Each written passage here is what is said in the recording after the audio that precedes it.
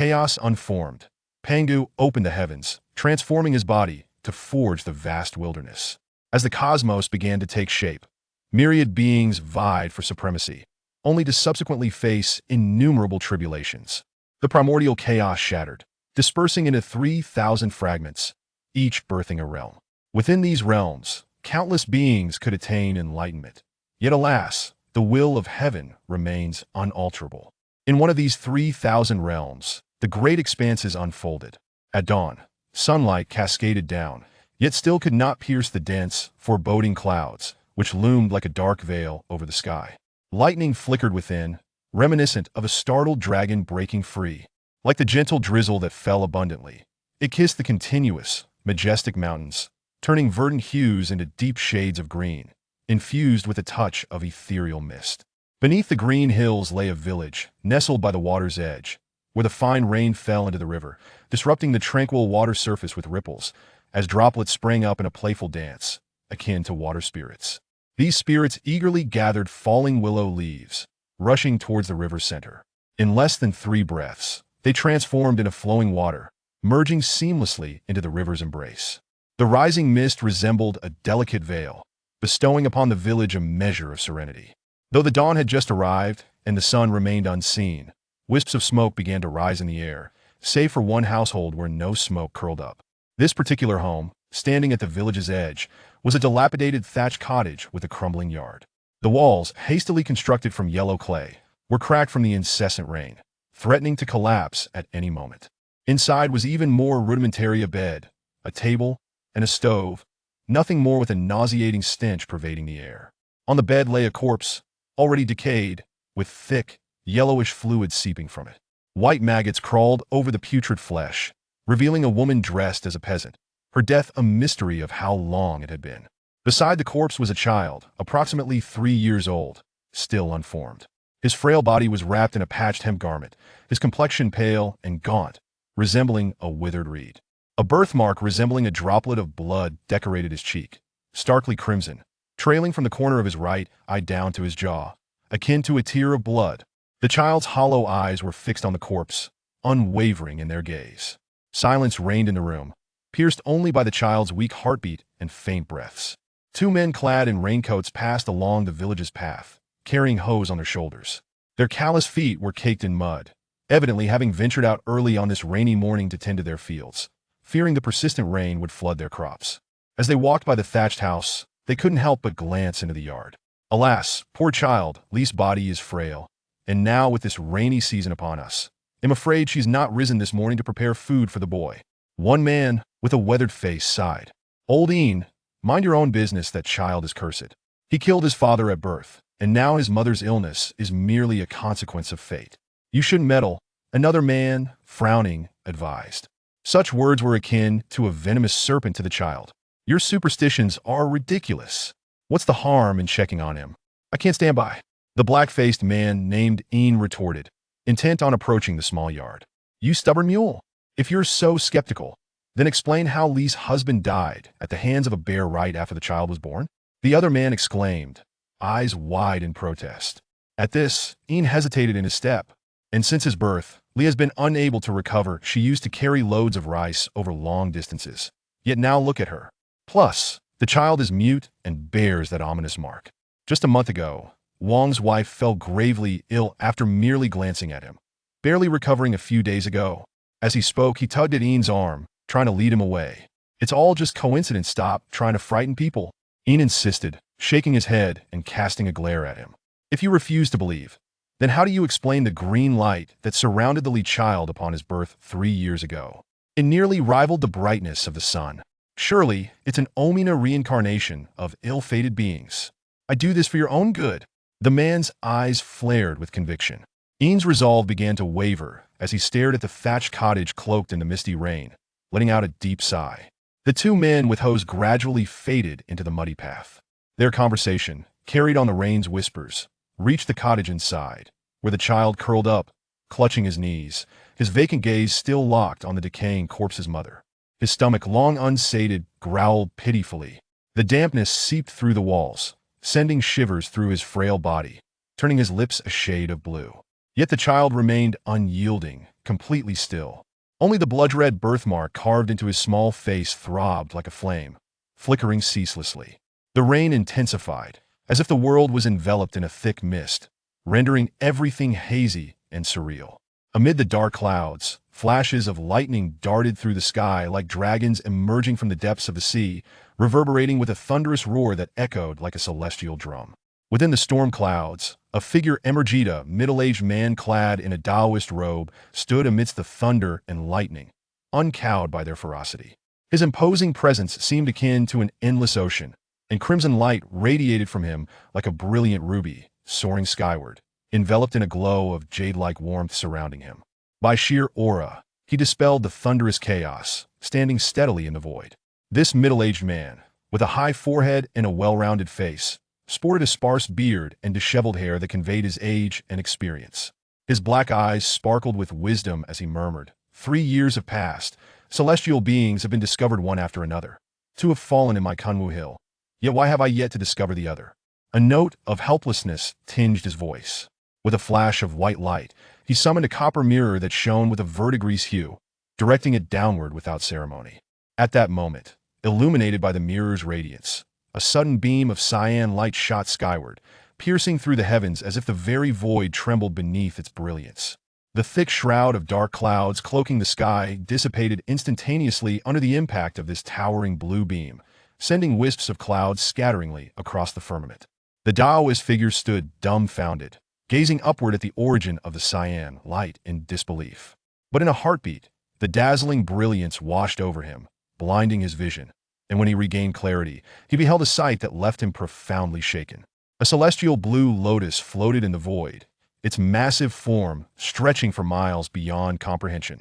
With 5 petals and 24 blooms, it swayed gracefully, eclipsing the sky and casting a vast shadow that covered an entire mountain range beneath. Gray mist coiled around the lotus petals, as if it were an accumulation of dust. Yet upon closer inspection, they were clearly the remnants of ancient stars. Stardust swirled around, surging higher into the atmosphere. The lotus glowed in resplendent azure, resembling the epitome of beauty, and amidst its flawless allure, one crimson petal shone vibrantly, drawing all eyes to it. In that instant, it appeared as though the entire world contained nothing but this lotus. It stood as the solitary heart of creation, truly a timeless bloom, soaring high into the sky. Even from miles away, one could still clearly glimpse the radiance of this celestial lotus. At that moment, the child in the thatched cottage furrowed his brow slightly, finally lifting his vacant gaze from the decaying corpse to look skyward, as if he could see through the roof to the celestial blue lotus above. In that instant, the child's eyes gleamed, and within the inky depths of his pupils, 2 spinning blue lotuses began to take shape. The blood-red mark upon his face blazed like pulsating flames, burning fiercely. No longer was he the image of a mere foolish child. At this moment, the villagers were roused by the commotion. The dark clouds dispersed, and the morning sunlight poured down like gold. Looking up at the sky, they beheld the towering blue lotus basking in the dawn light, swaying with an ethereal grace. The shock resonated deep within their hearts, and all stared mutely at the spectacle above. Only then did the Taoist figure in the void snap to attention, recalling the gravity of the moment, hastily retracting his copper mirror. In that instant, the blue lotus, bereft of the mirror's light, vanished as if it were but a fleeting dream. What had just transpired appeared like an illusion, yet the clear azure sky bore witness to the reality of the moment. With the copper mirror in hand, the Taoist man wasted no time, his body shooting down like an arrow piercing through clouds, and in an instant, he appeared in the yard of the thatched house. With a flourish of his sleeve, every living creature in the village collapsed, unconscious. None could discern the nature of the phenomenon that had occurred. Bowing, he declared, "Taoist Mu Xingqiu pays his respects to the esteemed one. I implore you to grace the Taoist path. My sect will certainly lend its utmost support in your cultivation of the Great Way." Mu Xingqiu's voice rang clear and resolute, his body bowing low in reverence. It was notable that this was a cultivator capable of traversing the void, his presence resonating like thunder. Yet here he was, demonstrating such deference to a child of the village. A whole incense stick's worth of time passed, yet no response came from within. Sweat formed on Mu Xingqiu's brow as he reflected on the divine blue lotus, aware that this child was no simple being and wondering if his previous words had offended him. An entire hour elapsed, and still, silence persisted. He dared not probe further with his divine sense, fearful of incurring wrath, and Mu Xingqia's complexion waned white as parchment. Yet he remained stationary. In a moment of steadfast resolve, he gently pushed open the door and was instantly assailed by the overwhelming stench wafting from within, causing him to widen his eyes in shock. The next moment rendered him speechless. Whatever thoughts he had vanished as he beheld the scene before him. There, a mere 3-year-old child, emaciated to the point of fragility, stood in the room, facing away from Mu Xingqiu, fixated on the rotting corpse. Mu Xingqiu understood it was the child's mother, who appeared to have died 3 or 4 days prior, and the child had remained vigil, seemingly lost in thought. Time stretched relentlessly, as the child stood motionless, guarding the body of his mother. Mu Xingqiu, too, remained silent, like a wooden post at the door, and the village was submerged in stillness. Days turned into nights, and 7 days slipped by, with the child unblinkingly observing his mother's decaying body, his little form shaking as he pondered the emotions swirling within his heart. "Let us depart." The soft, tender voice broke the stillness, emanating an innocent timbre, yet bearing an indomitable will. "May I inquire your esteemed name?" Mu Xingqiu bowed respectfully. The child slowly turned, his frail stature as if it could be whisked away by a breeze, and softly replied, "Qinglian." In his brightening gaze, the 2 rotating blue lotuses began to fade, returning to their former hollow state. "That surname?" Mu Xingqiu hesitated. It's Li." Li Qinglian looked towards the withered bones, tears brimming in his eyes, and stepped out of the thatched house with resolute determination. Chapter 2. The marvels of creation. The moment Li Qinglian stepped out of the door, her petite frame succumbed to a state of utter weakness, resembling a lump of dough. Mu Xingqiu hurried to support her, cradling her as though she were a wisp of drifting willow fluff, alarmingly light, her body even more emaciated than when he first encountered her. Her frail ribs felt almost sharp to the touch, hardly reminiscent of a 3-year-old's physique. Her heartbeat was exceedingly faint. Nearly 10 days had passed without a morsel of food or a drop of water, yet she had managed to endure in her mortal form, a miracle in itself. Considering her vitality had been nearly depleted, Li Qinglian felt her vision dim, her steps unsteady, as if she were treading upon clouds. Alarmed, Mu Xingqiu swiftly channeled his own vital energy into her delicate body, being exceedingly gentle, fearful that his vigorous essence might overwhelm her fragile frame. With no time for further actions, his form erupted in a blaze of crimson light, clutching Li Qinglian, transforming into a shooting star that soared into the heavens at an astonishing speed. The village did not descend into panic at Li Qinglian's disappearance. The magnificent sight of the celestial lotus was forgotten, and life resumed its normal course, save for the addition of a desolate thatched hut in the village. The villagers instinctively steered clear of it. Mu Xingqiu's speed was nothing short of extraordinary. The crimson brilliance surrounding him generated searing flames from the friction, while the tempestuous winds were effortlessly repelled. In the days that followed, Li Qinglian uttered not a single word, her vacant gaze fixed upon the azure sky, her breaths even and calm, her youthful face devoid of expression, her pitch-black eyes reflecting an abyss of distance. Meanwhile, Mu Xingqiu, as if he had opened the floodgates of conversation, declared, "Senior, now that you have arrived in the Guang realm, you must be unfamiliar with this place. Fear not, for within our Tao of creation, we shall surely aid you in your return to the Grand Tao." Li Qinglian remained silent, as though she had not heard him. Undeterred, Mu Xingqiu continued to speak to himself. The Guang realm comprises 9 hills, known as the 9 domains, and our Tao of creation occupies 1 domain. This is the Kunwa Hill. With that, his speed suddenly diminished, his gaze sweeping over the verdant landscape beneath him, a glimmer of pride flickering in his eyes. The mountain stretched across the endless expanse, resembling a colossal green dragon coiled upon the earth, displaying its majestic grandeur. The Guang realm, with its 9 hills, is dominated by our Tao of creation's single hill. A testament to its vast influence, Li Qinglian remained unresponsive, her eyes hollow as she gazed skyward, lost in a stupor. With no alternative, Mu Xingqiu, witnessing her lack of reaction, had no choice but to relent. They flew for a fortnight, and thanks to Mu Xingqiu's infusion of energy, little Qinglian had not succumbed to starvation. On this day, Mu Xingqiu finally slowed his pace, revealing before them a celestial light soaring upwards, illuminating the heavens. The ethereal glow that permeated the void was dense and substantial, akin to heavy water. Beneath them lay a towering mountain, seemingly supporting the very fabric of the universe, its peaks piercing the cerulean sky, standing resolutely upon the vast earth, truly dwarfing all surrounding landscapes. Its immense stature attracted several floating islands, resembling gigantic celestial bodies that revolved around it, releasing waves of white mist as they moved. Adorned with pavilions and verdant foliage, cascading waters glimmered under the sunlight, creating a kaleidoscope of colors, a scene reminiscent of an immortal realm. This is the Shunhui Peak of our Tao of creation. What do you think of it, esteemed senior? Mu Xingqiu remarked with a slight smile, clearly filled with pride. Li Qinglian's eyes subtly shifted. She gazed towards the divine show peak, her expression remaining one of profound emptiness. Mu Xingqiu's lips involuntarily twitched. He ceased his pretense, transforming his form into a fleeting light, enveloping Li Qinglian and soaring towards the summit of Yunqiu Peak.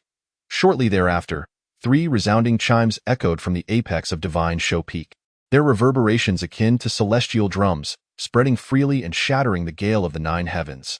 The ringing of the creation bell heralded the advent of momentous events. Beams of celestial light erupted from various points of Divine Show Peak and the 9 floating islands, reminiscent of blazing flames, their terrifying aura suggesting the descent of divine beings, showering celestial radiance that surged into the summit of Divine Show Peak. Atop the summit stood the Guang Celestial Palace, a grand edifice constructed of gold and jade, magnificent beyond measure, with twinkling starlight cascading down, as if draping the palace in a veil of celestial fabric. Seated within were divine figures, their forms surrounded by golden flames, their presence distorting the very fabric of space, akin to colossal waves upon an endless sea, truly astonishing. In the center of the hall, Mu Xingqiu stood with a flushed visage, cradling Li Qinglian, his sparse stubble lending him a somewhat disheveled appearance. "Have you found it?" inquired a golden figure seated at the main position, its voice resounding with unparalleled authority, reminiscent of a dragon's roar, its overwhelming presence causing the void to crackle with tension.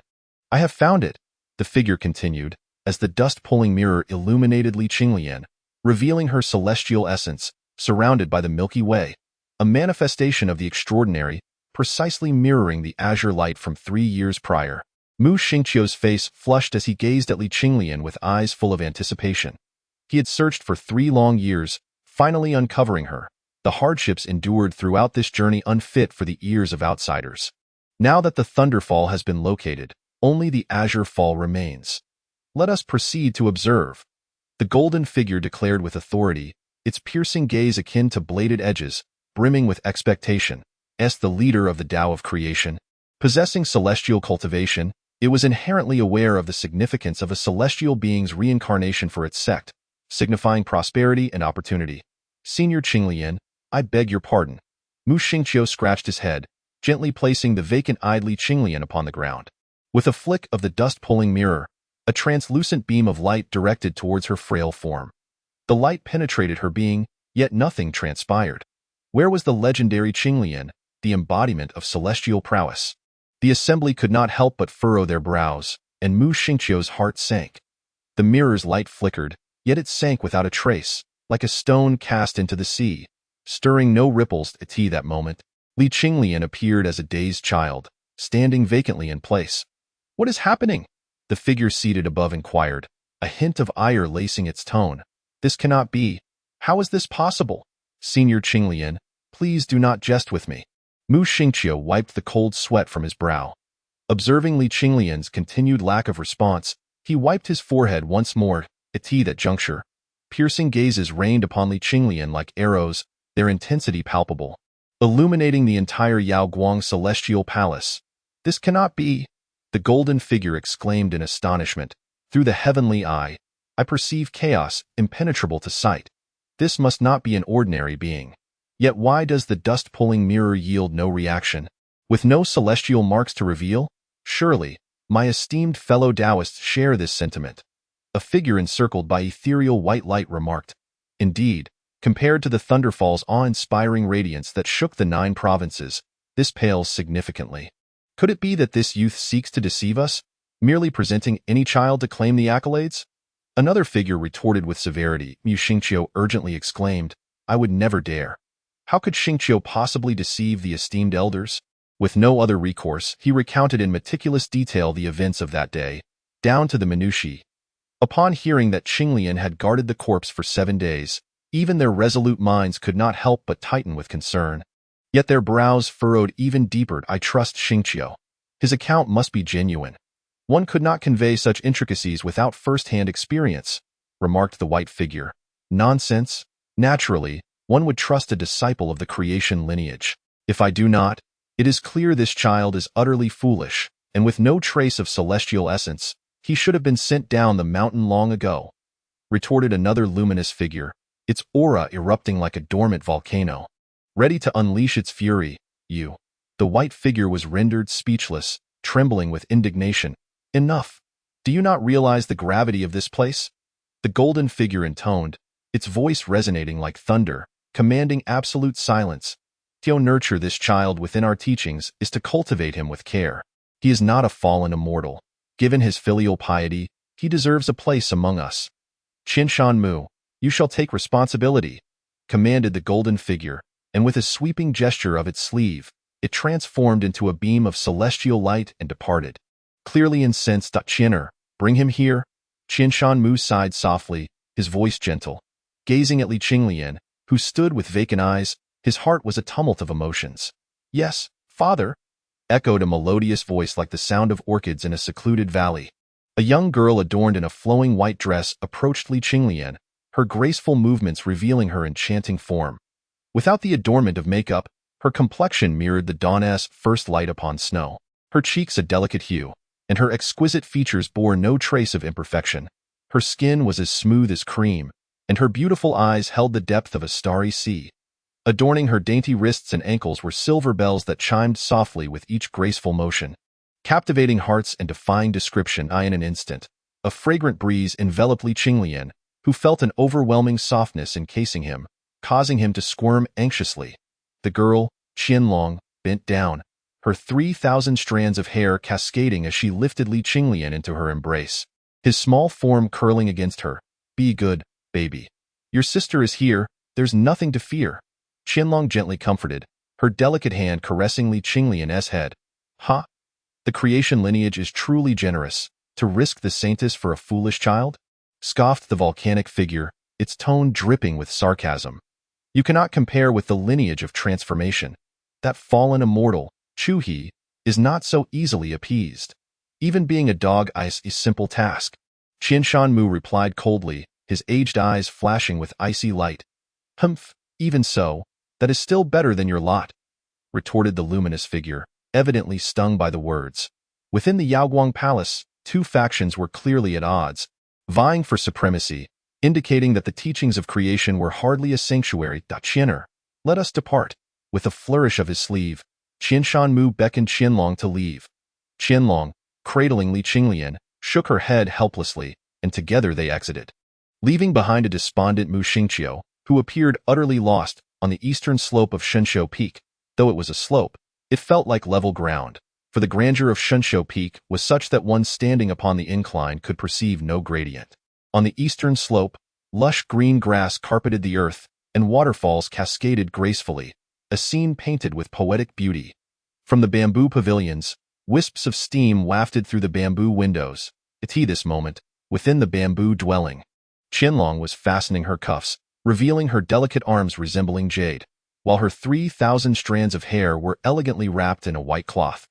Her complexion was rosy, akin to a freshly blossomed lotus, captivating and otherworldly. Xiao Qinglian, it is merely a bath. Why are you so afraid?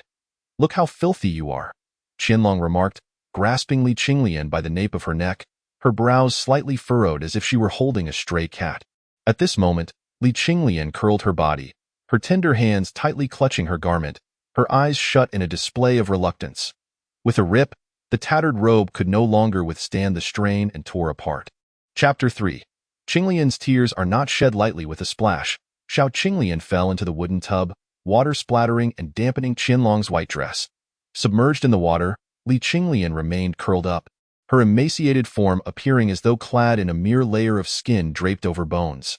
Observing her frail figure, a glimmer of tenderness flickered in Qianlong's beautiful eyes. For Qianlong, the plight of Li Qinglian was beyond comprehension. 10 days guarding a corpse had touched the softest parts of her heart. "All right, dear sister will wash you clean." A gentle smile graced Qianlong's lips as she leaned down, her delicate hand grasping a steaming white towel, wiping down the thin body before her. Gone was the demeanor of a saintly maiden. She resembled a caring older sister instead. Her gentle touch felt like a spring breeze, and at last, Qinglian ceased her resistance. Gradually relaxing her body, her vacant eyes fixed intently on Qianlong's delicate visage, causing her cheeks to flush. Yet, as Qinglian was still but a child, Qianlong did not feel the need to shy away from anything, though a hint of awkwardness lingered, prompting her to clear her throat lightly and change the subject. "Father has asked me to teach you about cultivation, and I shall impart my knowledge with utmost care. Listen attentively, Qinglian," Qianlong murmured softly. "Cultivation, beneath the celestial realm, encompasses 6 stages: Qi awakening, Qi transformation, Tao concealment, soul seizing, primordial spirit, and immortality. Each stage is further divided into 3 minor realms. I am currently at the 2nd level of Qi transformation. The Yangshuan stage," Qianlong explained with clarity, her hands never pausing in their gentle ministrations. She paid no heed to whether Qinglian was indeed a fallen immortal or possessed memories of a past life. She simply wished to nurture a child still grieving the loss of her mother. Qinglian remained quiet, listening intently. Qi awakening is divided into 3 levels: spiritual path, spiritual void, and spiritual platform, which awaken the 3 spirits within a person and gather innate qi. The innate qi begins to condense from the very first breath of life, permeating every limb and bone, and gathering this innate qi is the essence of qi awakening, serving as the foundation for cultivation. Qianlong brushed aside a strand of hair that had fallen by her ear, revealing her tender, glistening earlobe, and continued. "The spiritual path's acupoint is located on the wrist. Awakening the spiritual path opens 100 acupoints, gathering innate qi throughout the limbs. The spiritual void is situated at the center of the chest. Awakening the spiritual void opens 100 acupoints, gathering innate qi throughout the body. As for the spiritual platform, it resides at the celestial crown." Qianlong gently tapped Qinglian's forehead and said, "Finally, awakening the spiritual platform gathers innate qi from the entire body, entering the spiritual platform and transforming into the sea of consciousness. This is the essence of qi awakening." Qinglian wore a perplexed expression, her face devoid of emotion, brows furrowed in concentration. Next comes qi transformation, which is also divided into 3 levels: qi surge, Yangshuan, and dragon breaking. With the primordial energy within the spirit platform submerged into the dantian, flowing into the river chariot, the qi surged forth like a spring. Thus, the qi has erupted. Qianlong playfully nudged the face of the young Qinglian and spoke. The 2nd layer of Yangshuan entails refining primordial energy with the spiritual essence of heaven and earth, purging the impurities and retaining the essence, transforming primordial energy into primordial qi. For the broken dragon, it refers to the process of cocooning with primordial qi, leading to the emergence of the primordial qi dragon. Hence the name, broken dragon. Qianlong explained patiently, not particularly concerned whether Qinglian grasped the concept, as she gazed at Qinglian, whose expression was one of blissful oblivion. Unable to contain her laughter, she hoisted him out of the wooden tub, her hands tucked under his armpits. At that moment, the water had turned murky, resembling sludge. After donning the meticulously prepared little robe for him, Qianlong nodded in satisfaction. Life settled into a tranquil rhythm. Qianlong devoted herself diligently, spending her days either in the company of Qinglian or immersed in her training, rarely venturing outside. Whenever she did step out, she would invariably carry Qinglian, never leaving him alone at home, which inevitably drew envious glances that pierced through the air like ravenous wolves aimed at Qinglian. Yet, Qinglian remained expressionless, choosing to disregard them entirely. The soft, fragrant embrace of the young girl filled his senses with an unparalleled sense of security. While Qianlong practiced, Qinglian would quietly observe, neither crying nor fussing, resembling a piece of green stone, with a glimmer of azure light occasionally flickering in his large eyes. Time slipped away like a fleeting shadow, and in the blink of an eye, 3 months had passed. Nourished by spiritual food and water, Qinglian was no longer frail, having regained the appearance of a typical child. His skin was fair and smooth. His delicate black hair framed a cherubic face adorned with the unique chubbiness of youth, and his large, dark eyes sparkled like the clear sky. The traces of blood on his cheeks, coupled with his hollow gaze, lent him an air of enigmatic allure, indescribable yet profound. Today, dear sister is off to Greedy Wolf Island to fetch an umbrella. Come, Qinglian. Without further ado, Qianlong scooped up the little Qinglian, who made no attempt to resist. As they stepped out of the small bamboo house, Qianlong waved her delicate hand, and a white silk ribbon appeared, billowing in the wind, lifting her petite form skyward, soaring towards the 9 celestial islands encircling the divine peak. Though the aura was subtle, the speed was astonishing. As they approached Greedy Wolf Island, its vastness became apparent, resembling an ancient celestial body, obscuring the sun. However, when compared to the towering divine peak, it appeared as insignificant as grains of sand in the vast ocean. The island was alive with soaring cranes and fluttering butterflies, presenting a breathtaking sea of flowers, rippling with waves in the breeze. Amidst this floral expanse, verdant hills rose and celestial pavilions stood tall, as Qianlong descended gracefully onto a rocky cliff. Upon the cliff stood a stone house, from which emerged a young girl clad in a purple dress, endowed with ethereal grace and a radiant smile, her neatly cropped hair grazing her shoulders, a rare beauty indeed. Look who has arrived. It is our esteemed saintess of the Tao of creation. How remiss to not greet you properly. The girl in purple teased. Yunshang, cease your antics. Qianlong shot a glance at Yunshang. So this is the child? Quite adorable indeed. It's remarkable you carry him every day, but why does it seem? Yunshang reached out to touch Qinglian's delicate face, but as she approached the trace of blood on his cheek, Qinglian instinctively recoiled. Do not touch him. He dislikes others touching his face. Qianlong leaned slightly to shield Qinglian from Yunshang's grasp. Heh, just a few months of being cradled, and you are already so protective? Are you planning to raise him and then marry him? With a teasing lift of her delicate eyebrows, Yunshang nudged Qianlong with her fragrant shoulder, adopting an air of playful banter. Stop fooling around. Where is my 100 flowers umbrella? Have you finished it? Qianlong shot her a glance, his beautiful eyes reflecting a glimmer of anticipation. I prepared it long ago, though it took me quite an effort. Yunshang replied, rubbing her shoulder. At that moment, Xiao Qinglian's body suddenly tensed, her limbs flailing wildly as her gaze fixated on the distant horizon, straining against an invisible force. Qianlong frowned slightly, perplexed, and gently set Xiao Qinglian down. Stumbling forward a couple of steps, Xiao Qinglian gazed towards the sky along the rocky cliff. It was the very moment when the Greedy Wolf Island passed by the eastern slope of the Divine Show Peak, unveiling a scene concealed by the massive mountain. Before their eyes stood a colossal tree, towering as high as the heavens and as wide as the sea, resembling a mighty ox with a bark akin to a serpent's skin. Its leaves were sharp like awns, rising hundreds of feet without branches. This tree was so immense that its entirety could not be grasped at a single glance, even from such a great distance. It remained elusive. The crown soared into the clouds, penetrating the azure expanse, supporting the entire firmament. Amidst the branches, flickers of fire danced, clouds swirled around, and stars twinkled like specks of dust, revolving in a mesmerizing spiral. Its grandiosity was such that it seemed to stabilize the heavens and earth, unwavering in its presence. At that moment, Xiao Qinglian's eyes sparkled with a vivid green light, resembling 2 radiant suns, and within the depths of her pupils, 2 green lotuses spun gently, their shadows clearly reflected in her gaze. What is this? A tender voice escaped from Xiao Qinglian's lips, trembling slightly. Meanwhile, Qianlong widened her beautiful eyes in disbelief. It was astonishing that Xiao Qinglian, who had not uttered a word in 3 months, was now speaking. How could she not be astonished?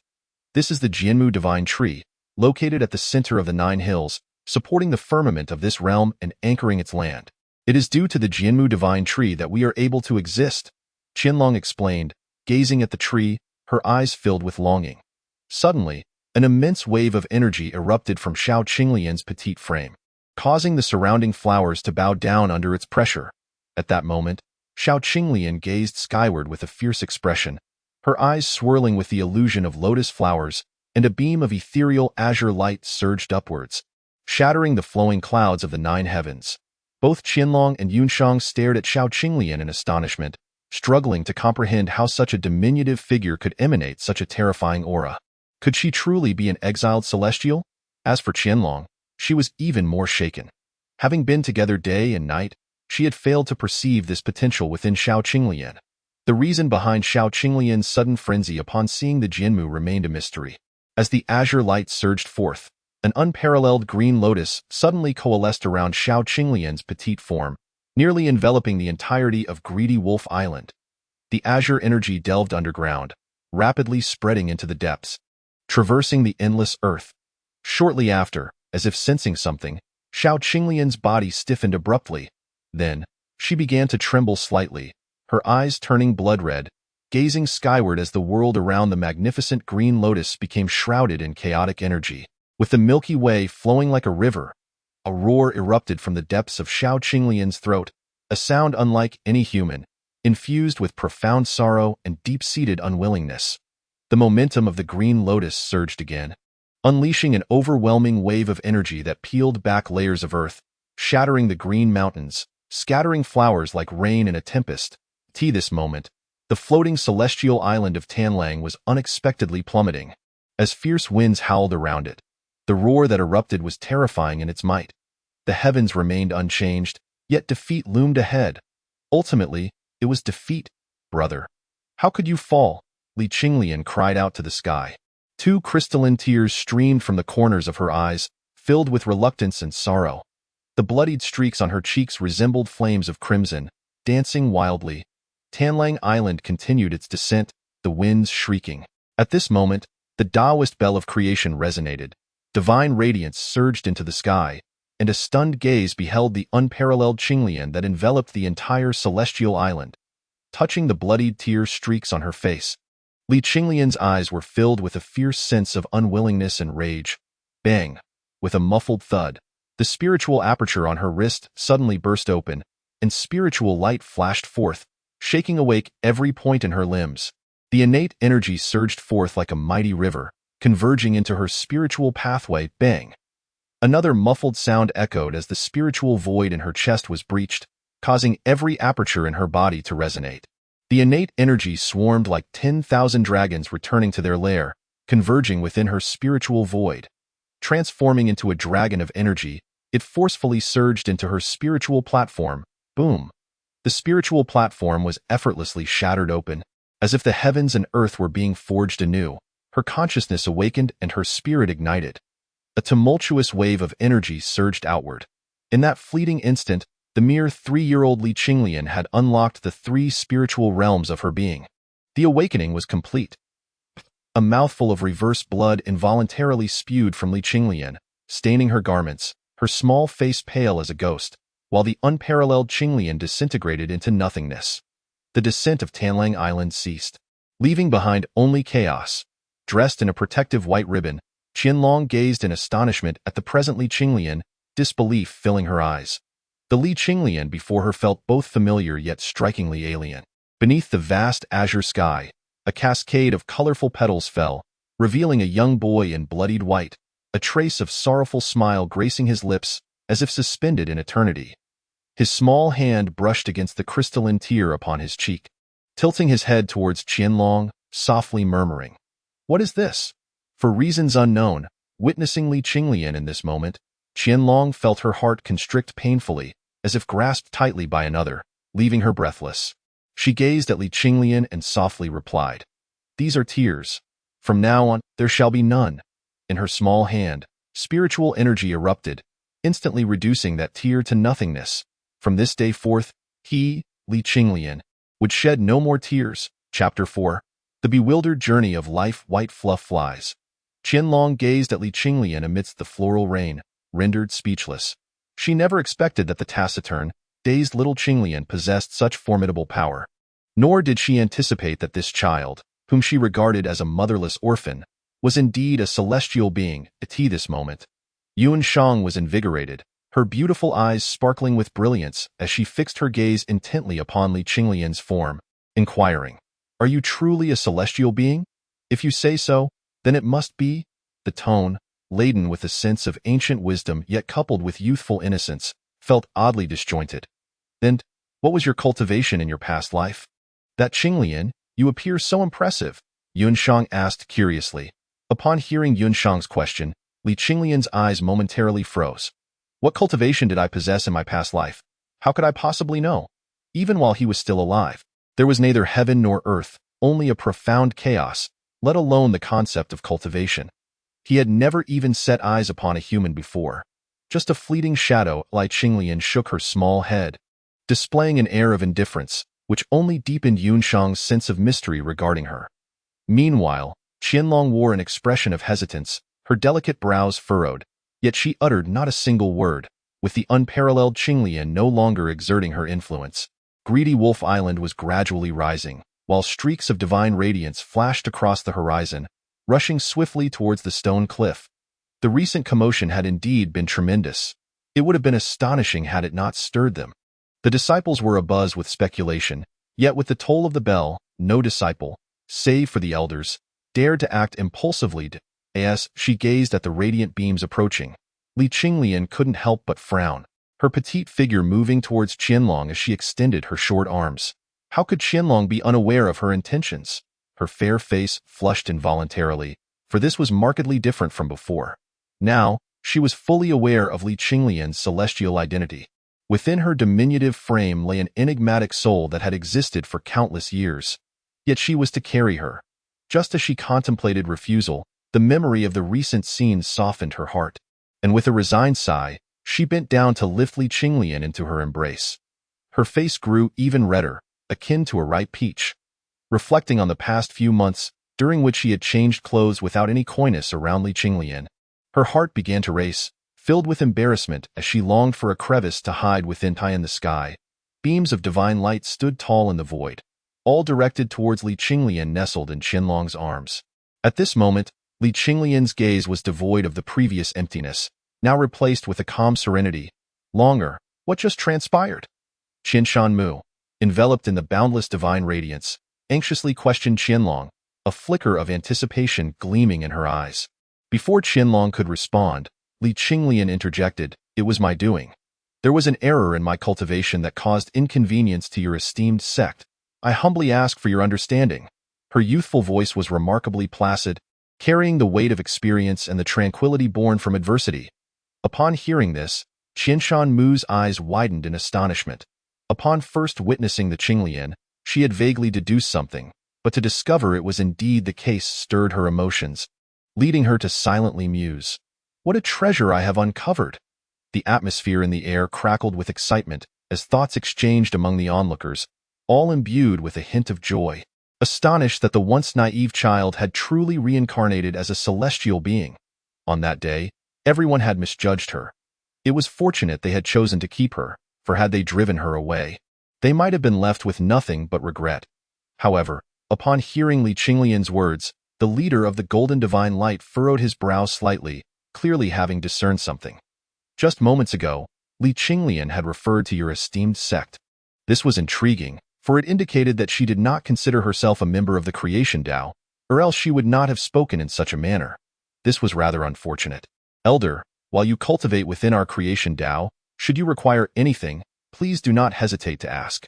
What our creation Tao possesses, you too shall have, spoke the golden figure, his words exuding warmth, intent on binding her to the grand vessel of the creation Tao to ensure their endeavors could proceed. Senior, I do not presume to take such a title. As fellow seekers of the Tao, distinctions of seniority are irrelevant. There is no need for elaborate arrangements. Maintaining the current state suffices. In my practice, I prefer solitude, so should any matters arise, simply inform Qianlong, Qinglian stated, shaking her head. Qianlong embraced Qinglian, and the gaze of all present converged upon her, making her feel as though she were cradling a mighty mountain, heavy and immovable. Upon hearing this, the golden figure chuckled heartily and proclaimed, "Then I shall not disturb your cultivation, esteemed one. Should you have any requests, I, Buyun Guang, would traverse mountains of blades or seas of fire without hesitation." The leader of the Tao of Transformation, Buyun Guang, spoke with such grandeur that it was truly unparalleled. Qinglian held a high regard for Buyun Guang, recalling how he had not cast her aside, but had instead offered refuge out of filial piety. "Thank you," Qinglian responded with a dignified grace. With the leader's departure and such bold declarations made, it would be inappropriate to linger, and thus the crowd dispersed, though their interest in Qinglian remained undiminished. After all, she was a fallen immortal, the essence of a celestial being, containing untold secrets and transcendent techniques. Associating with her would undoubtedly yield great benefits, as the crowd dissipated. Qian Shanmu nodded to Qinlong before hastily following Bu Yunquang, evidently having conveyed something important before leaving. Only 3 remained in the space. Li Qinglian spoke softly, "Qianlong, let us depart." Reluctantly, Qianlong held the freshly acquired 100-flower umbrella, casting an apologetic glance at Yunchang before transforming into a streak of white light, soaring away from greedy Wolf Island. Left alone, Yunchang gazed upon the scattered petals, her delicate face etched with sorrow. When will these ever bloom again? Though Qianlong held Li Qinglian, her brows were furrowed tightly, and her body was tense, appearing somewhat distracted. "If you wish to ask something, please do so," Li Qinglian gently urged. Upon hearing this, Qianlong shuddered slightly, looking into the eyes of Li Qinglian, where an inexplicable azure light flickered. "As you are a reincarnated celestial, why did you not save your mother?" Qianlong inquired, her tone tinged with accusation. This perplexed her. She could not fathom why Li Qinglian had merely watched her mother perish without intervening, and why she had remained by the corpse for 10 days after her death. This matter had become a thorn in her heart, causing her to feel a growing distance from Li Qinglian. Upon hearing Qianlong's question, Li Qinglian's petite form stiffened. A complex array of emotions flickered in her large eyes. She opened her mouth to respond but hesitated, unsure of how to articulate her thoughts. The atmosphere grew heavy with tension, and Qianlong could distinctly sense the rigidity of the small figure before her, as cold as stone. "Do not know," Li Qinglian said, her eyes brimming with sorrow. "Do not know what?" Qianlong frowned. "I do not know that people can it is all too late now."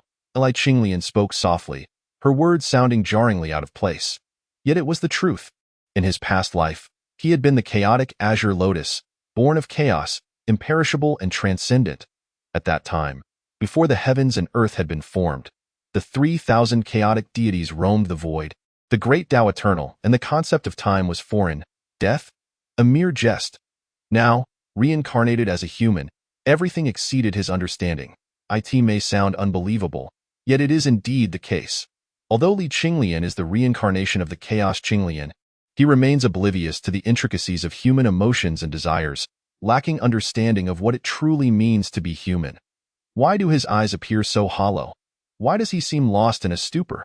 The answer lies in his ignorance, in his incomprehension, in the profound solitude of chaos. For 3 years, sequestered in a mountain village, he has remained in a state of unawareness, his mind clouded and far from awakening from the depths of chaos before the dust of consciousness could illuminate him. Despite possessing the soul of Qinglian, it serves little purpose, as he helplessly watches his mother perish, a sharp pain piercing his heart, yet he cannot fathom the nature of that feeling. Although his mind was unclear at that time, he undeniably felt the all-encompassing love emanating from his mother. Having entered the Tao of creation and engaged in cultivation for a month, he has begun to observe the myriad of beings, gradually gaining clarity. Qianlong, upon hearing this, was taken aback. She could not comprehend the concept of mortality. The explanation seemed so far-fetched that even a ghost would find it hard to believe, yet she accepted it. The emotions reflected in Li Qinglian's eyes were genuine, sadness enveloping him, and she could feel it deeply. Gazing at Li Qinglian, Qianlong felt an inexplicable tenderness for him. She was unaware of his origins or his story, yet she understood his helplessness, his regrets, and his sorrow. A moment of silence ensued. Although she received an explanation that was not quite an explanation, Qianlong accepted it, and the knots in her heart unraveled. "You just spat out a lot of blood. Are you all right?" she inquired, her gaze fixed on the crimson staining his attire. Such a fierce and uninterrupted method of breakthrough was unprecedented, even for Qianlong. It is said that the younger one is, the easier it is to gather innate energy dispersed throughout the body, yet such speed was remarkable. It was truly alarming. Li Qinglian had shattered the 3 realms of spiritual awakening and concentrated all innate energy. His prowess was indeed astonishing. "No harm done," Li Qinglian replied, shaking his head. He was well aware of his own body. Through his observations and understanding, coupled with Qianlong's guidance, he had forcibly breached the 3 spirits of the human body with the might of his soul. He was anxious about his own powerlessness, anxious about his own inadequacies. That spurt of blood was also a loss of his soul's essence. After all, controlling the Qinglian soul within the body of a 3-year-old child was a considerable strain. Gazing up at the boundless, cloudless sky, a flicker of azure flame danced in his eyes, embodying an immense fighting spirit. This time, he could not afford to lose again.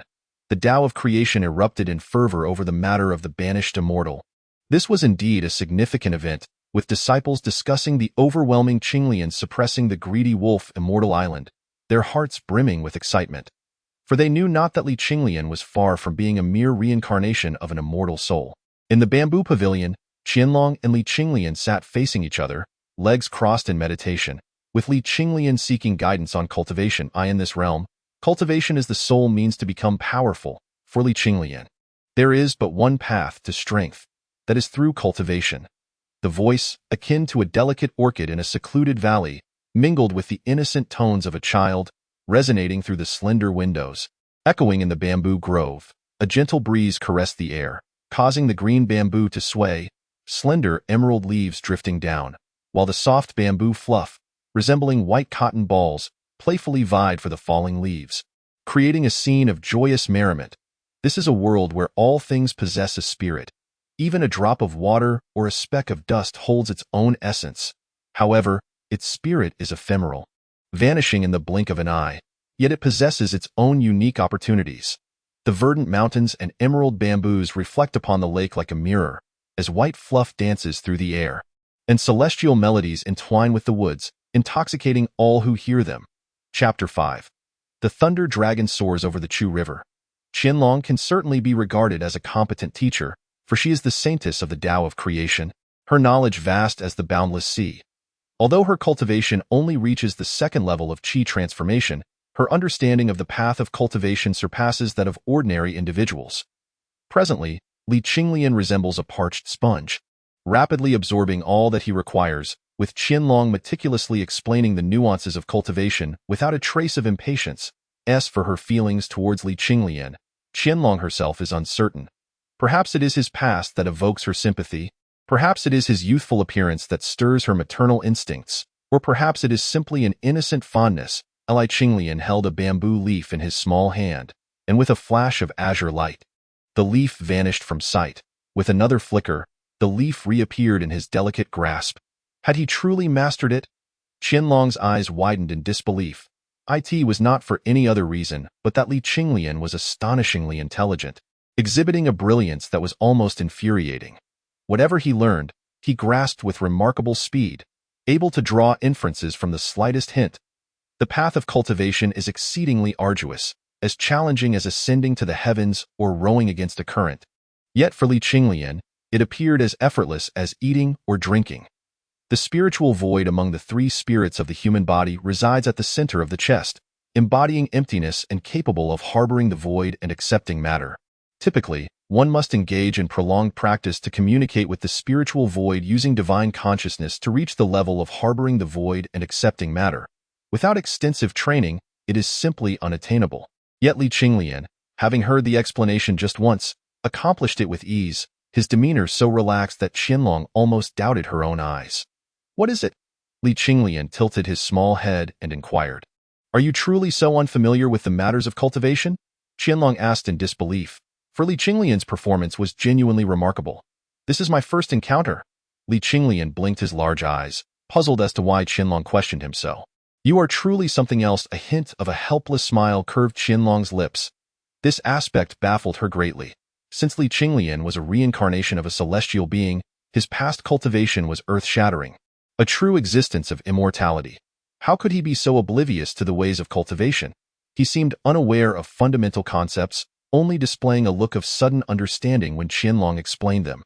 Such a reaction was not something he could feign. He genuinely lacked knowledge of cultivation. Yet his performance was anything but that of an ignorant individual. He learned at the slightest prompt, and to describe him as a prodigy would not be an exaggeration, as it seemed fitting for one of his celestial lineage. Yet, he remained uninformed about some basic matters. Indeed, it must be noted that he is but a fragment of the life essence of the chaotic azure lotus, a being born of the great Tao. Is not cultivation synonymous with the path of enlightenment? As for his intelligence, he is a chaotic divine entity. How could his wisdom be lacking? It is merely a matter of limited understanding at present. This spiritual void is only 9 feet in size, Such a minuscule void cannot accommodate much. Like Qinglian frowned, displaying a sense of dissatisfaction. The size of the spiritual void, which embodies emptiness, expands with the growth of one's cultivation. For instance, my current cultivation level is Qi transformation, and my spiritual void has reached 9 zhang in size. It is said that those with profound cultivation can transform their spiritual void into a world, boundless and vast. Qianlong smiled, her pearly teeth visible, as if the world had brightened in her presence. Present. I have attained the realm of the trifold spirit platform of enlightenment. The next step is to immerse my essence into the field, transitioning into the realm of vital surge, is it not? Li Qinglian's eyes sparkled with anticipation as she spoke eagerly. Oh, not rush. Qianlong cautioned with a serious demeanor. Although you stand at the pinnacle of enlightenment, a hasty breakthrough leads to an unstable foundation. Your innate energy is scattered. Only by refining it with your divine consciousness to a state as thick as liquid can you achieve the vital surge. He paused momentarily before continuing. Cultivation is akin to constructing a building. The foundation is of utmost importance. An unstable base, no matter how high your cultivation, will crumble at the slightest touch. Each realm must be thoroughly experienced to solidify your foundation and pave the path to the supreme way. Li Qinglian listened, grasping the essence of his words, yet still somewhat perplexed. Indeed, cultivation is the pursuit of one's own path. Relentlessly chasing after realms may yield more losses than gains. One cannot rush this process. She clenched her small hand, letting out a helpless smile, and gazed upward. Her eyes reflecting boundless depths. It seemed as if she could see through the loft, traversing infinite distances, peering into the azure void. She sighed inwardly. Even if one reaches the pinnacle in a short time, what of it? Defeat is still inevitable. The way must be tread by oneself to be truly formidable. As if awakening to a profound realization, her previously anxious heart settled into tranquil stillness, like an ancient well, restoring her serene state of mind. The entire Taoist sect of creation was engulfed in fervor due to Li Qinglian's identity as a banished immortal. Discussions of Qinglian abounded, whether atop the divine show peak or across the 9 celestial islands, instilling a profound curiosity about her. Yet, the sect leader had issued a strict edict: disturb not Qinglian.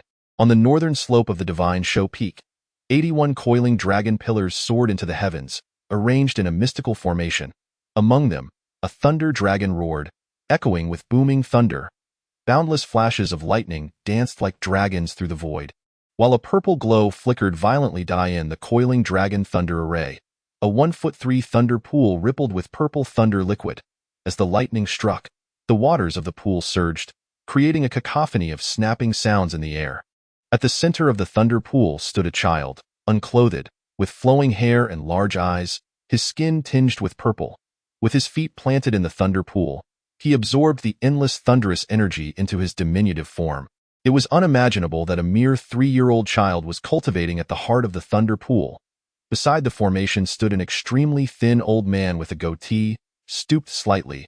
He was Su Tianming, the person in charge of the transformation lineage, who had clashed with Qianshan Mu that day. Senior Chu, that Li Qinglian is also a banished immortal. Her origins. Su Tianming hesitated. It was no wonder he was concerned. After all, the Qinglian of that day had indeed been fearsome. Even with his cultivation, merely casting a glance had left him breathless. The banished immortal of Thunderfall was none other than this individual before him. The transformation lineage could overpower the creation lineage, largely due to the influence of this banished immortal, Chu He. Now that the creation lineage had discovered the banished immortal Li Qinglian, Su Tianming felt an unsettling sense of foreboding. Hearing Su Tianming's inquiry, Chu He, submerged in the thunder pool, suddenly opened his eyes. Boom! A deafening roar reverberated through the void, and as his eyes opened, a violent purple light erupted within. 2 bolts of thunderfire flashed through the air, unleashing a tempestuous aura that surged skyward, embodying an unrestrained ferocity akin to a malevolent dragon from the deep sea. That day's Qinglian? Chu He frowned, his tone tinged with hostility. Indeed, that day Qinglian suppressed the greed wolf celestial island, causing it to plummet. Su Tianming replied grimly. He had not anticipated that the once Navi child had indeed turned out to be a banished immortal. The origins remained unclear, yet it was evident that she was no ordinary figure. What do you plan to do? Chuha once again closed his eyes and spoke slowly, as if he were not concerned at all. I have sent my son to probe the situation. The celestial beings of Taoism only require the presence of one esteemed adult. Su Tianming remarked with a hint of a sinister smile at the corners of his mouth. Your disposition is indeed quite charming. Chuha also allowed a faint smile to grace his lips. How could his expressions and gestures resemble those of a mere 3-year-old? Beneath the flutter of his eyelids lay an ocean of ancient sorrows. This individual was the genuine article of an exiled immortal, with a mind as cunning as a spirit and divine essence imbued with celestial techniques. This technique shall be passed on to you, Chuha stated nonchalantly, then with a delicate gesture of his hand, lightning coalesced into a resplendent violet inscription that instantly pierced Su Tianming's brow. Thank you, Senior, for imparting this technique. I shall not disappoint your expectations. Su Tianming trembled, suppressing the excitement that surged within him, his goat-like beard quivering. Prepare the primordial thunderous essence. In a few days, I shall bask in the sun. Chuha reminded, the minuscule frame of his body swelling with an overwhelming aura akin to a raging flood. Upon hearing this, Su Tianming's mouth twitched involuntarily, inwardly lamenting. This is akin to a debt collector escaping, draining my lifeblood daily. A sense of wanting to howl at the heavens washed over him. For this was the cost of acquiring celestial techniques. Being an exiled immortal was not an easy endeavor. Just the dragon thunder array alone had consumed an immeasurable quantity of spiritual liquid to forge, not to mention the daily necessities. He couldn't help but feel a twinge of envy towards the lineage of creation. Look at their exiled immortal, they ask for nothing. On the eastern slope of the divine show peak, within a bamboo grove, Qinglian was surrounded by spiraling spiritual energy, manifesting 9 azure lotuses with 24 leaves, appearing and vanishing in a mesmerizing dance, the spiritual essence radiating outward, harnessing the innate energy to command the spiritual aura of the world. The stronger the innate energy, the more potent the spiritual essence that could be commanded. This was a method of combat. Meanwhile, Qianlong stood nearby, wearing an expression of disbelief. Only with the awakening of spiritual consciousness could one command the spiritual essence into form? Wasn't it something he had struggled to master with great effort? Is it truly so? Qinglian inquired, cradling a lotus with her delicate hand, its petals spinning amidst a swirling galaxy, a sight of dazzling beauty. Indeed, this is the embryonic form of the Tao technique. By wielding innate energy to command various elemental spiritual essences, one can forge extraordinarily powerful techniques. The scripture repository within the sect contains numerous Tao techniques. I shall take you to view them tomorrow. Qianlong nodded in agreement. Initially, he thought it would take Qinglian some time to acclimate, yet astonishingly, in less than a day, she had mastered the art of commanding spiritual essence. To describe her with the term intelligent seemed woefully inadequate. At that moment, Qianlong furrowed her brows slightly and rose to step outside, only to see a handsome young man clad in a purple and white robe, a dragon pendant hanging at his waist, standing at the edge of the bamboo grove. With starry brows and sharp eyes, his physique was well-proportioned and robust, his features nearly perfect, and his long black hair cascading freely. The curve at the corner of his mouth exuded an irresistible charm, utterly captivating. Suya, what brings you here? Qianlong's tone was uninviting, excessively curt, clearly unimpressed by the man before her. The weather is splendid today. How about we venture together into the celestial tower? Su Ya's smile broadened as he extended an invitation to Qianlong. You hold the identity of a holy son. Would you truly struggle to find someone to accompany you into the celestial tower? I have matters to attend to today, so I shall not go. Please take your leave. Qianlong replied coldly. Her delicate face taught Suya could not help but frown, a glint of malice in his eyes. Yet he suppressed it and continued. Then how about we visit the greedy wolf I'll to admire the flowers? The lavender is in full bloom, and it is the perfect season for flower viewing. The flowers of Tailing Island have been crushed by the Qinglian. What is there to see? Suya, what on earth do you intend to do? Qianlong exclaimed in exasperation, wondering what had come over Suya today. Upon hearing this, Suya's lips twitched inexplicably. Indeed, why mention flowers? They have just been trampled. He felt so infuriated he could slap himself twice. I merely wish to wander with you, and you cannot even grant me this courtesy? Suya stated directly, a glimmer of expectation flickering in his eyes. I have matters to attend to today. I cannot go. Qianlong firmly rejected. Matters? It merely involves accompanying this motherless child. Why not join me instead? I have recently acquired a secret technique. Let us delve into it together, shall we? Suya waved dismissively, raising an eyebrow in response. What did you say? A youthful voice rang out as Li Qinglian emerged from the bamboo pavilion, her expression dark and her large eyes glinting with cold light. She questioned, and in that instant, the temperature in the air plummeted. Although it was midsummer, it felt as frigid as winter. Chapter 6. The changing times and the perils of society the moment Li Qinglian stepped out. Suya's gaze fixated upon her petite figure, his intentions glaringly apparent, unmasked for any observant eye to discern. Suya chuckled, saying, "Ah, seeing is indeed more enlightening than merely hearing of someone. This must be the renowned fallen immortal. I wonder what skills you possess, to be so vigorously nurtured by the academy, with the saintess guarding your side." Li Qinglian retorted frostily, "I do possess certain abilities, but I question whether you are worthy to witness them." Though diminutive in stature, her aura was formidable, having encountered countless scenes throughout her life, emanating an innate pressure that rendered others breathless. Qinglian Qianlong gazed at Li Qinglian with concern, gently calling her name. However, Li Qinglian paid no heed, her large eyes fixed intently on Suya. With a thunderous roar akin to a dragon's cry, a golden dragon of qi, measuring a staggering 7 zhang and 3, erupted from Suya's body, coiling around him with a ferocious presence that surged like a tempest. The wind howled, the grass lay flat, and the bamboo forest swayed violently, emerald leaves scattering like confetti, shattered by the fierce gusts. Suya's raven hair danced wildly, spiritual energy swirling around him, obscuring his form. The pressure was palpable, and no wonder Suya was hailed as a son of the Tao. His cultivation had indeed reached the 3rd level of transformation qi, the breaking dragon stage. I do possess abilities, yet I wonder what qualifications a fallen immortal, who could not even save his own mother, has to critique my strength. A wicked smile curled at the corners of Suya's mouth. Since you wish to see, I shall grant you a glimpse. How you might not desire to witness this. Li Qinglian's lips curled into a chilling smirk. Meanwhile, Qianlong's expression was one of deep concern. She understood that Li Qinglian's current cultivation was merely at the 3rd level of qi awakening. The terrifying power displayed that day was solely due to the might of her life soul. The life soul is not to be used lightly, as it can harm the soul and shorten one's lifespan.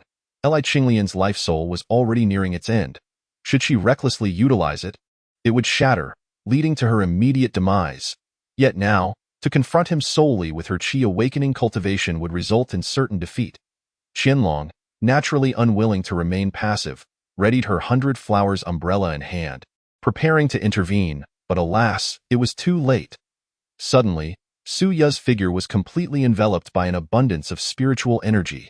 An endless eruption of thunderous light ensued, with bolts of purple lightning, as thick as a water barrel, swirling around him. The ground was blasted into a charred expanse, dirt flying in all directions. In the next moment, the scattered lightning coalesced into a translucent dragon claw, measuring 10 feet in length, adorned with dragon scales and flashing with purple lightning, appearing vividly lifelike as it lunged towards Li Qinglian. The air was rent asunder by the formidable force of the claw, creating waves of white energy that resembled ribbons of the Milky Way, filling the void. The might of this arcane art was nothing short of astonishing. Li Qinglian squinted her large eyes, her petite form seemingly on the verge of being swept away by the fierce gusts of wind. Her exquisite eyes filled with urgency. "Roll," Li Qinglian uttered, the word escaping her lips like a command. A piercing green light shot forth from her gaze, as 2 24-petal lotus flowers began to whirl in a frenzy, and in an instant, a 3-foot flower bud manifested in the world, enveloping her delicate figure. As she pronounced the word roll, the petals burst forth, 24 in total, with one blood-red petal standing out prominently, surrounded by a swirling galaxy of stars that flickered in and out of existence. An immense repulsive force erupted from the center of Qinglian, concentrating fiercely before her. The coiling thunder and the colossal dragon claw, measuring 10 feet in size, seemed to collide with an impenetrable wall of air, shattering like porcelain into streams of lightning. The boundless gusts of wind were razor-sharp, uprooting the earth and revealing the black soil beneath, while grass and bamboo leaves were scattered in disarray. gazing at the blossoming green lotus and the thunderous dragon claw that disintegrated into nothingness. Su Ya's complexion paled, his heart screaming, "Father, you have betrayed me." Before he could even muster a defense, the overwhelming repulsive force struck him, and the dragon pendant at his waist instantaneously formed a protective shield, emanating dragon energy, yet it shattered in an instant. Splintering like broken glass, Su Ya's body was hurled away like a kite severed from its string, his eyes bulging, blood gushing from his mouth, bones creaking ominously, unaware of how many had broken. As he crashed into a cluster of sturdy green bamboo, becoming a mere black dot, completely disappearing from view. The holy son Suya had attained the third level of Qi transformation capable of breaking dragons. Yet he was effortlessly sent flying by a single word from Li Qinglian. The might of the Qinglian soul was indeed unassailable. Li Qinglian's lips bled slightly, her small face pale, appearing as if she had lost her spirit. "Why were you so reckless? The soul of destiny should not be recklessly invoked, yet you?" Qianlong's eyes widened in reproach. "They wish to see, and I shall show them. Otherwise, it would be an endless torment. And who knows when it would cease?" Li Qinglian shook her little head defiantly. She was acutely aware that Suya had evidently been sent to provoke her. With his reputation as a fallen immortal, no one would be so idle as to seek trouble with her. It was all too evident which faction had dispatched the Holy Sun to confront her. "Sai, if they wish to pester me, so be it, but your soul of destiny." Qianlong sighed softly as Li Qinglian spoke. Warmth blossomed within her heart. After some time spent together, she found herself genuinely fond of this little fellow who resembled an old man. Li Qinglian also confided in Qianlong about her current situation, revealing that all the strength she could unleash was entirely due to the merit of the Qinglian soul. The soul of destiny is not something that can be whimsically wielded. It now resides within the mortal form, no longer the eternal Qinglian. Should the soul of destiny shatter, certain death would follow, and with its continuous exertion, he now teeters on the brink of collapse. "Do not worry," Li Qinglian gently shook his head. He would surely attain the strength for self-preservation before his soul disintegrated. Otherwise, how could a mere 3-year-old child survive amidst the tumultuous tides of the Tao of creation? The world is fraught with peril, and human hearts have grown cynical. Even the closest of companions, Qianlong, cannot be entirely trusted. At the very instant Li Qinglian's soul erupted, the celestial being, Chu He, within the Panlong thunder formation on the northern slope, instantaneously opened his eyes, filled with the weight of ages and a deep solemnity, his youthful visage taut with tension. The thunder dragon roared, restless and agitated, clearly mirroring the turmoil within his heart. "Chu," he murmured, "not simple the unparalleled Qinglian? Who could it be?" In his past life, Chu He had nearly reached the pinnacle of cultivation, possessing vast knowledge, yet he could not discern the origins of Li Qinglian. If he could, it would indeed be a marvel. "Whoever you may be, in this life, none who obstruct my radiant thunder shall survive," Chu He declared with a fierce resolve, violet lightning patterns spreading from his crown like a serpentine specter, both eerie and magnificent, radiating an overwhelming aura of power. As the night deepened like water, the bamboo forest before the bamboo house lay in disarray, remnants of the daytime battle still evident. Li Qinglian curled up, his small form nestled within a bamboo basket, drifting into a profound slumber, his tiny hand brushing against the blood-stained tears on his cheek, as if that touch alone could bestow him with a sense of security. Meanwhile, Qianlong, taking advantage of the moonlight, gently tucked him in with a quilt, a soft smile gracing his lips as he gazed upon the peaceful rhythm of Li Qinglian's breathing, his long eyelashes occasionally fluttering. Concern filled his beautiful eyes, for their mutual affection was reflected not in words, but in the delicate nuances of their actions.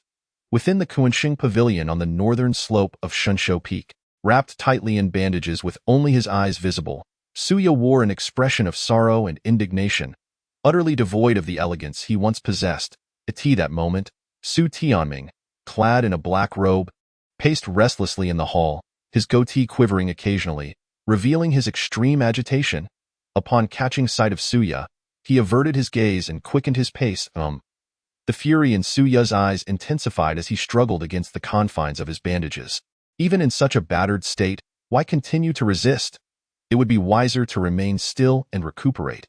"I have already sought vengeance on your behalf," Su Tianming reassured his son, who resembled a Zongzi in his bindings. Yet, Su Ya's face was marred by regret, lamenting the age-old truth that sons often bring misfortune upon their fathers. Now, the roles had reversed. I too have caused my son considerable trouble. A shadow, thick and viscous, seamlessly melded into the night, traversing the lofty expanse of Shinsho Peak without a whisper of its presence. I in the bamboo loft on the eastern slope. This shadow flowed like water, effortlessly penetrating the forbidden formation. Entirely undetected by Qianlong. Inside the bamboo house, Qianlong sat cross-legged upon a mat, immersed in tranquil cultivation, while Li Qinglian lay soundly asleep in the bamboo basket. A shadow, akin to a wisp of black mist, glided forth, dark as ink. Silently it approached the basket, gazing upon the slumbering Li Qinglian, as a glimmer of cold light suddenly coalesced in its hand. At that moment, Li Qinglian's eyes suddenly flew open, and he turned with a thunderous swiftness, not for any trivial reason, but because he sensed a chilling intent to kill. Yet, at this instant, it was too late. A glimmer of cold light, akin to divine retribution descending from the heavens, surged with an unyielding force towards the center of Li Qinglian's brow, its velocity astonishingly swift, leaving him no time to react. Even his very soul felt immobilized, for within the shadowy figure's embrace lay a bloodstone, exuding an otherworldly radiance, the exceedingly precious forbidden soul bloodstone. Just as that icy gleam was about to pierce Li Qinglian's brow, the void trembled, and a figure materialized instantaneously before him. Clang! The crisp sound of metal clashing resonated throughout the bamboo pavilion, as petals rained down like a floral deluge, obscuring the shadowy figure's vision, even dulling its consciousness. The black mist roared violently, tearing the floral cascade into fragments, and looking down, the bamboo basket had vanished without a trace. Descending gracefully was Qianlong in her flowing white dress, her countenance grave, as she opened her flower umbrella, draping it over her fragrant shoulder, the crimson canopy exuding a unique charm, while cradling the pale-faced Li Qinglian in her arms. Second level of Taoist realm, bones like jade. What a formidable display. Who are you? Qianlong inquired, her delicate face clouded with frost. You shall have no chance to know, came the shadow's ethereal voice, its aura surging like a tempestuous tide. In the next heartbeat, an inexhaustible black mist surged forth, swiftly enveloping the entire bamboo dwelling, prompting Qianlong to silently lament her predicament. The void rippled once more, yet was brutally interrupted. The black mist coiled around Qianlong's snow-white ankles, constricting her delicate form with a relentless pressure that rendered her immobile. That moment, the shadow lunged forth, aiming a vicious strike at Li Qinglian, cradled in Qianlong's arms. In an instant, blood erupted, crimson droplets cascading like blood-red pearls. Chapter 7. Life and death hang by a thread. Qianlong's delicate figure shimmered, a glint of resolve flashing in her beautiful eyes, as an overwhelming force of void energy erupted like a furious ocean. Breaking free from the black mist's suffocating grasp, she pivoted, shielding Li Qinglian in her embrace, her fragile body confronting the oncoming icy light. Thud! The sound of the cold light slicing through flesh reverberated. Blood splattering? No! Li Qinglian's countenance twisted in agony, his large eyes filled with desperation. He never anticipated that Qianlong would sacrifice her own body to shield him.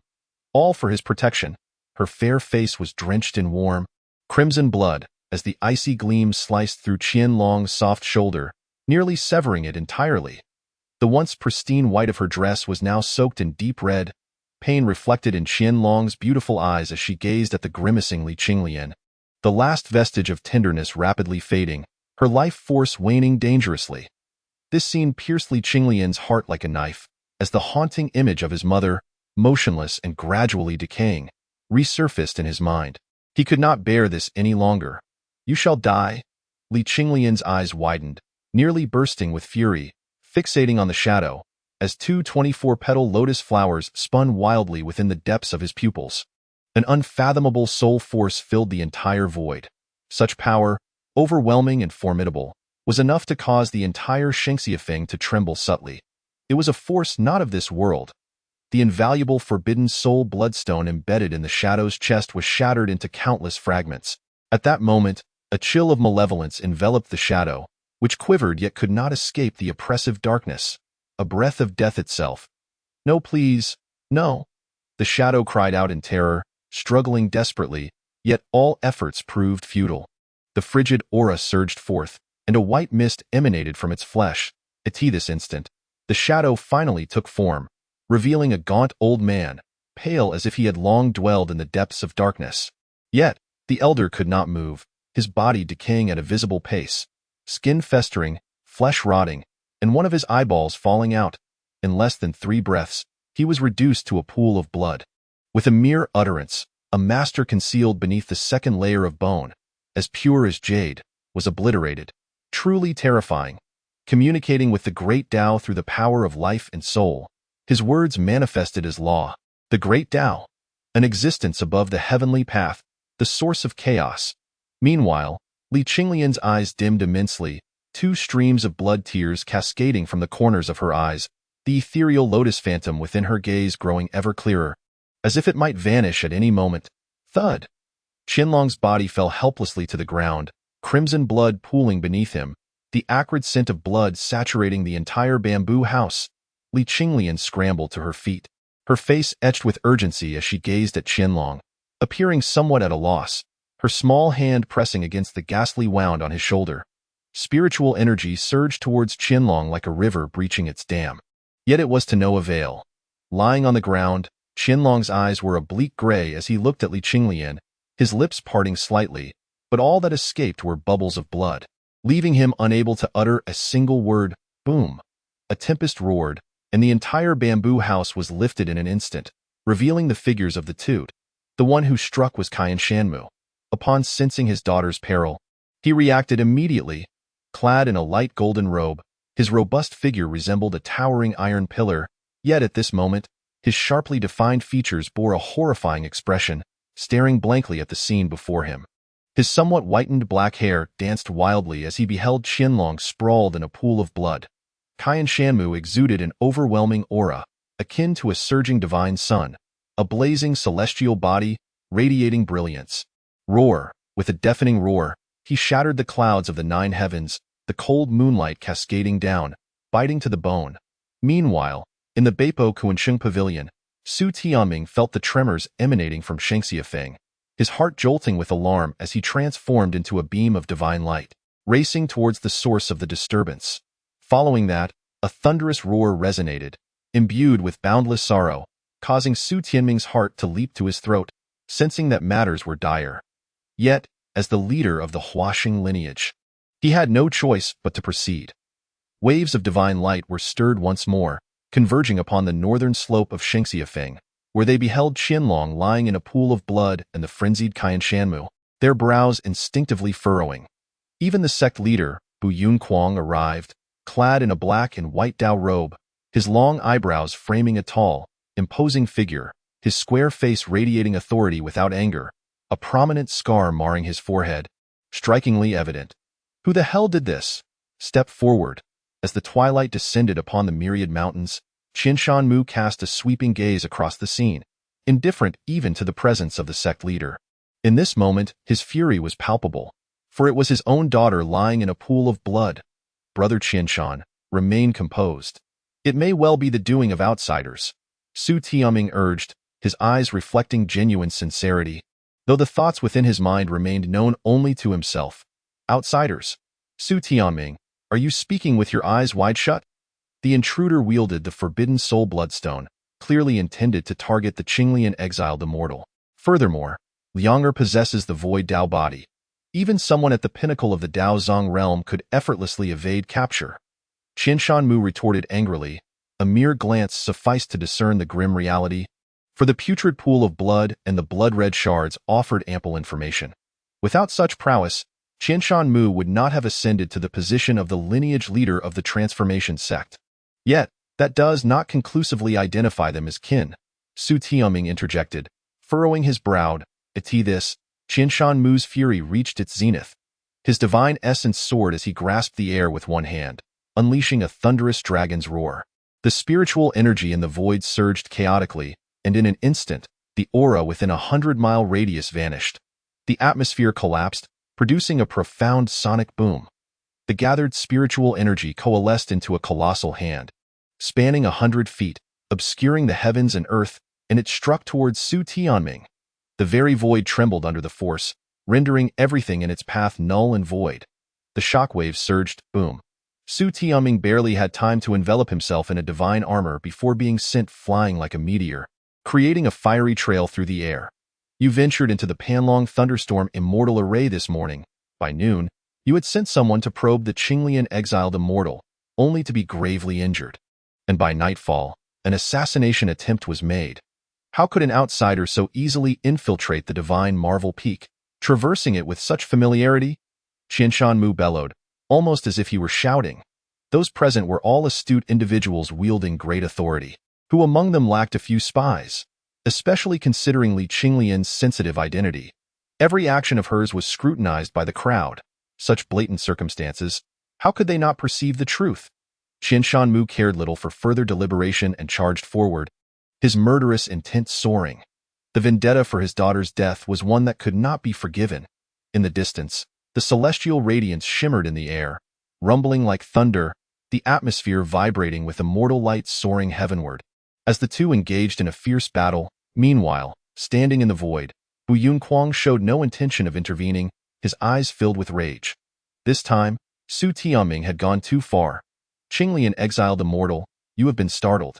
I shall handle Su Tianming myself. But as for Qianlong's niece, Bu Yunquang's brow furrowed even deeper. Su Tianming was indeed at fault, yet he could not be without his contributions.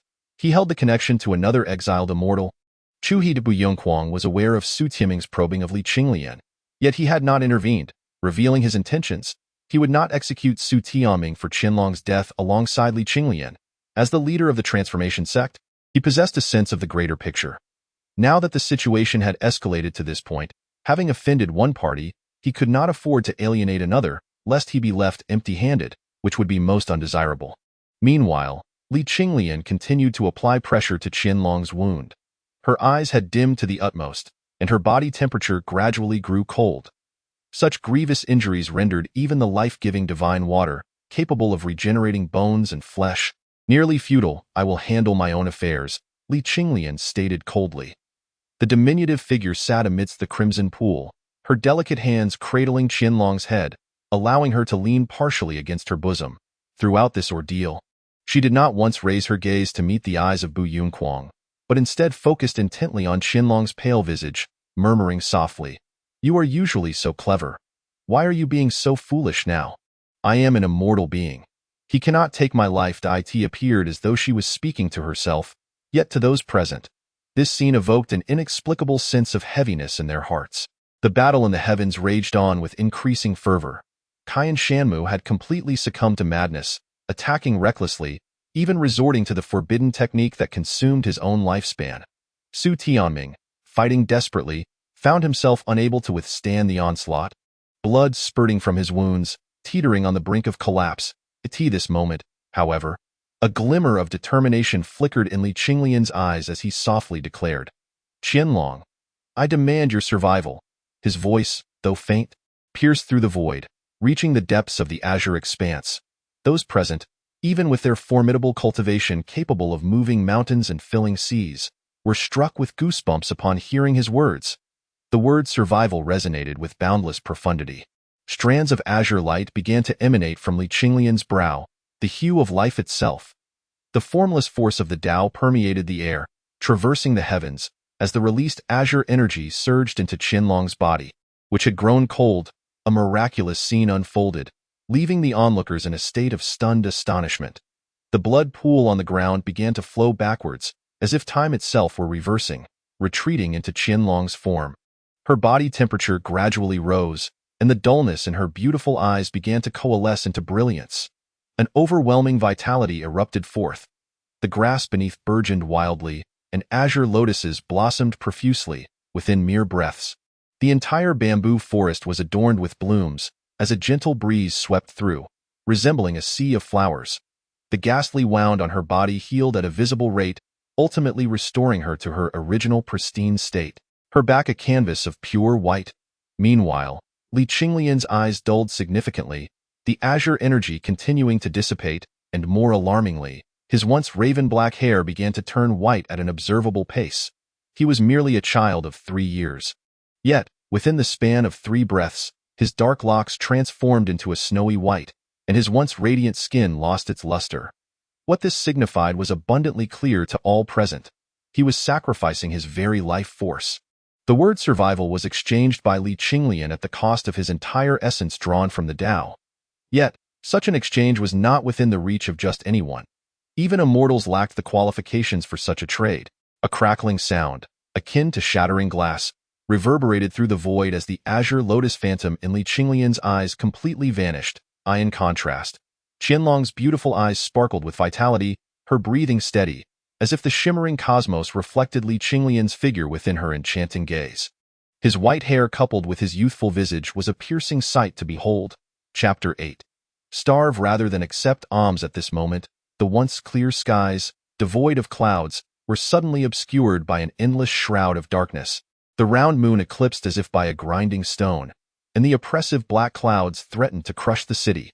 The vast expanse of dark clouds loomed like a curtain, concealing all, plunging the world into utter darkness, devoid of even a glimmer of light.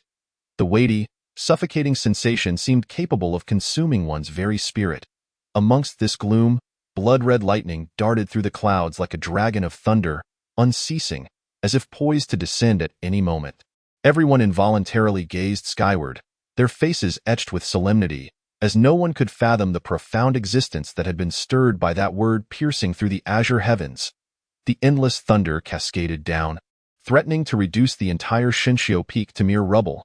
Yet, the vast expanse of cloud sea swiftly dissipated into nothingness with the shattering of Qinglian's soul. The crowd regarded Qinglian with grave expressions, unaware of his past life's origins. The manifestation of his soul evoked a tempest of thunderclouds from the heavens. What manner of being could invoke such celestial wrath? At that moment, however, Qianlong had completely revived, appearing no different from before her injuries. As she looked upon Qinglian, a mere 3 years of age, yet with a head of white hair, her beautiful eyes brimmed with tenderness. In that fleeting instant, she felt an overwhelming darkness engulfing her, a chilling solitude that seemed to erase the very concept of time, as both sensation and consciousness faded into the abyss.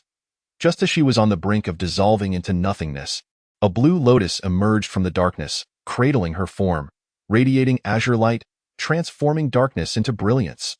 She had returned. From now on, do not save me again. I cannot die, nor will I.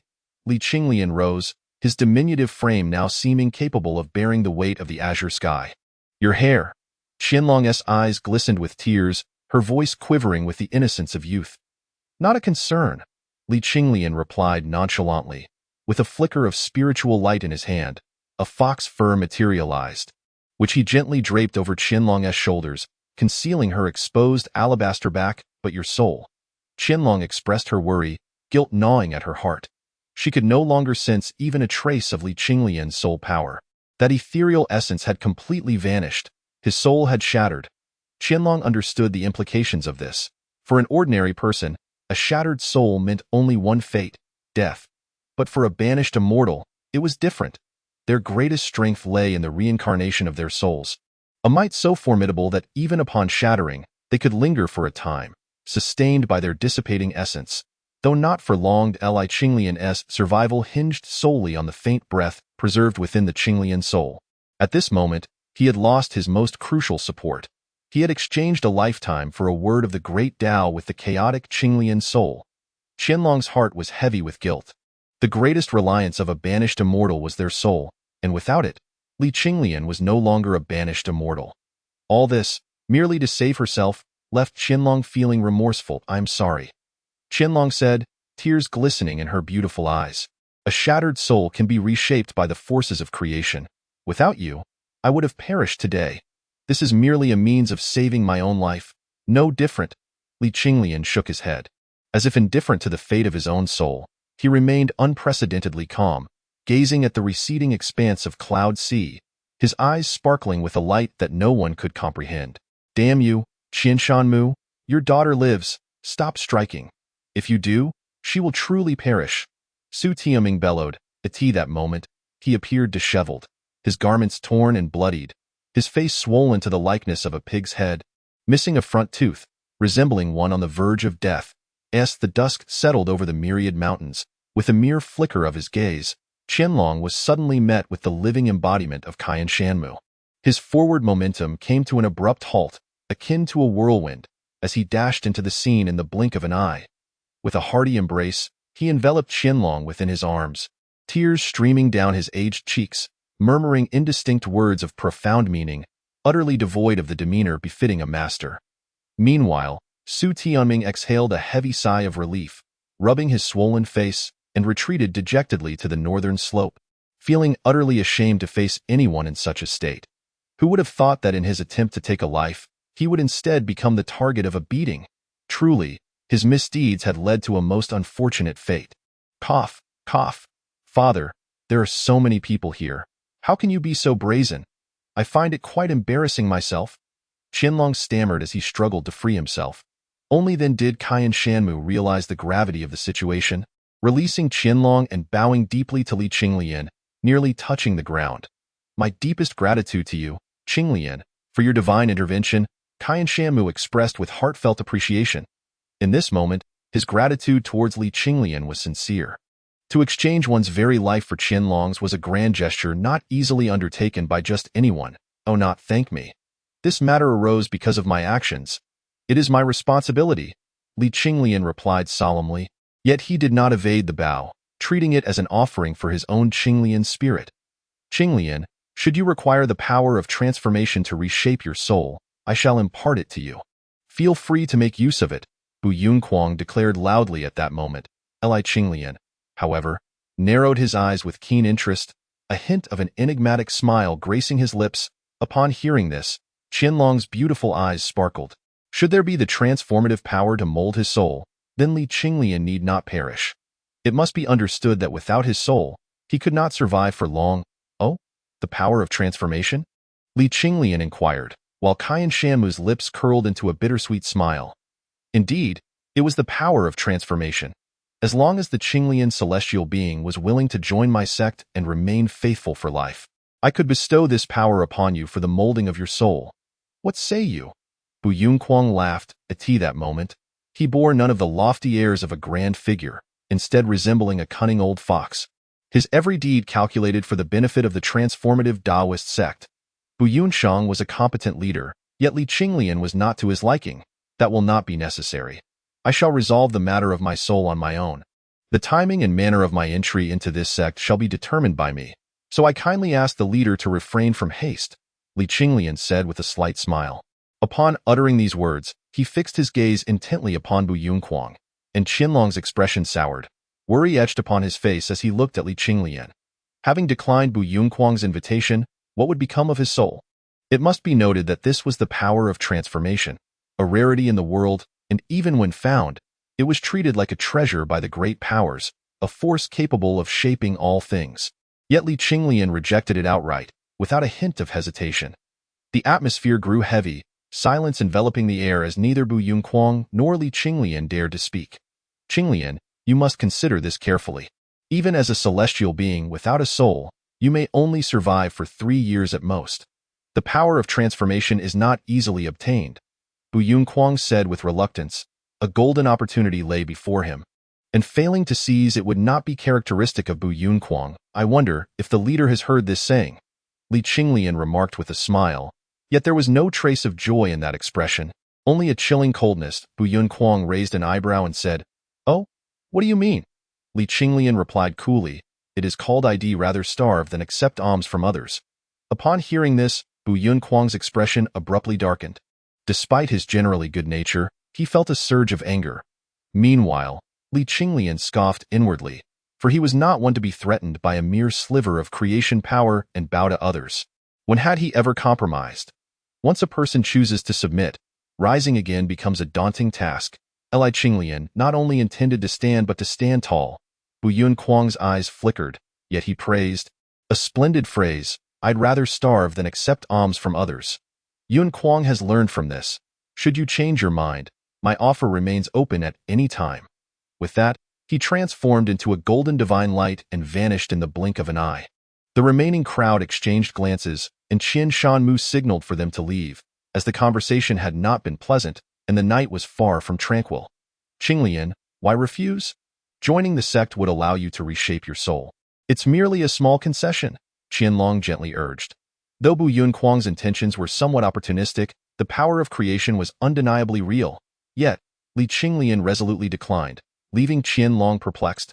Qian Shanmu smiled wryly and said, "Longer, you do not understand. This power of creation is not easily attained. While joining the path of creation does not seem significant, if it were that simple, it would be different. Who would have thought you see so clearly?" Li Qinglian said with rare amusement. "Qinglian, the banished immortal, do not jest with this old man." Qian Shanmu replied helplessly. "What are you two discussing? I do not comprehend," Qianlong said in confusion. "Why is this power of creation so hard to obtain? Joining the path of creation would entail no loss. You do not understand the saying, a man's hand is soft when he takes from another. If today you were to accept this power of creation, then Qinglian would be overshadowed by the sect leader, and once that shadow is cast, it cannot be lifted." Qian Shanmu shook his head with a wry smile. Qianlong nodded, somewhat understanding Li Qinglian, then shook his head and said, "This is but a part of the reason. You are correct, yet until my soul is restored, I cannot remain in the path of creation. Is it truly that dire?" Qian Shanmu furrowed his brow. He, being wise and astute, still could not fathom Li Qinglian's true thoughts. "You are more aware of the current state of the sect than I. If I stay any longer, I won't last 3 days." Li Qinglian spoke with a grave tone. Upon hearing this, Qian Shanmu fell silent. Indeed, Bu Yunquang had no intention of eliminating him. Although his soul was shattered, there remained the possibility of reconstruction and utility. For all who wished for his absence, this period presented the best opportunity. Without the might of a soul, Li Qinglian was akin to a hedgehog stripped of its quills. The sectarian strife within the path of creation could lead to Li Qinglian's demise, and one alone, Qian Shanmu, could not avert this fate. He had yet to reveal his worth and compel the lineage of creation to protect him. Unlike Chu He, who was bound to the lineage of transformation. This was the crux of the difference. "Tomorrow, I shall depart from the path of creation. Inform Bu Yunquang that Qianlong wishes to accompany me," Li Qinglian declared resolutely, his words imbued with an inexplicable authority. Upon hearing this, Qian Shanmu couldn't help but frown, caught between wanting to speak and holding his tongue. "Rest assured, I shall protect Qianlong. If I perish, she shall not meet the same fate."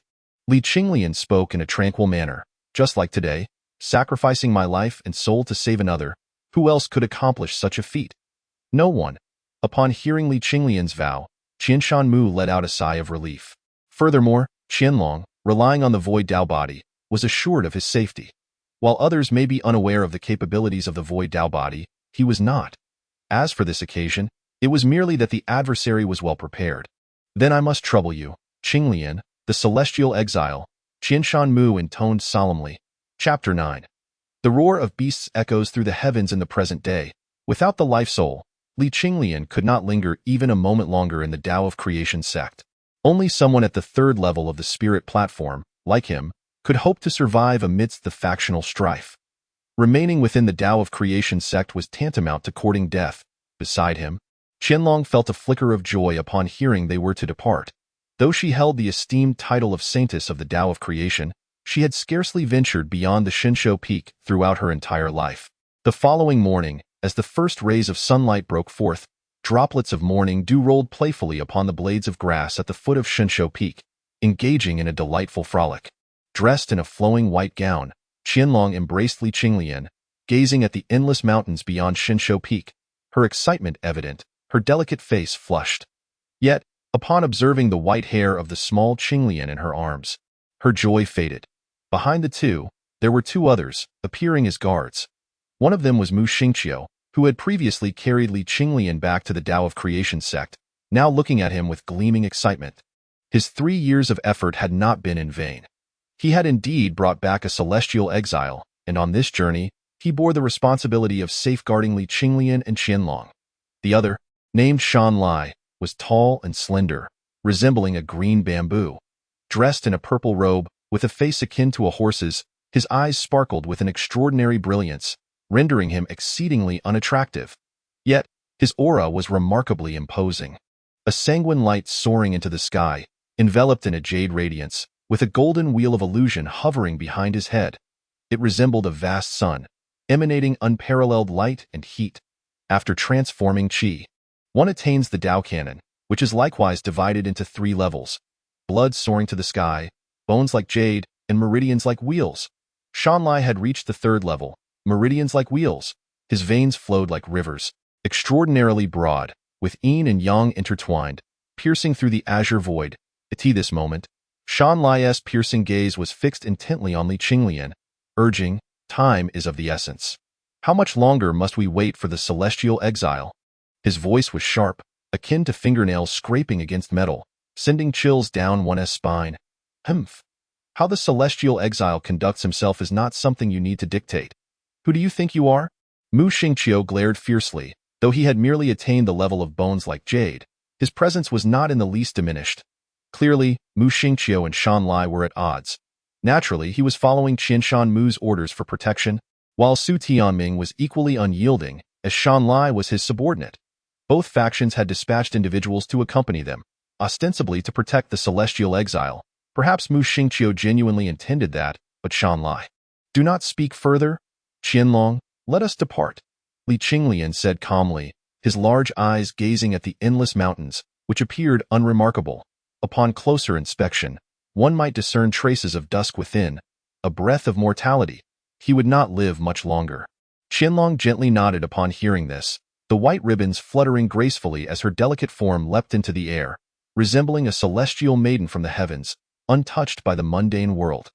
However, sandwiched between Mu Xingqiu and Dan Lai, she couldn't help but feel a twinge of discomfort, her small lips involuntarily pouting. At that moment, Li Qinglian softly pinched her fragile fingers, as if to offer solace, yet uttered not a single word, her large eyes devoid of any emotion. Dan Lai, having been provoked by Mu Xingqiu's retort, remained silent, a faint cold smile playing at the corners of his mouth, his gaze flickering with intrigue. The 4 of them soared into the vast expanse of the sky, meandering through the endless wilderness beneath them. The ground was a vibrant green, and as they gazed into the distance, their spirits soared, akin to gazing upon a boundless river or ocean. Throughout the journey, Li Qinglian, oblivious to the 2 behind her, posed a myriad of peculiar questions. While they pertained to the rudiments of cultivation, they were mere basics, causing Dan Lai's lips to twitch in irritation, inwardly lamenting. Is this individual truly a reincarnated immortal, utterly ignorant of such fundamental knowledge? Yet Qianlong displayed no signs of impatience, diligently answering each inquiry, occasionally bursting into soft, melodic laughter at little Qinglian's slightly foolish questions. This journey hardly resembled a quest for life-saving transformative power. It felt more like a leisurely sightseeing expedition. Thus, 3 days passed, and on one particular morning, Li Qinglian stood by the edge of a vast lake, intently watching a fawn drinking from the water. The fawn, with its head lowered, dipped its delicate pink tongue into the lake, sending ripples across the surface, akin to emeralds adorning the shores of the wilderness, surrounded by lush, dense forests shrouded in morning mist. As if draped in a veil of gossamer, at that moment, little Qinglian stealthily approached the fawn, her cautious demeanor eliciting laughter. Turning back, she spotted Qianlong, clad in a white gown, hiding behind a green stone. Upon meeting Li Qinglian's gaze, Qianlong quickly concealed her playful smile, her small fists gently clenched in encouragement. Although Li Qinglian was a fallen immortal, at that moment, she resembled a playful 3-year-old child, her spirit lighthearted. Yet at times, she displayed an unsettling calmness, reminiscent of an unparalleled celestial being capable of shouldering the weight of the heavens. The juxtaposition of these 2 personas within the same individual was somewhat jarring. Meanwhile, Mu Xingqiu observed with keen interest. While Dan Lai's expression darkened, he had grown weary of Li Qinglian's childlike antics over the past 3 days.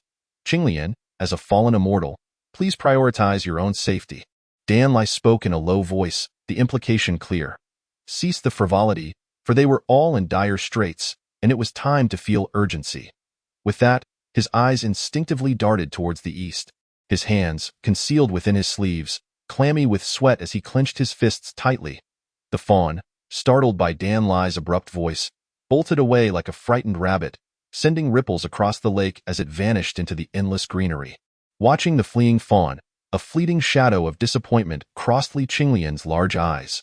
She too glanced towards the east from the corner of her eye, Yet a mysterious smile curled at her lips as she softly uttered, "Let us go with that." She extended her short arms towards Qinglian, as if desiring a hug, to which Qinglian responded with a glimmer of helplessness in her beautiful eyes. She had long since become accustomed to such moments. Cradling Li Qinglian, the group resumed their journey once more. Shanlai and Mu Xingqiu stood resolutely by Qianlong's side. Upon closer observation, one could discern that Shanlai was inching towards Qianlong with an almost imperceptible arc.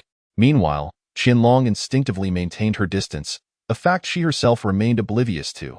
For 3 consecutive days, this pattern persisted, causing their group to stray far from their original path, now heading towards the direction Shanlai intended. 2 days later, the group halted at the periphery of a jagged rocky mountain, a formidable and rugged formation extending for miles, its grayish-white surface marred by inexplicable charred markings. "Shanlai, bringing me here under such circumstances. It seems you possess a great deal of confidence," mused Li Qinglian, who had remained silent until now, gazing at the rocky expanse before them. Both Mu Xingqiu and Qianlong were momentarily taken aback by Li Qinglian's remark. Shanlai's complexion paled at her words, beads of cold sweat trickling down his forehead. He had never anticipated that his intentions would be unveiled. "What do you mean by that, Qinglian? You have been leading us throughout this journey. It was you who chose this path," Shanlai retorted, a hint of smugness curling at the corners of his mouth. "These past few days, you have been inching closer to Qianlong while she instinctively recoiled, causing us to veer off course. This place must have been scouted by you long ago. Am I right? Is it time for the true motives to be revealed?" Li Qinglian remarked with a cold smirk directed at Shanlai. Qianlong's brows furrowed slightly. She had not noticed this before, but upon Li Qinglian's suggestion, it indeed rang true. Her gaze towards Shanlai now tinged with suspicion. Mu Xingqiu regarded Shanlai, licking his lips with a fierce expression. As the atmosphere turned ominously chillied, a surge of spiritual energy erupted from his hand, revealing a blade without a sheath, its surface engraved with 71 intricate runes that seemed to writhe as if alive. The air was thick with the scent of impending death. "You have not escaped my sight, have you? Your leisurely strolls over the past 3 days were merely a ploy to deceive me. And it appears you have underestimated me," Shanlai said, a wicked smile playing on his lips.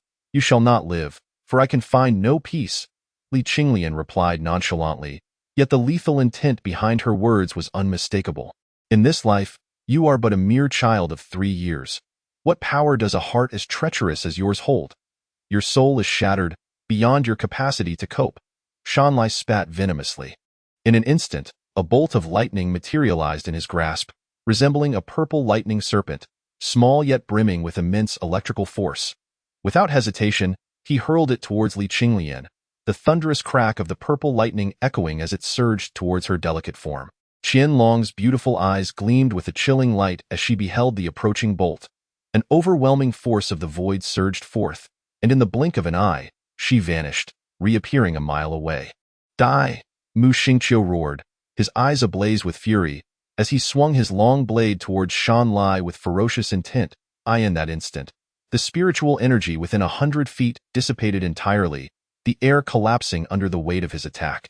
A torrent of blade light cascaded forth, reminiscent of a mountain flood or a tidal wave, shattering ancient trees and rending the earth asunder.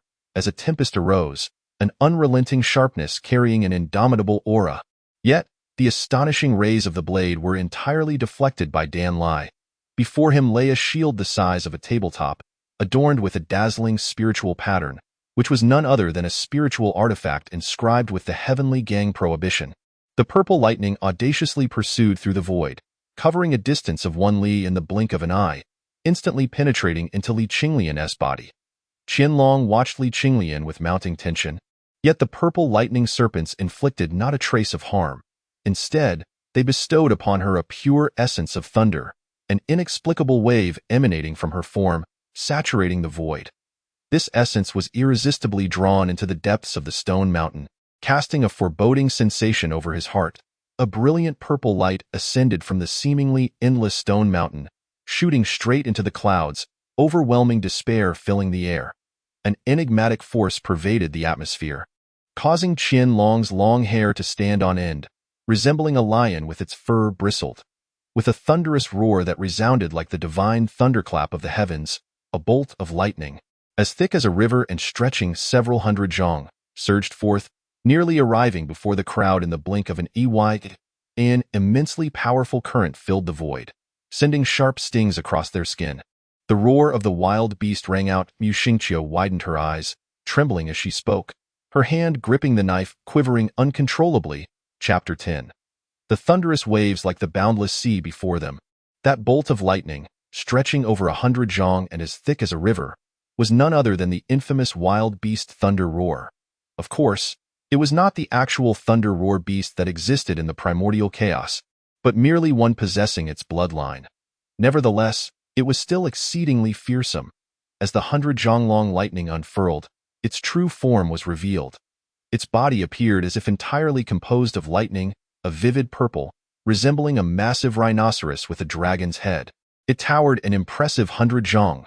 2 dragon horns jutted skyward like razor-sharp swords of thunder, its belly swelling and contracting as thunderous roars echoed, causing the void to tremble. Its tail was a long, slender bolt of lightning, solidified to the extreme. As it moved, the void shattered and cracked. Before this magnificent creature, the onlookers felt as insignificant as ants. The minute lightning swirling around it seemed trivial, yet upon closer inspection, it was as thick as a grinding wheel. The previously mentioned 100 zhang long lightning was merely the aftereffect of its rapid movement. The wild beast thunder roar's power was not inferior to Qinshan Mu. It simply had yet to reach maturity. An adult thunder roar beast could slaughter celestial beings. Yet, even as a juvenile, it possessed the capacity to effortlessly eliminate all present. At this moment, the colossal thunder roar beast, entirely composed of lightning, fixed its gaze upon Li Qinglian, cradled in Qianlong's arms. Its massive jaws parted slightly, unleashing a tempest of lightning that struck the void, as torrents of water cascaded down like a waterfall. This was the purest essence of thunder, dripping onto the stone mountain, scorching it blackened. The thunder roar beast was a treasure in itself, born from the boundless sea of thunder. Though it was a treasure, not everyone could dare to approach it due to its terrifying power. Ha! Today, I refuse to believe that with this thunder roar beast present, you shall survive. What if you are an exiled immortal? Today you shall still perish under my scheme. Danlai laughed heartily, as Mu Xingqiu's attacks were completely thwarted by the shield. In his hand, the first-grade spiritual artifact, coupled with his profound cultivation at the 3rd level of the Taoist scriptures, rendered Mu Xingqiu's attempts to swiftly vanquish him utterly futile, despite wielding a 71st-grade magical long knife. Yet, Mu Xingqiu remained undeterred, launching frenzied assaults as if driven by madness. The brilliance of his blade illuminated the world, cascading down like a torrential river, shattering stone mountains and leaving behind a landscape marred by grotesque knife marks spanning dozens of feet. At this moment, Li Qinglian found himself ensnared in a genuine crisis. Even with his unwavering composure, his countenance darkened. The thunder beast, drawn to the trace of thunder essence coursing through Li Qinglian's body, disregarded all else, consumed by an insatiable desire to engulf him whole. A craving that intensified to an uncontrollable degree. With a thunderous roar that echoed like the clash of lightning, the very fabric of the void trembled as if torn asunder. The stone mountain could hardly withstand its might, crumbling into vast debris, its roar capable of shattering mountains and rivers alike. Its ferocity was truly terrifying. Qianlong, shaken by the force, tasted blood at the corners of her mouth, her delicate visage as pale as parchment, while Li Qinglian fared no better, blood streaming from his 7 orifices. The thunder beast, undeterred by anything else, lunged at the two with a voracious bite, unleashing a tempest of thunder. The heavens and the earth were obscured by its colossal maw, enveloped in a shroud of purple light. Its jaw was so immense that there was no opportunity for evasion, yet this posed no challenge for Qianlong, the rare embodiment of ethereal Tao. She could traverse the void with her very form. With a firm embrace around Li Qinglian, her power surged, and her delicate figure became a blur. In the next instant, the thunder beast's enormous mouth snapped shut. A resounding clang echoed, a collision of teeth that sparked brilliant flames, reminiscent of dazzling fireworks, fleeting yet breathtaking. The sheer force capable of crushing anything left one in a state of astonishment. One could surmise that even a segment of celestial gold would bear the marks of its bite. In that moment, Qianlong's silhouette abruptly materialized atop a stone peak a mile away, her beautiful eyes wide with trepidation as she gazed at the thunder beast. Had it not been for her ethereal Tao body, the two of them would have been reduced to mere fragments. Xingqiu, naturally aware of this unfolding scene, yearned to assist, yet he found himself ensnared by Dan Lai, unable to extricate himself. In a moment of negligence, he narrowly avoided a collision with a tortoise shell, his heart racing with urgency as he reversed the long knife in his hand, intensifying the blade's radiance. Even if he managed to arrive, his efforts would be in vain, for the Thunder Beast was far beyond his current capabilities to contend with. The Thunder Beast, having missed its target, displayed a flicker of surprise in its immense eyes. Its colossal dragon head twisted once more, aiming to bite down upon the two again. The rumbling sound of crumbling stone reverberated, as stones the size of houses soared through the air.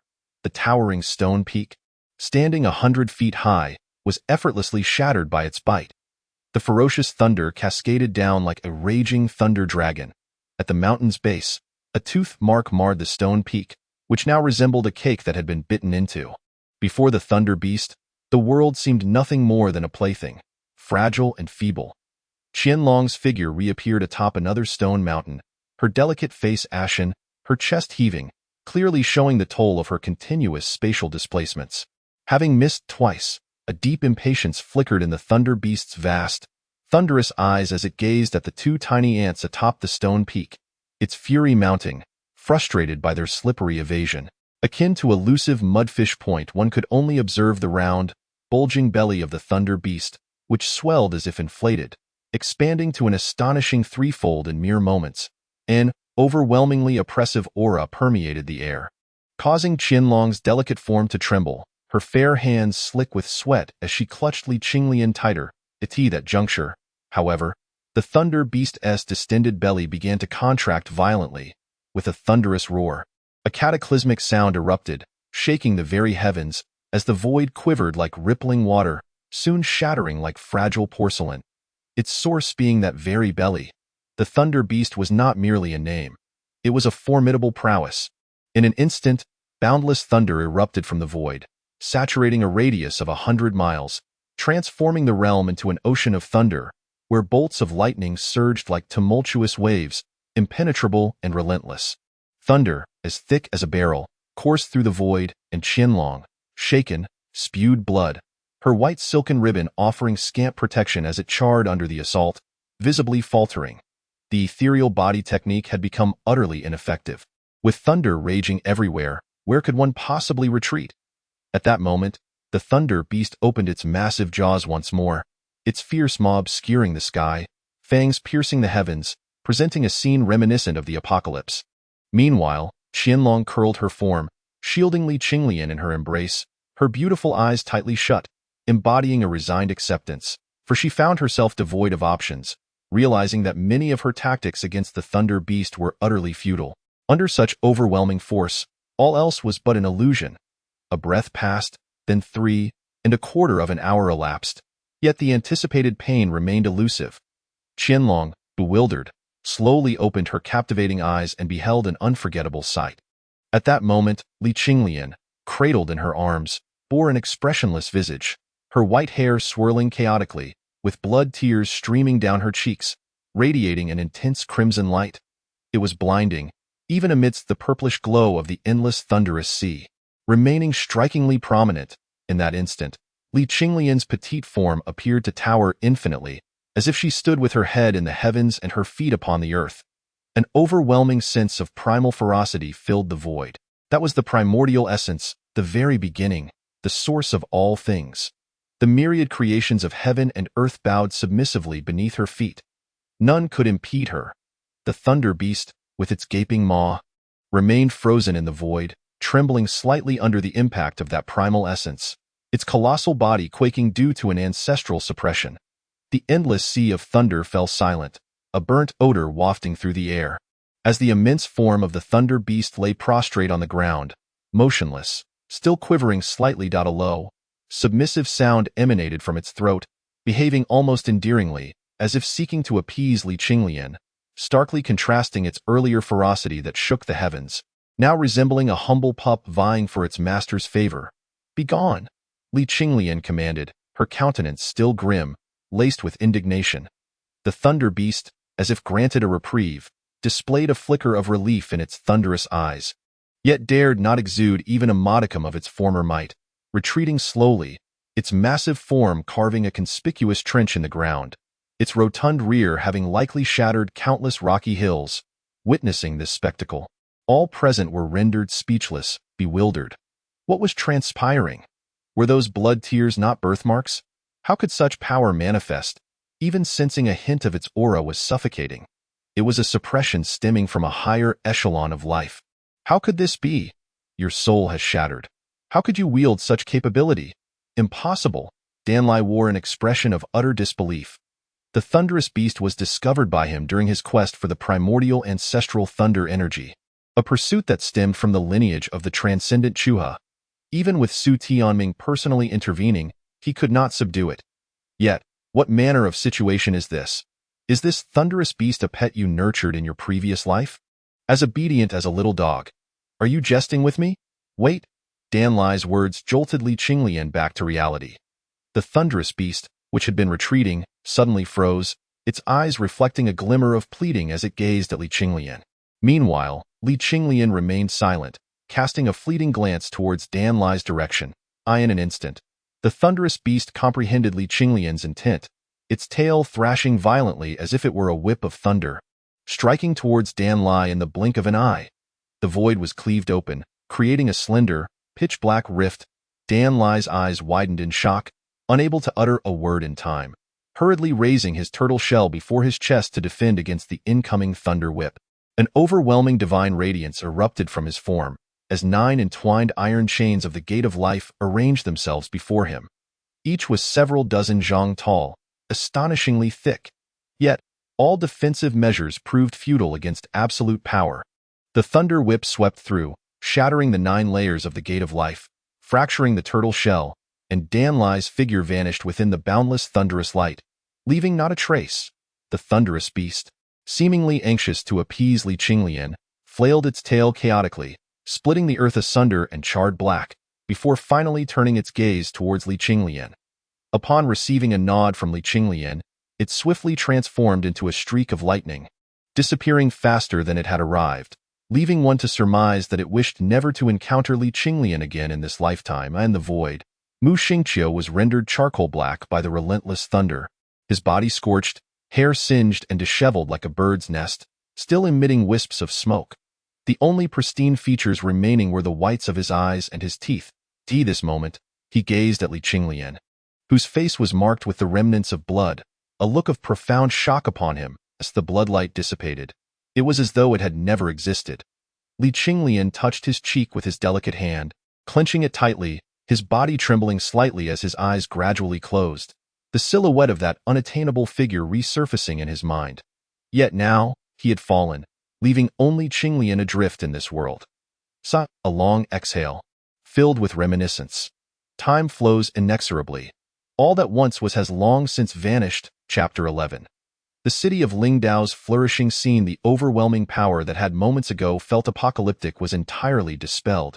As that diminutive form seemed to embody infinite possibilities, miracles unfolding time and again around him. Qianlong, it's time to go.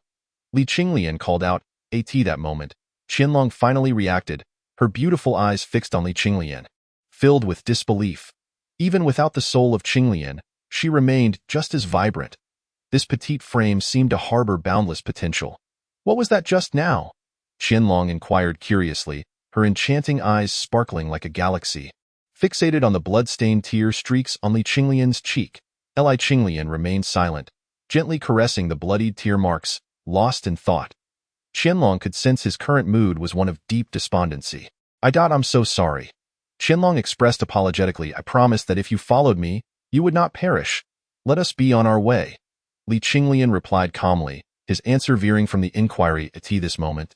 Mu Xingqiu, reduced to mere charred remnants by the tumultuous sea of thunder, gazed upon the ground littered with flesh particles and could not help but shudder.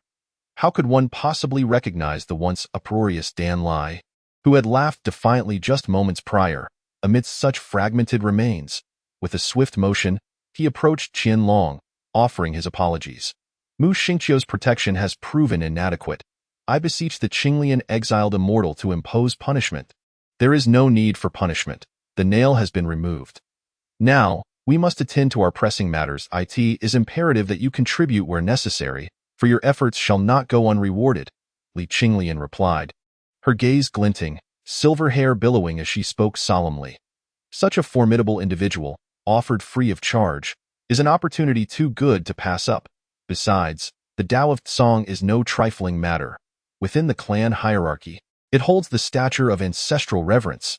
Though all beings may pursue cultivation and attain enlightenment, the path is far from simple. Cultivation is akin to navigating against a relentless current. Without progress, one regresses. Each realm resembles a towering divine mountain, and cultivators are like tireless climbers, ascending step by arduous step. The disparity between each level is immense, and even slight differences in realms yield considerable consequences. Mu Xingqiu's cultivation at the second level of the Tao of Song, with bones as exquisite as jade, is already quite formidable. The group resumed their journey, with Li Qinglian's objective crystal clear as they traversed the boundless wilderness. All around them, avian and terrestrial creatures thrived, while human presence was scarce. Although Kunwar Hill was the domain of the Tao of creation, its minions could not be omnipresent in every nook and cranny. The three, appearing strikingly conspicuous as they soared through the air, engaged in an act tantamount to courting death in the vast wilderness, yet Li Qinglian remained unfazed. Whenever ferocious beasts lunged or the mighty claws of the thunder rock descended, they were effortlessly cleaved apart by the chilling brilliance of her blade. Blood rained down from the heavens. Mu Xingqiu, with his cultivation in the Tao of Song, walked boldly through the wilderness, unperturbed by the dangers around him. The trio had nearly carved a path through their foes. Weeks later, the towering ancient forest gradually thinned, revealing the figures of cultivators amidst the mountain woods, the cries of ferocious beasts resounding, and the laws of the Tao soaring into the sky. Occasionally, a stunning rainbow would flash across the sky, representing the figures of cultivators, some maneuvering flying vessels, others riding spirit swords, soaring elegantly through the air. Those lacking discernment who beheld Qianlong were awestruck, harboring ill intentions, yet the modest Mu Xingqiu refrained from even a fleeting glance. At this juncture, the three finally emerged from the wilderness, gazing upon the vast expanse of the plain before them. Li Qinglian furrowed her brow and inquired, "Where is this place?" Xinqiu Peak lies within the wilderness. It is the heart of Kunwar Hill, rich in spiritual energy, and we must now be in Liangzhou. Mu Xingqiu elucidated. Having traversed the realms for the Tao of creation, he possessed intimate knowledge of Kunwar Hill. Kunwar Hill is immensely vast. Aside from the boundless wilderness occupied by the Tao of creation, it is further divided into 7 states. At this moment, the trio found themselves within the domain of Liangzhou. Liangzhou borders Qinglian Hill, where various forces vie for dominance, and conflicts arise frequently. Nevertheless, these skirmishes are mere trifles, which the Tao of creation chooses to overlook. If they were to intervene in every matter, they would surely exhaust themselves. Even so, the major sects and clans remain subordinate to the Tao of creation. Not only do they present tributes annually, but whenever exceptional disciples emerge, they are promptly sent to the Tao of creation to secure benefits for their families. Every decade, a contest for celestial fate is held, serving as a vital source of fresh blood for the Tao of creation. Lingdao City? Li Qinglian exclaimed, her eyes shimmering with surprise. Mu Xingqiu nodded in agreement, saying, "Indeed, due to its proximity to the great wilderness, the trade is flourishing and the martial spirit is fierce. Within the city, there exists a unique charm." Suppressing her aura and restraining it to the level of the transformation chi, she walked beside us as we made our way forward. Li Qinglian remarked, a flicker of curiosity illuminating her large eyes. Without further ado, Mu Xingqiu descended to the ground, his presence dramatically diminished as he fell into the realm of transformation chi, while Qianlong also tucked away her flowing ribbons. And the three of us proceeded towards Lingdao City. Mu Xingqiu walked beside Qianlong, having previously lingered behind the two. He was well aware of Li Qinglian's intention behind this arrangement. Thus, it became difficult to discern him as their bodyguard, resembling instead a couple escorting a child. Yet it remained a mystery why Li Qinglian chose to conceal their identities as disciples of the Tao of creation. After all, the status of a disciple of the Tao of creation carries considerable weight anywhere on Kunwar Hill, facilitating matters greatly. Qianlong, however, was oblivious to this nuance. Overwhelmed with excitement, exuding an air of joy as we journeyed onward. As the three of us drew closer to Lingdao City, the ground beneath us grew increasingly solid, and the presence of cultivators multiplied. Many appeared to be in haste, some even bearing injuries, evidently having just emerged from the great wilderness. Ahead of us lay Lingdao City. The city walls, forged from blue stone, towered several dozen zhang high, immensely thick, adorned with an endless array of Tao patterns that radiated a mysterious essence, emanating spiritual brilliance. The grand city gates stood wide open, resembling the gaping maw of a wild beast, exhaling clouds and mist, as figures of cultivators flowed in and out, each exhibiting diverse appearances, with many donned in peculiar attire. Above the city gates, the characters Ling Dao were deeply engraved in the blue stone, crafted with a fluidity and strength that was undeniably imposing. Ling Dao? What a splendid name. I truly adore it. Li Qinglian remarked with a smile gracing her lips. As we approached, the air became increasingly saturated with spiritual energy. Lingdao City was indeed a veritable city of cultivators. And why heavens, what a beautiful lady! Whose daughter is she? A voice of astonishment emerged from the crowd, fiery gazes fixating on Qianlong. She was so stunning that it was hard to believe. There were no such celestial beauties in Lingdao City. Otherwise, they would have been claimed by Zuotang long ago. Indeed, Zuotang's 48 concubines are each more beautiful than the last. Just the thought of it is unbearable. Why am I not so fortunate? If only I could enjoy the grace of such a celestial being, dying the very next moment would be worth it. Upon entering the city, Qianlong's beauty sparked a commotion, for she possessed a visage that was nothing short of breathtaking, delicate yet curvaceous. 1,000 paintings could not capture her essence. A single smile could topple a city, and another could bring a nation to its knees. It was utterly impossible for her to not incite a stir. Qianlong furrowed her brow slightly, releasing a hint of her formidable aura. The fleeting presence of her cultivation at the second level of transformation qi was palpable, yet it bore a weight that pressed upon the hearts of those around her. In an instant, the crowd was silenced, awestruck by the realization that such an enchanting maiden harbored such terrifying prowess. This was transformation qi, the innate energy poised to transform into a dragon of qi. Unfazed by the onlookers, Qianlong subtly condensed her aura, donning a sheer veil that obscured her unparalleled beauty, adding an air of mystery. Though the murmurs ceased, the eyes of the crowd remained fixated upon her figure. Without regard for anything else, Qianlong held on to Li Qinglian and strolled down the main street, drawing countless gazes along the way. Her beautiful eyes sparkled with excitement, for it was her first time venturing into the vast wilderness. The city of Lingdao truly lived up to Mu Xingqiu's description of being extraordinarily prosperous. On either side of the streets stood towering buildings, fluttering archways, shops brimming with spirit rice, herbal pavilions, alchemy workshops, and treasure houses. One could find an abundance of magical artifacts, spiritual herbs, elixirs, talismans, Taoist robes, formation plates, and demon pills. There was nothing unimaginable, yet everything was visible. The myriad of human experiences and the allure of the mortal realm unfolded before her eyes. The cultivators within the city generally possessed considerable prowess, yet the majority were still ordinary mortals without spiritual awakening, engaging in small trades or laboring for a living. Some carried 7 or 8 bags of spirit rice along the bustling streets, drenched in sweat under the scorching sun. Although they had yet to awaken their spiritual essence, the rich spiritual energy of Lingdao City endowed them with remarkable physicality and strength. Li Qinglian comfortably nestled in Qianlong's embrace, her large eyes darting around, absorbing the diverse tapestry of life before her. She was both observing and adapting, striving to integrate into this unfamiliar yet captivating world. This was no longer his era. Everything felt so alien, yet so exhilarating. What is that? Qianlong's sparkling eyes flickered with curiosity as she pointed to a small stall, where a string of red fruits was skewered on a bamboo stick, encased in a layer of sugary glaze that glistened enticingly under the sunlight. Li Qinglian's gaze was irresistibly drawn to the string of red fruits, her eyes wide with wonder, her lips slightly parted in awe. That Tonghulud Mu Xingqiu. With a furrowed brow, couldn't he help but think how naive these two appeared. It was understandable for Qianlong, being her first outing, but why was Li Qinglian, a celestial being, joining in this childish excitement? Yet, at that moment, Li Qinglian resembled a young child, utterly captivated. I want to eat, she declared earnestly, her small face adorned with a look of determination. Mu Xingqiu had never seen Li Qinglian so serious before. Not even when faced with ferocious beasts, it was almost unbelievable to think that a dignified celestial being was so enamored by something as trivial as Tonghulu. "I want one too," Qianlong exclaimed.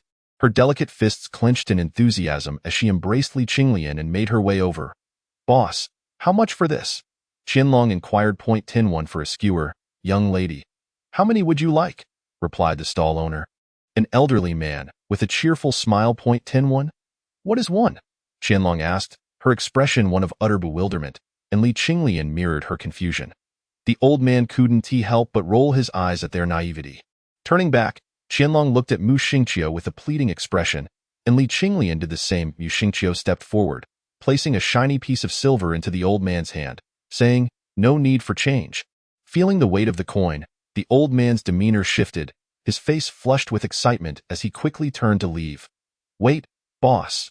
You haven't given us our Tonghulu yet," Qianlong called out in haste as the old man attempted to depart. "The stall is yours," he replied without looking back, secretly thinking to himself, "What a profit! Wow, Mu Xixiang. What was that stone? It was so impressive. Do you have more? I can trade you some spirit liquid for it." Qianlong exclaimed enviously, recalling how that silver stone could be exchanged for such an abundance of Tonghulu. Meanwhile, Mu Xingqiu could only look skyward in exasperation. Pondering the mention of spirit liquid point, one could surmise that a single vial of spiritual liquid could easily be exchanged for a mountain of silver. Yet you choose to spend it on candied hawthorn. Chapter 12. The arrogant minions of the Zhou clan. In the end, Qianlong encapsulated the entire stall within the realm of the ethereal, cradling Li Qinglian in one arm while grasping a stick of candied hawthorn in the other, his face a portrait of satisfaction, and his beautiful eyes shimmering with starlight. Meanwhile, nestled in his embrace, Li Qinglian clutched the candied hawthorn with both hands, her eyes widening in amazement after her first bite, hastily taking another, her expression one of insatiable delight. She mumbled indistinctly, "Is there truly such exquisite delicacy in this world?" Beside them, Mu Xingqiu could only shake his head in exasperation. Their journey was filled with laughter and conversation, as Li Qinglian encountered numerous wonders she had once deemed beyond her reach, her curiosity piqued by various artifacts of cultivation. In the Guang pavilion, she grasped a delicate dagger, observing as 36 ethereal patterns danced upon its surface like playful fish. The blade glimmered with a chilling light, its sharpness unparalleled.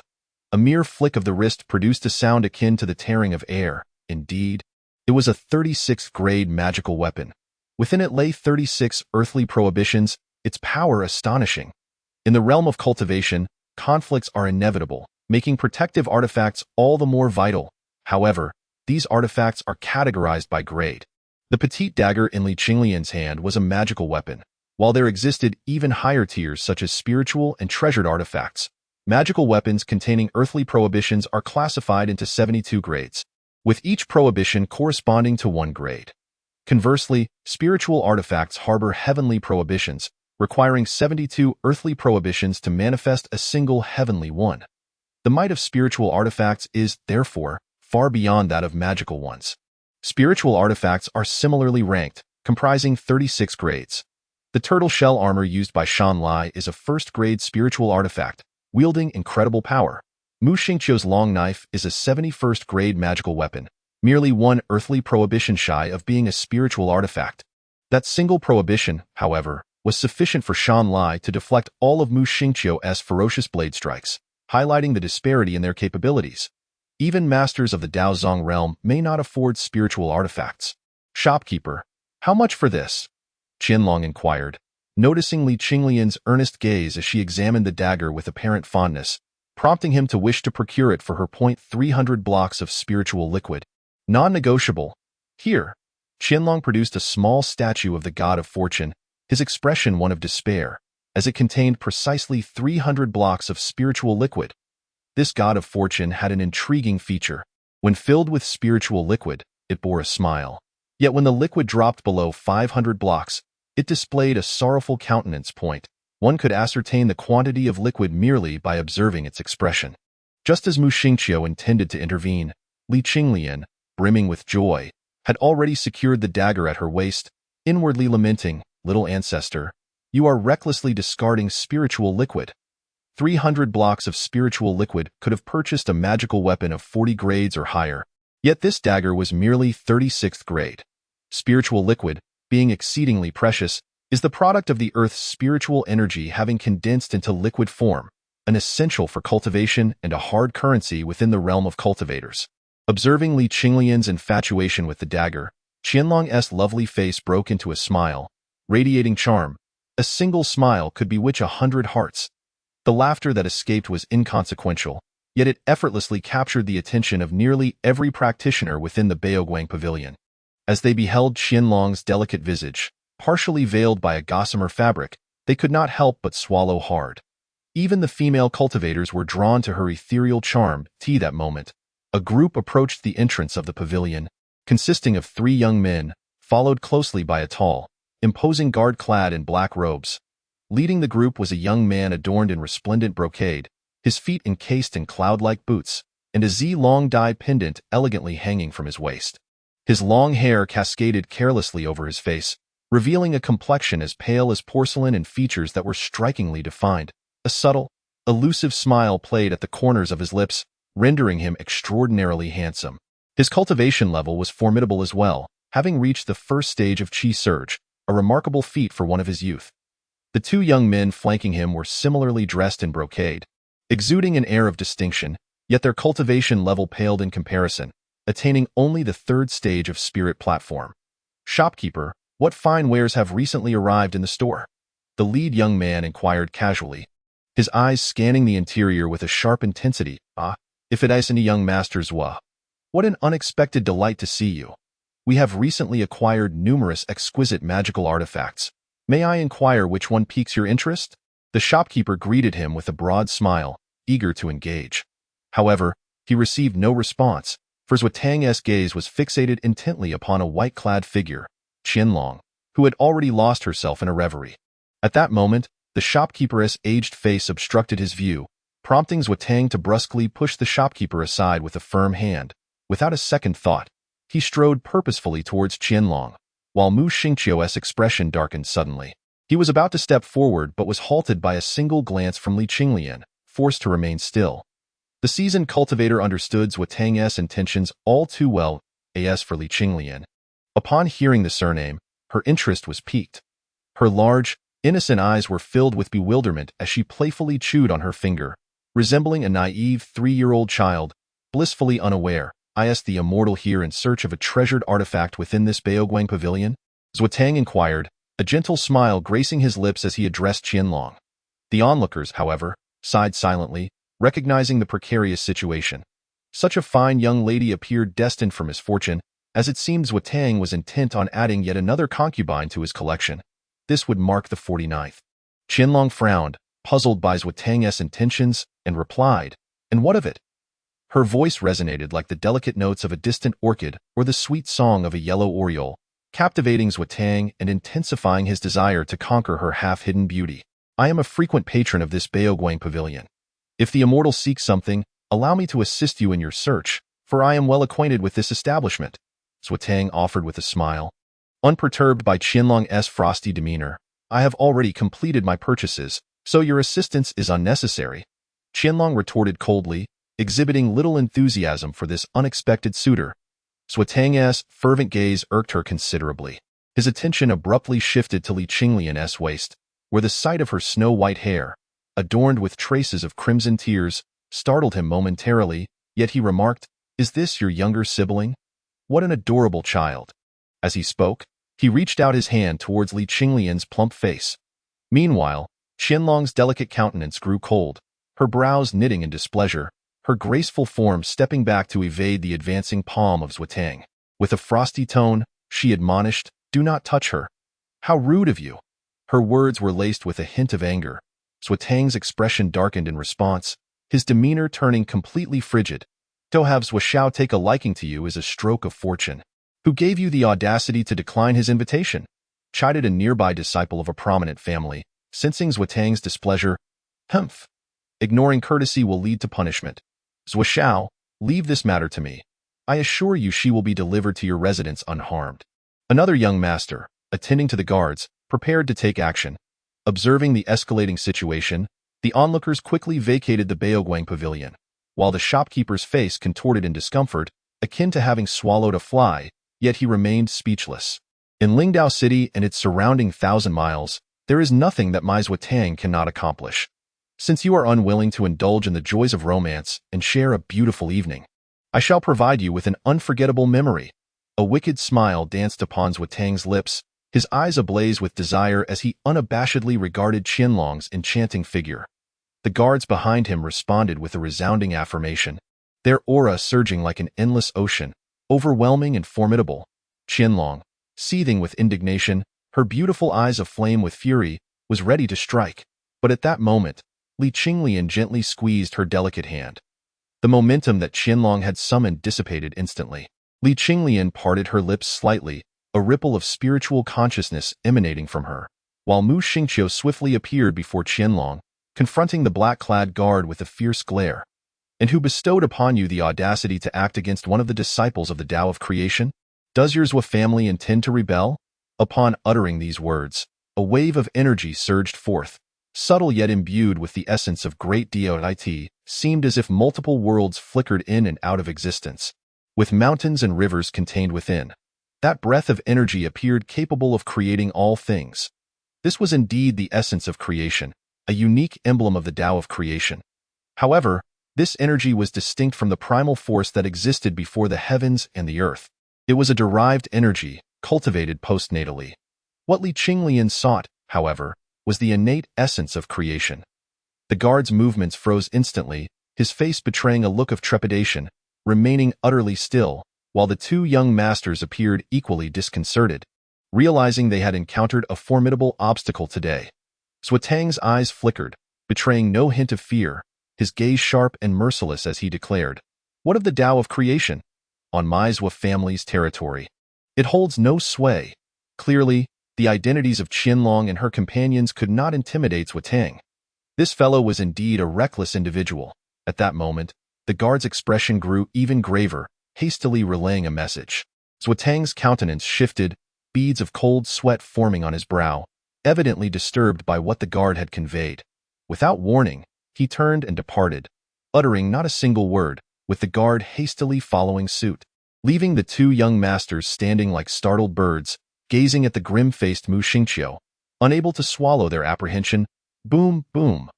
Accompanied by two resounding thuds, the two young masters were violently hurled through the window, landing squarely on the street, their faces swollen to the point of resembling pig heads. The accompanying guards lay sprawled on the ground, drenched in blood, their breaths shallow and labored. Upon hearing the commotion behind him, Tang furrowed his brow. "Young master, are you truly departing like this? Is it appropriate? Do you not require an explanation? Should they pursue the matter, we must not jeopardize the grand plans of our ancestor." The black-robed guard expressed his deep concern. Tang, with a grim demeanor, replied, "The offense has already been committed. Words once spoken are akin to spilled water, irretrievable.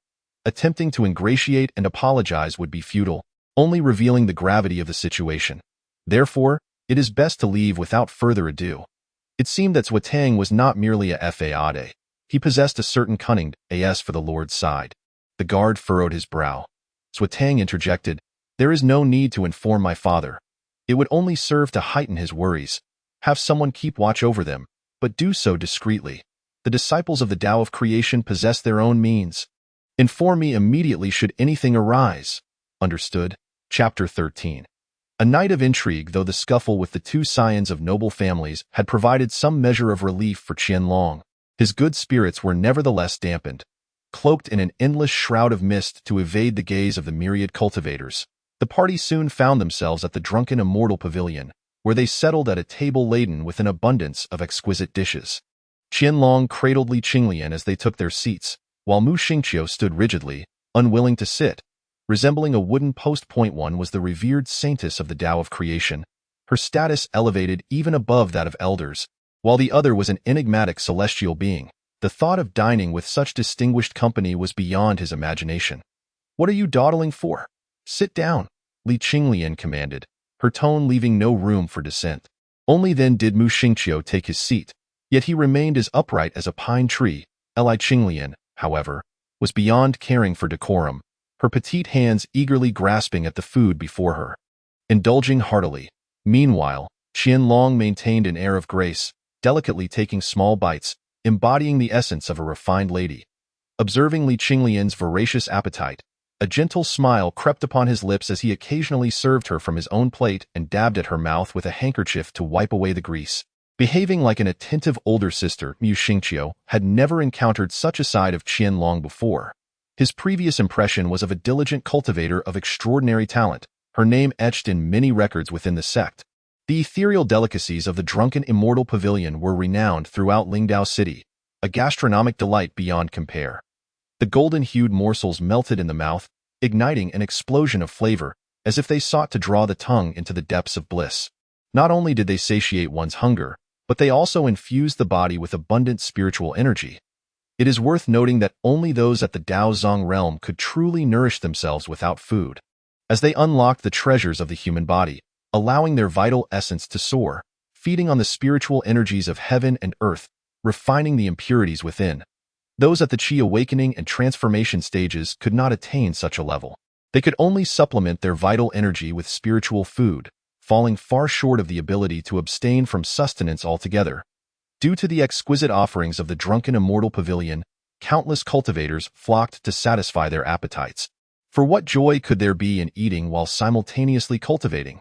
Yet, despite the delectable nature of the fare, it did not come without a price. This lavish spread would surely cost no less than a handful of spiritual elixirs. Recently, an inexplicable number of people have mysteriously vanished, as if they have evaporated from the mortal realm, leaving no trace behind.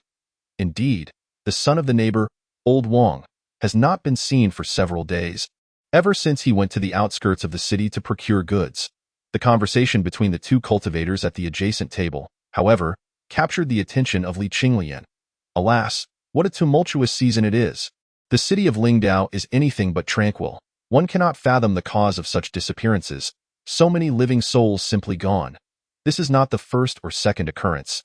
These are mere mortals, whose spirits have yet to awaken, hardly warranting any notice. With the Zhou family around, what can possibly go unaddressed? Humph! The Zhou family has long been the subject of grievances in this city. If they do not take action, who will? It is likely that the demon cultivator is once again abducting people. The two cultivators continued to sip their wine, lamenting the trivialities of their practice, while voicing their complaints against the Zhou family, lowering their voices whenever the family was mentioned, fearful of being overheard. As the sun began to set, Xiao Qinglian took a sip of soup, gently caressing her distended belly, a look of satisfaction etched upon her face. While Qinglian attentively wiped the grease from the corners of her mouth. I am weary, thus I shall retire upstairs with Qinglian, Qinglian remarked nonchalantly. But of course, Mu Xingqiu replied with renewed vigor. The matter of the missing mortals that the two cultivators spoke of, look into it thoroughly, but discreetly, Qinglian instructed. Having said this, she ascended the stairs to rest with Qinglian. Meanwhile, Mu Xingqiu nodded and made his way towards the throng. Although he was unaware of Qinglian's intentions, he resolved to carry out the task with utmost diligence, completely unperturbed by his own cultivation level. Ever since Qinglian effortlessly dealt with Dan Lai, Mu Xingqiu had been utterly convinced of her capabilities. In the chamber adorned with antiquated elegance, the pristine white fur on the floor and the soft luminescence of the night pearls bestowed a sense of languor. The room was infused with the soothing scent of wood, bringing tranquility to the mind. Qinglian flung herself onto the bed, burying her head in the snowy fur blanket, rolling about playfully, her youthful demeanor fully evident. Qinglian, on the other hand, climbed onto the window sill, her large eyes gazing at the city of Lingdao, shrouded in the ethereal embrace of the night, where celestial brilliance soared into the heavens, and the figures of cultivators were bustling about. It resembled a dazzling gem embedded in the infinite expanse of the earth. Observing Qinglian lost in her thoughts, Qinglian felt a pang of unease at the sight of her strikingly white hair, and softly inquired, "Can we truly seek the power of creation? Surely, it is a product of primordial chaos." She was concerned. While they spoke of seeking the power of creation, there seemed to be no clues along the way. Merely revelry. The power of creation is not so easily found. It is an innate essence. What is there to worry about? The power of creation is as distant as the heavens yet as near as the eye can see. Li Qinglian replied with a smile, exuding an air of inscrutability. Casually, she extracted 2 skewers of candied hawthorn from the void and began to nibble on one, tossing the other to Qianlong. "You found it?" Qianlong exclaimed in astonishment. Li Qinglian's confident demeanor suggested she was certain of success, yet throughout their journey, she had been with him. How could she have discovered it? Just then, a series of knocks echoed at the door, heralding the return of Mu Xingqiu. "Speak." Li Qinglian beckoned. Upon investigation, it was discovered that the inexplicable disappearances of mortals had occurred numerous times in the past, each instance spaced several years apart. As the missing individuals were merely common folk. Coupled with the lengthy intervals, these events had failed to attract attention. Mu Xingqiu spoke in a low voice. This was the extent of what he could ascertain. Indeed, it is not easy to draw attention to those without any cultivation. "And what of this time?" Li Qinglian inquired. Mu Xingqiu replied, "This time is no different, though the interval has been considerably shorter, which has prompted discussions among cultivators. Furthermore," there was a slight hesitation in his words. "What is it?" "The Zhuo family has dispatched spies to linger nearby, presumably to monitor you." It was evident that Mu Xingqiu harbored suspicions, as his expression betrayed his unease. "You haven't acted rashly? Have you?" Li Qinglian raised an eyebrow and asked. "No. As per your instructions, I concealed our movements." "Qinglian, the Zhuo family is undoubtedly embroiled in this matter. They appear to have acted with impunity against mortals within the territory of our Tao of creation." Mu Xingqiu's eyes glinted with murderous intent, his fists clenched as he spoke with venomous fury. "Oh, not rush. Go investigate the eastern 30 miles of Lingdao City." Li Qinglian stroked his chin thoughtfully. Clearly, during this time, he had engaged in more than mere indulgence, as his mind was also occupied with strategic considerations. Without a moment's hesitation, Mu Xingqiu vanished without a trace. As a master of concealment, eluding the Zhuo family's spies was as effortless as breathing. "Though you suspect that these mortals were captured by the Zhuo family?"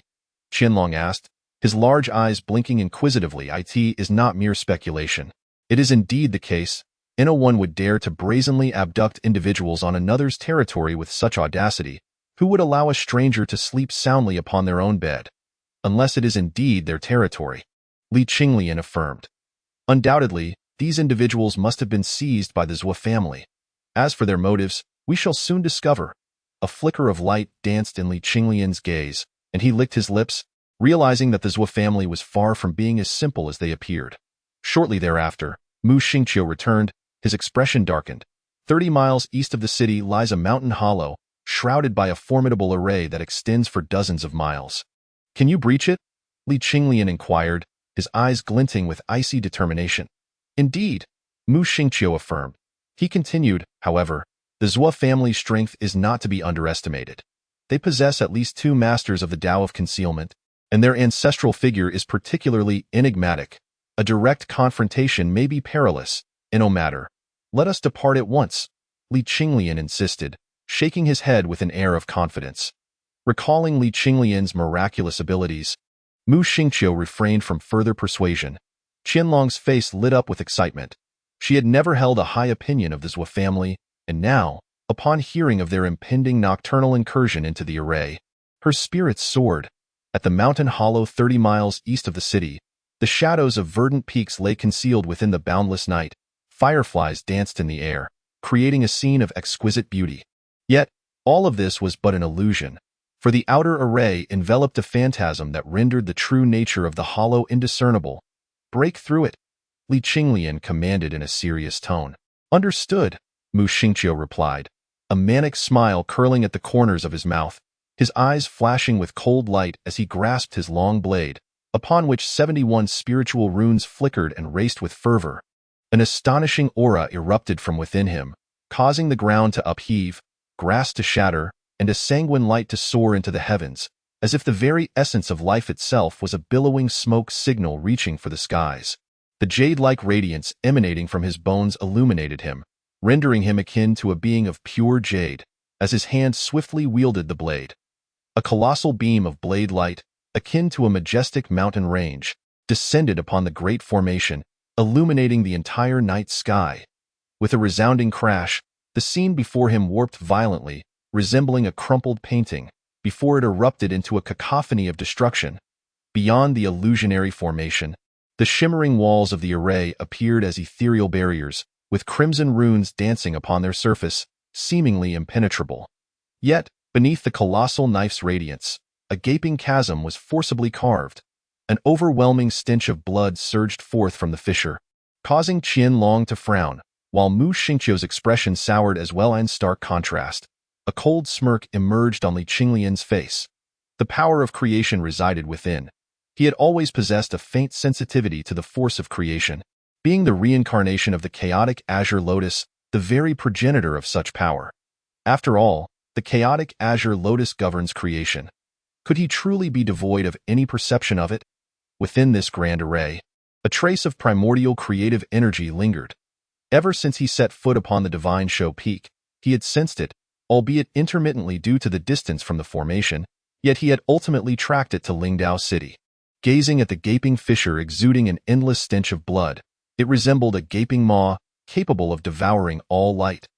"Let us proceed," Li Qinglian intoned solemnly as they stepped into the grand formation. The acrid scent of blood intensified, enveloping the forest in a pitch-black chill. Qinglian felt an involuntary twinge of fear, her beautiful eyes darting around, her spirit taut as she surveyed her surroundings. The array had been breached. That towering blade light was visible even from 100 miles away. At this moment, the Left family was in turmoil. Within the Left family's estate in Lingdao City, a beam of azure light suddenly pierced through the rooftop, racing towards the eastern part of the city, generating a searing flame through the friction of the air. The urgency was palpable. Upon hearing the sound of the roof being breached, Tang pushed aside the delicate, pale figure draped over him, rushing outside in her nakedness, her heart sinking as she beheld the azure arc, plummeting to the depths of despair. This boded ill. Chapter 14. Alone and confronted by a powerful foe, such a tumultuous commotion did not merely rouse the Left family. Even the onlookers among the cultivators gathered atop rooftops, captivated by the spectacle. After all, the actions of cultivators of the Taoist concealment realm were a rare sight, even within Lingdao City. However, no one was foolish enough to approach, for they knew not how they might perish. It was not merely the risk of being embroiled in conflict, but even the residual waves of battle were beyond what they could easily withstand. At the heart of the eastern array, shrouded in boundless crimson clouds, the stench of blood was overwhelming, while countless wailing souls flitted about, as if trapped in a hellish sea of blood, their piercing cries a source of vexation. At the center of the blood cloud stood a grand hall, heavily guarded, with Left family cultivators forming trios to protect the hall, their defense impenetrable. Not even a mosquito could penetrate. Within the hall lay a blood pool, surrounded by a mountain of corpses, emitting a noxious stench. A cursory glance revealed no fewer than 1,000 bodies. The deep red blood flowed along the grooves of the ground, converging entirely into the blood pool. At the very center of the blood pool, there stood an elderly figure clad in a Taoist robe, cradling a golden wheel. His hair and eyebrows were as white as snow, and his gaunt frame resembled nothing more than a skeletal structure draped in human skin, evoking terror.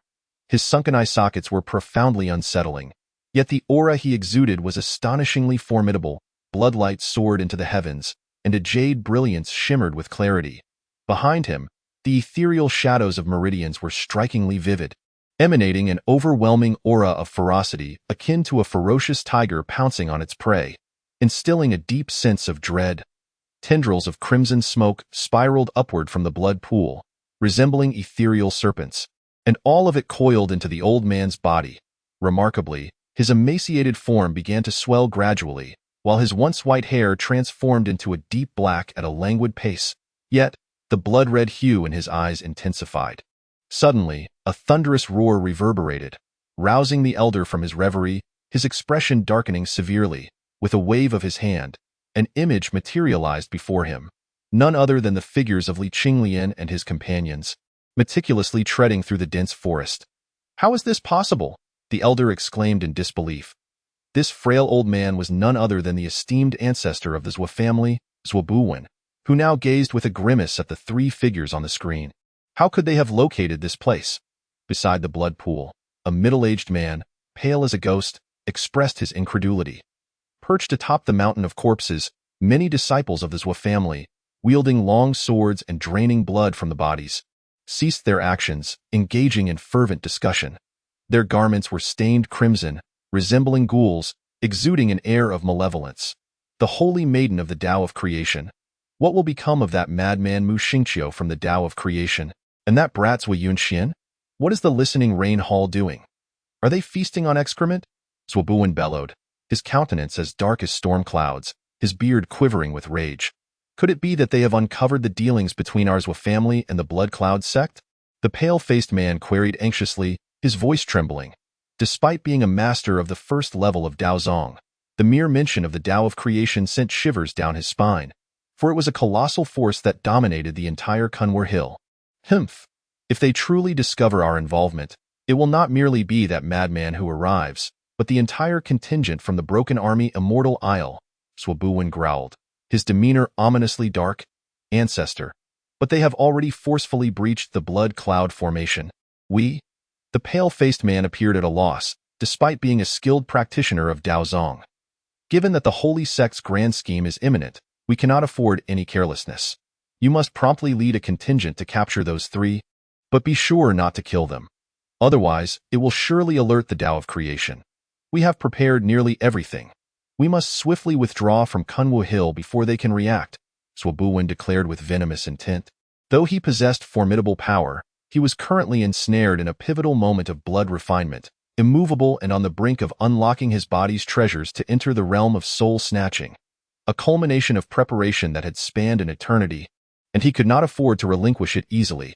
Upon hearing this, the pale-faced middle-aged man's lips curled into a bloodthirsty smile, his previously dazed expression morphing into one of demonic ferocity. Faced with the formidable Mu Xingqiu, who was of the second level of Daozong, he displayed no hint of trepidation. Instead, he seemed eager for the challenge, his confidence inexplicable. With a call to action, the Zhua family disciples, lingering atop the mountain of corpses, surged forth like a swarm of locusts, rushing towards Li Qinglian and his companions. Gazing at the trio in the image, a cruel smile spread across Zhuobuwen's skeletal face. Dare to lay a hand on my Zhua family? One must first withstand the Blood Cloud Great Array. The Tao of creation? Humph! Its time is running short. Every inch of this vast land shall eventually belong to our holy sect. With a grand gesture, the massive formation enveloping an area of several dozen miles appeared to be activated, as the breach in its barrier healed at an astonishing speed. Boundless blood mist surged up from the depths of the earth, transforming into a crimson torrent that filled the void, while the vengeful spirits, grotesque in appearance, rushed towards the trio. At this moment, Li Qinglian and the others could hardly ignore the changes in the array. Qian Long frowned slightly, the sudden shift startling her. The blood mist was exceedingly foul, capable of corroding even the protective spiritual light. One could feel an overwhelming pressure bearing down upon them, making it difficult to breathe. Meanwhile, Mu Xingqiu's countenance was grim, with veins on his forehead bulging like coiled dragons, clearly indicating his extreme rage. The Blood Cloud sect's Blood Cloud Great Array? Humph! An entire Red Hill is insufficient, and their claws have extended to our Kunwar Hill. Truly seeking death, surrounded by a dazzling blood light, his jade radiance was translucent, the blood mist unable to encroach upon him in the slightest. At that moment, Mu Xingqiu's eyes narrowed, and he swung his blade towards the rear. A brilliant blade light pierced through the heavens and the earth, sharp beyond comparison. A blood-colored long sword, striking with astonishing ferocity, collided violently with the blade light, tearing it apart as if it were a tattered cloth. Clang! Accompanied by an ear-piercing clash of metal, a blood-colored figure, resembling a small mountain, crashed into Mu Xingqiu, sending him careening away. The newcomer was extraordinarily ferocious, none other than Zui Yunxian from the Zhua family, who had flown in from Lingdao City, possessing incredible strength. A single sword strike sent Mu Xingqiu flying. Dare to touch my Zhua family? Not a single one of you shall leave alive today, Zui Yunxian declared fiercely, as the boundless blood energy swirling in the void surged violently towards his body, his aura akin to a volcanic eruption, rising and rising, overwhelming Mu Xingqiu. In contrast, Mu Xingqiu, struck by his sword, turned pale, his hand trembling slightly as he urged the others. Quickly, flee! I will come find you later. Boom! Boundless shockwaves, mixed with shattered stones and broken wood, howled fiercely, the blade light shrieked, and the sword energy roared. Mu Xingqiu had already exerted all his strength, unable to protect the two any longer. Qinglian, let us depart, Li Qinglian said calmly, her gaze flickering.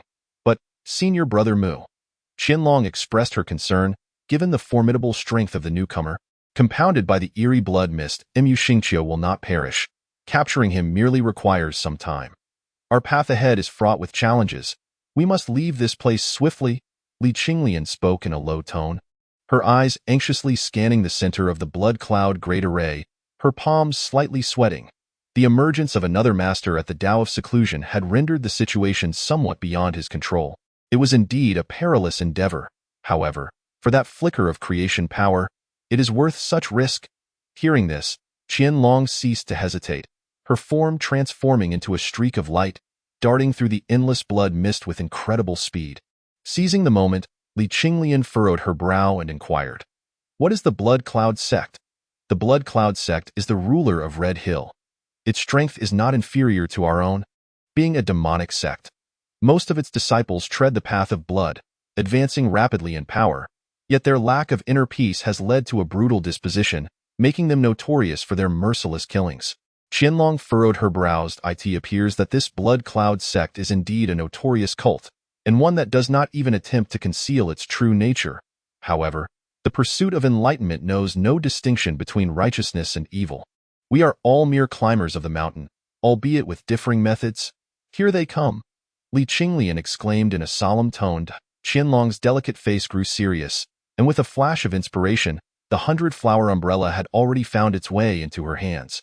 In the distance, a rumbling sound reverberated, drawing nearer by the second, until the towering ancient tree before them shattered into splinters.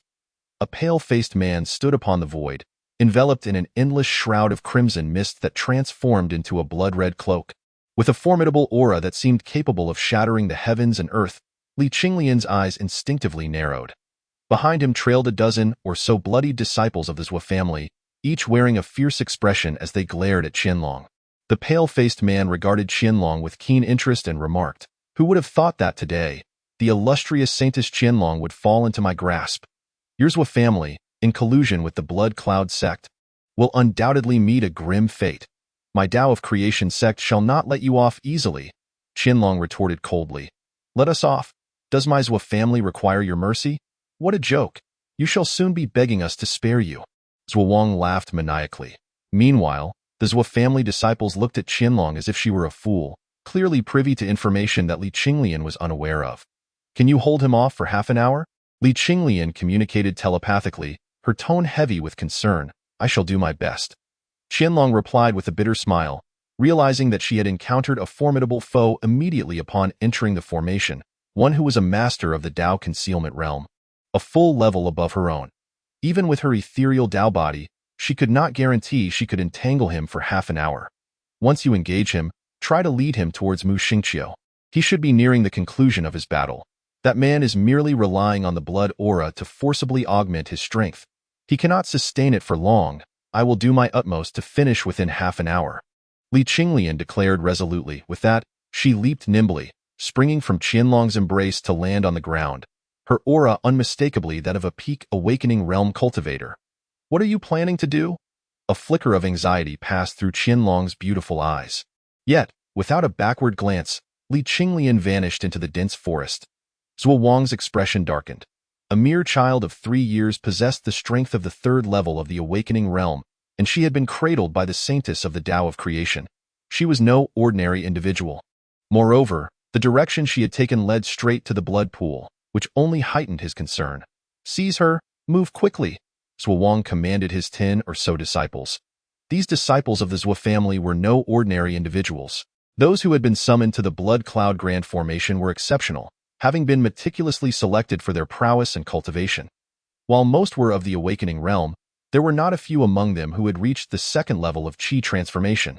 They surged forward like vengeful spirits from hell, their crimson tongues licking their lips as they pursued Li Qinglian, forming a torrent of blood-red fury. How could Qinglian not worry as Li Qinglian faced such a multitude of cultivators chasing after her? Chapter 15. Body of pure gold, strength without limit. Don't look. That child is as good as dead, daring to venture out at such a tender age. You should be more concerned about your own safety. Saintess, Wang sneered maliciously dead-ass for Qinglian. Her countenance turned utterly frigid. With her delicate hands forming intricate seals, an overwhelming surge of spiritual energy erupted from her enchanting figure, unleashing a tempest of boundless spiritual power that surged forth, enveloping the entire arena. Petals of blood rained down like a floral deluge. Accompanied by a melodic cry, the vast storm of spiritual energy transformed into vibrant petals, swirling through the air like a celestial shower, creating a veritable rain of blossoms. At the heart of this floral tempest stood Qinglian, resembling a fairy of 100 flowers, her gown billowing gracefully, exuding unparalleled beauty. Yet, concealed within this splendor lay an inexhaustible intent to kill. The tempestuous rain of petals emitted a mournful hum, slicing through the air, imbued with an infinite sharpness, akin to the essence of sword qi. It surged fiercely towards Wang, and should he be ensnared, he would undoubtedly meet a gruesome fate. However, he faced Wang, a master of the Dao concealment realm. In an instant, Wang's aura erupted with ferocity, the skyward plume of crimson smoke shattering the floral storm to mere fragments, inflicting not a single scratch upon him. Under the weight of absolute power, all techniques became naught but illusions. A cruel smile graced his lips as he concentrated with one hand, conjuring a blood-red spear that he hurled fiercely towards Qinglian. The air split apart, shattering completely. Boom! The floral rain dispersed, revealing the ground beneath, which was violently excavated into a pit spanning over 10 zhang in diameter. Earth overturned, trees toppled, their roots, like serpentine dragons, laid bare above ground. Yet, Qinglian had vanished without a trace, her delicate visage pale as she reappeared a li away, her ethereal body allowing her to navigate the perilous encounter with the Dao concealment master with remarkable ease. Seeking death, Wang bellowed, his form shooting towards Qinglian like a blood-colored dragon, the distance of a li vanishing in the blink of an eye.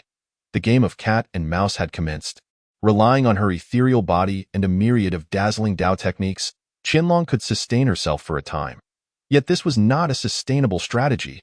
If this continued, she would surely perish at Wang's hands. Nevertheless, Qinglian adhered to Li Qinglian's guidance, steering towards Mu Xingqiu's position while harboring deep concerns for Li Qinglian. How long had he been cultivating? He had yet to even learn the Dao techniques. And against such relentless pursuers, what could he possibly do?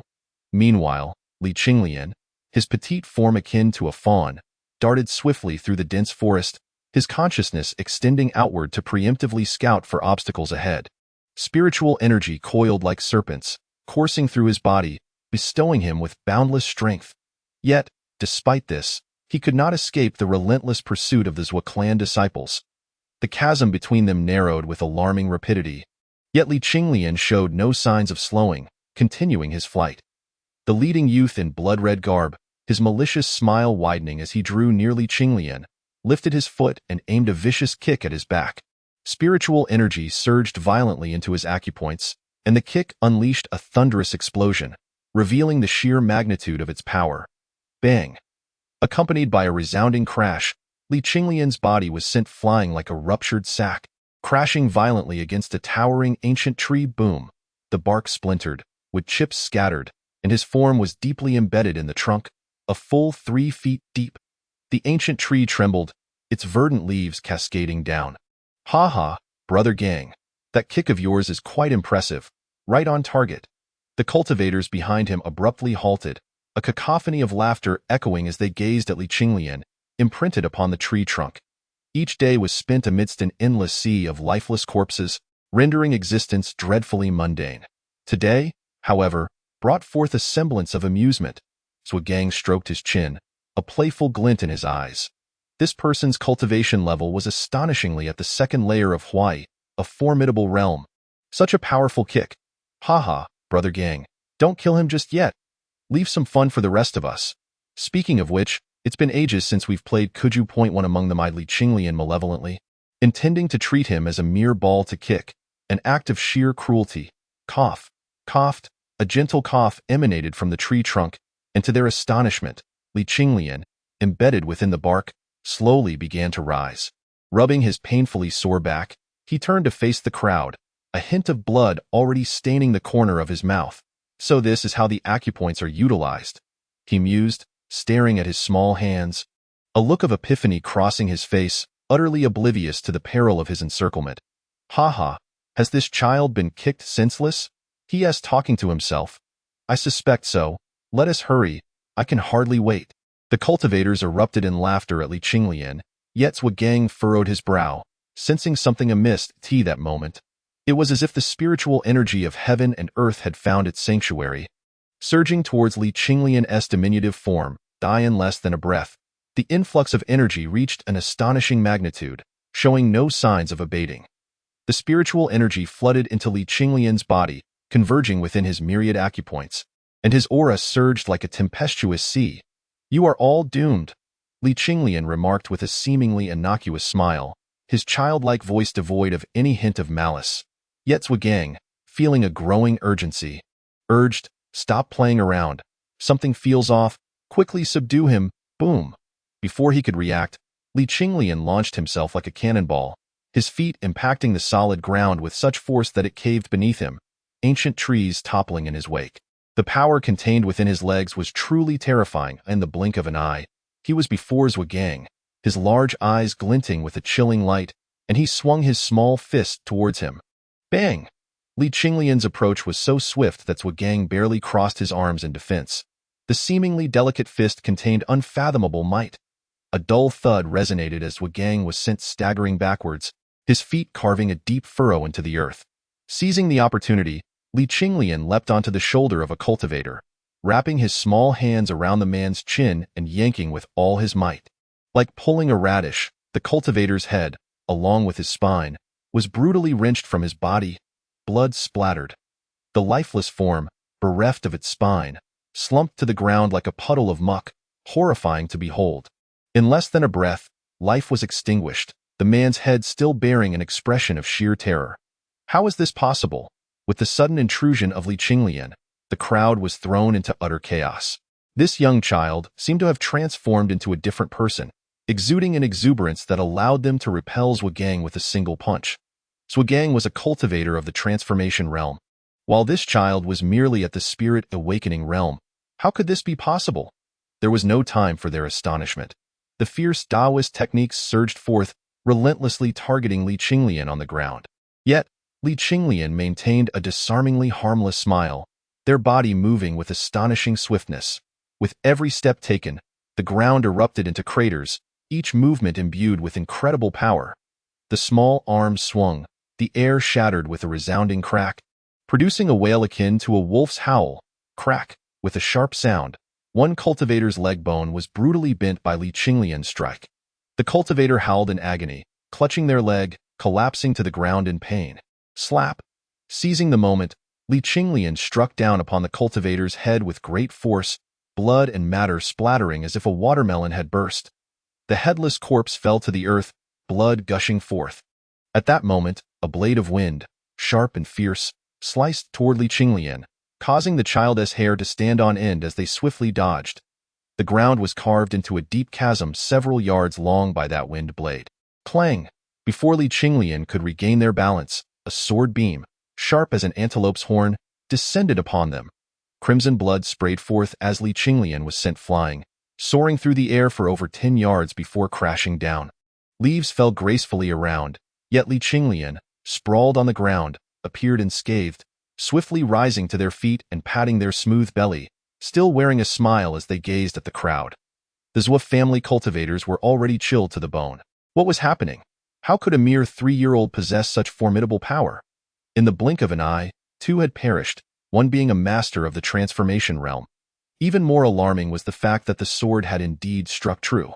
A sword-wielding cultivator stared at Li Qinglian in shock, their long sword shimmering with 24 flickering talismanic patterns, a clear indication of a 24th-grade artifact. Yet, on Li Qinglian's pale abdomen, there was merely a single bloodstain, a superficial wound. It had not affected their strength in the slightest.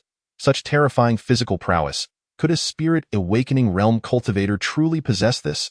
The transformation realm was not so fearsome. Yes, Li Qinglian was indeed that terrifying. The awakening of the major acupoints throughout their body was no mere coincidence. It was an infusion of spiritual energy that enhanced their physical capabilities from all angles. This was precisely their current state. The size of the acupoints and the amount of spiritual energy they could harbor determined the extent of a cultivator's physical enhancement. Typically, cultivators would open 100 acupoints, but due to their limited capacity, the amount of spiritual energy they could contain was modest, leading to only a slight increase in physical strength, which most cultivators regarded as inconsequential. But Li Qinglian was different. Their acupoints had been forcefully opened by the essence of the Qinglian soul. Each acupoint was as vast as rivers and lakes, capable of harboring an astonishing amount of spiritual energy. Consequently, their physical strength had been remarkably enhanced, reaching the level of iron-like resilience and boundless strength. Moreover, the acupoints harbor spiritual essence, which gradually fortifies the body's strength. The spiritual energy emanates from the acupoints into the limbs and bones, naturally enhancing the robustness of the flesh, bones, and internal organs. Thus, as Li Qinglian channels spiritual energy into his acupoints, his physical strength alone rivals that of an ordinary qi transformation practitioner, not to mention the terrifying power he possesses, and this is far from his limit. Thus, this group is in for a misfortune. Chapter 16. Confronting the heart of soul snatching without fear. Boom. Accompanied by a deafening explosion, Li Qinglian executed a kick that cleaved a colossal tree, thick enough for 3 men to embrace. In half, the fearsome force contained within even shattered the air, generating a wave of white mist. Under the astonished gazes of the crowd, Li Qinglian extended his slender arm to wrap around the trunk. Exerting tremendous strength, with a resounding crack, his seemingly delicate arm plunged deeply into the tree bark. He then effortlessly lifted the massive trunk, laying it horizontally beside him, branches snapping and leaves scattering, while nearly half of his calves sank into the earth. "Come, quickly! I have matters to attend to," Li Qinglian commanded the crowd, clutching the enormous tree, his expression calm and devoid of any sign of strain. "By heavens, this is truly bizarre."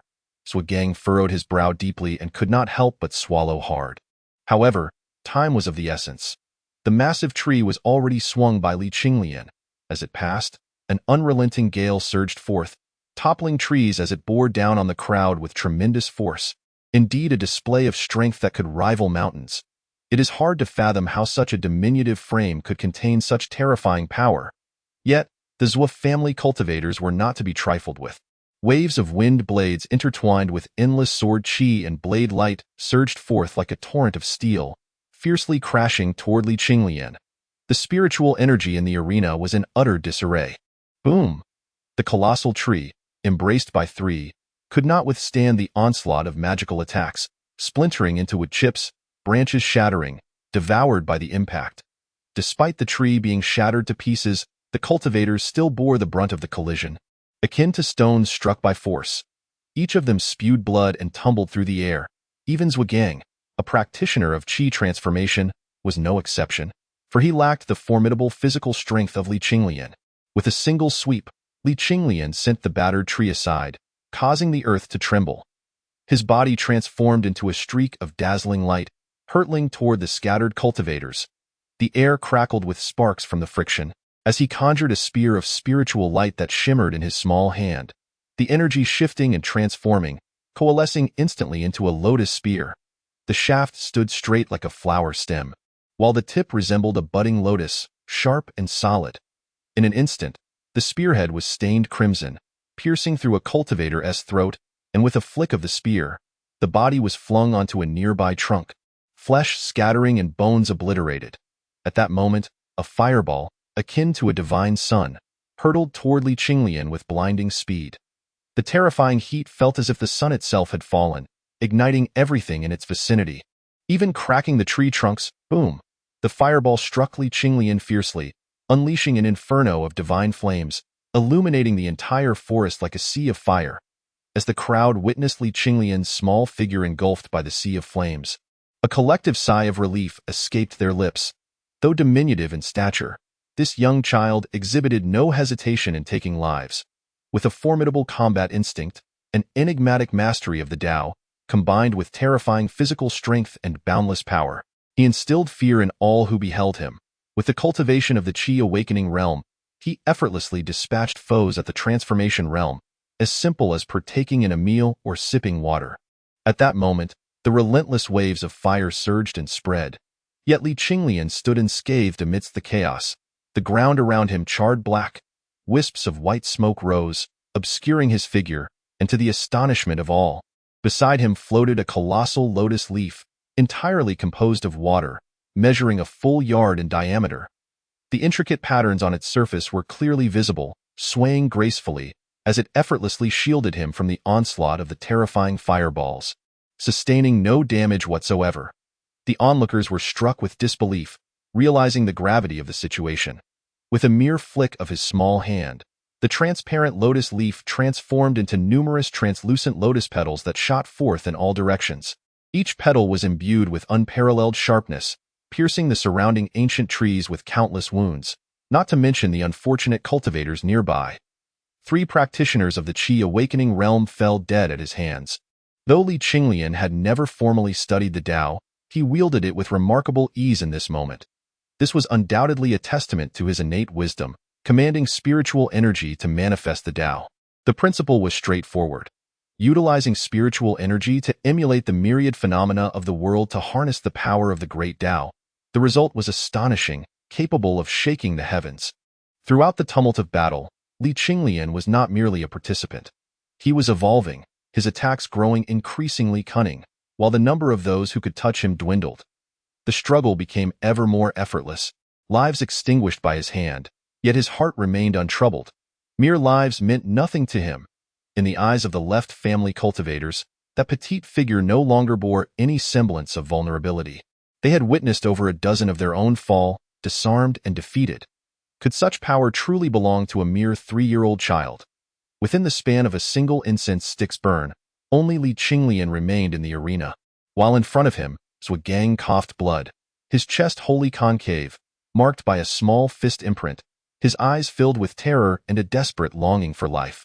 Just as he attempted to utter something, Li Qinglian denied him the opportunity, delivering a decisive kick to his temple, splattering red and white. He had no time for this man's ramblings. What of Qianlong? There was no time to waste. Gazing at the pool of blood surrounding him, Li Qinglian shook his head.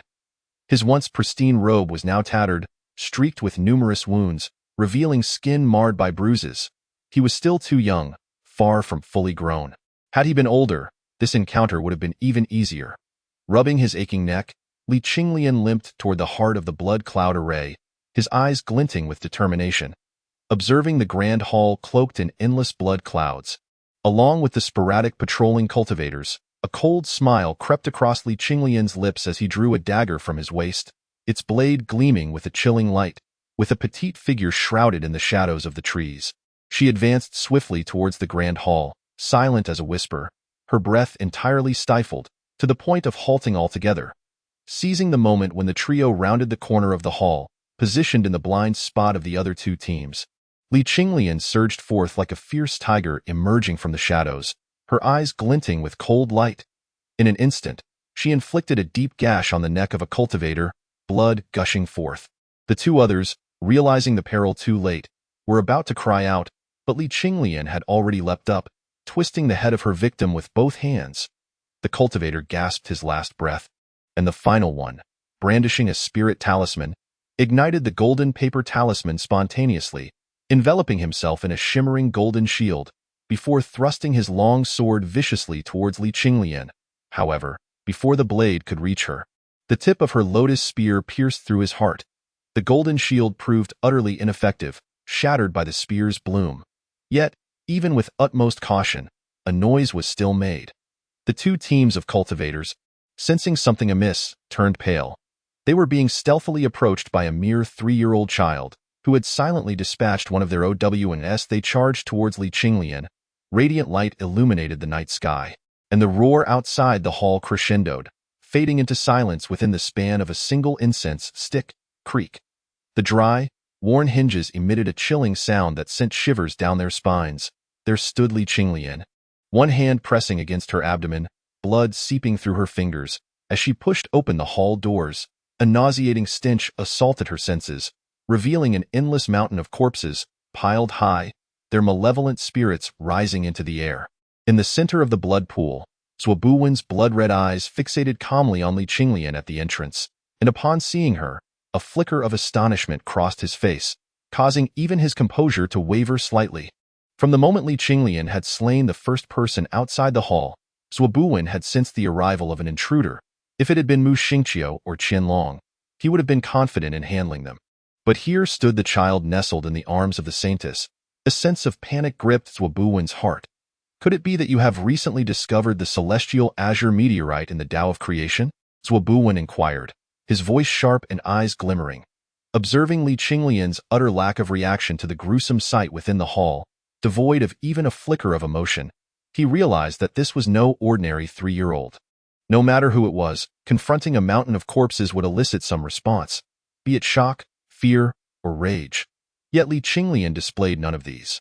Her tranquility was absolute, devoid of any fluctuation.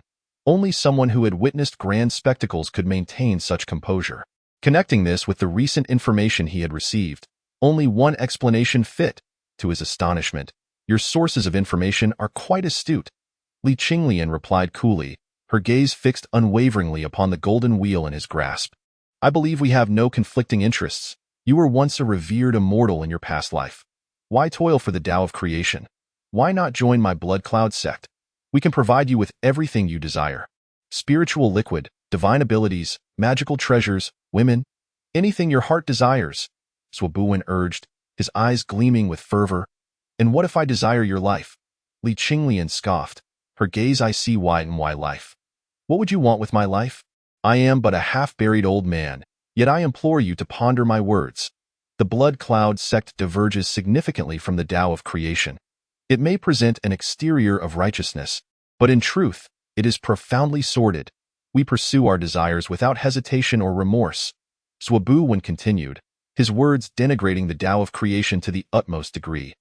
However, the slight smile at the corner of Li Qinglian's mouth gradually widened as he retorted. What if I insist on it? Zuobuwen's previously affable expression suddenly darkened, and he ominously replied, Then there is nothing left to discuss. Li Qinglian countered with a chuckle. You have certainly prolonged this enough. Have you not yet concluded? It seems you are quite confident in your own abilities. Zuobuwen, having been unmasked by Li Qinglian, wore a grim visage, yet the trace of a smile lingered stubbornly upon his lips. A celestial being, no matter how powerful, is merely strong in soul. Yet I, at this moment, am unafraid of the soul's onslaught. I am curious to see what else you can conjure. Zuobuwen spoke darkly. At that moment, the figure seated immobile within the blood pool began to rise slowly, as the sanguine liquid surged into his body with fervor. In the blink of an eye, the blood pool had completely dried up. An overwhelming aura erupted from his form, and behind him loomed a spectral blood deity, towering above, with one foot upon the earth and the other upon an endless sea of blood, frantically striking the void. The surging soul power resembled a tempestuous ocean, crashing in relentless waves, causing the nearby mountain of corpses to collapse, as decaying bodies soared into the air, severed limbs and dismembered parts scattered everywhere. He had transcended the Tao's archive and entered the realm of soul-snatching. Chapter 17. Panga's axe opens the heavens in the face of Zuobuwen's explosive might. Li Qinglian appeared as a resilient rock amidst a raging tempest, remaining unperturbed by the howling winds and torrential rains. The flying remnants of flesh and limb were all shielded by the lotus leaves before him, his expression unchanged as he proclaimed, Even if you do seize souls, what of it? The outcome remains the same. Hand over your golden wheel, and I shall spare a trace of bloodline for your Zhuo family. Upon hearing this, Zuobuwen erupted into boisterous laughter, declaring, Soul and fate are futile. I shall seize the soul regardless. What do you possess to slay me? I shall enhance my 7 souls with your life force. Heaven bears witness. Gazing upon Li Qinglian, his eyes brimmed with avarice, for within the celestial soul lay infinite principles, perfect for nurturing souls. A truly precious boon. Yet he remained oblivious that Li Qinglian's life force had long since shattered. Otherwise, would he be so fervent? Suddenly, the blood deity behind him let out a ferocious roar, causing the void to tremble as if it were mere fabric, revealing a terrifying visage. The endless sea of blood beneath surged upwards, the sturdy walls of the grand hall cracking under the force of its assault. The blood deity transformed, its might escalating exponentially, until the hall could no longer bear the strain and collapsed entirely, enveloped in dust and smoke. A colossal blood-red skull loomed in the void, towering 100 feet high, akin to a godly mountain, with Li Qinglian appearing as a mere speck of dust in comparison. Within the eye sockets of the skull, two blazing flames of blood burned like eternal fire, housing the anguished cries and struggles of countless tormented souls, forever unable to transcend. The blood sea, akin to a crimson ribbon, splattered across the void, and merely gazing upon it evoked a sensation as if one's very spirit might be drawn into its depths, a boundless sense of brutal and merciless slaughter rising from within. As the skull opened its maw in a frenzied howl, the earth's surface lifted in layers, creating a wave of soil that swept across the land, leaving nothing in its wake. Ancient trees shattered instantaneously, their splinters flying through the air. The blood-red skull let out a roar, causing the very heavens and earth to tremble. Li Qinglian's face was distorted by the force of the wind, her white hair swirling wildly behind her. While the lotus leaves were torn to shreds, her expression grave. The might of the blood-red skull enveloped the entire formation. At this moment, Mu Xingqiu wore a serious expression. The skull was overwhelmingly massive, clearly visible even from a distance of over 10 miles. His robe was tattered. A deep gash exposing bone marred his chest, flesh rolling grotesquely. Beneath him, by Mian's Guang had been cleaved in two, the cut as smooth as a mirror. Within 100 feet, chaos reigned, with massive craters dotting the landscape. The notorious blade of Mu Xingqiu lived up to its name, having slain 2 masters of Daozong. The long knife in his hand now bearing deep nicks. Qianlong stood by his side, her delicate face pale, worry etched across her features as she gazed at the blood-red skull. The ancestor of the Zhou family had already seized the soul. The exile was perilous. Her expression serious, she questioned, "What shall we do? Can he handle it?" "I do not know, but Qinglian, as a celestial exile, should possess some understanding. Otherwise, she would not dare to charge into the blood cloud formation. Let us proceed and observe." Mu Xingqiu spoke in a low voice. With that, the blood light enveloped Qianlong, propelling them towards the formidable skull, its terrifying power palpable even at such a distance. At that moment, Zhuobu stood atop the skull, gazing down at Li Qinglian, who appeared as insignificant as an ant, his expression grotesque as he coldly declared, "Let your celestial soul be the nourishment for my blood god." With that, the colossal skull, exuding boundless power, opened its maw, emitting a chilling cackle as it lunged at Li Qinglian. Her eyes were filled with crimson light as she softly murmured, "Today, what use is it if you are a celestial being?" There was not a trace of fear in her gaze. Her small hand brushed against the blood-soaked tears on her cheek, her heart tightening as she whispered, "Brother, please assist me one last time today. Qinglian has departed, never to return. Only I, Li Qinglian, remain. This journey shall be one of transcending the heavens, regardless of life or death." As her words surged with battle intent, it was as if a fierce flame blazed within her, and in her eyes, the blood-red skull faded, replaced by the azure sky.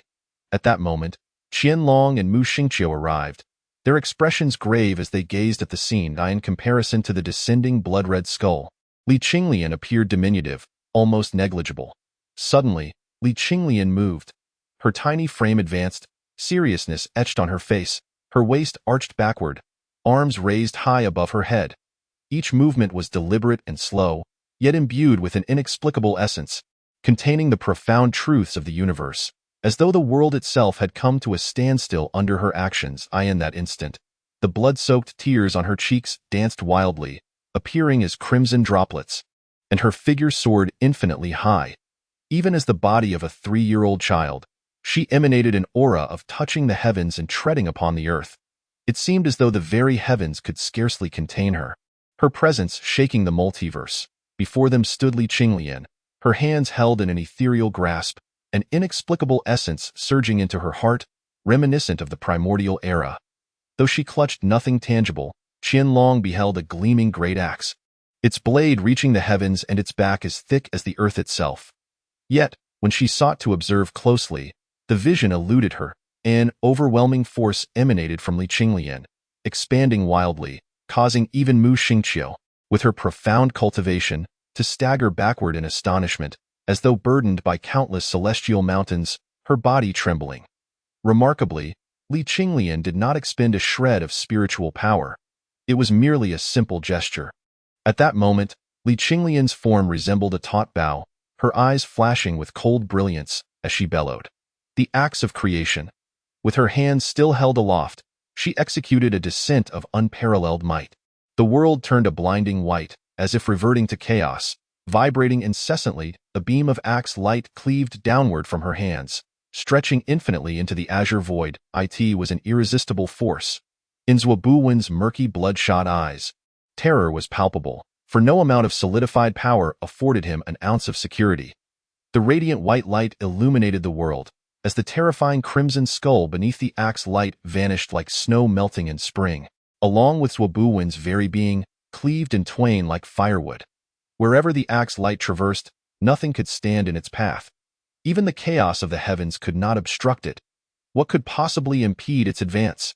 The blood cloud formation was shattered. The green mountains crumbled, the earth sank, and rivers ran dry. With a single stroke, 100 miles fell into oblivion. In the aftermath of the blinding light, the world trembled.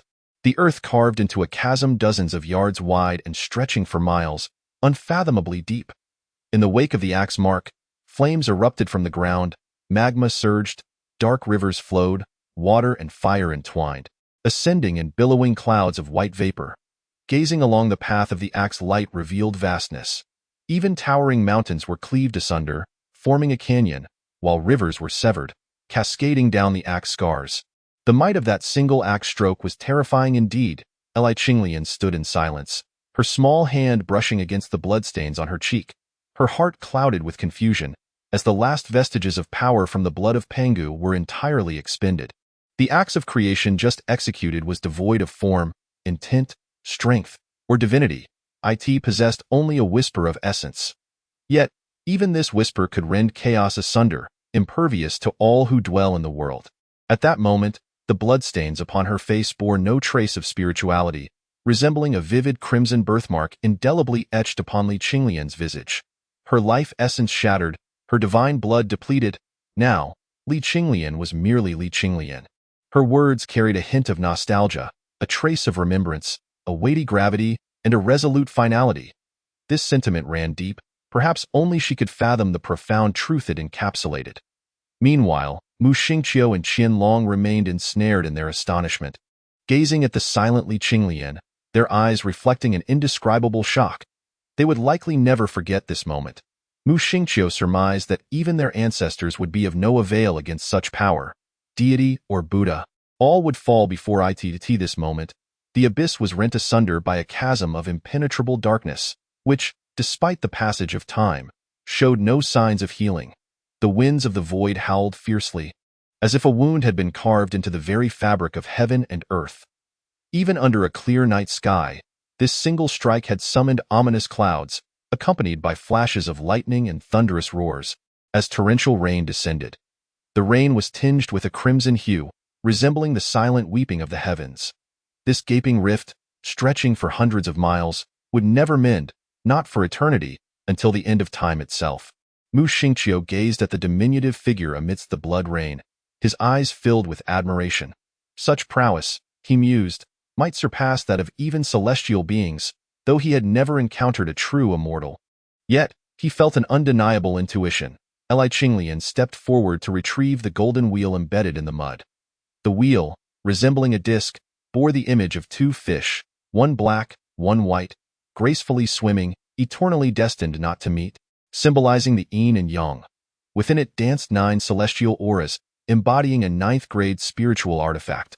All this effort was expended simply to find you, Li Qinglian remarked with a wry smile, shaking his head. With a deft motion, he stowed it away in his spiritual void and turned to Qianlong, speaking softly, "Let us return to Lingdao City. It is time to address the matters concerning the Zhou family."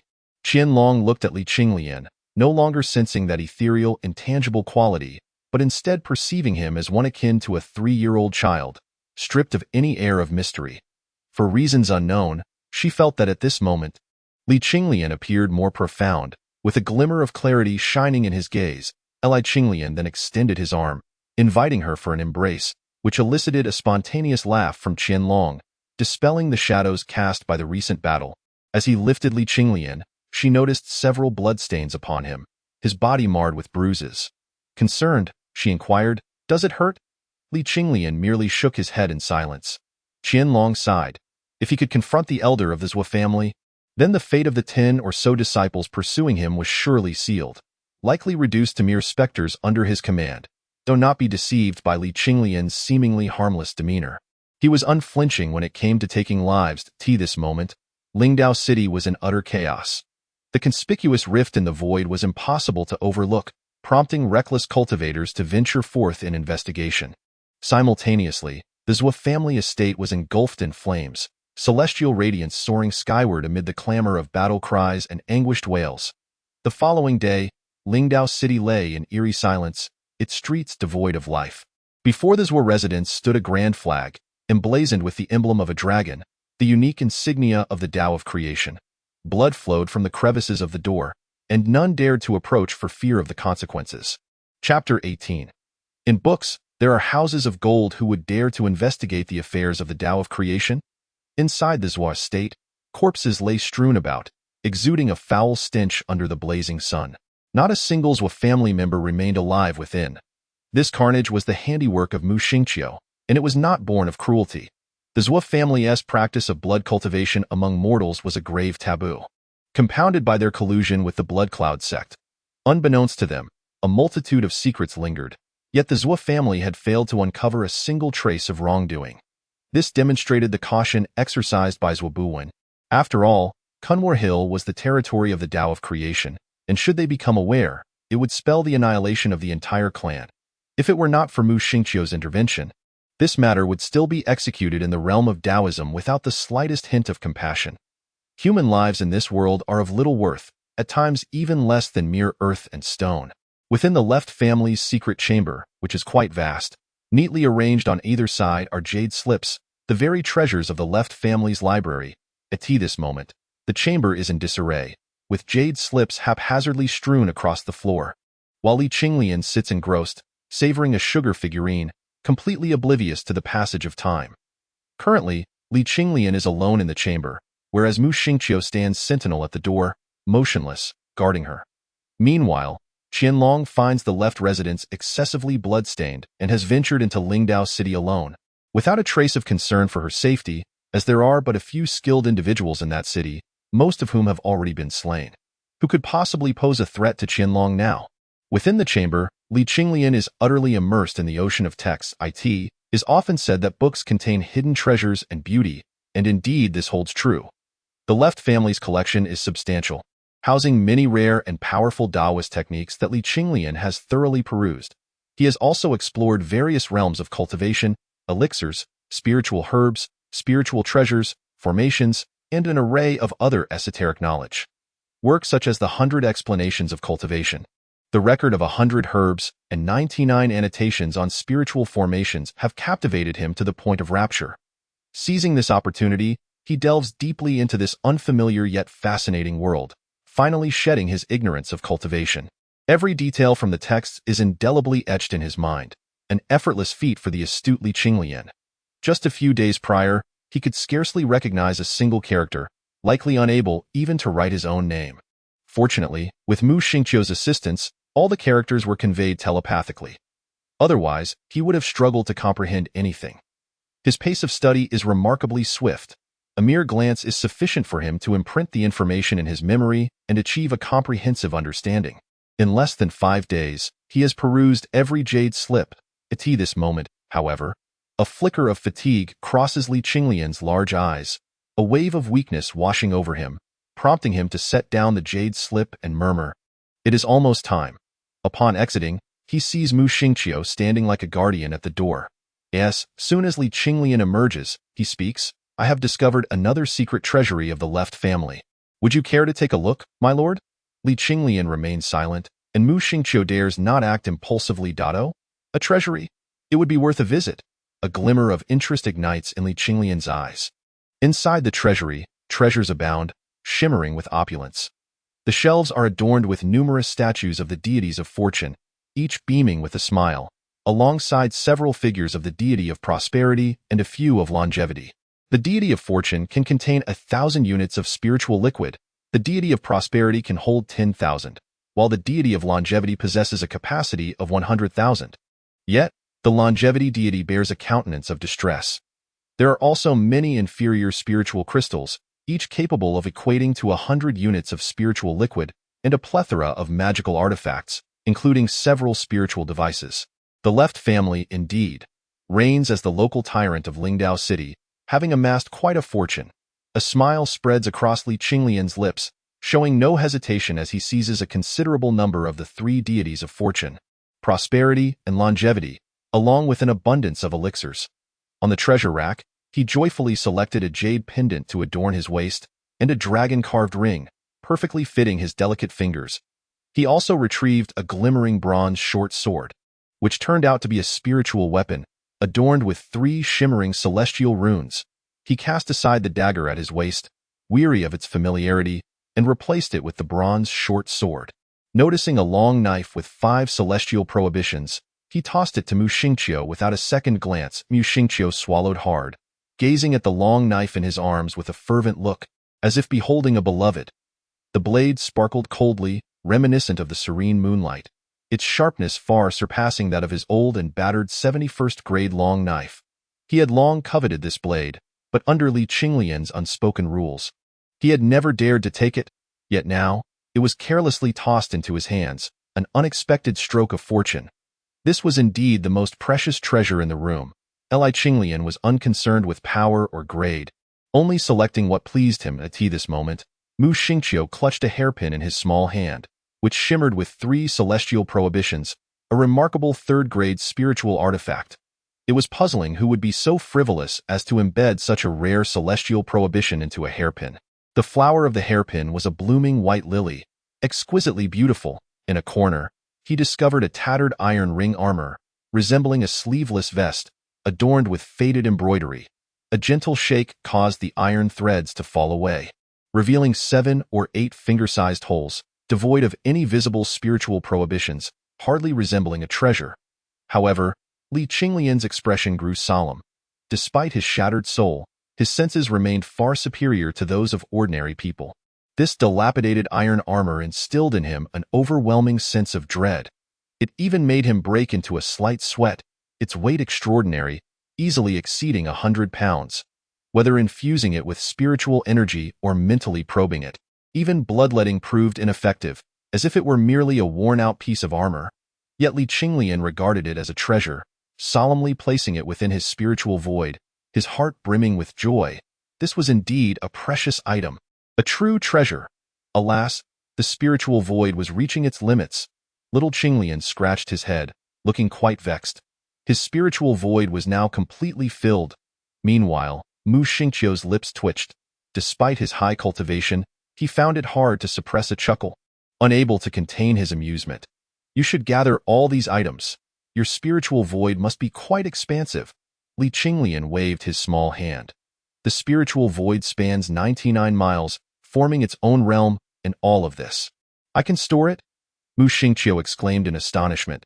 Li Qinglian nodded, prompting Mu Xingqiu to lick his lips, thinking to himself that this trip had not been in vain. With a grand gesture, the treasure chamber was left barren, the gray-white stone walls standing alone. Even the jade stone floor had vanished, leaving a truly desolate scene. And why heavens, what is there to take from this floor? Li Qinglian marveled at the shocking sight before him. Now, even the jade stone beneath his feet had been claimed. You gather treasures, but why strip the ground? Li Qinglian inquired, causing Mu Xingqiu to flush slightly, rendered speechless. Despite his high cultivation, he was, in truth, quite impoverished, with pockets cleaner than his face. At his level, the daily demand for spiritual liquid was astonishing. His impoverished state is undoubtedly a result of his cultivation. Even Li Qinglian has yet to reach his level of understanding and is oblivious to the associated suffering. However, what does this have to do with digging in the ground? Can your jade stone slabs absorb spiritual energy? Enough of this, Qianlong, you need not share with her. As a saintess of the Tao, she is not lacking in such matters, Li Qinglian instructed. After speaking, he exited the secret chamber, while Mu Xingqiu nodded in acknowledgement. Seeing Li Qinglian leave, he too stored the last piece of jade slab into the lingxiu, a look of contentment gracing his features. Silently attuning to his physical condition, Li Qinglian sighed and murmured, It is time to depart from Lingdao City. He cannot remain without a soul forever. Otherwise, should the 7 souls scatter, it would greatly hinder his future cultivation. Yet, there is a lingering unease about reconstructing within Lingdao City. Qinglian resolved to venture into the great wilderness for his rejuvenation. After all, human hearts are far more complex than the hearts of beasts. The two stepped out of the Zhuo residence, retrieved the creation banner, and set off to find Qianlong. Meanwhile, Lingdao City was devoid of its master. Yet there was little cause for concern. After a protracted struggle and conflict, another force would inevitably rise to replace the Zhuo family. The Tao of creation need only await the arrival of the new power for notification. In the distance, a figure clad in white caught their eye. At that moment, Qianlong's demeanor appeared somewhat askew. Surrounding her were numerous onlookers, each pointing and whispering about Qianlong. She shrank her delicate shoulders, her beautiful eyes glistening with tears, wearing an expression of profound grievance, attempting to speak only to be interrupted repeatedly. Opposite Qianlong stood a young man embracing an extremely alluring woman, her figure exquisite, adorned with heavy makeup, exuding an enchanting allure. He looked down upon Qianlong with an air of arrogance, his eyes brimming with derision, while the young man in resplendent attire gesticulated wildly, spewing insults at her. Behind him was a small stall. Even without glancing, one could surmise the situation. Yu Xingqiu's countenance darkened. Just as he intended to step forward, he noticed the coldness that enveloped Li Qinglian's expression, as if imbued with an endless frost, causing the temperature of the air to plummet. The petite figure began to stride purposefully, ultimately transforming into a fleeting specter, stirring up a tempestuous wind that lifted the skirts of the maidens on the street, who hurriedly shielded themselves, exclaiming in dismay. Li Qinglian shot forth like a bolt from a crossbow, fiercely charging into the fray, delivering a kick aimed directly at the young man's dantian. Bang! Accompanied by a resounding thud. The young man had no time to react. Before he could utter a word, his body was sent flying like a ragdoll, crashing into several others. Blood erupted from his mouth, his dantian shattered by the strike. His spirit deflated, and as his eyes rolled back, he succumbed to unconsciousness. You. The enchanting woman stared in shock at the diminutive Li Qinglian, rendered speechless by her fury. Who could have anticipated that Li Qinglian would attack so suddenly, especially in the form of such a small child? Without a moment's hesitation, Li Qinglian delivered another slap. Though her palm did not make contact, the force of the wind sent the woman's face reeling as if it were that of a pig's head. Collapsing to the ground, frothing at the mouth, utterly devoid of her previous allure. The onlookers were taken aback, utterly astonished, as an unexpected 3-year-old child emerged from the crowd, launching a fierce assault on 2 individuals with an unrestrained vigor. Li Qinglian let out a cold snort, grasping the still-dazed Qianlong by the hand, her small fingers clutching the slightly perspiring palm of Qianlong. Without uttering a single word, "Aren't you going to inquire about the details of the matter?" Qianlong asked softly, her eyes glistening with unshed tears, her voice carrying a unique tremor typical of a young girl. "I have no need to know." Li Qinglian replied succinctly. Indeed, he had no desire to delve into the intricacies of the situation. Bullying Qianlong was simply wrong. The act of striking was sufficient, so uncomplicated. Was there truly a need to know so much? No, there was not. Chapter 19. Shedding the false self to forge the true self. Upon hearing this, Qianlong's heart fluttered, for Li Qinglian operated by his own set of principles, standing apart from the crowd. Some matters did not require the intricacies of detail. From the moment that young cultivator had bullied Qianlong, it was, in Li Qinglian's eyes, inherently wrong, and the outcome was thus predetermined. Was there a necessity for superfluous actions?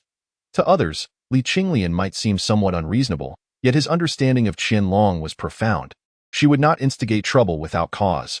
Moreover, even if Qianlong were at fault, what of it? In this world, strength reigns supreme. The might of the fist equates to justice, to truth. As Qianlong gazed at the diminutive figure leading her away, an indescribable warmth blossomed in her heart, the glimmer of tears at the corners of her eyes fading away as she broke into a smile. Meanwhile, Mu Xingqiu stood nearby, his lips twitching in response to Li Qinglian's rather direct approach to resolving matters. Outside Lingdao City, the trio paused before the great wilderness. Before them lay an expanse of verdant greenery and the undulating, majestic mountains. Li Qinglian peered into the distance, where a gaping rift in the void stretched for miles. its presence unmistakable. Numerous divine lights surged skyward, resembling a swarm of locusts, as they flitted around the rift, probing. Clearly, the cultivators were quite intrigued by this rift that had appeared overnight. Coupled with the blood rain that had fallen, there was speculation of some primordial treasure emerging, causing them to flock eagerly to the scene. At this moment, a tempest brewed within Lingdao City, as various factions prepared for the contest for the title of City Lord. With the Zhou family annihilated due to their blood-refining practices, a new power was destined to rise in their stead. However, none of this bore any relevance to Li Qinglian, who had orchestrated the current situation. "This is for you," Li Qinglian exclaimed, extending his small hand toward Qianlong, in which he held a gleaming silver hairpin, exuding an enchanting aura at its floral end. An exquisite orchid bloomed, radiating elegance was. In fact, the hairpin he had retrieved from the Zhou family's secret vault, intended as a gift for Qianlong. "For me?" Qianlong accepted the hairpin, her face alight with joy, clearly delighted by this unexpected gesture of thoughtfulness from Li Qinglian. He nodded earnestly in response. Overjoyed, Qianlong adorned herself with the hairpin, a radiant orchid now perched upon her lustrous, ebony tresses, gleaming like the brightest star in the night sky. She adjusted the wisps of hair framing her face, her smile blooming like a flower, her delicate form twirling gracefully, the fragrance of her presence wafting gently as she turned to Li Qinglian with eager anticipation. "Do I look good?" Li Qinglian stroked his chin, nodding in agreement. "It suits you perfectly." His expression was one of utmost sincerity, while Qianlong's beautiful eyes shimmered with warmth. Beside him, Mu Xingqiu smacked his lips, secretly pondering. At such a tender age, he possesses such charm. How formidable will he be when he matures? Upon hearing the sound of Mu Xingqiu's lip-smacking, Li Qinglian abruptly turned her head and shot him a glare, causing Mu Xingqiu to instantly straighten up, his posture as upright as a verdant pine. "Very well, I must find a place to reconstruct my soul." With a deep breath, Li Qinglian rubbed her brow and declared, "I in the boundless wilderness." Lush greenery flourished, and cascading waterfalls flowed with vigor. That night, the stars sparkled brilliantly against a cloudless sky. At the foot of a verdant mountain, tendrils of smoke rose, and a flickering flame stood out starkly against the inky darkness. Yet, no ferocious beasts dared approach, for the subtle yet palpable aura emanating from Mu Xingqiu deterred them from coming near. On the campfire, a skinned crocodile bear was pierced by a long spear. Suspended over the flames, its golden fat dripping and causing the firelight to flicker. The sizzling sound, mingled with the rich aroma of meat, was irresistible. Clad in a flowing white skirt, Qianlong gazed vacantly at the dancing flames. Seated atop a blue stone, her chin resting on her hands, lost in thought. Nearby, a spacious stone cave lay, its entrance blocked by a massive green stone. The previously dark cave now radiated with brilliance, as a sunstone, about the size of a human head, was embedded in the ceiling, emanating radiant sunlight. The cave was exceedingly dry, devoid of any unpleasant odor.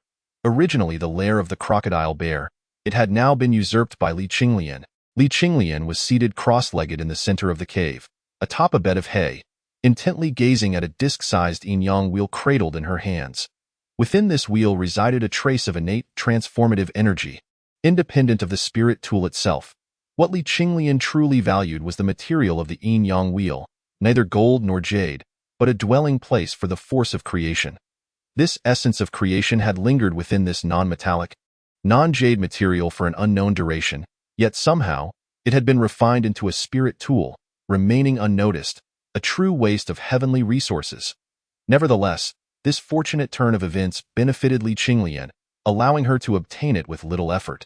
Had it fallen into the hands of a powerful faction, it would have posed significant trouble. With utmost seriousness etched on her face, Li Qinglian gently brushed the golden wheel, and the spiritual light emanating from the yin-yang wheel began to dissipate at a visible pace. As the 9 celestial seals shattered entirely die in the blink of an eye, the yin-yang wheel transformed into a lifeless stone disk, its surface pockmarked, devoid of the previous vibrancy. A 9th-grade spirit energy had thus been squandered. At that moment, a wisp of pure white energy began to creep up her fingertips, delicate as a hair, seemingly on the verge of vanishing with the slightest breeze. This was the innate transformative energy. As the minuscule essence flowed by, the void receded, and a refreshing sensation filled her fingertips. One could perceive that within that slender wisp of white energy, myriad worlds were birthed. With this breath of energy, it seemed as though infinite possibilities unfurled. Such was the essence of creation. One could observe the delicate, hair-like essence of creation dancing joyfully around the petite figure of Li Qinglian, exuberantly flitting about, imbued with an unwavering attachment, reminiscent of a child returning to the embrace of their mother. Gazing at the manifestation of this creation force, which seemed eager to capture his attention, a faint smile involuntarily graced Li Qinglian's lips as he shook his head and waved toward the ethereal energy. Like a fledgling returning to its nest, the essence surged into his brow. Li Qinglian's countenance then grew solemn as he closed his eyes, drawing his consciousness entirely within. Within his body, every pore radiated an unparalleled luminescence, akin to radiant suns, with an endless stream of spiritual energy overflowing from his acupoints, nourishing every fiber of his being and the vast expanse of his spiritual sea, a realm of nothingness unfolded, where wisps of white mist-like consciousness swirled endlessly around a central orb of pure white fog, his innate essence. The force of creation rushed into Li Qinglian's spiritual sea like a school of fish, only to violently explode in that instant. Li Qinglian's body trembled as a profound sense of creation enveloped him, as if he were imbued with infinite potential. With a thunderous roar, the spiritual sea spun wildly from the explosion of the creation force. Tendrils of azure energy converging at a visible rate, remnants of the shattered essence of his life soul, now gathering due to the influence of this creation energy, preparing to be reforged. As he moved, the previously clear night sky abruptly stilled. Even the winds ceased their stirring, as if the world itself had paused in that moment. At this juncture, Mu Xingqiu and Qian Long gazed skyward, yet failed to notice any anomaly, though the sense of dissonance lingered unshakably. Meanwhile, Li Qinglian had reached a pivotal juncture. Creation, when all things are born, how can the life soul escape this domain? The converging azure mist began to take form in his spiritual sea, ultimately transforming into a budding lotus flower. The wave of excruciating pain emanated from the depths of his soul, causing beads of cold sweat to dot Li Qinglian's forehead. His complexion pale as death, yet he showed no signs of halting in the tranquil cavern. Only the sound of heavy breathing and the crisp sound of gritted teeth remained. The flower bud in his spiritual sea, under Li Qinglian's relentless effort, finally began to bloom. Petals unfurled, yet the crimson hue of the past was nowhere to be found. This brief blossoming process endured for a full 3 days, with the sweat pooling beneath him forming a small puddle. Outside, the sun blazed high in the sky, and under the scorching rays, Mu Xingqiu and Qian Long finally recognized the anomaly. Li Qinglian still bore the night sky upon his head. For 3 days, not a single change had occurred.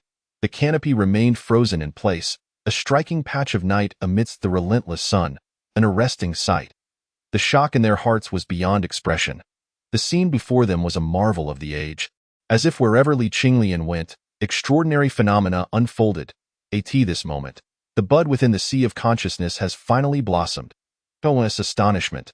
Nestled within the petals is a 3-year-old child, completely unclothed, bearing a striking resemblance to Li Qinglian. Yet the form is exceedingly ethereal. The Qinglian happens to be seated beneath it, resembling a lotus pedestal. Art has indeed leapt forth. Right and wrong are but trivial matters. Li Qinglian remarked with a hint of a liberated smile gracing his lips. Regarding cultivation, he harbors his own philosophies, eschewing a mere step-by-step approach to enhance his prowess. As for his life soul, he chose not to condense the chaotic Qinglian life soul, but rather to forge Li Qinglian's own life soul. His own life soul. He yearns to break free from constraints. Though the chaotic Qinglian life soul may be exponentially stronger than his own, what difference would it make if he were to condense it? The chaotic Qinglian would ultimately remain as such, unable to transcend, destined to reach only the pinnacle of his past life, and still face a dismal demise. If he cannot break free, the outcome is inevitably predetermined. Yet now, he has liberated himself from the chaotic Qinglian life soul, disentangled from the divine blood's influence. He is no longer shackled, and thus, Li Qinglian embraces boundless possibilities. For this fleeting, ethereal potential, he would willingly descend into the netherworld. The cultivation of his past life, the strength of his previous existence, is woefully inadequate. He requires transformation, He seeks transcendence. He must leap beyond, and this step marks the commencement of it all. Sometimes, ordinariness itself can be a form of wisdom, and with sufficient effort, the ordinary shall ultimately become extraordinary. I possess lofty aspirations. My fiery spirit shall remain undefeated. Chapter 20.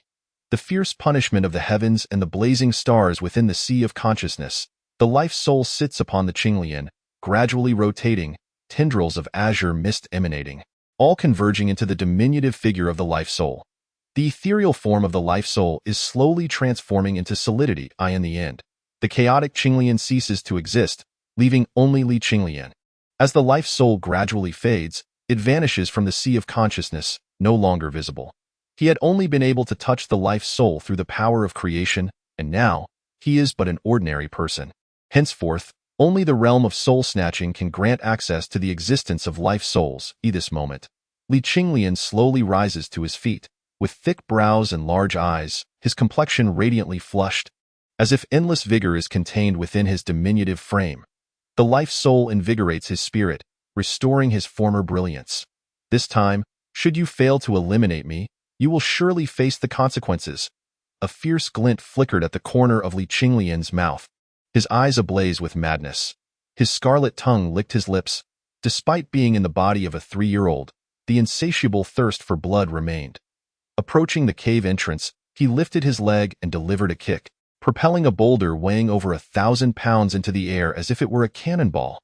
The air shattered explosively, producing a deafening sound, as the massive stone crashed into the forest, toppling great trees and sending flocks of birds into flight. Indeed, it startled Qinglian and the others, who gazed at the flushed Li Qinglian with joy in their hearts. His large eyes were vibrant, brimming with vitality, a clear indication that he had successfully reformed his life soul. However, at this moment, Li Qinglian's demeanor seemed somewhat amiss. His cherubic face bore an unparalleled madness, and his large eyes radiated a fierce aura, truly astonishing to behold. Depart swiftly, to the place where sunlight cascades. Should I not seek you, do not tread upon this ground. Li Qinglian commanded, her words laced with an undeniable authority. At this moment, an aura of spiritual energy surrounded her, surging like a tempestuous sea, visibly vibrant and enveloping her form like a blazing inferno, striking terror into the hearts of onlookers. Qinglian yearned to voice his thoughts, yet he found himself stifled by Li Qinglian's overwhelming presence. He had never witnessed her in such a grave demeanor, not even in the face of formidable adversaries. Meanwhile, Mu Xingqiu wore a grave expression, the eerie atmosphere thickening the air to the point of suffocation, indicating that this time, matters were turning serious. Without further ado, he propelled himself and Qinglian towards the sunlit expanse, devoid of hesitation. Come forth, allow me to witness your prowess. Li Qinglian gazed skyward, her eyes ablaze with combat fervor.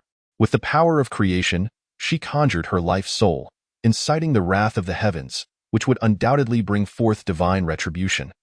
While forming the Qinglian life soul might not have been alarming, after all, it was a manifestation recognized by the Tao. Li Qinglian's creation was uniquely her own. It is essential to understand that life souls are nurtured by the cosmos. Yet, Li Qinglian had forged hers independently. How could such an act not provoke ire?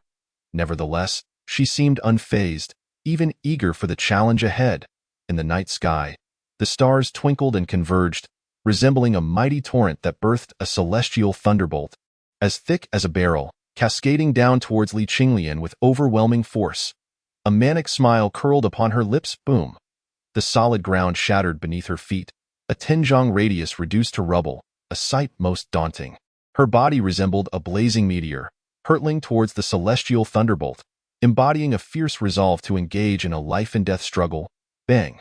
The starlight erupted as the celestial thunderbolt struck Li Qinglian's diminutive form, sending her plummeting to the earth at an even greater velocity. The force was terrifying.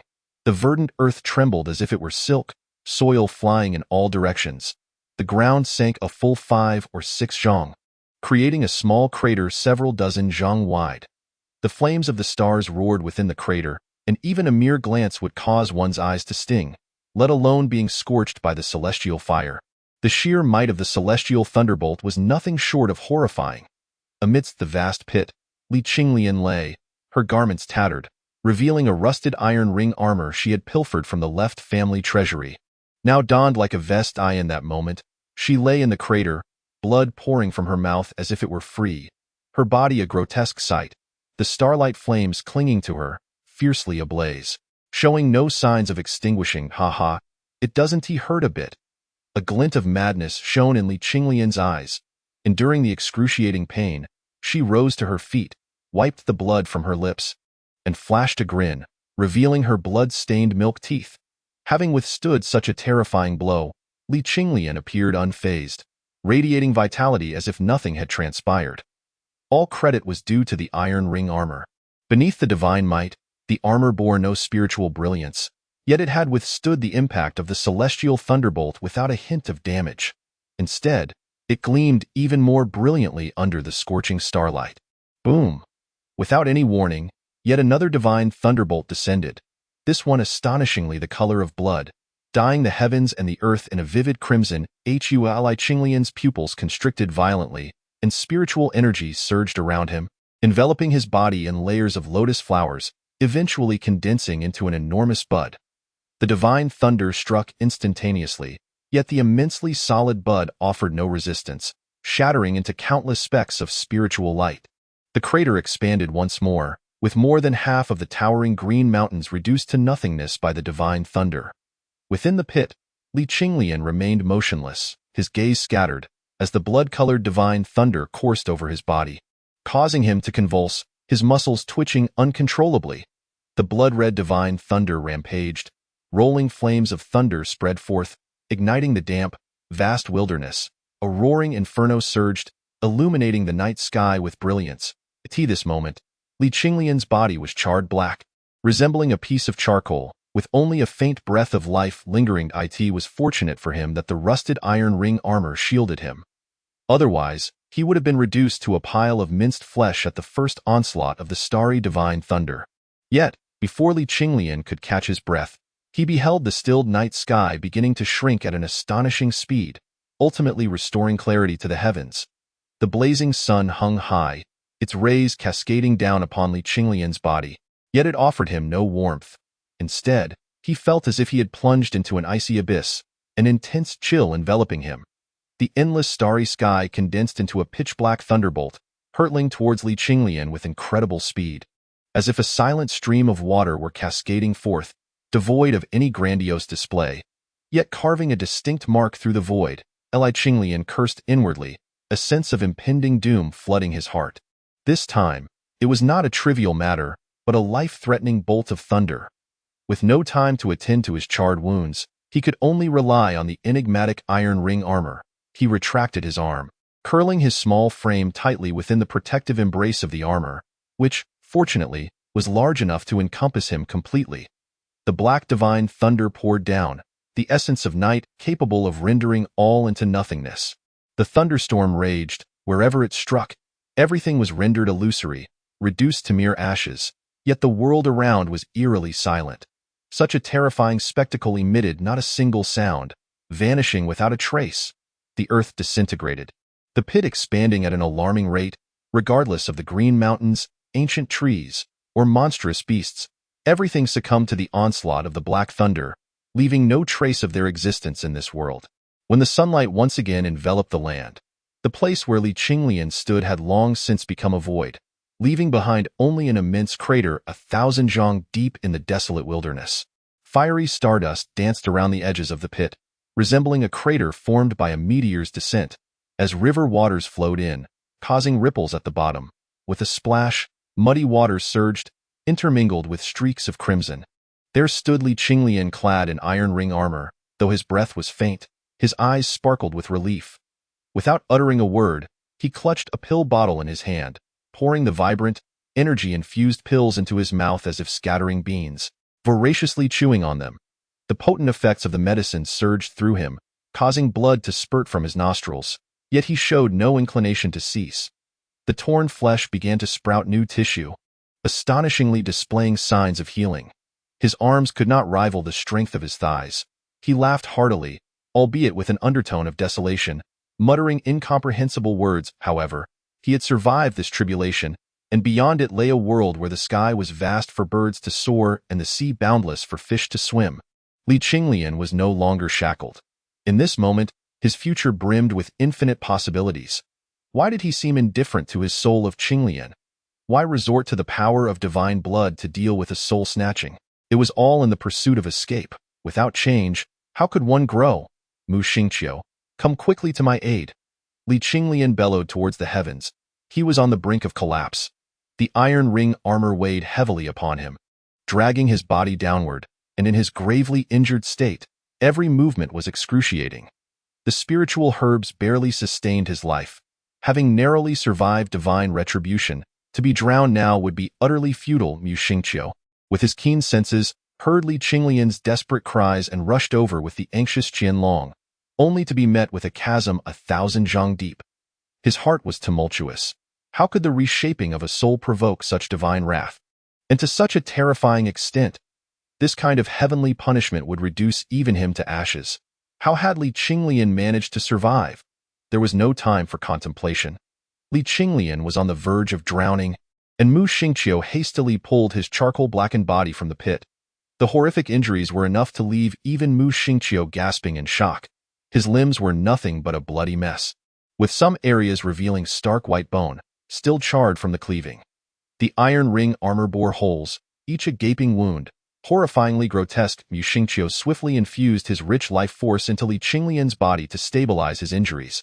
And at last, the flickering flame of life steadied. Beside them, Qianlong's delicate face was etched with anxiety. Her beautiful eyes gazed upon Li Qinglian's scorched form, her hand reaching out, hesitating for fear of causing him pain, tears like pearls cascading down her cheeks. All the suffering in Qianlong's heart was endured for her sake. Had it not been for her rescue, Li Qinglian would not have endured such torment. Yet, she had never considered that had she not risked herself to save him, he would not be here today. Chapter 21. A return to divine grace that astonished all. With his life no longer in peril, a hint of relief graced Li Qinglian's small face as he exhaled deeply. Let us return to Shenshou Peak, he murmured softly. Qianlong nodded vigorously, while Mu Xingqiu remained silent, hastening towards the direction of Shenshou Peak with Li Qinglian and TOW. To avoid exacerbating his injuries, Qianlong carefully bandaged him, her trembling hands applying medicine to his wounds, ultimately wrapping them with white bandages. Li Qinglian was ensconced in layers of gauze, even his eyes covered by Qianlong, resembling a large rice dumpling. Observing her haphazard wrapping technique, he felt an overwhelming sense of despair. They moved slowly along the path, yet Li Qinglian exhibited astonishing recuperative abilities, his bloodied and charred flesh morphing into a hardened shell. As new tissue rapidly flourished, as the black scab fell away, it revealed the delicate, porcelain-like skin beneath, exuding a lustrous sheen reminiscent of fine ceramics. In less than 3 days, he had fully restored to his former self. His complexion rosy and brimming with vitality, his cherubic face charmingly plump. The role played by the myriad spirits within him was self-evident. Although Li Qinglian stood at the pinnacle of the spirit-awakening realm, he had yet to fully grasp this level and thus would not recklessly attempt to break through to the transformation of qi. Along the way, the ominous shadows that had once enveloped him vanished. Li Qinglian and Qianlong reveled in each other's company, traversing the carnivorous flower forest to gather spiritual herbs and venturing into the river to catch azure carp, their joy palpable. Time flew swiftly, and soon the three stood once again before the divine Shou Peak, gazing at the celestial radiance that soared into the heavens, the majestic peak exuding an air of grandeur that reached into the azure abyss. Li Qinglian's petite face bore a hint of nostalgia. Upon his departure, he had been a figure with white hair and a shattered soul, yet upon his return, he had truly become Li Qinglian. As soon as the trio returned to divine Shou Peak, they drew the attention of the crowd, creating a veritable throng. Disciples rushed forth from the peak, their magical artifacts beneath their feet, all curiously casting glances at Li Qinglian. In an instant, the air was thick with celestial light and divine splendor, causing Li Qinglian to feel somewhat out of place, for it had been a full 3 months since he had left the peak. The celestial being is quite fatigued and wishes to rest now, Mu Xingqiu stated expressionlessly. What of the celestial being's soul? Has it been reforged? Indeed, indeed. Have you truly discovered the power of creation? Some audacious disciples inquired with concern. However, Mu Xingqiu did not respond directly. Instead, he glanced at Li Qinglian cradled in Qianlong's arms, and upon seeing him nod, he replied, "The power of creation has indeed been located, allowing for the reformation of the soul. Please do not worry, esteemed disciples." Upon hearing this, more than half of the disciples erupted in cheers, their faces alight with excitement as they gazed at Li Qinglian, astonished that he had truly found that trace of innate power of creation in merely 3 months' time. The jubilant voices belonged primarily to the disciples of the creation lineage, for this matter pertained not only to the reformation of Li Qinglian's soul, but also to the rivalry between the creation and transformation lineages. After all, it was the transformation lineage that had instigated this affair, with the saintess nearly perishing. Naturally, the creation lineage disciples felt a sense of vexation. Thankfully, the celestial being, Qinglian, had not succumbed in the transformation lineage. With the celestial being Chu he exerting pressure on the creation lineage, in a certain regard, Li Qinglian, nestled in Qianlong's embrace, was also intertwined with the creation lineage. Qianlong carried Li Qinglian back to the eastern slope, while Mu Xingqiu soared towards the peak's summit, tasked with reporting back to Qianshan Mu. Upon reaching the eastern slope, the original bamboo cottage had long since vanished, replaced by a vast expanse of lotus flowers. The two made their way to another cave dwelling. The cave was spacious and bright, adorned with a cozy decor, imbued with the faint fragrance of a young maiden. A clear spring flowed through, encircling the entire cave, the melodious sound of the water bringing tranquility to the heart. Evidently another abode of Qianlong. Li Qinglian reclined languidly in a rattan chair, comfortably closing his eyes, while Qianlong watched him in silence. A gentle smile gracing her lips, her delicate fingers caressing the orchid nestled in his hair. Only the sound of the spring flowed through the cave. "Qianlong, tell me about the matters between your sects," Li Qinglian remarked softly. Upon hearing this, Qianlong's beautiful eyes sparkled with a hint of excitement as she hurriedly exclaimed, "Do you wish to join my Tao of creation?" The exhilaration in her voice was unmistakable. For the Tao of creation had endured a most wretched existence over the past 3 years, unoppressed by the exiled immortal. "Since you are here, where else could I possibly go?"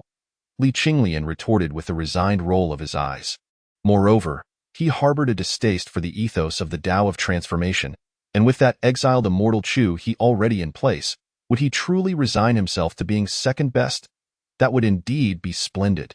"With your presence, our Tao of creation shall reclaim all that has been unjustly taken." Qianlong clenched her delicate fist, radiating determination. Li Qinglian inquired, "Pray tell me, what transpired?" Qianlong nodded and began. "Our Tao of creation and the Tao of transformation are fundamentally at odds. One champions creation, while the other specializes in transformation, thus naturally dividing into 2 factions. Originally, both sects thrived in parallel, but everything changed when the thunderfall occurred." "Thunderfall?" Li Qinglian furrowed his brow in confusion. The thunderfall refers to the exiled immortal Chu He. While Qingyuan represents you. 3 years ago, the radiant light of the celestial tree burst forth, illuminating the entire realm of Guang. The skies turned a deep crimson, and 9 meteors fell from the heavens, each imbued with celestial souls. They are known to the world as the celestial falling stars. Qianlong spoke softly. Li Qinglian appeared contemplative. The immortals were said to be eternal and indestructible. How could there be a mass reincarnation? He himself was even more perplexed, as by the time he regained consciousness, he had already taken his first breath. He was utterly oblivious to all that had transpired. What could he have done? Merely an exiled immortal. Surely he could not have stifled the breath of the Tao of creation? Li Qinglian mused with a frown. Qianlong replied, "This brings us to the topic of resource allocation within our Tao of creation. Resources are distributed based on the strength of disciples from both factions and various records. Thus, disciples strive diligently to cultivate, seeking to secure more resources for themselves and their sect." "Records?" Li Qinglian inquired with a furrowed brow. Qianlong explained, "Records are akin to achieving the spirit awakening realm, possessing a strength that surpasses all in the sect's history, allowing one to be inscribed on the tablet of heavenly caves.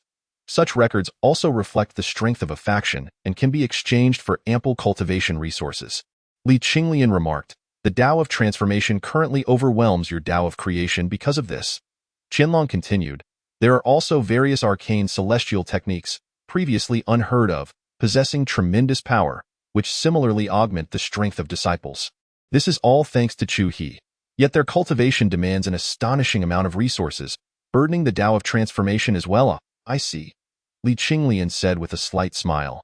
This exiled immortal Chu He, in his former life, was indeed formidable, cunningly intertwining himself with the Tao of transformation, enticing them with celestial techniques and resources to bolster his own cultivation. Recognizing Li Qinglian's arrival as a threat to his position, he sought to eliminate him. Two tigers cannot coexist on the same mountain, he thought, and neither could Li Qinglian in their struggle. One would surely be harmed. Yet, since Li Qinglian had resolved to cultivate within the Tao of creation, he must contend for what was rightfully his. After all, where else could he acquire such vast resources for cultivation? Relying solely on one's own strength was insufficient. He needed to act swiftly. Time waits for no one, and thus, only by harnessing the power of the Tao of creation can one ascend effortlessly to great heights. At the very least, he need not worry about resources. Yet he requires his own foundation. What can he fight with, having nothing? At that moment, however, Qianlong's expression shifted, and he whispered, "My father has arrived." Li Qinglian responded with a smile. "Let him in. There are matters we must discuss." As the cave doors swung wide open, a man burst into the dwelling like a whirlwind, immediately catching sight of Li Qinglian reclining in a rattan chair, her complexion radiant. The newcomer was none other than Qian Shanmumu. Clad in a pale golden robe, he stood an impressive 9 feet tall, his stature as solid as an ancient mountain. His features were sharply defined, with thick brows and large eyes exuding an inherent authority that commanded respect without a hint of anger. His rugged appearance was striking, leaving one to wonder how he could possibly have fathered such a petite and charming daughter as Qianlong. Were it not for Qianlong's reference to him as father, Li Qinglian might have found it hard to believe. "Immortal sir, have you truly discovered the power of creation?" Qian Shanmumu exclaimed in astonishment. Li Qinglian's current demeanor was unmistakably that of someone who had mastered the essence of life and spirit, devoid of any signs of waning vitality. "Did you not already know?" Li Qinglian replied, a mysterious smile gracing her lips. She had naturally heard everything from Mu Xingqiu, yet without witnessing it firsthand, belief was elusive, given the extraordinary nature of the events. Whether it was the celestial axe cleaving a fissure spanning 100 miles or divine thunder striking from the heavens, creating a chasm 1,000 feet deep, everything was simply beyond comprehension. "Can you truly sense the innate power of creation?" Qian Shanmumu asked, his expression grave. The only conceivable explanation for this was the extraordinary rarity and value of the innate power of creation, of which Qian Shanmumu was acutely aware. For Li Qinglian to have found it in less than 3 months, with a clear target aimed straight at Lingdao City, was something he found hard to believe. What are the odds of such serendipity? Should Li Qinglian genuinely be able to perceive the innate energy of creation, it would indeed be remarkable, with profound implications for the entire Tao of creation. The innate energy of creation, a divine essence born before the opening of the heavens, holds the power to shape all existence. Even a trace of it could elevate Qian Shanmumu to the next realm. What realm is he currently in? The effects of the energy of creation are nothing short of miraculous, closely tied to the doctrines of the Tao of creation, which emphasizes the mastery of creation itself. "Since you already possess the answer in your heart, why then do you ask me?" Li Qinglian remarked, her smile enigmatic. Qian Shanmumu, now even more convinced of his suspicions, gazed at Li Qinglian, his eyes shimmering with excitement. Li Qinglian's current worth was immeasurable for the Tao of creation. "I implore you, immortal Qinglian, to join our lineage of creation. We will wholeheartedly assist you in reshaping your immortal form," Qian Shanmumu declared, his expression solemn as he bowed deeply. Chapter 22. The spirit liquid forms a lake, astonishing the world. Pft. Ha ha ha. Li Qinglian could no longer contain her laughter, bursting into hearty guffaws. Qianlong, her face flushed with mirth, urged, "Father, please get up." Qinglian already agreed. Qian Shanmumu paused, a flicker of confusion crossing his eyes. "Agreed? Agreed to what? The Azure Lotus exile. Do you mean to enter the lineage of my creation?" While I comprehend the intentions of Li Qinglian, I still feel uneasy without a word from Qian Shanmu amidst the twilight of 1,000 mountains. Li Qinglian smiled gently and nodded, prompting Qian Shanmu to finally breathe a sigh of relief. "If the Azure Lotus exile has any requests, please do not hesitate to articulate them. The lineage of my creation will undoubtedly provide unwavering support for what is within our capability." Qian Shanmu laughed heartily, thumping his chest with a bold declaration. Li Qinglian then stated, "In that case, I will not be modest. Please prepare a pool of spiritual liquid for me, as I shall require it in due time." Qian Shanmu, stiffening his neck in anticipation of being bled dry, was momentarily taken aback by Li Qinglian's request and countered, "Do you not desire the treasures of heaven and earth?" Li Qinglian furrowed his brow in confusion. "What need have I for the treasures of heaven and earth?" Qian Shanmu swallowed hard. "Yet, the exile of the Chu River seeks the primordial ancestral thunderous essence, along with thunder formations and celestial thunder herbs. Do you truly only desire the spiritual liquid? What use would I have for those? The spiritual liquid suffices, although the quantity might be somewhat excessive." Li Qinglian shook his head in response. "Ha ha ha, do not mention a mere pool. Even an entire lake I shall procure for you," Qian Shanmu vowed, pounding his chest in assurance. He secretly mused that this was indeed a tremendous gain. Initially fearing that supporting an exile would require significant expenditure, who would have thought that Li Qinglian desired nothing but spiritual liquid? "There is one more matter. I wonder if you could accommodate it." Li Qinglian's brow furrowed slightly, his tone imbued with hesitation. Qian Shanmu inquired, "What is it?" "Speak freely," Li Qinglian continued. "I wish to visit the scripture pavilion of your creation Taoist sect." Qian Shanmu frowned slightly. "That may prove somewhat challenging. The scripture pavilion of our creation Taoist sect has always been a place of taboos. Even our own disciples require the accompaniment of elders and a substantial contribution value to enter. However, since you have expressed this desire, I shall endeavor to make arrangements. As the chief of my lineage, I still possess a degree of influence. Then I shall trouble you. As for the resources of the creation lineage, I will still assist in reclaiming what should be taken back." A cold smile crept upon Li Qinglian's lips. "With your assurance, I feel at ease." Qian Shanmu chuckled, now feeling a sense of confidence. He undertook all of this solely for Li Qinglian's affirmation.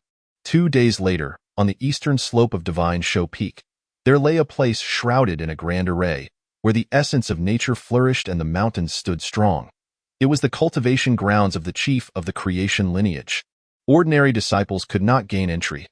At this moment, beneath 2 rugged peaks, there was a deep pool with a waterfall cascading down the mountain wall into the depths below. On either side of the pool, an abundance of celestial herbs thrived, and the refreshing breeze filled the air with an enticing aroma. Upon closer inspection, what appeared to be water in the deep pool was, in fact, pure spiritual liquid, abundant enough to fill the entire basin, its viscous, pure white form exuding vibrant spiritual energy, forming ethereal clouds in the air, a sight to behold. The cascade descending from the mountain wall was not mere water but a waterfall of spiritual liquid. Such a lavish method of cultivation could only be afforded by a dominant power. As for the origin of the spiritual liquid, these great sects directly establish gathering arrays in locations rich in spiritual energy, ceaselessly collecting the ethereal essence dispersed in the air, which upon reaching a certain concentration, liquefies into spiritual liquid. Thus, it is only through such lavish cultivation that one can attain such heights. However, not everyone can afford this luxury.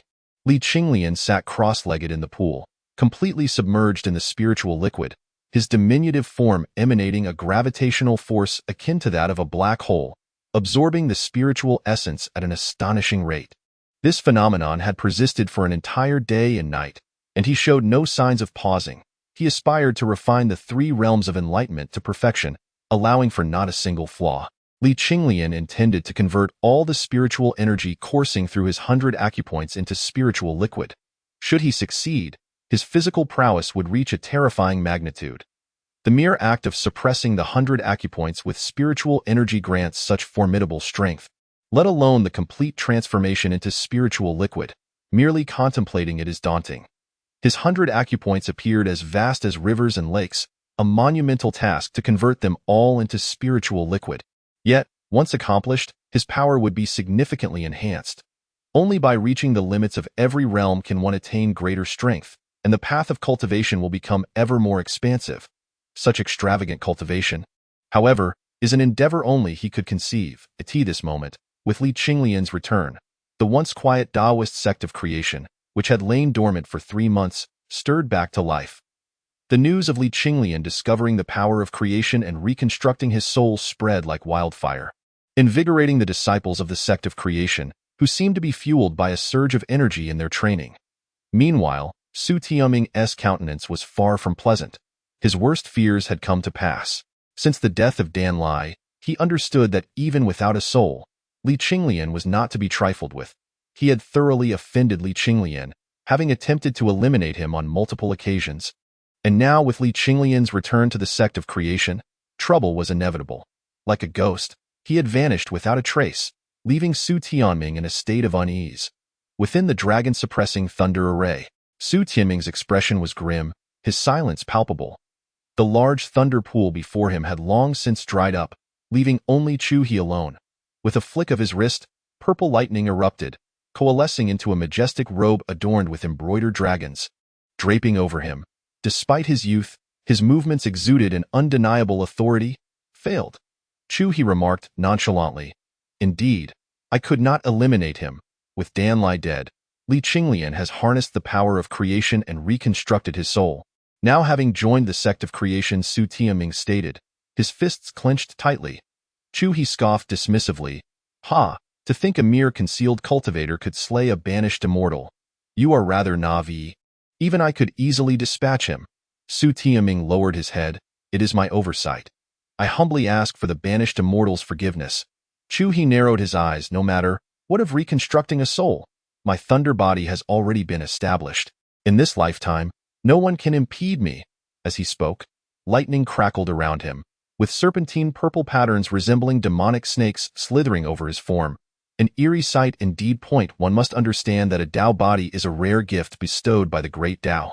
Its innate talent leading to a smooth path of cultivation.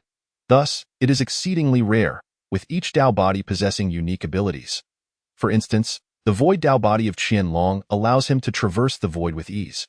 Crossing realms at will. It is said that Chu He's thunder body was even achieved through postnatal cultivation. Such a feat is simply inconceivable. The path to greatness cannot be achieved overnight. Yet, Chuha has defied such odds.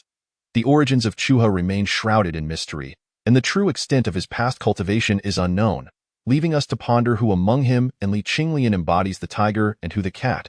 Only a true confrontation may unveil the truth. Since Li Qinglian's return, the master of the Tao of creation, Bu Yun, has not once made an appearance. At this moment, atop the divine show peak, within the Yao Guang immortal palace, Bu Yun sits alone in the grand hall, where dozens of bundles of jade slips are meticulously arranged before him, each varying in size and evidently hailing from different origins. Presently, Bu Yun's fingers rest upon the table, his index finger rhythmically tapping the surface as glints of cold light flicker in his eyes. He murmurs to himself, the blood cloud sect grows increasingly unruly. Have they lingered in silence for so long that they believe my sword has lost its edge? With a piercing gaze, one of the crimson jade slips disintegrates into ash. The essence of creation. If it could truly be found, then my sect. The divine martial sect is also beginning to stir. Is the battle for the spirit nearing? Bu Yun appears almost possessed, incessantly conversing with himself, causing each utterance to turn another jade slip to dust upon the table. The helmsman. The weight of contemplation is immense. Time slips away like a fleeting shadow, and upon finding a moment's respite, Qianlong promptly heads to the greedy Wolf Island in search of Yunchang. It has now been half a month since Li Qinglian entered the spirit pool. Buzz. Suddenly, Li Qinglian, seated within the pool, opens his eyes, which blaze with brilliance. Two beams of seemingly tangible light shoot forth from his gaze, creating ripples upon the surface of the spirit pool. An overwhelmingly terrifying aura emanates from him, akin to the combined weight of countless divine mountains pressing down, causing the spiritual herbs to cower. As he slowly rises, he resembles a lion awakening from slumber, the oppressive atmosphere suffusing the air. His body has reached an astonishing level, with nearly half of his acupoints transformed into spiritual liquid, leaving even Li Qinglian unaware of the true extent of his power. After all, he stands alone in history with such a phenomenon. 2/3 of the spiritual liquid in the pool has vanished, revealing the jade-like, smooth walls beneath. Over the past half-month, the amount he has absorbed, if quantified, would be astronomical, considering the continuous influx of liquid from the waterfall into the pool. Ready so soon? A smile graces Li Qinglian's lips as he strides towards the pool's edge, anticipation flickering in his eyes. It is indeed the twilight of 1,000 mountains, and a place for him in the scripture pavilion has been secured. Mu Xingqiu is currently awaiting him outside the formation. Dressed in white, upon exiting the formation, Li Qinglian finds Mu Xingqiu standing like a statue, utterly motionless. "Let us go to the scripture pavilion," Li Qinglian declares. Mu Xingqiu gazes at Li Qinglian's skin, translucent as jade, and cannot help but swallow hard. He has absorbed an overwhelming amount of spiritual liquid. As a result, wisps of spiritual energy escape from his pores. The energy within his flesh having reached saturation, further absorption would yield no effect. Thus, as he walks, a natural fragrance emanates from him, yet Li Qinglian, unwilling to waste any, seals his pores to prevent any leakage of spiritual energy. With a bittersweet smile in his heart, he mused, "It seems I must undergo rigorous training this time." Chapter 23. The endless starry sky concealing the path of the Tao, merely absorbing spiritual energy. Even if one were to convert all the spiritual energy within the spiritual orifice into spiritual liquid, would amount to nothing more than gluttonous indulgence, failing to grasp its essence.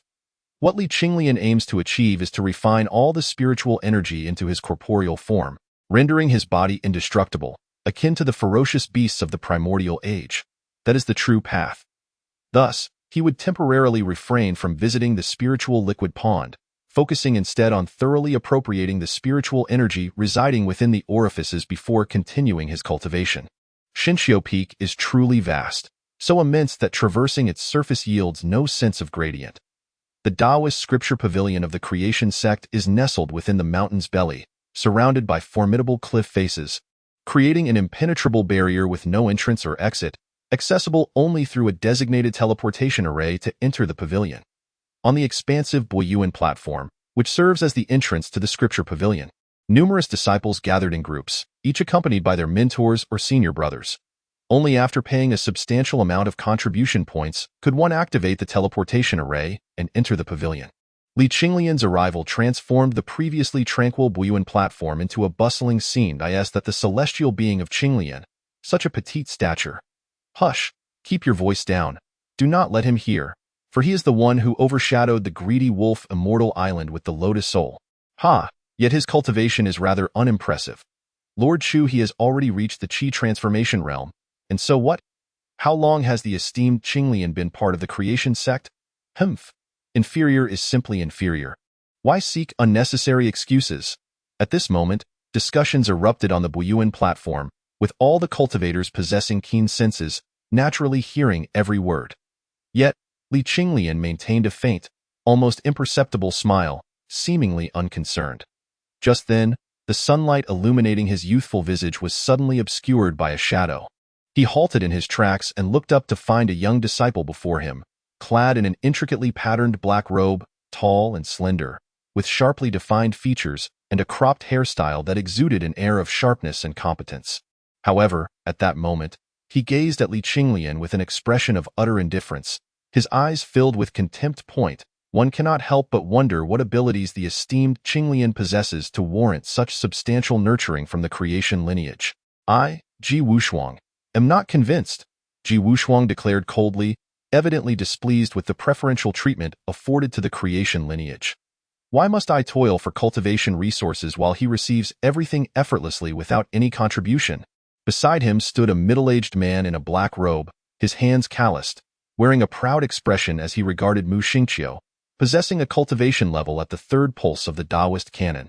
His energy meridian prominently visible at the back of his head. Mu Xingqiu's expression darkened. He understood the extent of Li Qinglian's abilities, and being provoked, how could he endure? The unparalleled Ji Wushuang, a prodigy of the second level of Qi transformation, a treasure of the Huasheng lineage. Is he seeking trouble? Brother Ji, let everyone witness your prowess. Some disciples jeered. "It seems you are exceedingly confident in your own strength." The smile at the corner of Li Qinglian's mouth gradually faded, ultimately transforming into a cold demeanor. Just as he was about to raise his hand, a sudden glint of cold light flashed in the piercing gaze of Ji Wushuang. With a swift motion, he formed intricate hand seals with astonishing speed, unleashing a terrifying wave of spiritual energy that erupted from his being. To everyone's surprise, Ji Wushuang had sensed Li Qinglian's movements first and immediately took action. In the presence of a transcendent being, one must exert their utmost effort, even against an opponent of lesser cultivation. Suddenly, The head of a colossal primal crocodile surged up from beneath Li Qinglian, appearing without warning. This abrupt manifestation was startling, its gaping maw lined with razor-sharp fangs, radiating an overwhelming aura of primal ferocity. The head of this giant crocodile was entirely conjured from spiritual energy, showcasing Ji Wushuang's mastery of the essence of the ancient beast, truly deserving of the title genius. The enormous jaws enveloped Li Qinglian entirely, and with a ferocious snap, it bit down with blinding speed. Too swift for anyone to react, boom. At that moment, an astonishing force erupted from Li Qinglian's diminutive form, a fierce wave of energy expanding rapidly, rendering the surrounding void indistinct, as if the very essence of power had manifested visually. His small body sprang forth like a coiled spring, turning back to deliver a powerful kick towards Ji Wushuang. The middle-aged man's expression shifted in shock as he beheld the approaching strike. His eyes filled with urgency. Just as he intended to intervene, Mu Xingqiu moved forward, blocking his path with a chilling demeanor. The air exploded with the force of that kick, creating concentric circles of turbulence, a testament to the sheer magnitude of the power contained within Li Qinglian. Having transformed a portion of his spiritual energy into liquid essence, was unaware of his own limits. Ji Wushuang, witnessing the incoming kick, was drenched in cold sweat, instinctively aware of the imminent danger. It was perilous enough to be fatal. Golden spiritual energy surged wildly, and in an instant, a wall of refined gold materialized before him. Boom! The deafening sound seemed capable of shaking the very foundations of the arena. The kick struck the golden wall, creating a deep indentation before it suddenly shattered, impacting Ji Wushuang's chest with tremendous force. His eyes widened as if they might pop out, feeling as though a small mountain had collided with him. His chest caved in, and he was sent flying like a ragged sack. He even generated white smoke from the friction with the air before crashing violently against the nearby cliff, the solid rock crumbling like mere tofu as his body became embedded within it. A significant portion of the cliff collapsed with a resounding crash, debris cascading down to bury him beneath the rubble. Clouds of dust billowed into the air. Yet, the ferocious jaws of the primal crocodile, which had aimed to close around Li Qinglian, did not dissipate, clamping down with ruthless precision. Clang! The snapping jaws produced dazzling sparks as their teeth clashed. Such a terrifying force of bite was unleashed upon Li Qinglian, causing the onlookers to gasp in astonishment. Was this the outcome of mutual destruction? As the giant crocodile dissipated, Li Qinglian stood there unscathed, albeit with his robe slightly disheveled, his complexion still radiant. The crowd collectively inhaled sharply, Mu Xingqiu included. What unfathomable strength of body allowed Li Qinglian, at the Qi awakening realm, to withstand the onslaught of techniques from the ethereal transformation realm? And the sheer magnitude of that power was simply grotesque. To cultivate the art of transformation is as effortless as partaking in a meal or quenching one's thirst. However, one must recognize that engaging in inter-realm combat is far easier said than done. Each step presents a monumental disparity, and this divergence only intensifies as one ascends. Take the Dao Zong, for instance.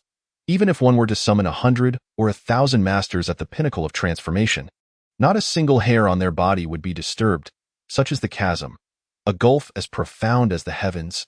Yet, Li Qinglian, with an almost terrifying physical prowess, has managed to bridge this gap. How has he achieved such mastery? Is he a monster? The means by which he has transcended are beyond our comprehension, and the prowess of Chu he is even more formidable. In his previous life, he was already an immortal. Can this life be any different? Gazing upon Li Qinglian, the disciples began to murmur amongst themselves, with several elders present, their eyes gleaming with admiration towards him. Meanwhile, the middle-aged man appeared as though he had consumed something foul. His countenance a portrait of distress, and just as he was about to speak, he was forcefully silenced by Li Qinglian.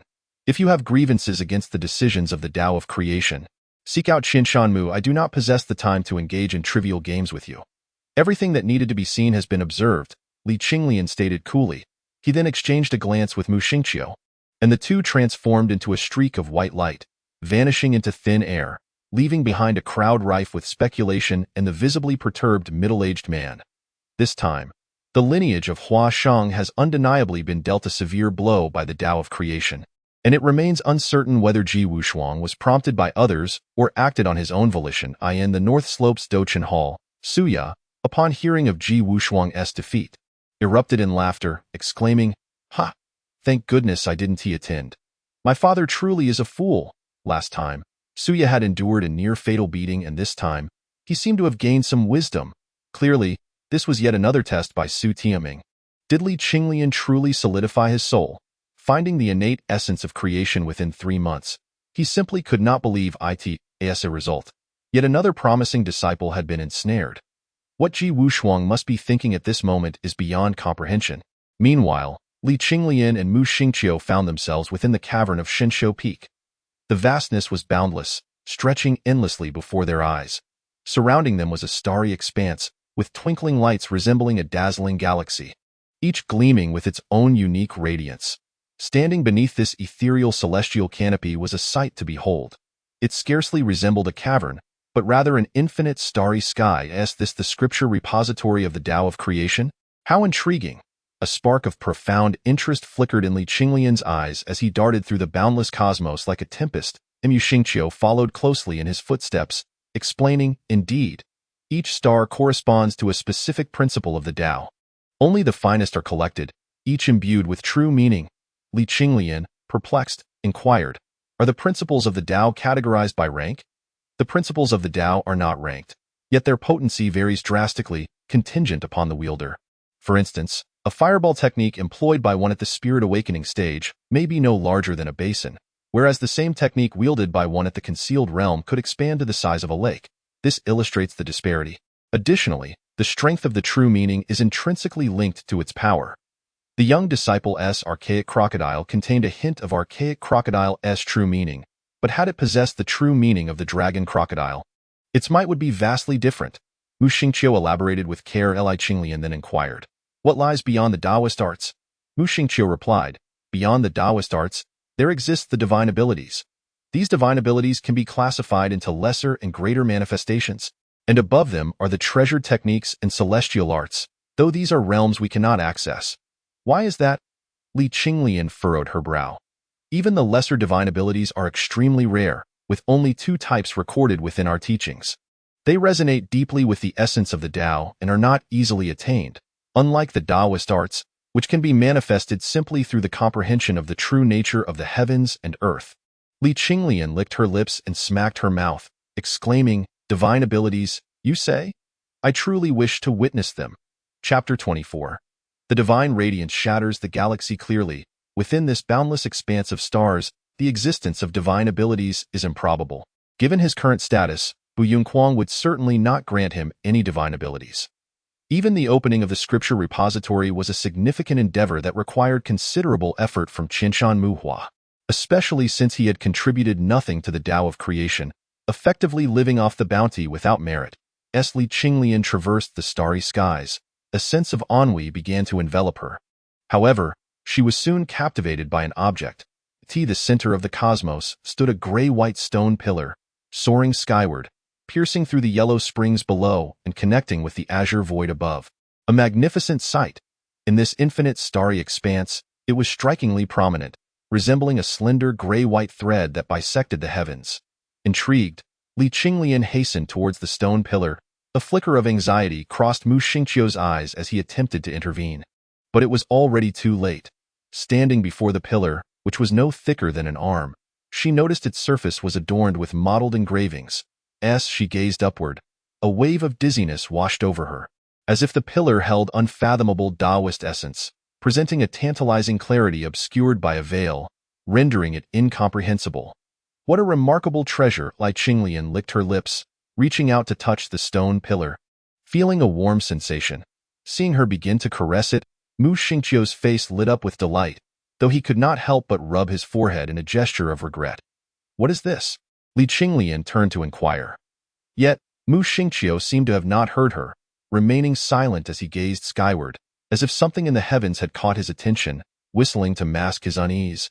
His legs trembling involuntarily, Li Qinglian observed this spectacle, her lips twitching in amusement. "Your attempt at concealment is far too obvious. Are you trying to deceive me? All right. I shan't ask any further. Your whistling is quite unbearable." She waved her hand dismissively. Mu Xingqiu's face flushed crimson, yet he continued to look up at the sky, Though he ceased his whistling and the next moment, it appeared that Li Qinglian had discovered something else of interest. As she directed her gaze upward along the stone pillar, her body soaring rapidly towards the top. This infinite starry realm was unlike the outside world. Even within the spirit awakening realm, one possessed the ability to fly. Suspending in midair was not solely confined to the Taoist texts. Observing her ascent, Mu Xingqiu felt an overwhelming sense of helplessness, silently beseeching, "Oh, my little ancestor, please do not play recklessly here." He hurriedly followed her. At this moment, Li Qinglian froze in place, her expression grave, her small face adorned with seriousness. To her astonishment, there was a person impaled upon the stone pillar. Indeed, a person. Before him stood a towering stone pillar that pierced through his chest, precisely where the heart resided. Clad in a tattered black robe, the figure was in a state of decay, yet the exposed skin shimmered with an inexplicable radiance. It was as if he had just been affixed to this spot, blood oozing from the wound. Curiously not crimson, but a resplendent golden hue. His features were sharply defined, with brows like swords and bronze skin that exuded a vigorous masculinity, his physique robust and well-proportioned. However, his disheveled black hair hinted at some disorder. With streaks of gray at his temples, an aura of ancient mystique emanated from his being, suggesting that he had been affixed here for an eternity, not long enough for his body to be imbued with the scent of time. Yet, despite this decay, Li Qinglian could still perceive a tremendous vitality coursing through him, akin to the fierce flames of a divine furnace, blazing with intensity, reminiscent of a radiant sun that one dared not gaze upon. Powerful, beyond imagination. Since arriving in this world, Li Qinglian had never encountered such a formidable individual. Even in his current state of being nailed here, he still imparted a sense of overwhelming strength capable of rending the heavens and the earth. "Who is he?" Li Qinglian inquired. Glancing back, Mu Xingqiu immediately lifted his gaze to the sky, lips sealed tight, uttering not a word, though his body trembled slightly, revealing his anxiety. Li Qinglian understood that nothing could be gleaned from Mu Xingqiu. Raising his hand, he reached toward the man, startling Mu Xingqiu into urgent protest. "Don't touch him!" Li Qinglian's hand halted in midair, motionless, when suddenly, the closed eyes of the man affixed to the stone pillar flung open. In an instant, the boundless starry sky was enveloped in golden radiance, divine light surging forth, shaking the starry river, scattering the countless stars in the void and forcefully clearing a patch of darkness. His gaze locked onto Li Qinglian. An unexplainable aura surged toward him with ferocity, as if the heavens themselves were collapsing. Boom. Mu Xingqiu's expression turned grim, his eyes filled with trepidation, his body propelled away by the overwhelming force, blood gushing from his mouth as if it were free of cost. Yet, Li Qinglian remained undisturbed, akin to a steadfast black reef amidst raging tides, the oppressive aura merely a gentle breeze against his face. Fearless in heart and body alike, such a dominating presence held no sway over him. The man, having opened his eyes, gazed into a realm of chaos, murmuring unconsciously, "I have seen the end. So, even the Tao has its limits." Upon hearing this, Li Qinglian felt a chill run down his spine, yet he could not help but scoff. "The Tao is boundless. You have merely strayed." At his words, the man's head turned sharply, his golden eyes ablaze like a divine flame, fixating intently on Li Qinglian, divine brilliance flashing as he bellowed. "I am not wrong." His roar echoed thunderously, causing the stone pillar to tremble slightly. The vast starry river flickered uncertainly, transforming into a cascade of falling meteors. Li Qinglian, shaken by the force of the shout, felt his visage contort, his white hair billowing backward, yet his face bore a touch of pity as he replied, "You are mistaken. Roar, I am not wrong. It is you who are wrong. It is the Tao." The man, in a frenzied state, with his raven hair dancing wildly, resembled a deity or a demon. He began to struggle, golden divine blood gushing forth from his chest like a fountain. Yet, he paid it no heed, his face contorted with a sinister expression, his eyes ablaze with divine brilliance. The mottled carvings on the stone pillar emitted a hazy gray light, attempting to suppress the man. But to no avail. Mu Xingqiu, who had been flung away, gazed at the blazing golden divine flame at the heart of the starry river, trembling with trepidation. Their conversation was crystal clear. "My little ancestor, do you know who he is? Do not resist him." Mu Xingqiu stammered, filled with a sense of impending doom. At that moment, However, a flicker of admiration crossed Li Qinglian's eyes as he remained unperturbed in the face of such an overwhelming aura. He calmly remarked, "Do not seek death in due time. I shall take you to witness the grandeur of the pinnacle. The path is endless, as long as you have the heart." These words caused the man to shudder slightly, a glimmer of clarity flashing in his eyes. His gaze, deep as an abyss, lingered on Li Qinglian's youthful visage, as if peering through his diminutive form to behold the essence of the future. His struggles ceased, and the stone pillar erupted in boundless gray light, thoroughly suppressing him. "Time is fleeting. Do not keep me waiting," the man spoke in a deep voice before slowly closing his eyes, his body gradually becoming still. The golden divine radiance in the starry sky finally vanished, leaving behind a serene calm. Everything seemed as though it had never transpired, save for the scattered starry river, which bore witness to the recent events. Mu Xingqiu, still trembling, approached and, upon seeing the man return to silence, swallowed hard. He noticed that Li Qinglian wore a smile of delight, though the reason eluded him. "Let us go and explore the treasures of the teachings," Li Qinglian said with a smile. You aren't going to ask who he is?" Mu Xingqiu inquired, looking at the man embedded in the stone pillar. "Perplexed, it is unnecessary to know," Li Qinglian replied, a smile playing at the corners of his mouth. Shaking his head at that moment, he felt a surge of joy. Gazing at the infinite starry river, however, Li Qinglian's brow furrowed slightly as he asked, "How does one acquire this path? Are all the teachings merely suspended in the stars? How does one retrieve them?" He had attempted to reach the stars earlier, but no matter how he flew, he could never touch them. "Simply release your aura, and the teachings shall choose you. Each star contains a form of doctrine, and the array of heaven will discern what is suitable and what is not," Mu Xingqiu explained. How intriguing," Li Qinglian responded, his interest piqued. He then spread his arms wide, unleashing a torrent of aura that surged forth like a tempestuous sea, stirring a spiritual storm amidst the boundless starry river, flames of energy blazing fiercely upon his form. The starry river was swept away. The void shimmered with distortion. The intensity was overwhelming, defying imagination, as such a potent aura erupted from his petite frame. Mu Xingqiu's mouth fell agape, disbelief etched upon his face, for he had never witnessed such ferocity in the awakening realm. Were all transcendent beings so extraordinary? Such was the case with Chu He, and now with Li Qinglian. At that moment, the starry sky began to shimmer, an unfathomable wave of terror rippling across the cosmos. Mu Xingqiu beheld a scene he would find hard to forget for the rest of his life. The Milky Way sparkled, radiating an endless divine brilliance, akin to a supernova's resplendence, forming a vast meteor shower that surged forth at a terrifying speed, racing towards Li Qinglian. What a sight it was, as the galaxy cascaded from the heavens, resembling a torrential flood that was impossible to withstand. The void shattered under the impact, with stars gathering in the space above Li Qinglian, multiplying until they formed a stunning galaxy that revolved gently around him. Each star trembled incessantly, seemingly vying for Li Qinglian's attention. The void was rendered exceedingly dim, with only a few twinkling stars emitting a faint glow. Meanwhile, beside Li Qinglian, the starlight was radiant like the sun itself. A slight smile graced his lips, though somewhat unexpected. The journey was far from wasted. Mu Xingqiu, however, was rendered speechless by the shock. Had Li Qinglian's aptitude truly reached such terrifying heights? Such a fearsome spectacle had never before graced the annals of the Tao of creation. Thousands of stars converged, millions of celestial bodies contending. Can all of this be taken away? Li Qinglian inquired with a smile.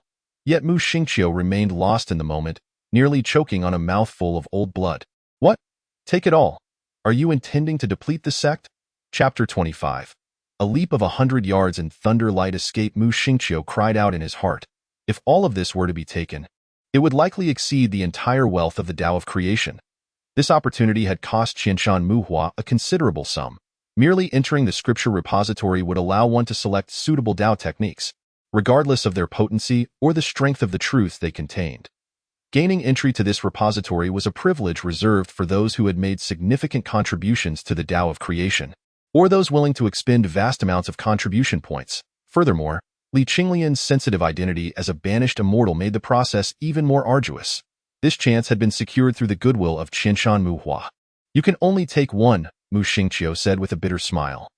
Others who came would beseech for Tao techniques to be selected for them. There was no opportunity for selection. Yet, for Li Qinglian, it was entirely different. The Tao techniques contained within the scripture repository were drawn towards him, allowing him to choose at will. At this moment, amidst the boundless starry sky, several figures had also come to select Tao techniques. Startled into silence by this sudden phenomenon, whether it was the golden divine brilliance that had just surged through the Milky Way, or the current celestial array of stars, it nearly left onlookers in awe. This is simply too, elderly man stammered in astonishment. Even as a banished immortal, this was excessively monstrous. Was his aptitude truly to such an extent? A disciple swallowed hard, gazing in shock at the diminutive figure at the center of the starry nebula, feeling an inexplicable sense of awe. Just moments ago, the 3 stars he had painstakingly chosen since Li Qinglian's aura, and without hesitation surged towards him, rendering his efforts futile. If we were to speak of aptitude, Li Qinglian's meridians were as vast as rivers and lakes.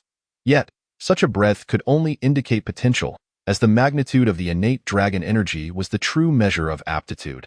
However, this potential is indeed somewhat frightening. Just 1 is far too few. Wouldn't that render this endeavor futile? Let us go with 3. Li Qinglian shook his head, a glimmer of greed flickering in her eyes. Only 1. I'm not the one calling the shots, Mu Xingqiu said with a bitter smile. 3. Well then, how about 2? That is already the limit, Mu Xingqiu said emphatically. 3. My little ancestor, what use do you have for this technique? Did you not possess celestial arts in your previous life? Mu Xingqiu cried out. Meanwhile, a trace of bewilderment flashed in Li Qinglian's eyes. Celestial arts? What a jest! He had no knowledge of what a celestial was in his past life, let alone any celestial arts. Ahem, very well, 2 it is. I wouldn't want to burden you too greatly. I shall take my time in selecting. Li Qinglian nodded in satisfaction, her small hand gesturing amidst the surrounding nebulae. One by one, the stars complied, as she began her search within the endless cosmic expanse. Suddenly, Li Qinglian's eyes brightened. With a flick of her hand, a verdant star floated towards her. It was enormous, astonishingly so.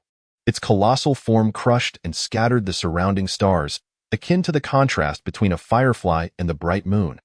Its presence was immensely heavy, as if it bore the weight of the earth itself, immovable, resembling a great mountain or the vast heavens. Naturally, she would select the larger and more imposing one, for it aligned perfectly with Li Qinglian's aesthetic. This one, with a pointed finger, a beam of emerald light shot forth from the green star, piercing directly into Li Qinglian's consciousness, manifesting as a celestial technique, mountain shifting. To Li Qinglian's surprise, this technique contained not a shred of true essence. However, after a cursory examination, there was no trace of disappointment on her face.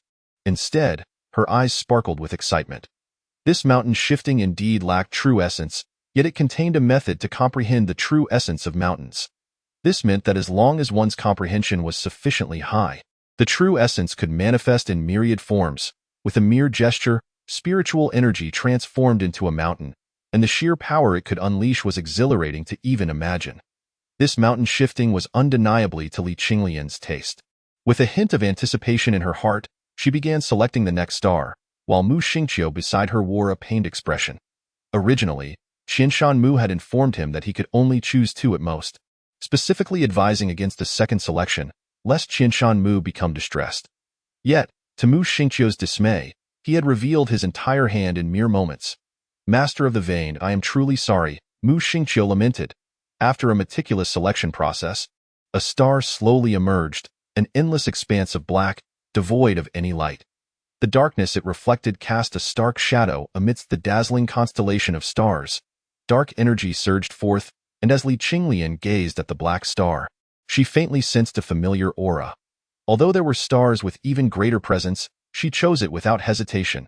A beam of black light shot directly into her forehead, and as she absorbed the celestial text within her mind, a nostalgic expression crossed Li Qinglian's face as she murmured, "Is this the technique of that rascal Luoho? Quite intriguing." Shaking her head, she waved her hand, causing the myriad stars to tremble, as if reluctant to disperse.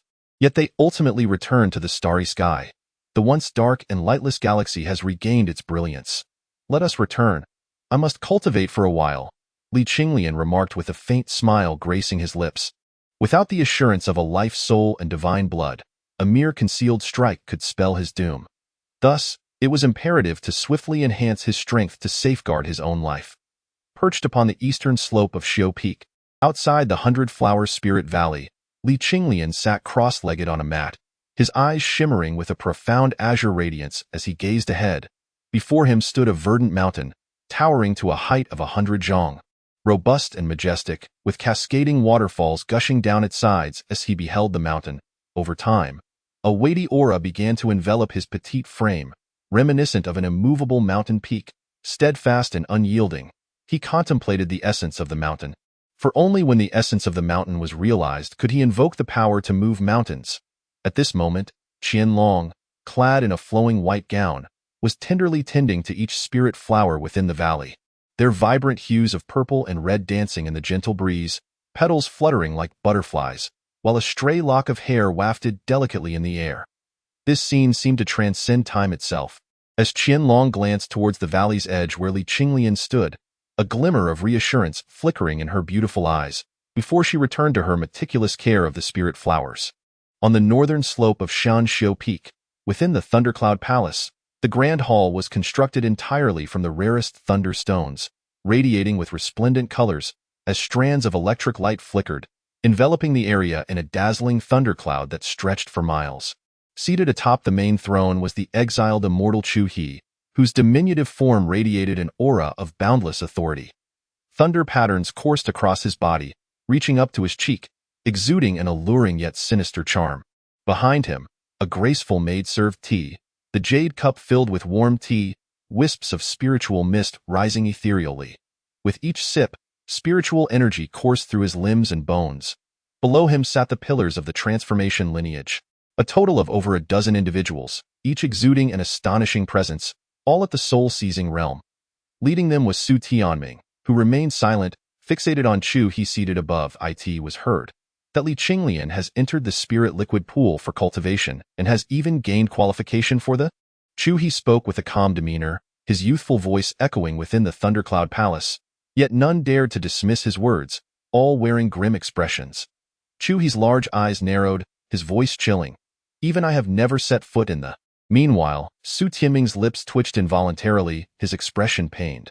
Though you have not visited the, have you not desired it? It is all that old Coot Qianshan Mu's doing. He has truly invested heavily this time. Su Tianming gritted his teeth. So, it seems he believes that Li Qinglian can rival me. Chu He's gaze shifted, the coldness in his words seemingly capable of freezing the very AI. It is not that, but rather that the resources within the lineage have been somewhat depleted recently. In order to construct the for you, Yu Tianming forced himself to explain. He was truly at his wit's end. Although Chu He had secured a considerable amount of resources for the transformation lineage, they had all been allocated towards the construction of the celestial formation, and as the number of disciples within the lineage continued to grow, he found himself increasingly stretched thin. What is mine alone. No one shall take it.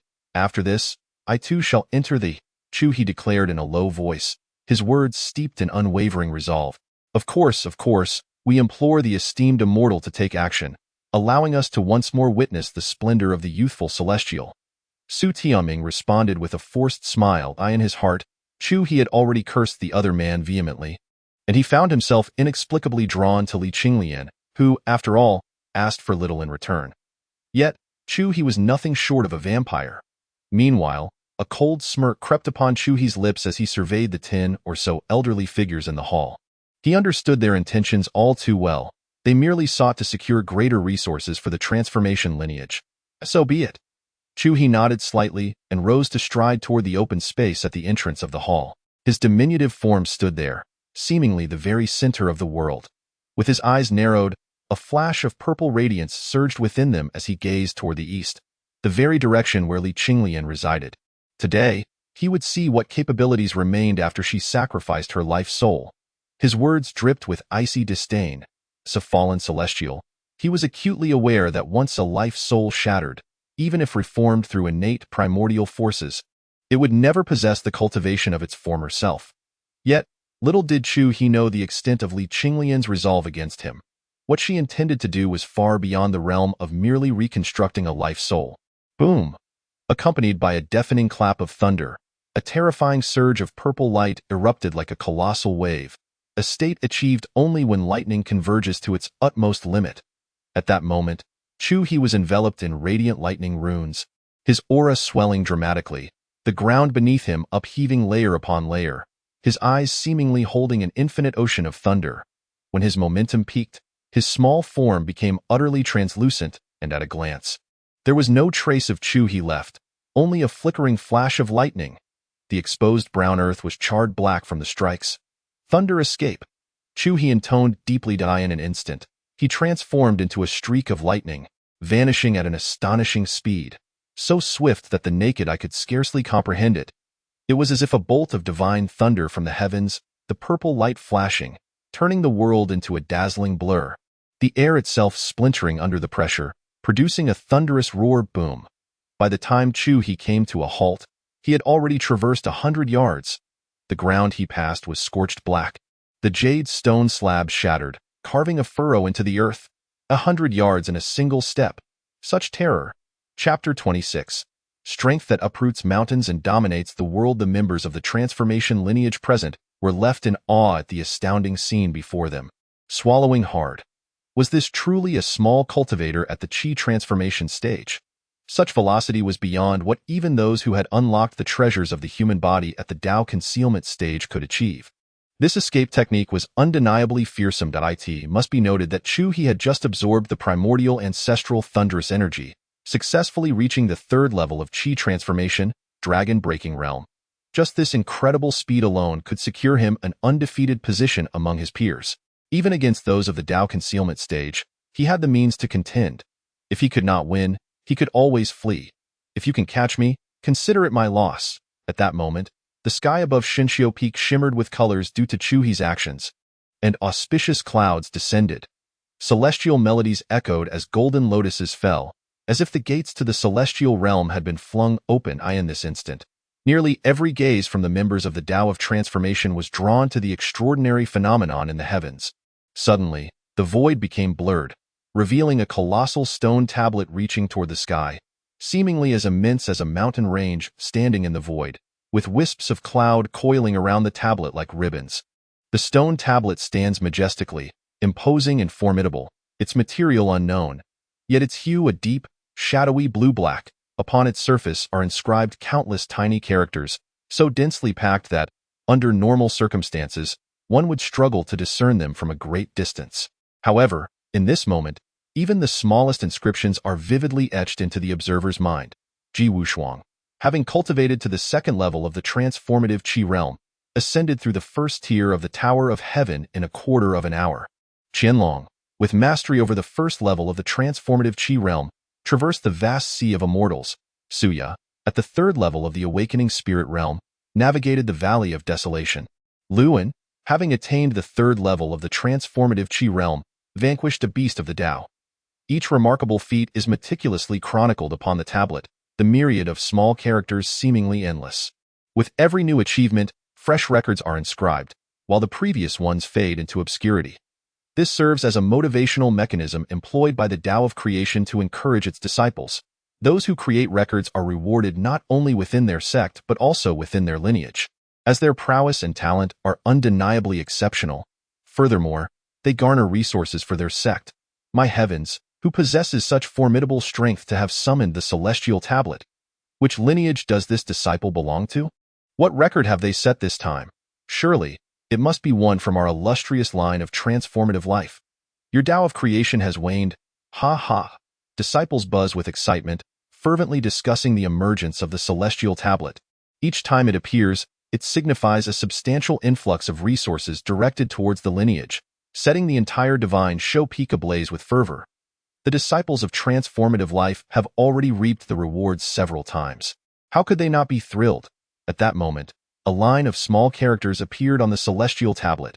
Chu He, at the third level of the transformative Qi realm, he strides 100 feet in a single step. Peak velocity. As these words were unveiled, half of the disciples on divine show peak erupted in jubilation, particularly those of the transformative life lineage, their cheers resonating into the heavens. This heralds a significant flow of resources towards the transformative life lineage. The benefits to the disciples are self-evident. Chu he, chu he, chu he. The resounding cheers could be heard even from miles away. Ha ha, see. I told you, the transformative life lineage is invincible. Chu he is invincible. Humph. We have Qinglian, the celestial exile. We are not to be underestimated, retorted a defiant disciple. Then where is your Qinglian? Why does he not emerge? Is he afraid? Sneered another disciple. At that moment, the disciples of the Tao of creation wore expressions of deep chagrin, feeling utterly ashamed, even contemplating whether to switch allegiance to the transformative life lineage. Recently, a senior brother who had defected was now thriving.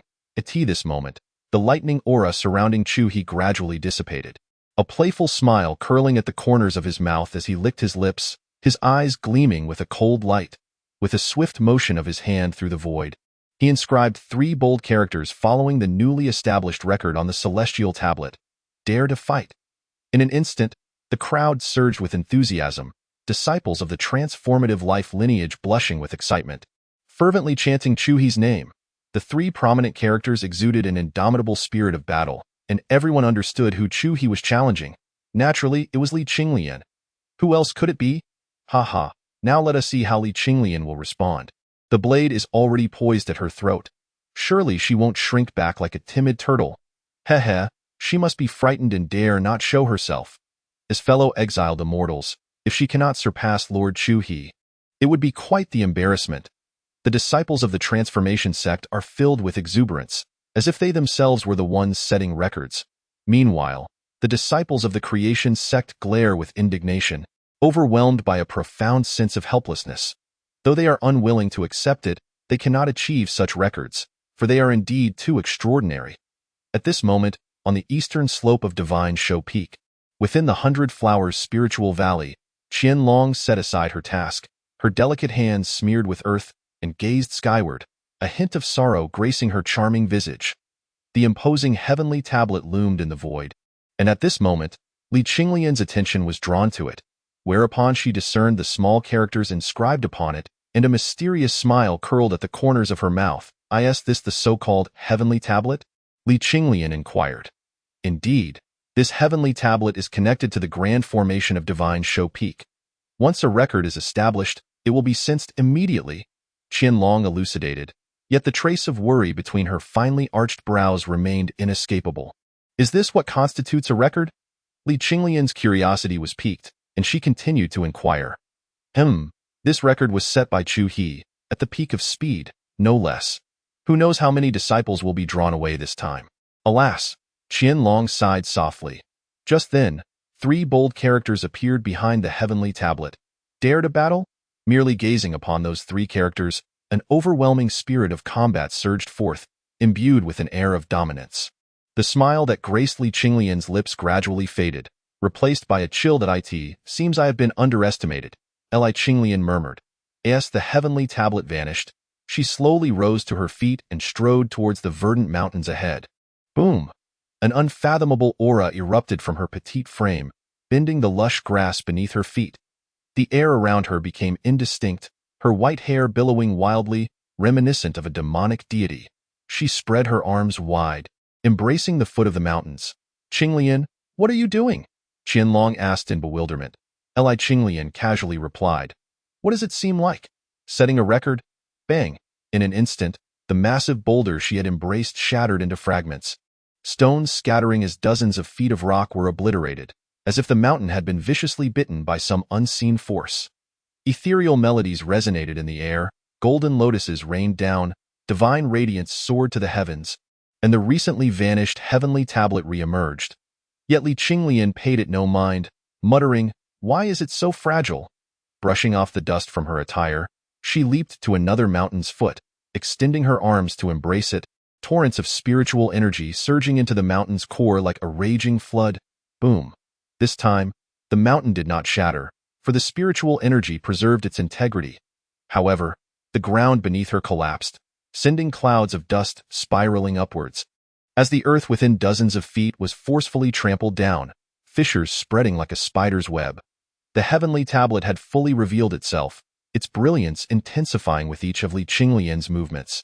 In Qianlong's beautiful eyes, Astonishment was evident as she gazed at Li Qinglian's actions, murmuring to herself, "Could it be that he intends to lift the mountain?"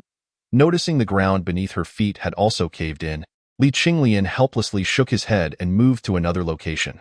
There, he wrapped his small arms around the mountain's base, firmly planted his feet on the earth, and began to channel an endless surge of spiritual energy into the verdant mountain and the ground beneath. As if there were no limits to his power, with gritted teeth and a tense expression, he began to exert himself, the surrounding void blurring to its utmost limit, a manifestation of sheer force. The mountain trembled, its trees quaking violently, rocks tumbling down, and emerald leaves swirling in the air. As the vibrations intensified, a fissure appeared at the mountain's base, expanding at a steady rate. The earth quaked relentlessly, as if a colossal beast were stirring beneath. With a thunderous roar, an immense cloud of dust engulfed the area, and boulders the size of houses cascaded from above, crashing into the ground and creating deep craters. Li Qinglian had indeed uprooted a 100-zhang high mountain from the earth, hoisting it onto his shoulder. Qianlong stood in awe at the sight before her, her cherry blossom lips slightly parted, her beautiful eyes filled with shock. The sight of Li Qinglian, a mere child, bearing the weight of the mountain, was incomprehensible. It was as if an ocean was being compared to a droplet of water. Yet he had managed to lift the mountain, and although the ground had been infused with spiritual energy, it still sank considerably, leaving a vast pit where he had stood. Qianlong pondered the terrifying strength contained within that small frame. If such power were unleashed upon a person, who could possibly withstand it? At that moment, Li Qinglian's face bore a slight blush, and he smiled at Qianlong. His strength was indeed unparalleled, his might overwhelming. Meanwhile, the other disciples were bewildered, unaware of why the previously vanished cave heaven monument had reappeared. Just then, a subtle tremor from the ground made everyone acutely aware of their surroundings. The divine brilliance upon the monument surged to its zenith. Li Qinglian, at the third stage of the Qi awakening realm, shattered a Tianzhang boulder. Li Qinglian, at the third stage of the Qi awakening realm, collapsed 30 zhang of earth. Li Qinglian, at the third stage of the Qi awakening realm, bore a 100 zhang mountain. His might was astonishing, his divine power endless. 3 lines of small characters appeared successively on the cave heaven monument, leaving all present in a state of confusion. What was happening? He lifted a mountain. What does this even mean? My heavens, lifting a mountain? Is he even human? A beast, a mere animal. How immense must one's strength be to achieve such a feat? As realization dawned upon the crowd, they were rendered speechless, each rushing toward the source of the tremors. Upon arrival, they beheld Li Qinglian, shouldering a 100 zhang mountain, a smile gracing his lips, while the spirit monkeys atop the mountain clung to branches in sheer terror. Below lay a massive pit, a testament to his incredible feat. He truly lifted the mountain. The scene before them was nothing short of breathtaking. Chapter 27. A distant confrontation amidst the turbulent clouds.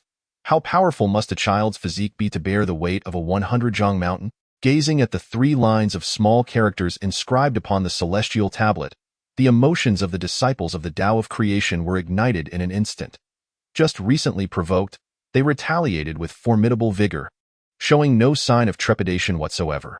The words spoken by the disciples of the transformation sect had scarcely left their lips before they were met with a resounding slap in the face. With an utterly unexpected display, Li Qinglian appeared nonchalant, casually lifting an entire mountain to shatter the records in response to Chuhi.it. Is crucial to note that Li Qinglian's cultivation was merely at the 3rd tier of the spirit platform. Yet he had reached such astonishing heights. Was he not human? He was truly as fearsome as a wild beast. Lord Qinglian is magnificent. Ha ha, let us see how the transformation sect will respond now. The divine power he exhibited was breathtaking, unparalleled throughout the ages. How had he cultivated to such an extent? Even an immortal is still human. Ha ha, at last, the disciples of the Tao of creation can finally obtain their share of cultivation resources. In a moment, the atmosphere became electric, as the frustrations inflicted by the transformation sect were completely obliterated by the 3 lines on the celestial tablet. Looking at Li Qinglian, each disciple's eyes sparkled with an inexplicable hope. Ever since He joined the transformation sect, the disciples of the Tao of creation had endured extreme humiliation. Not only had they been deprived of even the slightest essence of liquid or elixir, But the allocation of resources had substantially diminished as well. After all, resources were limited. Naturally, those with greater capabilities garnered more. Now, Li Qinglian's actions had utterly relieved them of the pent-up frustrations they had harbored. Damn it! Their faction would no longer have to subsist on the leftovers of others. In that moment, Li Qinglian's image soared to monumental proportions in their eyes. Despite his small stature, he bore the honor of an entire lineage upon his shoulders. All right, put it down quickly, lest you injure yourself. Qinlong finally emerged from his stupor, hastily offering a reminder. After all, the sight before them was indeed quite alarming. A mere 3-year-old child, yet to lose his baby teeth, was now hoisting a 100-zhang mountain. Li Qinglian smiled and nodded, straightening his posture as the mountain on his shoulder felt as light as a feather, effortlessly flung into the air. Vast swathes of air were compressed, producing a deafening, thunderous sound that reverberated through the void. Boom. The 100-zhang mountain was hurled back into the pit with such force that it seemed to be planted like a turnip, causing the earth to tremble as if sifted like chaff, with spiderweb-like fissures spreading outwards. The celestial tablet in the void flashed once more. Li Qinglian, at the 3rd tier of the spirit platform, has thrown a mountain. Tinzhong Li Qinglian, at the 3rd tier of the spirit platform, has cleaved the mountain. The onlookers could not help but swallow hard. What strange records were these? Merely lifting a mountain had resulted in the creation of 5 unprecedented records. Yet, they all understood that Li Qinglian had become extraordinarily powerful, so strong that even his every action seemed capable of transcending the barriers of cultivation levels. How had he achieved such prowess? As for the disciples of the Tao of creation, their hearts were already blooming with joy. 5 records, a full 5. What an abundance of resources this would yield. Only then did Li Qinglian brush off the dust from his shoulders and lift his hand to inscribe a grand phrase in the air. The characters were crooked and uneven, lacking any semblance of majesty. Having only just learned to read and write, his script was indeed a sight most lamentable, yet, amidst the strokes, there emanated an unparalleled air of audacious pride. Once I refine my qi, slaying you will be as effortless as butchering a chicken. At that moment, the entire arena erupted in fervor. The disciples of the Tao of creation, invigorated as if infused with the essence of life itself, roared like cocks heralding the dawn. At long last, they had awaited this moment. Finally, they could lift their heads high. A subtle smile graced Qinlong's lips. This time, her sect of creation would no longer be stifled into breathlessness. The entire Tao of creation was stirred, drawing even the attention of individuals from the 9 celestial islands. Though the inhabitants of the 9 celestial islands were affiliated with the Tao of creation, they stood apart from the divine show peak, having been the 9 formidable forces subdued during the era when the Tao of creation dominated Kunwar Hill. They were all integrated into the Tao of creation, yet remained intact, forming the 9 celestial islands. Countless years had passed, and their hearts had long returned to the Tao of creation, albeit with their own unique legacies, which kept them aloof from the disputes between the 2 factions at Divine Show Peak. However, even they were now drawn to watch, for the spectacle of the cave Heaven Steel was indeed terrifying in its magnitude, flashing in a manner never before witnessed in history. This moment, on the slopes of the northern mountain, a group of elders from the transformation lineage stood utterly astounded, gazing at the newly emerged small characters of the 5 elements upon the cave Heaven Steel, rendered speechless. They wished to express something, yet upon seeing the dark, turbulent countenance of Chu He, their words faltered. Chu He's gaze flickered as he beheld the small characters of the 5 elements, his expression dark as night. Once I refine my qi, slaying you will be as effortless as butchering a chicken. This single phrase elicited a sinister smile from the corners of Chu He's lips, as he coldly proclaimed, arrogant and ignorant youth, with but a modicum of skill, you have lost sight of your own identity. To think you could sever my life? Such delusions. A roar erupted, resonating like the dragon-esque chant from the boundless azure void, deafening and piercing to the core, causing the very air to tremble as though sifting through a sieve. In the next instant, a brilliant light surrounded Chu He, overwhelming in its intensity, as a dragon composed entirely of thunder surged forth from his dantian. Ascending in a billowing tempest, the dragoness aura filled the atmosphere. Its solid purple scales glistened under the sunlight, with 9 razor-sharp claws flashing ominously. The dragoness whiskers billowed, extending infinitely, its horns piercing the heavens. Encircled by crackling thunder, clouds swirling in tumult, resembling a dragon poised with claws and sharp horns, ready to strike, as if to shatter the very clouds above. This was Chu He's innate dragon energy. Astonishingly immense, reaching a staggering height of 9 zhang and 3. He was on the verge of attaining the pinnacle of dragon energy. Amidst the swirling dragon form, it nearly occupied the entirety of the open space, and with a single dragon-s roar, all the thunder attribute essence in the void was irresistibly drawn toward him, transforming the world into a tumultuous sea of thunder. Truly a sight to behold in its terrifying grandeur. The aptitude of a cultivator is directly proportional to the magnitude of their innate dragon energy. In other words, the greater the dragon energy, the more formidable the aptitude. This bears a significant relation to the refinement of essence in the Yangsun realm and the density of innate qi. Chu He's aptitude was indeed formidable, having reached a level so terrifying that throughout history, no one had surpassed the threshold of 9 zhang and 9. Yet the innate dragon energy before them, though far from reaching its peak, already measured an astonishing 9 zhang and 3, a clear indication of its terrifying potential. The group of elderly figures from the transformative realm gazed at the colossal dragon energy. Unable to suppress a hard swallow, their lips twitching in disbelief, their hearts filled with awe. The means of the transcendent beings are indeed formidable. Having once existed as an immortal, could one possibly return weaker? The inscription on the cave tablet shimmered once more. Chu He, possessing the cultivation of the third level of transformative energy, the realm of dragon slaying, 9 zhang and 3 of dragon energy, a talent rivaling the heavens. The moment this line of small characters appeared, the entire Tao of creation was thrown into an uproar. The enormity of 9 zhang and 3 was well understood by all, signifying celestial grade potential. It could be said that the path of cultivation ahead would be remarkably smooth. They had never truly witnessed anyone's innate dragon energy surpassing 9 zhang. At this point, it had reached an extreme. Regardless of the astonished crowd, with a wave of his hand, Chu He inscribed upon the cave tablet, "Arrogant youth, unaware of the vastness of the heavens and the earth." His words carried an air of dominance from a higher authority, dismissing Qinglian as not even worthy of being placed on the same level as himself. Just how lofty were Chu He's aspirations? As Chu He once again set a record, the eyes of the crowd were irresistibly drawn back to Qinglian, wondering if he could turn the tables once more. Many disciples held little faith in Qinglian, for Chu He's dragon energy was indeed terrifying, implying that, barring unforeseen circumstances, the path to immortality would be smooth sailing. This was not something that could be compared to simply shouldering a mountain. The atmosphere in the venue grew increasingly tense, with scorching gazes directed at Qinglian, filled with anticipation. Qianlong was also extremely anxious, her delicate hands gripping her skirt so tightly that her knuckles turned pale. Qinglian stared at that line of small characters, as if the figure of Chu He materialized before his eyes, his expression betraying a hint of solemnity. Clearly, Chu He was no ordinary foe. His strength was formidable. Nevertheless, Qinglian showed no inclination to concede.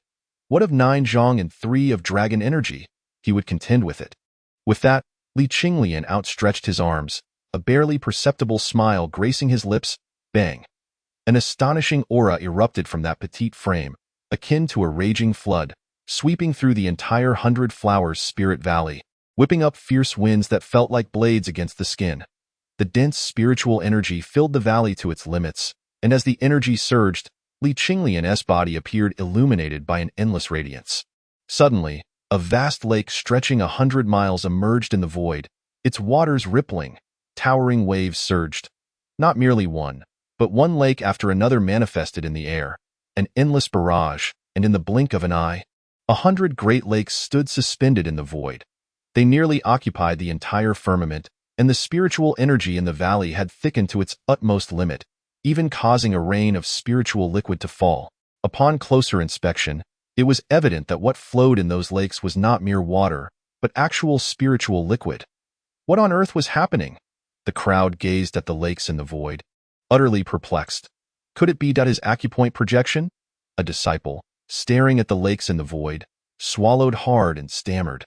With but a single utterance, an icy sweat broke out upon the brows of all present, for the resemblance grew ever more striking. How could this possibly be an acupoint projection, whose acupoint could be as vast as rivers, lakes, and seas? Mine is merely a few dozen zhang. One disciple expressed disbelief, while another hesitated, murmuring, "It truly does resemble." Upon the heaven's cave steel, Qinglian, possessing the cultivation of the third level of the spirit-opening realm, with acupoints as expansive as lakes and seas, unrivaled in history, it is indeed an acupoint projection.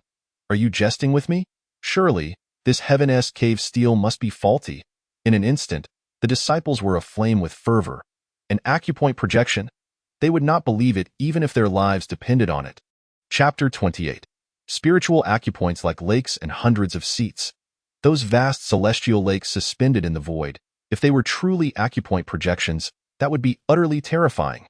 The acupoints, vast as rivers and seas, filled not merely with spiritual energy, but with spiritual liquid. Finally, the disciples understood why Qinglian possessed a body of unyielding golden strength. Such fearsomely immense acupoints would surely fortify any physique. What was most alarming, however, was that these great lakes were not even full, merely a third filled, indicating that Qinglian's limits had yet to be reached. If he could bear the weight of mountains even before reaching his zenith, one could only imagine the extent of his power at the peak. Merely contemplating it sent chills down their spines. The entire Tao of Creation sect was thrown into an uproar. Acupoints as vast as rivers and seas? This surpassed their comprehension. For ordinary individuals, possessing acupoints of several zhang or even a dozen zhang was already remarkable. Yet in comparison to Qinglian, such dimensions seemed trivial. At this moment, Qianshanmu burst forth from the great hall, gazing at the resplendent lake of spiritual light soaring into the sky, his heart swelling with astonishment and delight. Ha! Still unwilling to heed my decision, are we? Do you see now? This is the reward. Qianshanmu's grin nearly reached his ears. Behind him trailed a cadre of elder disciples, each exuding a terrifying aura, shaking the very void. The leaders of the Tao of Creation, their formidable cultivation levels awe-inspiring. They all gazed with excitement at the heaven's cave, steel suspended in the void. Phew. The frustrations endured over the past 3 years could finally be released. A transcendent being is indeed a transcendent being, merely at the spirit-opening stage, yet he has cultivated to such an extraordinary degree. Alas, our efforts in facilitating his access to the scripture repository were not in vain. The group of elders, their beards grizzled, chuckled with glee. Over the past 3 years, due to the inclusion of Chu He, they had borne much vexation. Now, with Qinglian's formidable response, they could finally hold their heads high, and it seemed Qianshanmu's decision under pressure was indeed the right one. The Tao of Creation was not solely Qianshanmu's. The decision to support Qinglian naturally incurred pressure from various quarters, yet it was worth it. The spiritual lakes in the void gradually dissipated.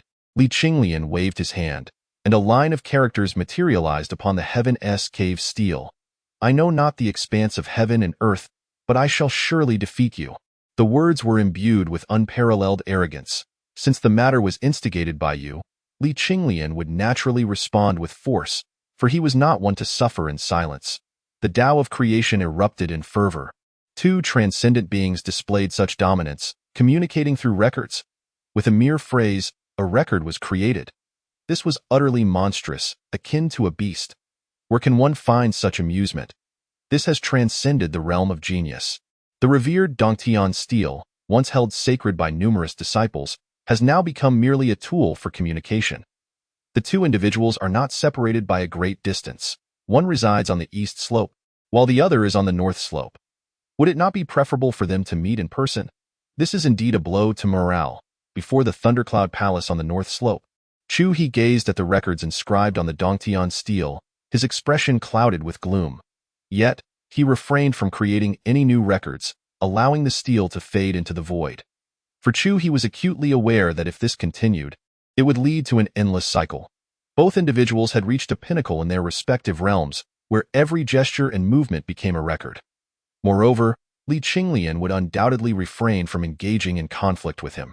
This was evident from the nuances of their exchanges. Qinglian recognized that at present, he would never be a match for Chu He, especially since they were separated by a significant realm. It was not merely a matter of potential or the size of their acupoints. Chu He was formidable, terrifyingly so.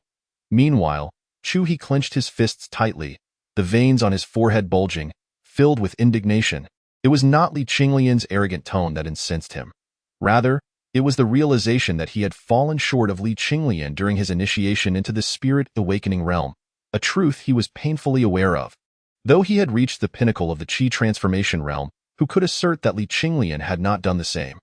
A single misstep could lead to a cascade of failures, and his heart was fraught with anxiety. Did he think he could suppress him? Impossible.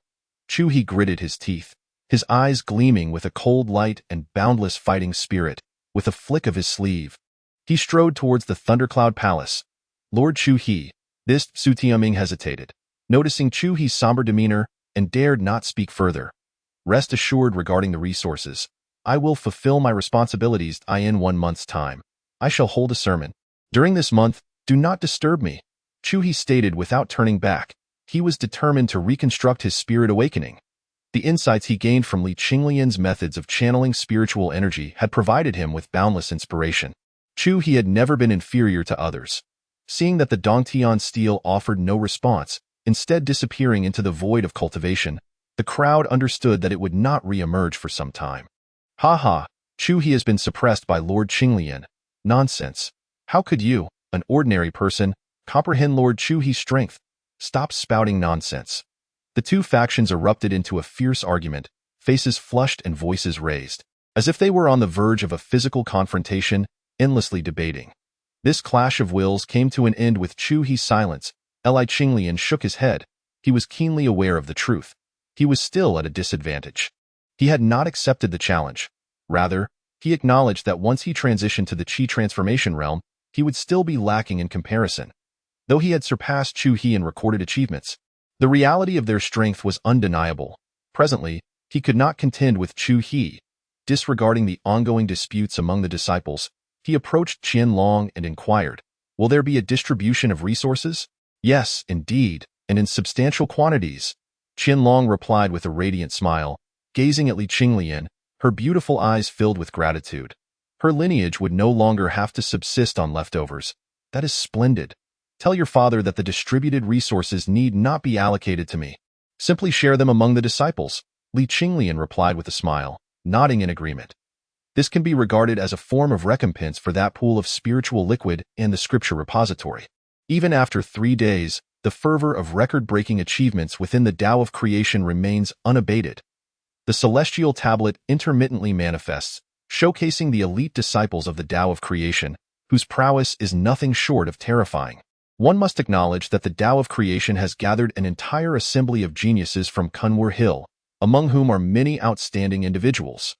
The variety of exceptional Tao bodies is indeed plentiful, and their potential is astonishing. It is not merely a contest between the two prominent families of Li Qinglian and Chu-He, but rather a fierce competition among numerous contenders. However, the grandeur of that day has yet to reappear. For Li Qinglian was indeed quite formidable. During this period, the celestial tablet has been flashing continuously, while the Tower of Ascension and the vast ocean formation are besieged, with challengers flocking to breach the formations. Both the Tower of Ascension and the vast ocean formation serve as arenas for refining the combat skills and experiences of the disciples. Such opportunities abound within the Tao of creation. Meanwhile, Li Qinglian has remained entirely disengaged, yet the commotion he has stirred is astonishing. Each day, disciples at the foot of the divine Shou Peak have witnessed a moving green mountain in the desolate wilderness. In the initial days, it moved slowly, but as time progressed, its pace quickened, causing the very earth to tremble. First, the disciples thought they were imagining things, but upon closer inspection, they discerned that beneath the green mountain stood a figure. Was it not Li Qinglian himself? There he was, shouldering the green mountain, his sweat thoroughly soaking his robes, his small face flushed from the rush of blood. That moment, he was sprinting through the boundless wilderness, his entire being sinking into the solid earth under the immense weight, carving a winding furrow into the ground. From a distance, it truly appeared as though the green mountain was running on its own. His actions were not devoid of purpose, nor were they simply an exercise in futility. Rather, he aimed to refine all the spiritual liquid from his acupoints into his body, digesting the essence he had absorbed previously. Sweat trickled down his small face, and with every step he took, the firm earth seemed to crumble like tofu, causing the ground to quiver. The pressure emanating from the green mountain forced the spiritual liquid from his acupoints into his body, augmenting his physical strength at a terrifying rate. Not solely for the cultivation of his acupoints, he was simultaneously comprehending the profound essence of the mountain-moving Tao. Such inhuman diligence in his training left all others dumbfounded. Thankfully, none dared to intrude, and Li Qinglian reveled in his solitude. Whenever fatigue set in, he would capture wild beasts, slay them, and feast upon their flesh to replenish his vitality. After a single meal, he could consume the equivalent of 2 bears. The appetite of a mere 3-year-old is indeed quite astonishing. His strength is steadily increasing, gradually advancing towards the pinnacle of the awakening realm. Only by reaching the utmost limit, or even surpassing it, can one claim to possess true capital. Meanwhile, the thundercloud hall on the northern slope has not known a moment's peace, with thunderous roars erupting intermittently, as if the heavens themselves were collapsing, as 2 individuals seem to be locked in a fierce contest of strength. The Tao of creation cannot hope for tranquility any longer. After half a month, resources were finally allocated, and Qianshan Mu's face blossomed with joy, while Su Tianming appeared rather forlorn. The disciples of the Tao of creation have finally savored the fruits of their labor. Nothing compares to the reality of spiritual liquid. This is the quintessential benefit, eliciting envy from the disciples of the transformation generation. Li Qinglian received nothing for herself. Everything was bestowed upon her disciples by Qianshan Mu. Joy descended upon them like a gift from the heavens, and the image of Li Qingshan in their hearts transformed into something beautiful. They regarded him entirely as one of their own. Is this not also a means for Qianshan Mu to soothe the hearts of the people? Yet, he would soon find himself unable to smile. Would the Huaxing lineage acquiesce? Certainly not. The people from the 9 celestial islands had all received invitations. The banished immortal Chu He would, at the beginning of the month, deliver a sermon at the Thundercloud Hall. Let it be known to all. Such a simple statement ignited the desires within the hearts of everyone. A sermon is a discussion of the Tao, but what Tao is being spoken of? It is the immortal Tao, the path to eternal life. Chu He, in his previous life, possessed genuine immortal cultivation. If he cannot elucidate it, who else could? The allure contained within this was irresistible for every seeker of the Tao, yet Li Qinglian remained utterly unaware, diligently moving mountains. The mountain on her shoulders had grown from 100 zhang to 300 zhang. Chapter 29. The resonance of the Tao and the golden lotus descends in the blink of an eye. Half a month had passed on this day. As the sun began to rise, the first rays of dawn illuminated the dewdrops on the emerald leaves, revealing a visage of sheer terror that hastily sought refuge in the shadows. The encompassing darkness of the vast realm was entirely dispelled, and at this moment, before the Thundercloud Hall on the northern slope of the Divine Show Peak, a sea of people had gathered, their voices merging into a cacophony. Amidst the throng, spiritual light soared. Not only disciples of the Huaxing lineage, but also a considerable number from the 9 celestial islands had descended. Among them were not a few elders, formidable beings of the Taoist canon, who had come not for any other reason than today's sermon. The Tao that Chu He would expound held tremendous allure. Everyone gazed intently toward the entrance of the hall. At that moment, the tightly shut doors of the Thundercloud Hall slowly creaked open, and thunderous energy surged forth like a tidal wave, causing the hairs on the crowd to stand on end. Chu He stepped forth with measured strides, the arcane markings resembling demonic tattoos on his small frame now more pronounced, his aura more terrifying than a month prior. It was as if an immeasurable ocean loomed before them, profoundly deep, evoking a sense of grandeur and obscurity. With each gesture, lightning flickered, creating an astonishing spectacle. Observing the densely packed throng before him, Chu He symbolically nodded, then stood with hands clasped behind his back. He began with a single word, Tao. This word reverberated through the azure skies, causing the void to tremble, and bizarre phenomena to manifest.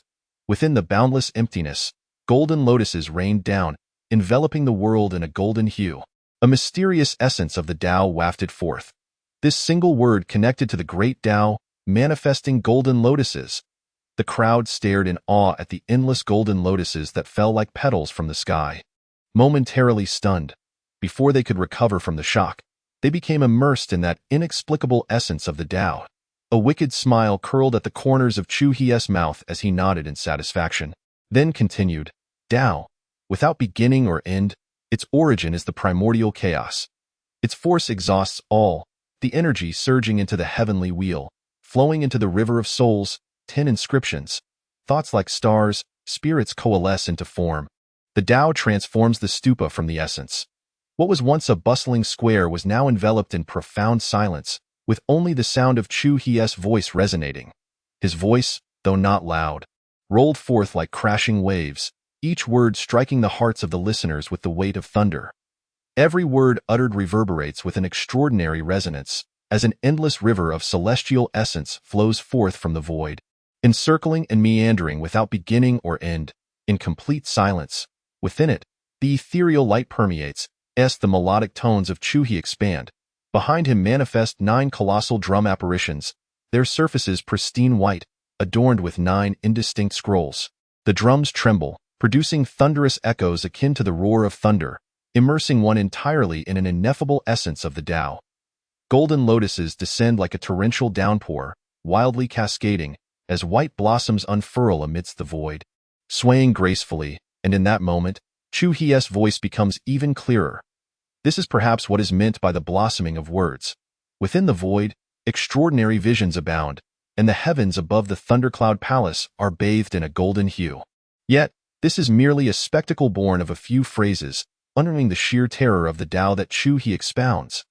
Every word is a precious gem, and thus the Tao is articulated through language. At this moment, the throngs of disciples have no time to be astonished by the phenomena before them. Each is enraptured by the inexplicable essence of the Tao, unable to extricate themselves. It is akin to a starving man encountering a sweet and refreshing mountain spring, yearning to indulge completely. Though the nuances of the text are laden with profound meanings that ordinary folk cannot grasp, the emanating Tao essence renders the great Tao extraordinarily lucid at this moment. As if a delicate veil has been lifted in an instant, the spiritual energy above the thundercloud palace converges furiously, nearly encapsulating half the spiritual essence present on the northern hillside, with the concentration in the air approaching a state of liquefaction. Boom! Accompanied by a muffled explosion, a disciple unexpectedly breaks through from the third layer of spiritual awakening to the first layer of chi surge. Spiritual energy rushes towards his body, refining him, yet he remains entirely oblivious, still immersed in the boundless essence of the Tao, highlighting its irresistible allure. Boom, boom, boom. 3 more individuals unknowingly transcend their previous realms. The spiritual energy bursts forth like an explosion, madly surging towards these individuals. What is a celestial being? One person, one mountain. If one stands at the peak, they are a celestial. Cultivation is a process of ascent. As fellow climbers, harboring the ambition of a soaring swan, the spirit enters the vast void, becoming the essence of the universe, nourishing the body, and channeling the spiritual essence through the meridians. Each word uttered is a true incantation, revealing the genuine essence of the celestial and the true understanding of the Tao, articulated by Chu Hie through his own comprehension. The disciples are utterly enraptured within the boundless mysteries of the Tao. As time progresses, the spiritual energy in the arena remains unbroken, the thunderous sounds echoing continuously, marked by successive breakthroughs. Even for those who have yet to transcend their realms, the persistent bottlenecks they faced are effortlessly resolved under the infusion of endless Taoic causes. The resonance of Chu Hie's Taoic sound extends for miles, surrounding him, golden light soaring like the divine sun. Many disciples, drawn by the grandeur of his teachings, flock to witness. Even some elders who would typically maintain a faade of dignity are irresistibly attracted. The momentum of the disciples' successive breakthroughs further lures down groups from the 9 celestial islands, proving utterly irresistible. Even the disciples and elders of the creation sect stealthily gathered to listen to the teachings, for the allure of a breakthrough was indeed too great to resist. Meanwhile, at the foot of the eastern mountain, before the Zikan Palace, Qianshan Mu stood motionless, his gaze fixed upon the soaring golden light. A grimace of frustration etched upon his face. This moment, the creation sect appeared desolate to an extreme. Even the janitor had vanished, leaving the broom abandoned on the ground. The Zikan Palace was also devoid of any presence, with only a few scattered individuals remaining behind Qianshan Mu. Sect Master, will you not go? That old firebrand has managed to achieve a breakthrough to greatness with the descent of the flame god. Are you not tempted?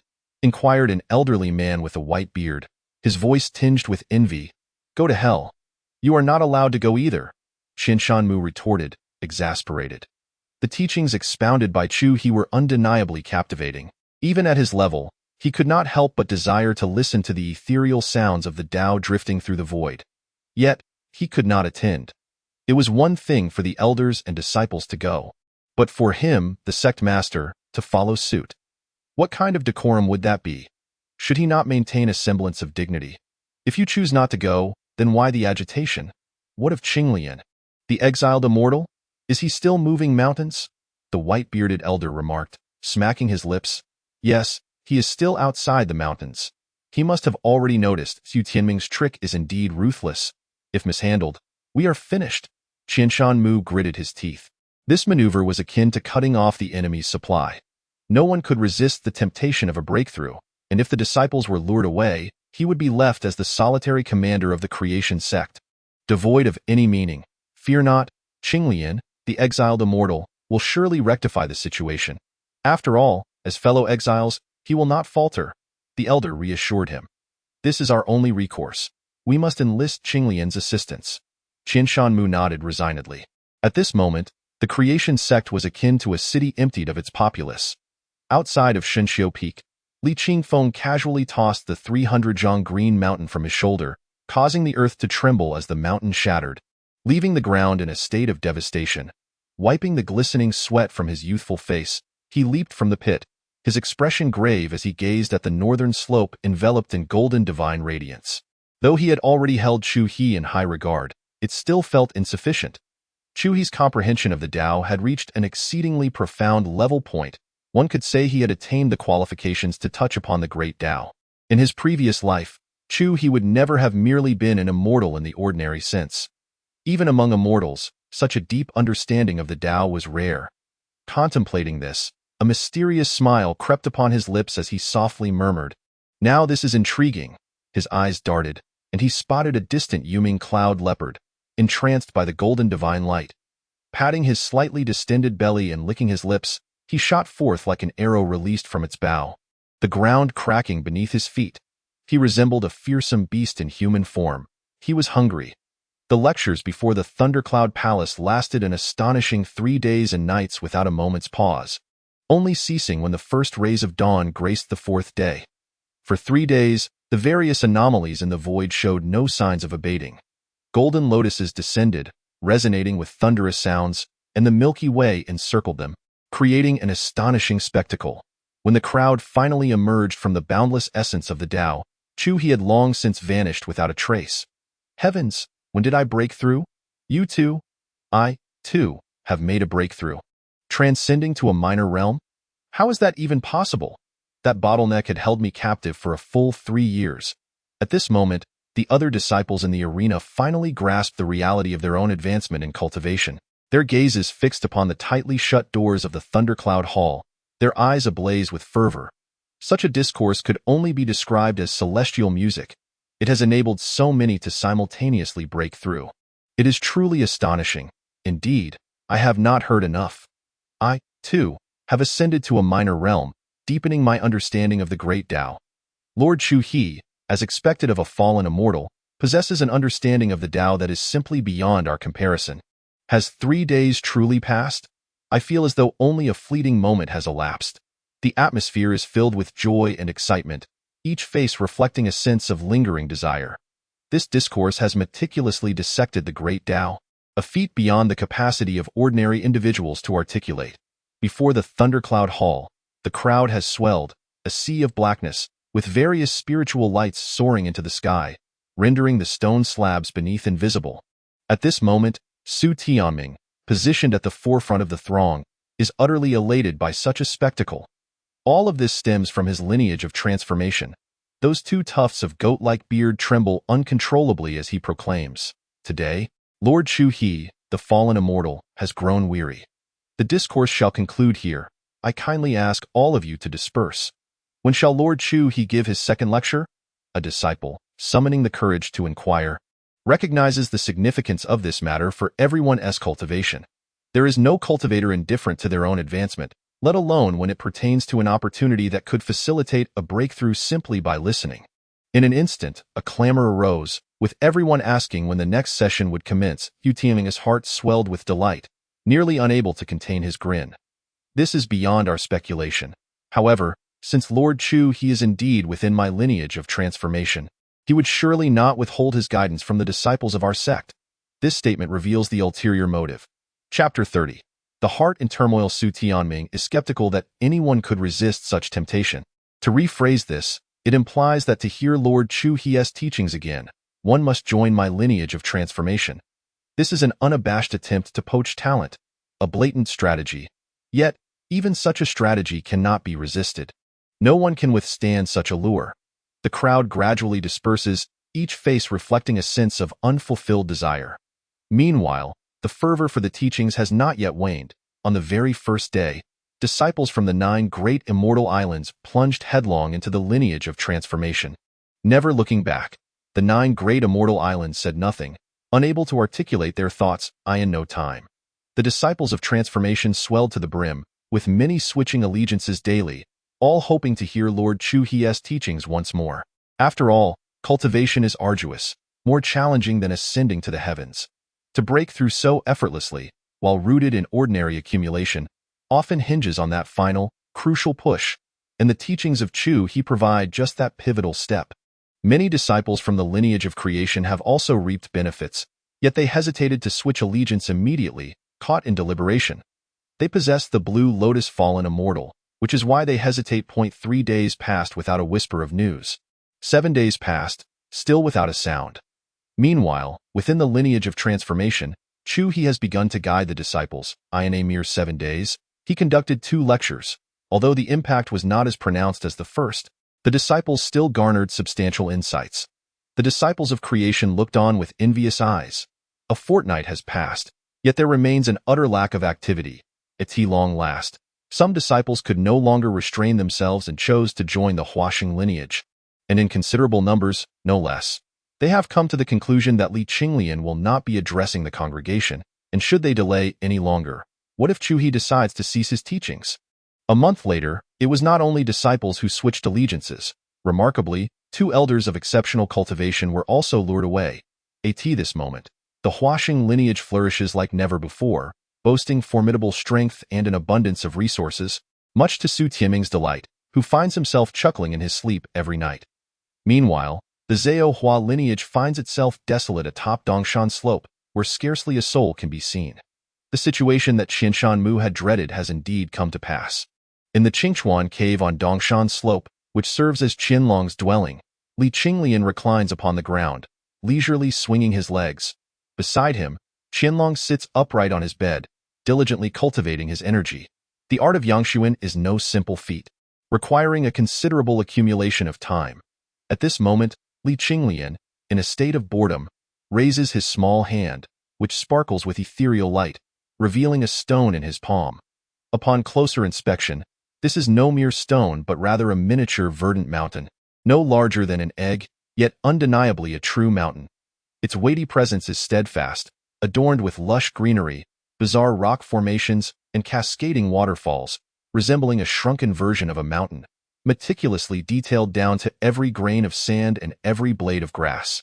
The mastery required over one's consciousness and spiritual energy to achieve this is unfathomable, and the effort Qinglian has poured into this remains a mystery to all. Suddenly, the cave door bursts open, and Qinglian turns to see an elderly visage, etched with sorrow, which startles him. His hand trembles, causing the miniature mountain to shatter. Why, little ancestor, why are you still playing? Our Zhao Hua lineage is on the verge of collapse. Have you not thought of a solution? The newcomer is none other than Qianshan Mu, who appears considerably more haggard than a month ago, his face a mask of despair. You have visited 12 times this month alone. Qinglian replied with a hint of resignation. I am at a loss as well. If this continues, that rascal will truly bring about our demise. Qianshan Mu responded with a bitter smile, his words laced with coarse language, entirely devoid of the dignity one would expect from a lineage leader. Qianlong also opened his eyes, chuckling softly and shaking his head. Go ask me to deliver a discourse. I genuinely cannot. Qinglian threw up his hands in exasperation, his expression a portrait of helplessness. What could I possibly impart? I truly lack the capability. The current cultivation framework is knowledge I acquired from Qinglian. What is the essence of the Tao, and what constitutes an immortal? I am utterly at a loss. In my era, such concepts did not even exist. How could I articulate them? Qianshan Mu turned his gaze towards Qinglian, who merely smiled and nodded, unable to contain his amusement. Qianshan Mu, however, responded with disbelief. How can that be? How did you attain your previous cultivation? Qinglian, the banished immortal, do not try to deceive me. We cannot endure any more turmoil, Li Qinglian, with a hand resting on his forehead, replied with a sigh, I tell you, I achieved it through sleep. Do you believe me? This statement, remarkably, is indeed true. It was through slumber. In the primordial chaos, amidst a void of nothingness, what else was there to do but sleep? During his slumber, several rascals even pilfered a number of lotus seeds from him. Even now, the thought of it brings him considerable heartache. Qianshan Mu, however, remained even more skeptical. Are you jesting with me? The cultivation of immortals? An existence that knows neither death nor destruction. Can such a state be attained merely through slumber? Oh, Qinglian, the exiled immortal, you must devise a plan, lest we face utter ruin. I cannot bear the shame of my aging visage. Qianshan Mu concealed his face with a large hand, embodying a profound sense of disillusionment.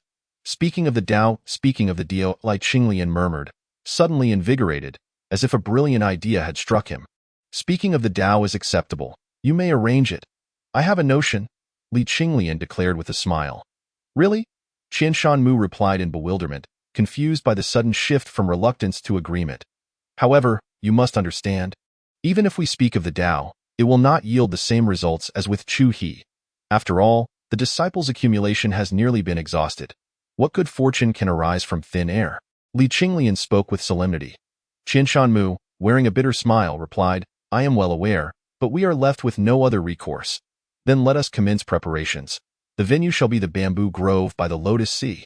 Upon hearing Li Qinglian's words, Qianshan Mu dashed out like a whirlwind, revealing his impatience. Only Li Qinglian and Qianlong remained in the cave. Will you truly speak of the Tao? Qianlong inquired with a smile.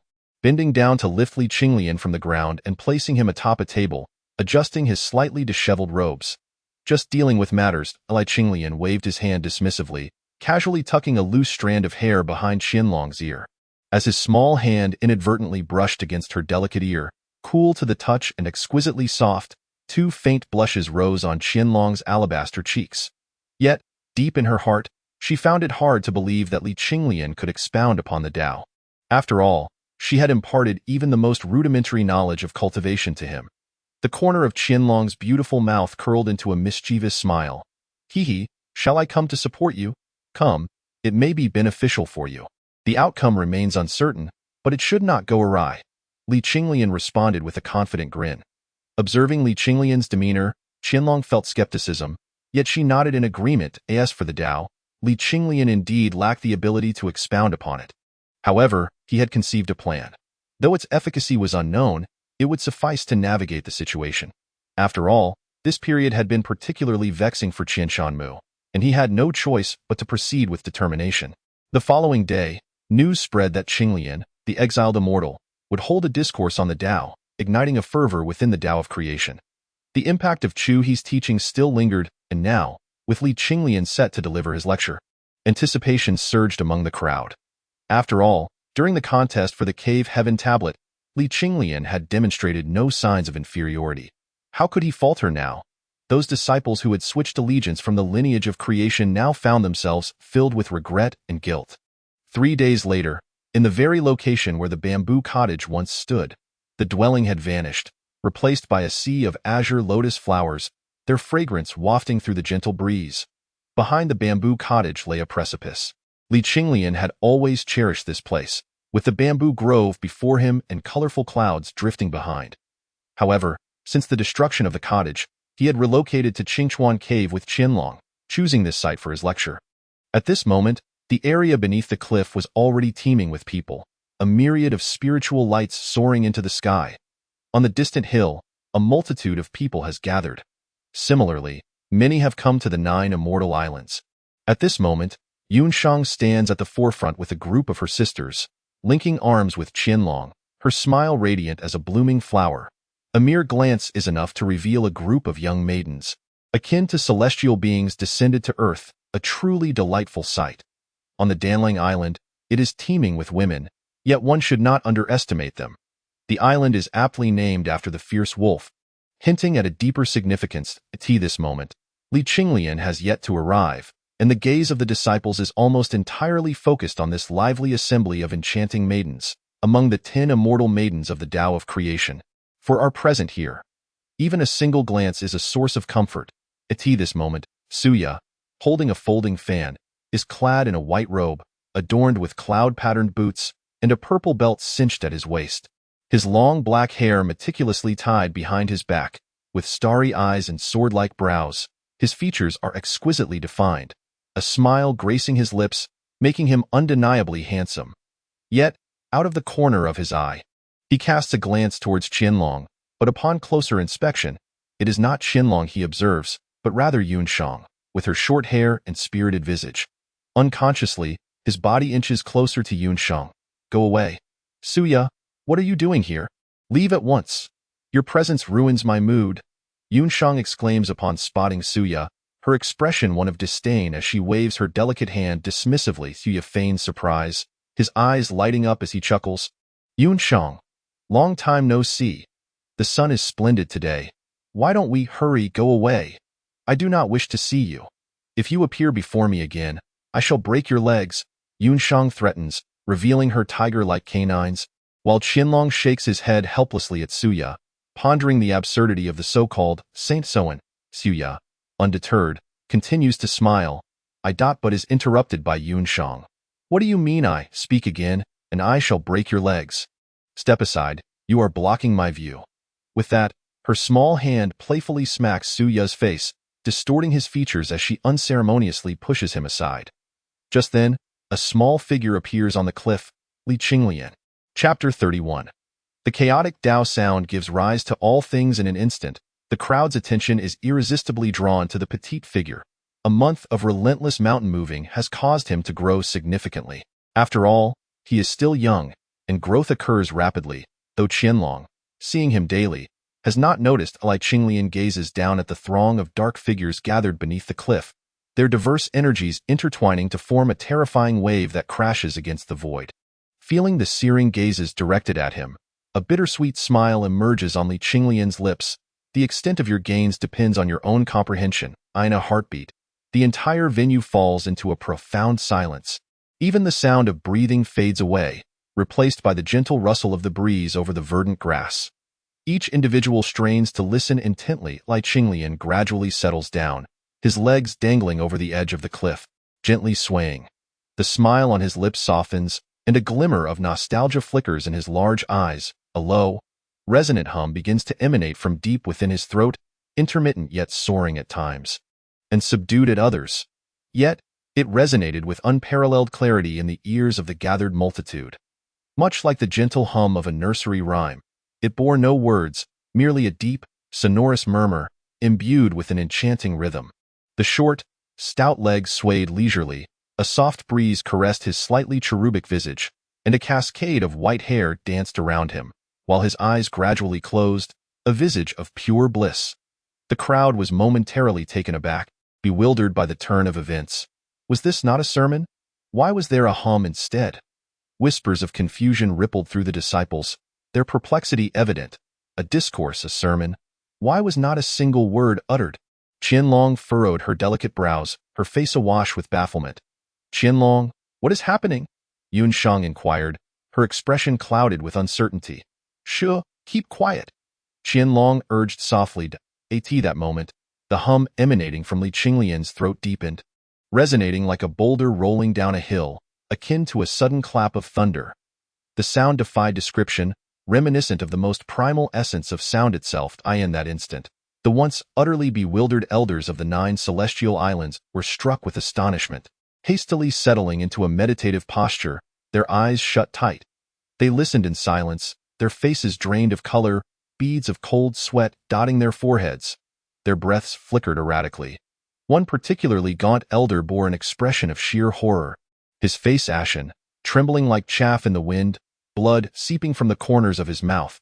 It must be noted that to attain the status of an elder within the Tao of creation, one must be no less than a master of the Dao Zong realm. What, then, had they experienced to elicit such a dire reaction? Despite their tragic appearances, their auras surged with increasing intensity. As the sound from Li Qinglian's throat transformed once more, the air around him quivered as if it were mere fabric, distorting the splendid scenery into a crumpled canvas. The disciples could not help but swallow hard. What was this sound? So terrifying, it twisted the very fabric of reality like fragile parchment. Boom! In the next instant, the assembly perceived a thunderous explosion that reverberated through the heavens. All that surrounded them vanished, leaving only an endless void, where neither the earth nor its myriad forms persisted. Not even darkness remained. Panic gripped their hearts as they turned their gaze towards Li Qinglian, but his figure had entirely dissipated, leaving behind only a swirling mass of energy. It was formless and intangible. As it rolled, it stirred an infinite cloud of dust, transforming into the essence of great stars, and from within that energy, the deep, resonant sound emerged. The gathered crowd swallowed hard once more. None could fathom the nature of this sound, nor comprehend the reality they were presently enduring. Could a mere low hum truly reshape the world? What was happening? At that moment, within the Thundercloud Palace, Chu He, seated in a secluded chamber, suddenly opened his eyes, which shimmered with unparalleled astonishment as he exclaimed, "Primordial chaotic Tao sound! How could this be possible?" Without a second thought, he became a streak of lightning, the very fabric of space trembling in his wake. He crashed through the palace walls, racing towards the source of the resounding Tao sound that permeated the void. Wherever he passed, all things shattered, and earth was sent spiraling into the air. His speed was as swift as thunder, revealing the urgency that consumed him.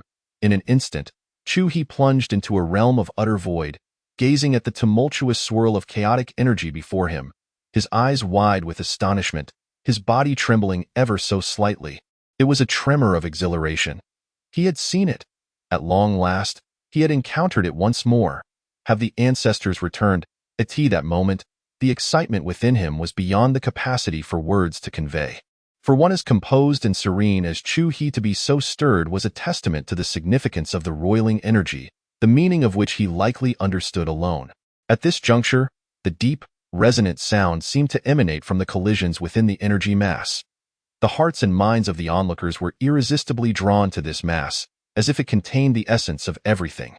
Suddenly, a brilliant white light surged horizontally through the energy sphere. Crack! It was as though the crowd collectively heard the crack, witnessing the energy mass abruptly split in two. The pure essence ascended, forming the heavens, while the impure sank, becoming the earth. Above, clouds billowed, and below, magma spread. Everyone was left dumbfounded, realizing at that moment the magnitude of what they beheld. The evolution and formation of the world, boom. A tremendous pressure, akin to the weight of the heavens, bore down upon them. A pressure that, despite being but a thread, was more than enough to leave them gasping for breath. Many turned pale, their breaths unsteady, with a significant portion spouting blood from the immense strain. Yet their eyes remained fixed on the emerging world, for they understood that if they missed this moment, it would never again be within their sight. Such a spectacle was not something one could encounter casually. The process of the heavens and earth's evolution was a sight reserved for the innate deities and demons. The elements of wind, thunder, earth, and fire unfolded one by one, with torrential rains extinguishing the flames, transforming into oceans. Life began to unfold. Verdant greenery enveloped the earth. Spiritual essence surged forth, granting life to all beings. From birth to demise, the cycles of life and death occurred in the blink of an eye. Millions of years flashed by. As storms and clouds shifted, civilizations rose and fell, each cycle repeating anew. In that moment, it was as if the onlookers stood from the perspective of a sovereign, facing the myriad of living beings, indifferent to the cycles of life and death, their hearts untouched, even unperturbed. It was a state of being that transcended all, detached from everything, unfazed by the collapse of heaven, unafraid of the rending of earth, steadfast as a mountain. That was the heart of the divine and demonic. At this moment, the crowd inexplicably sensed that profound detachment, coupled with a sense of solitude. Though at the pinnacle, upon glancing back, they found themselves utterly alone. The path was solitary, the journey undertaken alone. The spiritual essence gradually waned and faded. The vibrant green, filled with the breath of life, vanished, leaving no place for existence among the myriad souls. The heavens once again clouded, and the earth marred with scars. Everything shattered like a fleeting illusion, returning once more to chaos, endlessly swirling, with the resonant tones of the Tao echoing forth. The weight of the Tao receded like a receding tide, and the crowd collectively exhaled, realizing only then that their backs were drenched in cold sweat. Coming back to their senses, the scenery around them remained unchanged. The void dissipated entirely. They exchanged glances, the astonishment in their eyes beyond words. Whispers of discussion arose, creating a cacophony, not for any other reason, but because most of them had experienced a significant decline in their cultivation. Even those disciples who have experienced the fall of a significant realm, such a dramatic descent, find the innate energy within their dantian forcibly suppressed back into the sea of consciousness. Yet, paradoxically, this has rendered their cultivation more solid than ever. What once resembled a loose mound of earth has now become a compact and sturdy foundation, their abilities profoundly grounded. Although their cultivation has diminished, each one wears an expression of exhilaration, for they are not fools. They understand that this is not a misfortune, but rather a tremendous boon. More alarmingly, their state of mind has undergone a transformation. Having personally experienced the cycle of the world from birth to obliteration, they have tasted a transcendent mindset, unshaken by the myriad of existence, elevating their consciousness to an extraordinary level. If cultivation is likened to a vessel navigating the vast seas, then the Tao heart serves as its helm. Its significance cannot be overstated. The harvest from this experience is beyond the capacity of words to convey, leaving even the elders in a state of astonishment. Clearly, having gained much, it is worth noting that these individuals are all beings of the Daozong realm. Among them are unparalleled powerhouses of the soul-snatching realm. The fact that they too have reaped benefits speaks volumes of the terrifying nature of the innate chaotic Tao sound. At this moment, Qinglian exhales softly, having ceased his humming, his gaze fixed on the boundless horizon. Radiating brilliance, it is only now that He comes to his senses, looking at Qinglian with an expression imbued with a hint of incomprehensible excitement. He exclaims, "Who exactly are you?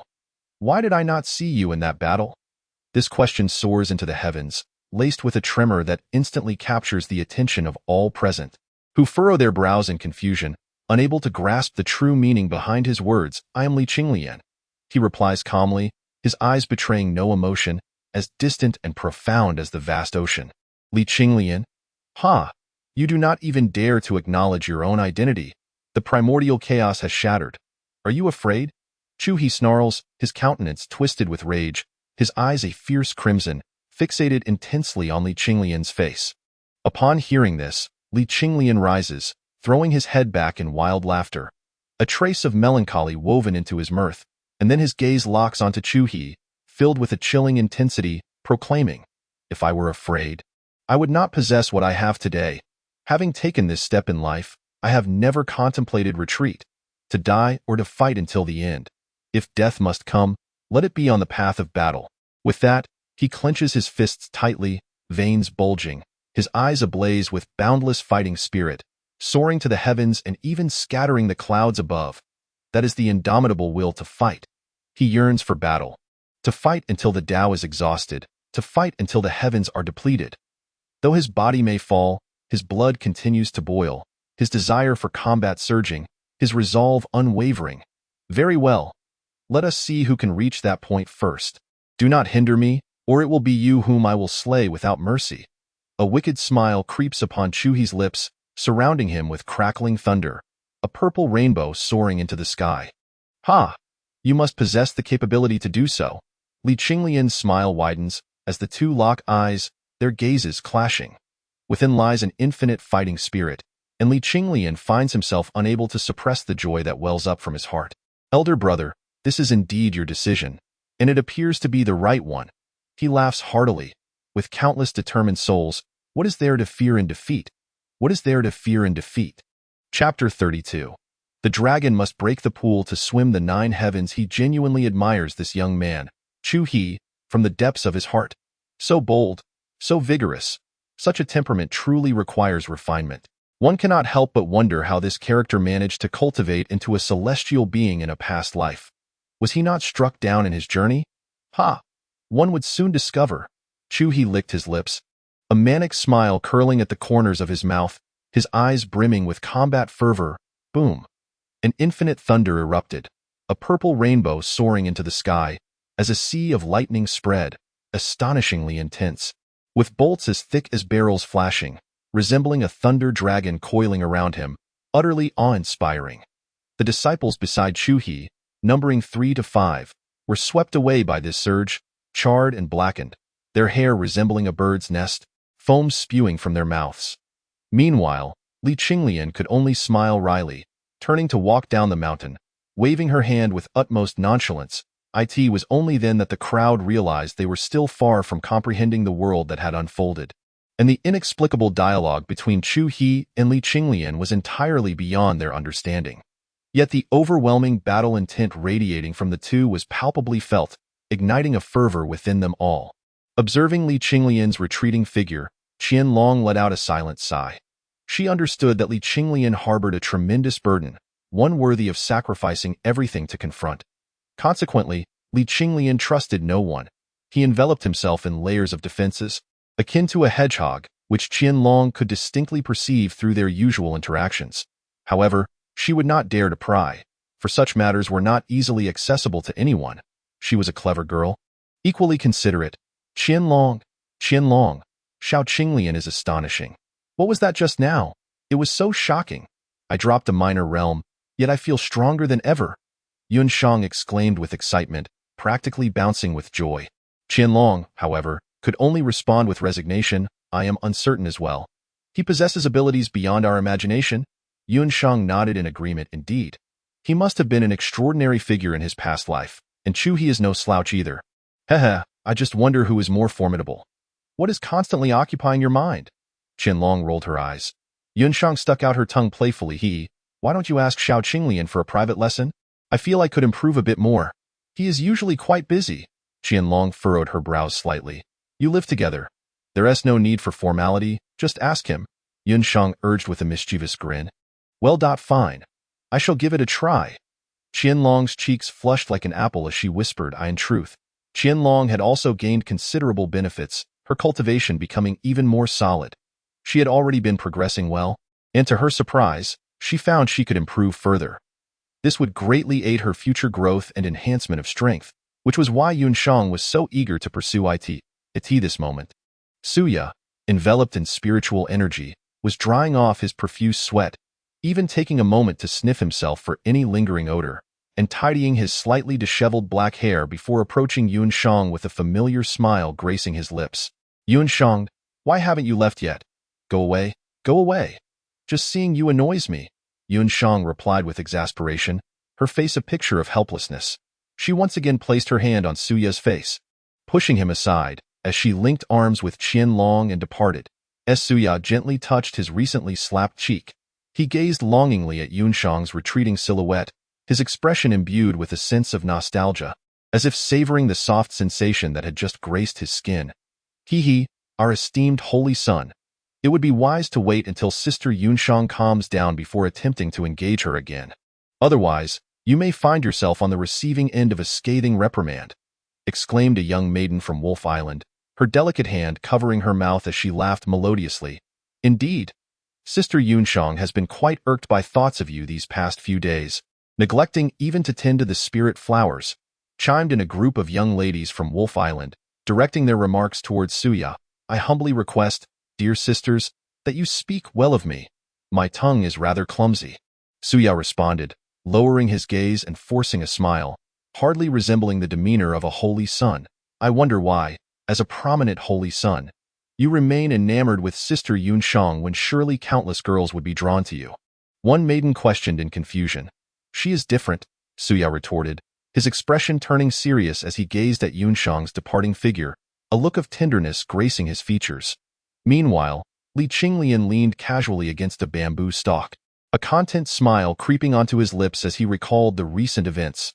Mimicking the primordial chaos sound was, for him, a task of utmost simplicity.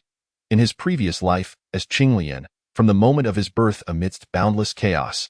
The resonant sounds had echoed perpetually in his ears, never ceasing for a single instant. After eons had passed, his ears had nearly grown calloused. That primordial chaos sound was the most fundamental expression of the Tao, the initial tone before the heavens and earth, a direct interpretation of the Great Way. While others could only yearn to hear it, Qinglian was blissfully unaware of the fortune he possessed. At that moment, he raised an eyebrow and spoke lightly, "Come forth. No need to hide."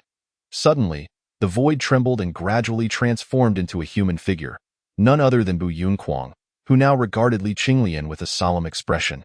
The two remained silent until Guang broke the stillness. "I am profoundly grateful to you, Qinglian, for setting aside past grievances and enabling the Tao of creation to usher in an era of flourishing cultivation." Guang expressed earnestly. Upon finishing, his demeanor reflected genuine seriousness. Evidently, after Qinglian had demonstrated his worth, the pressure from that day became an indelible thorn in his heart, an insistent thorn that could not be removed. Now, with the two exalted beings at odds, the true beneficiaries were the disciples of the Tao of creation, heralding a grand era of cultivation. A significant advancement indeed. How could Guang be displeased? Words need not be spoken. We both understand the situation clearly. I shall remain only for a brief period. Qinglian continued. As for Chu he too shall follow suit. After a brief pause, he added, "This temple is too diminutive. The entire realm is too confined. It cannot accommodate what cannot be held. As for my decision to stay, that will depend on whether the Tao of creation possesses the value to support my endeavors. As it stands, it appears promising." Guang remained contemplative. He was all too aware of the reality. He understood well that the exalted beings were not something the Tao of creation could retain. What did it matter to dominate a small hill or a single realm? The scope was ultimately too limited. A small pond could not contain a true dragon, and thus one must seek refuge in a larger expanse. Yet, Qinglian refrained from issuing a final verdict. Though the Tao of creation may be small, it possesses potential for growth. The battles ahead would not be fought by him alone. No matter how formidable he became, capable of shaking the very foundations of heaven and earth, he would still be crushed to dust within the relentless tide of existence. Only by possessing one's own strength can one hope to seize even a fleeting chance of victory, and this path of creation and transformation in Taoism is indeed worthy of cultivation. Yet, it remains uncertain whether Guang can muster the resolve to act decisively. Were these words uttered by an ordinary individual, they would undoubtedly be met with a swift reprimand from Guang. However, he is not an ordinary person. He is Qinglian, and Guang has no choice but to heed him. Guang furrowed his brow, poised to respond, but was abruptly interrupted by Qinglian. "As for Chu he, I am unclear about his intentions, yet I have many matters to attend to. This is not merely a matter of words. The timing is not yet ripe. It is somewhat premature to respond at this juncture." The conversation was tinged with a sense of calm, and Guang realized that Qinglian held lofty ambitions, though he was unaware they reached such heights. A mindset that regards all of heaven and earth, indeed everything, with indifference. His heart is solely focused on his goals, with all else merely ephemeral. "Thank you." Expressing gratitude once more, Guang's expression was a tumult of conflict as he dissipated into the void and departed. Meanwhile, Qinglian chuckled and shook his head, having made his point clear. How Guang chooses to decide is his own affair. At this moment, however, beneath the cliff, chaos erupted, with Qian Shanmu caught amidst the crowd. Struggling to breathe. "Master, when will Lord Qinglian resume his teachings?" Indeed. Is the lineage of creation still accepting disciples? I hail from the Broken Army Immortal Island. Damn it, you little rascal. You dare abandon your master? If you go, I swear I'll break your legs. An elderly man with a white beard trembled with fury. "Master, what are you being coy about? You could just come over yourself. Don't you have a grasp on that opportunity in your heart? Just now, didn't you also break through a small realm?" The disciple scoffed, disdain evident on his face. "Old Qian, I'm Xiao Yang. Save me a spot, will you? We've shared so many years of camaraderie." In an instant, the clamor reached a fever pitch. The attraction of the innate chaotic Tao sound to the elders surpassed even that of the disciples. It is rare to encounter teachings that can benefit both the Tao Zong and the soul capture. At least, the Tao expounded by Chu He holds no efficacy for the latter. Having reached the realm of soul capture, advancing further is akin to ascending to the heavens. Thus, even the smallest step incited these elders to abandon their pride and surge forward. The once desolate Dongshan slope resounded with voices once more, alleviating Qian Shan Mu's immediate distress, ensuring that the essence of the lineage of creation would not be severed under his watch. At this moment, Su Tianming wore a countenance of despair, for the situation he had painstakingly orchestrated was effortlessly unraveled by Li Qinglian, evoking a deep-seated resentment. With a darkened expression, he murmured, "He must be eliminated. Otherwise, how can my lineage of transformation ascend? Yet, this person possesses extraordinary abilities. I must devise a foolproof plan." Having suffered repeated setbacks, Su Tianming had come to realize that Li Qinglian was not to be trifled with. Though his cultivation was not overt, a transcended immortal could not be judged by ordinary standards. Gazing at the tightly shut doors of the Thundercloud Hall, anxiety gnawed at his heart, yet he dared not disrupt the proceedings. Within the Thundercloud Hall, at this moment, Chu He sat alone in a secret chamber, his gaze flickering, clearly deep in contemplation. Who exactly is he? That battle. I have never encountered anyone like him. Qinglian, the infernal Red Lotus? Could it be the river of the underworld? That seems unlikely. The Golden Lotus of Merits? The guide? Impossible. Chu He muttered to himself, appearing almost delirious. Qinglian. Qinglian. He said he was afraid, and thus, he lost everything that exists today. He was still aware of the primordial chaotic Tao sound. Could it be impossible? At this thought, Chu He's pupils constricted violently, cold sweat instantly soaking his back, his complexion paling. Impossible. Impossible. Chapter 33. The dragon tortoise treads the boundless sky. Chu He mumbled to himself, his eyes filled with disbelief.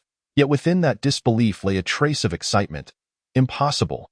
Though he spoke such words, his heart increasingly believed in his conjecture. He suddenly stood up, hesitation flashing in his eyes. But the step he took was suspended in midair. This motion persisted thrice, yet he ultimately sat back down, revealing the extent of his indecision. What exactly had he inferred? Whether or not it was correct, no one could ascertain. In the following days, the once desolate eastern mountain slope became lively once more, the number of disciples from the lineage of creation soaring. The disciples who had previously switched allegiances, some hesitated to return for the sake of pride, yet most could not resist the allure of opportunity. For the sake of their cultivation, they were willing to do anything. Qianshan Mu's aged face was practically gilded in joy these days, nearly blooming with laughter, not for any other reason than the fact that countless elders had come to the 9 celestial islands, many accompanied by their families. They had brought their own disciples as well, and who could doubt the prowess of disciples from high-ranking masters? Each was a genius disciple, worth 10 of the average. It was solely to hear once more the primordial chaotic Tao sound from Li Qinglian. Qianshan Mu, putting aside his dignity, implored Li Qinglian to lecture again. With no other recourse, Li Qinglian relented and spoke twice more, each time providing a different experience for the audience. The world he opened still swirled with change. From various perspectives, one could glean diverse sensations. At this moment, atop the seat of the Qingchuan cave master, Li Qinglian licked his parched lips, gulping down the tea on the table with a loud slurp, complaining, "I am parched to death."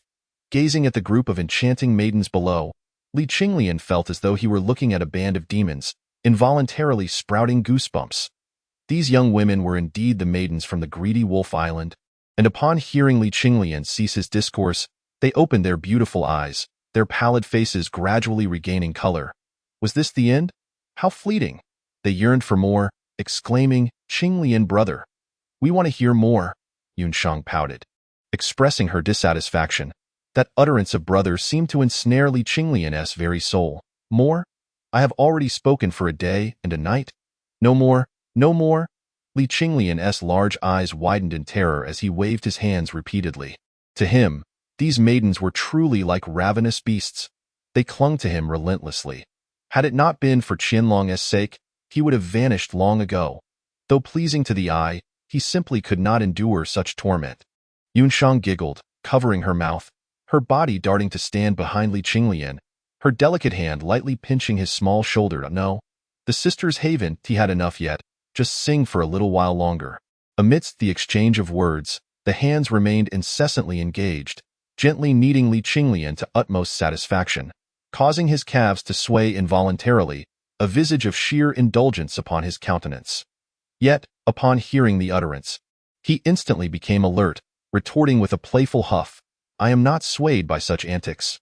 I am off to the spirit pool." With that declaration, the figure seated upon the chair erupted into an intense azure glow, which then violently dissipated into a multitude of azure lotus blossoms, ultimately transforming into fleeting specks of spiritual light, vanishing without a trace in the cavern. Where could one find his presence? He had departed so abruptly. Even Yun Shang, who had attained the first layer of qi surge, failed to discern how Li Qinglian had made his exit. Heavens! Qianlong, could he be utilizing the void Dao body? Yun Shang exclaimed in astonishment. What nonsense! How could that be? Qianlong chuckled heartily. Then how did he leave? Yun Shang questioned skeptically. It was merely a matter of employing spatial transference. The specifics of his method elude me, Qianlong replied with a smile. Meanwhile, Yun Shang remained in a state of disbelief, astonished by the stunning display. Yet, how had Li Qinglian accomplished such a feat? He had only just entered the spirit awakening stage. Alas, I wish I could have listened longer. Why did he have to leave? Yun Shang lamented, her expression one of reluctant longing. Don't act all innocent after reaping the benefits. Continuing to listen wouldn't yield much more enlightenment. You know that in your heart, Qianlong remarked, shaking his head with a smile. Hee. Then we owe a debt of gratitude to our esteemed saintess, don't we?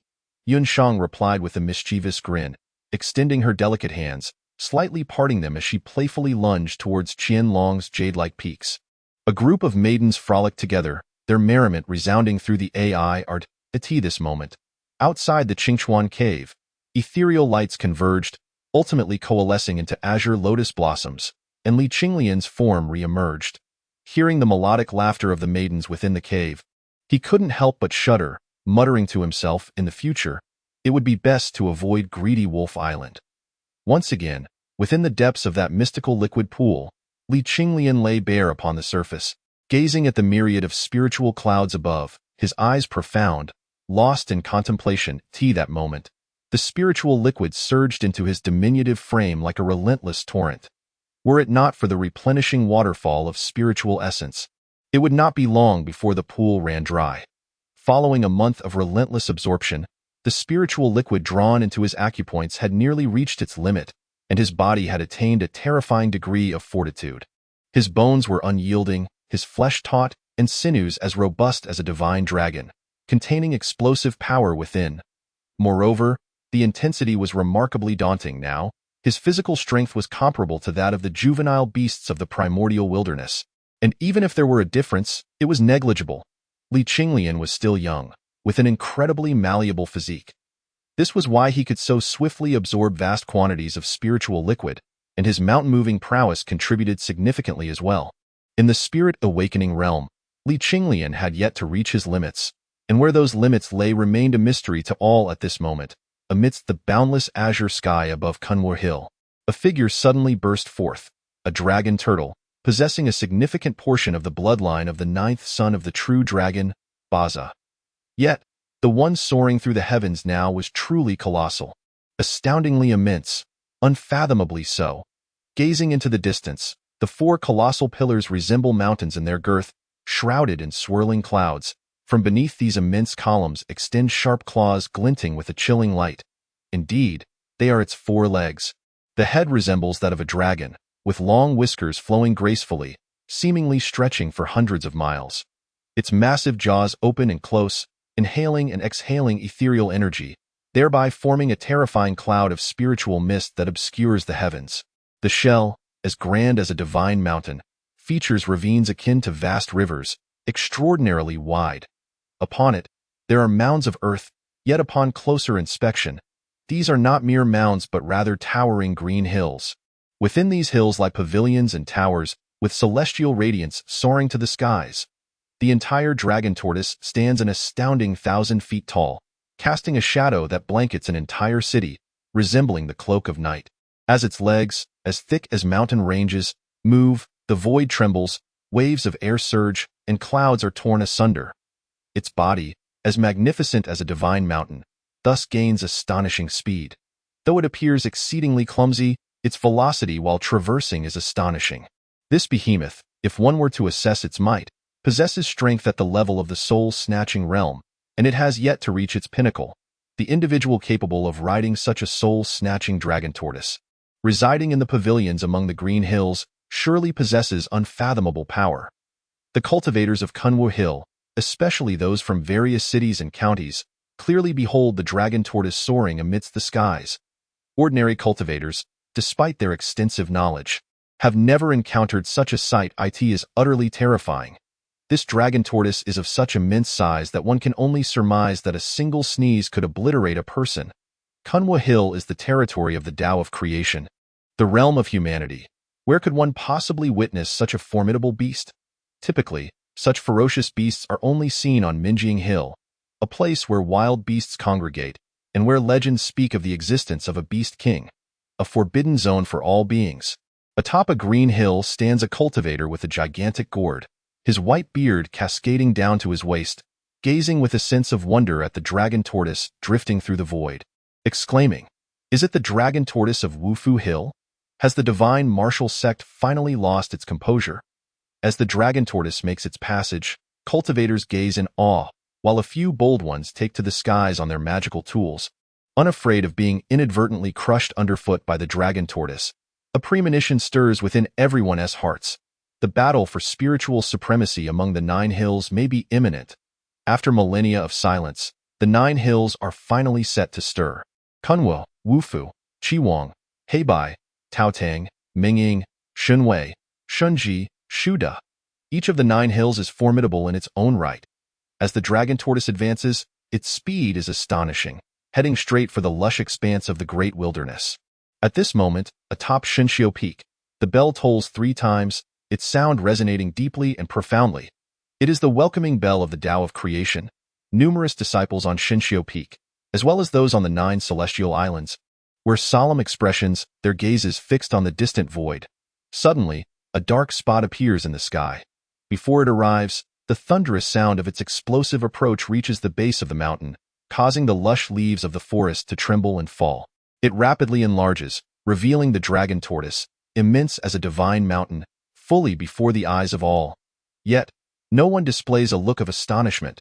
Though the dragon tortoise is colossal, akin to a divine mountain, compared to the towering Shenxiu Peak that pierces the azure sky, it is but a drop in the ocean, an insurmountable disparity. The grandeur of Shenxiu Peak is beyond the capacity of mere words to encapsulate. It is a marvel fashioned by nature itself. This statement is not merely rhetorical. The dragon turtle Taoist has come to pay homage to my Taoism of creation, yet Bu Yunquang's exuberance seems to lack the proper decorum. Though the individual has yet to arrive, his voice precedes him. The sound of the Tao reverberates like the rumble of heavenly thunder, scattering the clouds of the 9 heavens. Suddenly, a beam of golden divine light bursts forth from the pinnacle of Shenxiu Peak, swiftly arriving before the dragon turtle. The aura emanating from him is akin to the surging tides of a vast ocean, incredibly overwhelming, distorting the very fabric of the void and overshadowing the entire wilderness. The dragon turtle cannot help but emit a low growl, its colossal form retreating slightly, trembling as even the mountains upon its back quiver, with stones cascading down.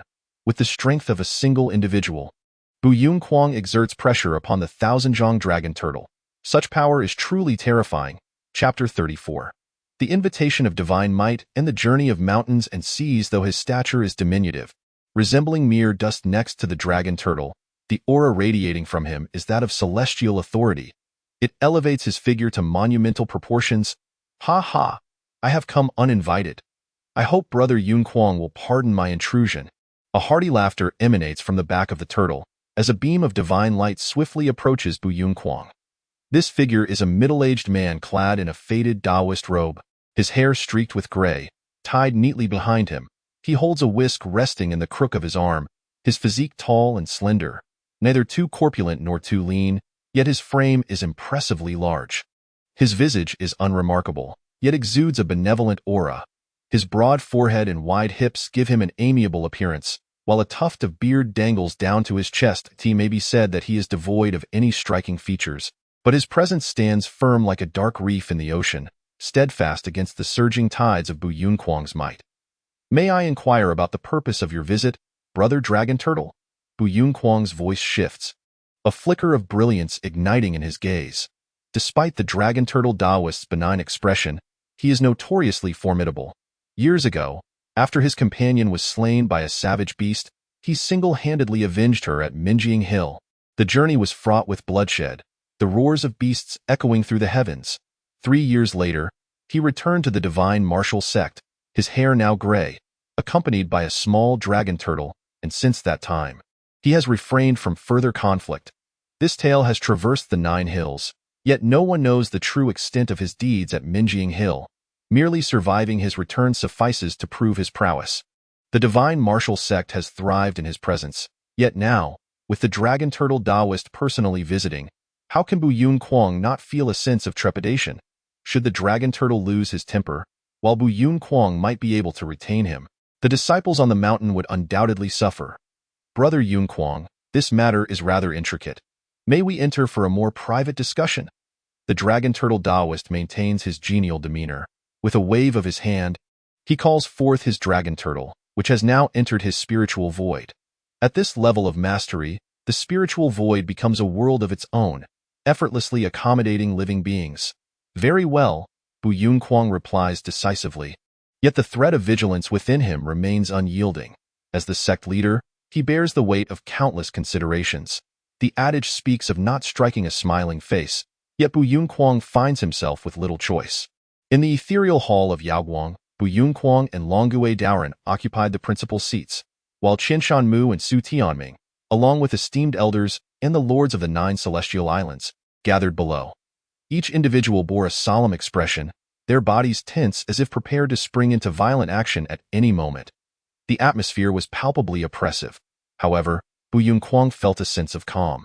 If Longue Daoran truly intended to unleash his fury, it would undoubtedly spell his own demise. "Esteemed brothers, I have come not for any trivial matter, but to foster camaraderie between our factions, with the battle for the Spirit Stone imminent. It is imperative that humanity stands united," Longue Daoran proclaimed with a smile. "Oh, and how do you propose we enhance our friendship?" Bu Yunquang inquired, furrowing his brow. Longue Daoran continued, "I am here to extend a sincere invitation to your disciples under the age of 100 to participate in a contest at my divine martial gate. The benefits are manifold, as it will not only reveal which disciples are worthy of further cultivation, but also augment their practical combat experience. Furthermore, as you are all aware, the battle for the Spirit Stone belongs to the youth. No matter how formidable we old bones may be, we are of little use." Upon hearing these words, the attendees remained silent, while Bu Yunquang's heart harbored a cold sneer. "Humph! Is this an attempt to probe our depths?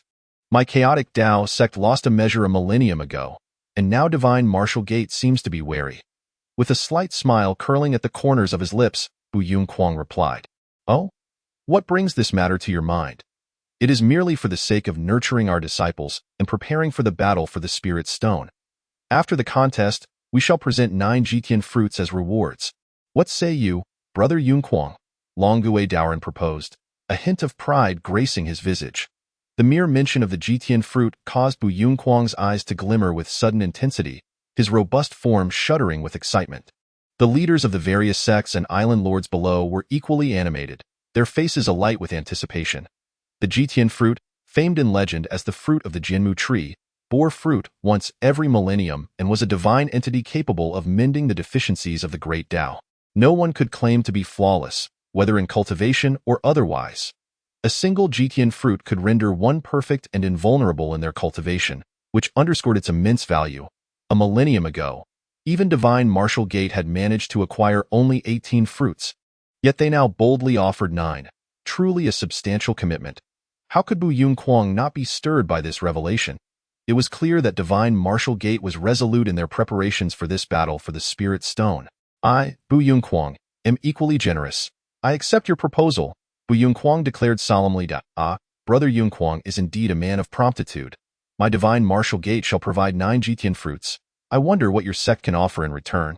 Longue Daoran began. "Given such a significant investment from divine martial gate, my chaotic Tao sect shall also not fall short. We shall present 9 portions of Jiuguang divine water as rewards for this grand contest." Bu Yunquang replied with a smile. At that moment, Longue Daoran feigned shock, yet his heart danced with glee. They covet the Jiuguang divine water. Humph!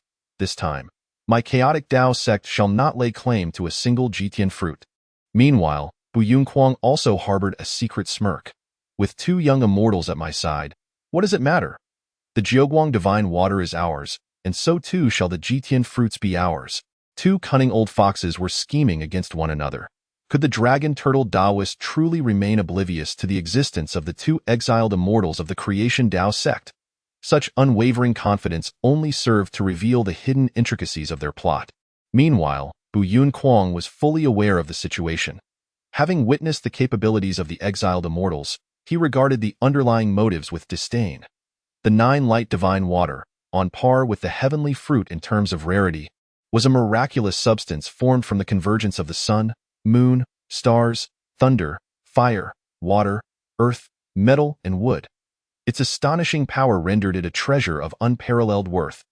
The divine show peak, with its unique advantages, absorbed the essence of all things in heaven and earth, nurturing for centuries to finally produce a single drop of 9 light divine water. This alone illustrated its immense value. Excellent, Brother Yunquang, your decisiveness is commendable. Thus, we shall finalize this matter.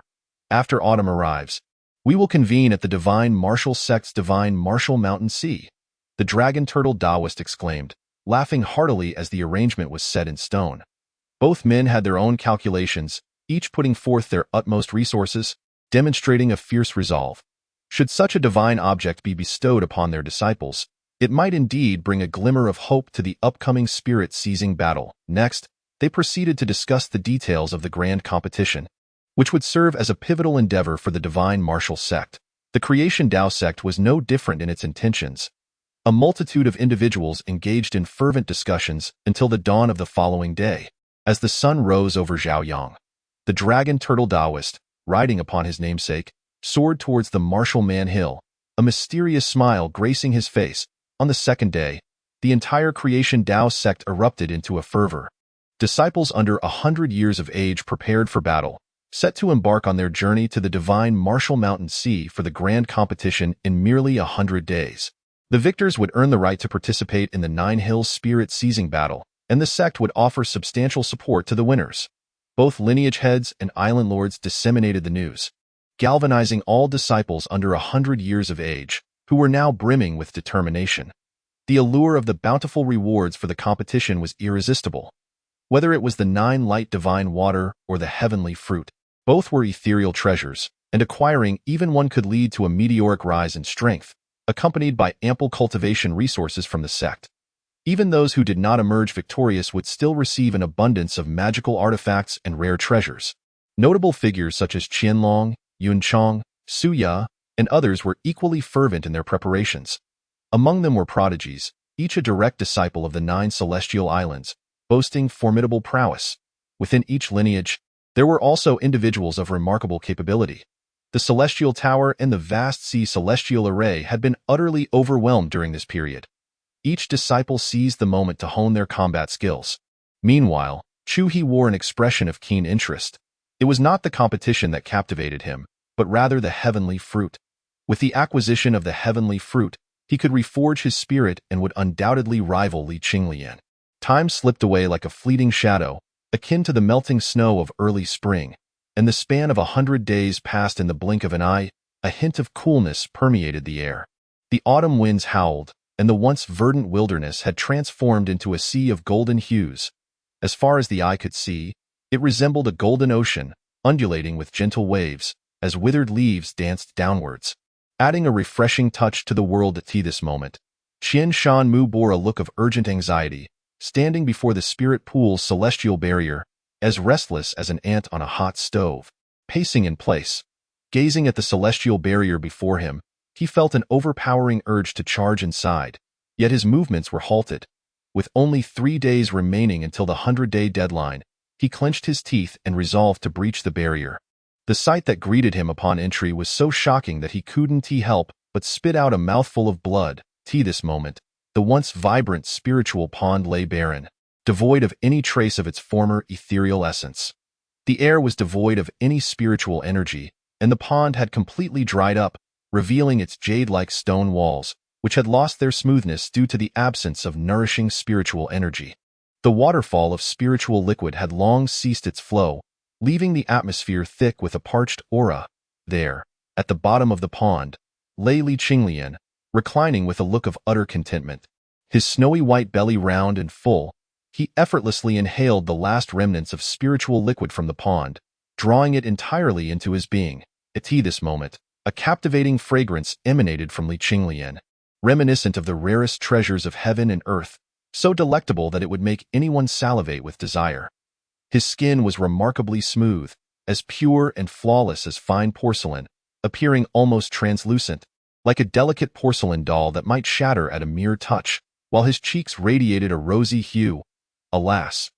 My accumulated spiritual liquid from centuries past. Qianshan Mu's lament echoed like a mournful cry, startling Qinglian into a sudden jolt, causing him to burp heartily as an overwhelming surge of divine energy burst forth from his lips, infused with astonishing spiritual essence. "What on earth are you howling about? You nearly gave me a fright," Qinglian remarked, placing a hand over his chest. Qianshan Mu, however, wore a grim expression, as if he had just consumed countless bitter melons, feeling utterly despondent. This spiritual pond was connected to the gathering array of spiritual energy on the East Mountain, drawing inexhaustible spiritual essence from the heavens, which transformed into liquid. Over the centuries, the accumulation of this liquid had reached a terrifying magnitude. The drying up of the pond signified the depletion of the gathering array as well. How could Qianshan Mu not be distraught?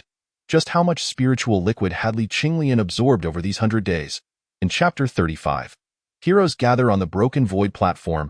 Qinglian appeared utterly unconcerned. Even his burp emanating celestial radiance, a clear indication of the vast amount of spiritual liquid he had consumed. After 100 days, every pore of his body was filled to the brim with spiritual liquid, akin to a water bucket overflowing. Unable to contain even a drop more, it was imperative to understand that each of his meridians was as expansive as rivers and lakes, and to fill them would require a truly astronomical volume of spiritual liquid. Only a sect as deeply rooted as the Tao of creation could possibly sustain such an intake. Yet Qianshan Mu's heart bled at the thought. Such an immense quantity of spiritual liquid could have purchased an entire flourishing immortal city. What a waste it seemed. However, recalling the purpose of his journey, he steeled himself against the pain and urged, "Qinglian, the exiled immortal, you must prepare for your journey to the divine martial gate to participate in the great contest of mountains and seas. We depart in just a few days." Qinglian raised an eyebrow and straightened his posture, declaring, "What divine martial gate? I won't be going."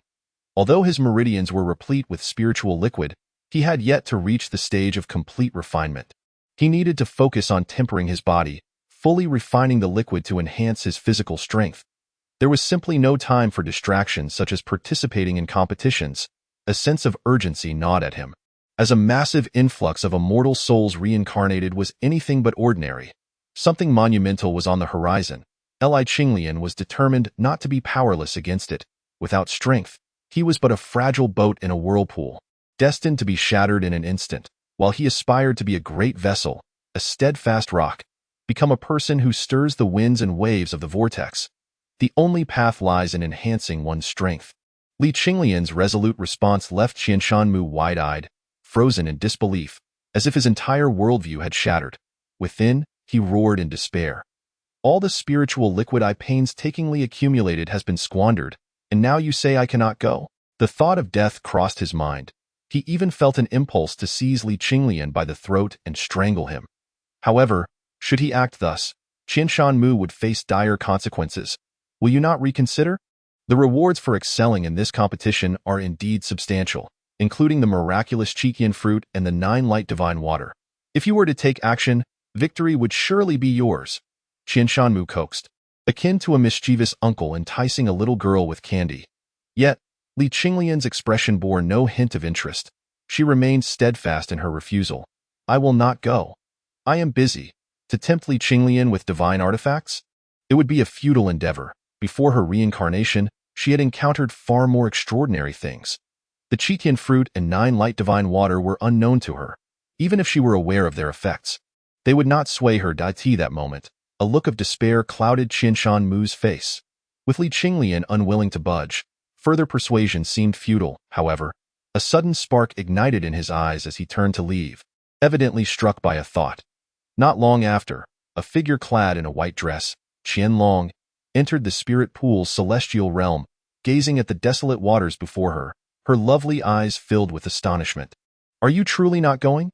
The Shinju Mountain Sea is magnificent, a sect passed down from the primordial era, and it is quite intriguing. Qianlong urged with a smile that it appeared she had been sent by that old coot Qianshan Mu as an envoy. A sect passed down from the primordial era? Li Qinglian raised an eyebrow, intrigued. If it is indeed a sect from that time, there must be historical records, perhaps even insights into the knowledge he sought. During his absence, the world transformed, the primordial age took shape, and myriad beings vied for supremacy. Subsequently, the primordial realm fractured, giving rise to the 3,000 paths. So much transpired during that time, yet Li Qinglian remained largely uninformed about the reasons behind the fracture. If he could indeed acquire historical records, then this journey would not be without merit. However, would such records be available for casual viewing? The prospect of obtaining them seemed daunting, offering insufficient allure to Li Qinglian. And the victors will also partake of the Qitian fruit, the fruit of the sacred tree Jianmu. Qianlong once again enticed, her laughter like a blossom in bloom. Jianmu? Li Qinglian's demeanor shifted, taking a deep breath, his eyes glimmering. Qianlong affirmed, yes, it is a divine artifact capable of mending the deficiencies of the great Tao, obtainable solely during the spirit capture battle held every millennium. The victor of this competition will earn the qualification to participate in the spirit capture battle, which takes place atop Jianmu. Amidst the lively contest of the 9 hills, Qianlong blinked her beautiful eyes, her words laced with a hint of yearning. To participate in the spirit capture battle is a dream cherished by every young generation. Humph. It seems I simply must go. Li Qinglian huffed, casting her gaze toward the distant horizon of the sky. The towering tree resembled a grand staircase, its crown piercing the azure sky, branches stretching towards the heavens, enveloped in swirling clouds, creating a breathtaking spectacle. Yet, within Li Qinglian's eyes lingered a trace of sorrow. After speaking, she extended her arms towards Qianlong, who offered a faint smile, internally reflecting. At last, the task entrusted to him by his father has been fulfilled. Initially, he anticipated needing to persuade her further, yet to his surprise, Li Qinglian readily acquiesced, the reasons for which only he comprehended. He bent down gracefully, naturally embracing Li Qing, relishing the warmth of her soft embrace. At that moment, a delightful fragrance filled Qianlong's senses, irresistibly enticing, tempting him to take a bite. The source of this alluring aroma was none other than Li Qinglian herself.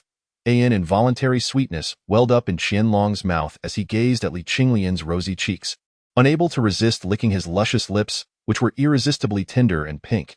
Seemingly aware of his actions, Li Qinglian turned and exclaimed, "What are you doing?" Qianlong, his face flushed with embarrassment, lowered his head in silence and proceeded towards the Qingchuan cave.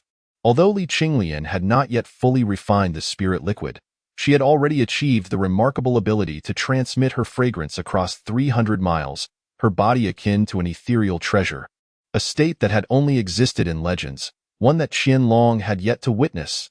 To his astonishment, the fragrance was utterly irresistible.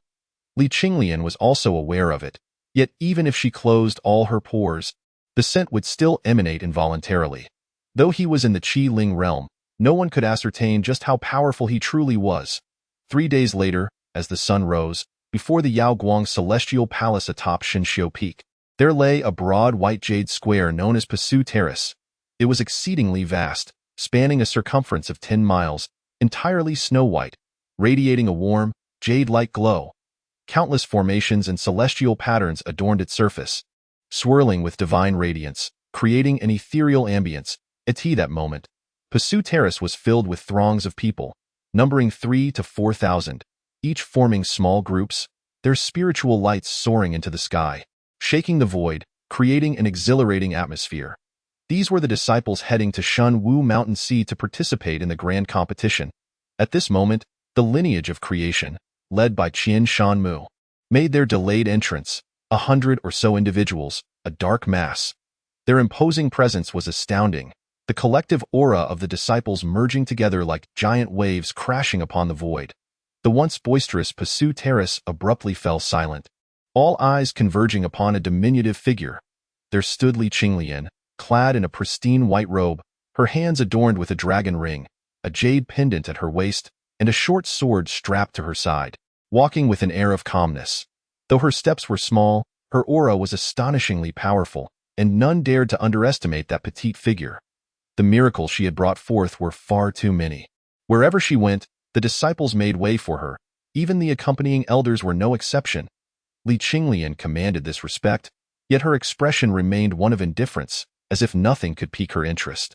Meanwhile, on the other side, a certain commotion was evident, and upon closer inspection, it was the group led by Chu He. Clad in a robe of thundercloud purple, Chu He moved with an aura of thunder encircling him. An imposing presence, he had grown even stronger. So powerful it was, it instilled fear and trepidation. Even the elders of the Daozong realm felt a twinge of threat upon casting their gaze upon him. In the midst of the crowd, Chu He caught sight of Li Qinglian, who stood poised with both hands in a defensive stance, a flicker of brilliance glimmering in his eyes as he strode purposefully towards her. As if sensing Chu He's gaze, Li Qinglian subtly turned her body to meet his eyes. In that fleeting moment, their gazes collided, and where their eyes met, a spark of lightning erupted in the void. The surrounding disciples instinctively parted to create a space for the two, as the atmosphere grew palpably tense. At this moment, the two great fallen immortals of the sect stood once more in confrontation. "I never expected you, Li Qinglian, to take an interest in this grand competition," Chu He scoffed. "Yet you have also come," Li Qinglian replied coolly, her eyes shimmering slightly. For reasons unknown, Chu He felt an inexplicable sense of relief wash over him. Inwardly muttering, "No, it cannot be. Someone must take the lead," Chu He remarked casually, his words imbued with a strong sense of self-assurance. "Oh, then this competition shall prove far from dull." Li Qinglian's lips curled into a cryptic smile. The atmosphere grew heavier still, for it is said that two tigers cannot coexist on the same mountain, let alone in such a humble sect as the Tao of Creation Point. One cannot expect to sleep soundly on another's couch.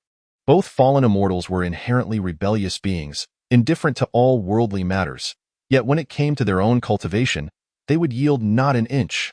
At that moment, from the center of the space between them, a wisp of white vapor suddenly emerged from the void, coalescing into form in an instant. As the mist dispersed, a man's figure abruptly materialized before the gathered crowd. Li Qinglian could not help but furrow her brow as she gazed upon him. This man appeared somewhat weathered, his build exceedingly tall, draped in a black robe, with a long sword sheathed upon his back, conspicuously uncontained within the realm of the ethereal. His visage bore the marks of experience. His skin was rough and dark, and his face was adorned with sparse stubble. Most strikingly, his left eye was a hollow void, devoid of a pupil. A gruesome wound marred the area surrounding it, bright red as if it had only recently healed. More alarming still, his right arm was severed at the shoulder, the empty sleeve fluttering in the wind. He emanated no discernible aura, and the remaining right eye lacked any glimmer of vitality, exuding an air of despondency.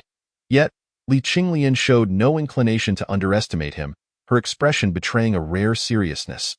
The disciples around them regarded the man with solemnity, their breaths held, signaling that he was not to be trifled with. Chapter 36. The Tsongshan Mountains stack like waves. Li Qinglian, intrigued, turned to Qianshan Mu and inquired, "Who is this man?" At this moment, Qianshan Mu too wore a grave expression and conveyed telepathically, "This man hails from the lineage of the sect master, Iron Sword Hongfeng. His strength is formidable. In his youth, he was a prominent figure within the sect and even contended with Bu Yunquang for the position of sect master, his prowess rivaling that of Bu Yunquang." With a serious demeanor, Qianshan Mu continued, while Li Qinglian smiled knowingly. In a wonder, Bu Yunquang allowed the various factions within the sect to engage in internecine rivalries. He himself never intervened. Regardless of which faction or celestial island gained strength, he remained unconcerned, for he wielded immense power. Throughout her extensive time in the Tao of Creation, Li Qinglian had never heard of the sect master's lineage, yet today, the emergence of Iron Sword Hongfeng was a startling revelation. Clearly, there were likely many such figures lurking in the shadows. Taoism of creation is a grand doctrine, akin to a resplendent garment. While it may be outwardly magnificent, it is essential to have substance beneath the surface. The Fade may shine brightly, Yet the interior is mired in filth. Unsavory tasks must inevitably fall to someone. Now that everyone is gathered, let us embark. Hong Feng surveyed the surroundings and spoke softly. Though his voice was low, it resonated clearly in the ears of all present. The gathering was not merely comprised of disciples. Powerful elders from the 9 immortal islands were present to safeguard their prot-gs. Furthermore, both major sects had sent their lineage heads, for the celestial beings had stirred, and their absence would be a source of unease. The disciples, all under a century old, were mere saplings, with none surpassing the 3rd level of qi transformation. Cultivation demands extensive time for accumulation, particularly during the yang infusion. A century is far too brief. Even the most gifted cannot easily transcend to the Tao repository. The human body is not a treasure trove easily unlocked. At that moment, Hong Feng formed a hand seal, his consciousness imbued with a terrifying power akin to a mountain torrent or a ferocious tiger, suddenly radiating throughout the area in the next instant. The void-breaking platform beneath everyone surged with celestial light. Strands of energy, as fine as a hair, flowed through the array, while celestial patterns danced like wild bees, emanating an extraordinarily brilliant radiant spume.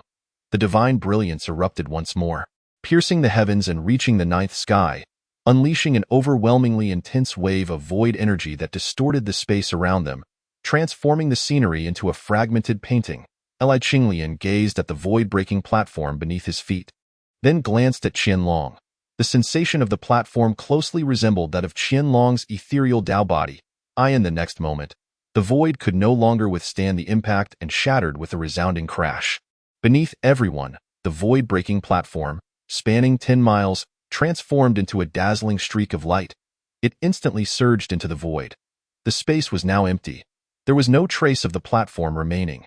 The terrifying speed was suddenly imparted upon the crowd, a velocity that transcended the void, far beyond what these disciples, all under a century old, could endure. One by one, their faces turned as pale as parchment, their blood violently forced downward by the overwhelming speed. Some even suffered from blood blisters in their legs. Should there be any injuries below the waist, it would likely result in a spectacular fountain of blood. Yet Qinglian remained unfazed. His blood, having been tempered by the spiritual liquid over time, was as heavy as lead, rendering him impervious to such speed, which posed no threat to him. As for Qianlong, she was even less affected, her ability to traverse the void having become second nature, allowing her to gauge the strength of the numerous disciples. Among the 3,000 to 4,000 disciples, fewer than 100 were unaffected by this terrifying velocity, indicating the general state of affairs. Meanwhile, Qinglian, curious, cast his gaze around the void-breaking platform. He beheld an endless expanse of darkness, devoid of light, yet around the platform shimmered streaks of radiant white light, remarkably resplendent. This moment, a luminous membrane resembling an eggshell formed around the void-breaking platform, shielding everyone within. His consciousness extended towards the flowing light in the endless void, penetrating the protective barrier. In an instant, Qinglian furrowed his brow. As soon as his consciousness ventured forth, it was violently shattered by the chaotic void, leaving no trace behind. While the void appeared dark and tranquil, it was fraught with lethal danger. One could only wonder how the ethereal Tao body managed to navigate the void. Qinglian was profoundly intrigued by this. That very moment, her eyes widened in astonishment as she caught sight of an object that flashed past and instantly vanished without a trace, so fleeting that no one noticed it. After all, the Paksu platform moved with astonishing speed. However, Qinglian discerned clearly that it was a severed finger, adrift in the boundless void. The finger gleamed a golden hue, its flesh and blood a gruesome blend, the severed edge jagged and uneven, with bone protruding as if it had been forcefully torn away by a hand. Yet it was astonishingly large, almost comparable in size to the divine show peak. The enormity of its owner was beyond imagination. Whose finger could this be? Qinglian murmured, casting her gaze towards Chu He. That moment, she saw Chu He's eyes erupting with a purple brilliance, resembling 2 radiant purple suns, intensely fixated on the rear, his expression as dark as turbulent waters. Clearly aware of something amiss, as the twilight descended upon the mountains, Qinglian inquired telepathically, "Is there anything else in this void apart from the void's power?" Qianshanmu clicked his tongue and replied, "The endless void is the most unfathomable realm. When the primordial era shattered, many territories disappeared, disintegrated within the boundless void. Thus, encountering anything is hardly surprising. It's a miracle that not everything has been obliterated. Otherwise, we would not have today's 3,000 Tao realms. His expression brimmed with a sense of nostalgia, and upon hearing this, Li Qinglian lowered her head in contemplative silence. The primordial era, after all, had ultimately succumbed to destruction.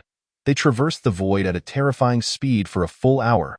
Throughout this time, aside from that severed finger, no other objects were encountered. Suddenly, the endless darkness shattered like a mirror, and white light burst forth, dazzling like divine radiance, striving to dispel the darkness, only to be entirely consumed, leaving not a trace. The Paksu platform abruptly pierced the void, indicating that they had finally arrived at the martial husband hill where the divine martial sect was located. After navigating through the void for an entire hour, the vastness of the region became evident. One could scarcely hope to traverse the entirety of this hill and its waters in a lifetime of cultivation. The sudden, blinding sunlight was somewhat disorienting for Li Qinglian, causing her to squint her eyes. What greeted her was an extraordinarily dense aura of spiritual energy, even more concentrated than that of Kunwu Hill by nearly half. As cultivators, they were acutely sensitive to the density of spiritual energy, each face reflecting pure enjoyment, though the elders bore expressions of discontent. At this moment, the Paksu platform stood amidst the flowing clouds, surrounded by wisps of vapor, as if riding the clouds. Looking down, the mountains and rivers sprawled beneath their feet. Before us lies the divine martial sea. Display the decorum befitting disciples of a great sect. Do not tarnish the reputation of the Tao of creation, or you shall face the consequences upon our return. Hongfeng admonished sternly. The destination of this journey, the divine martial sea at Martial Husband Hill, was now in sight. Before them, waves of golden hues crashed upon the earth. From their elevated vantage point, the spectacle was nothing short of magnificent.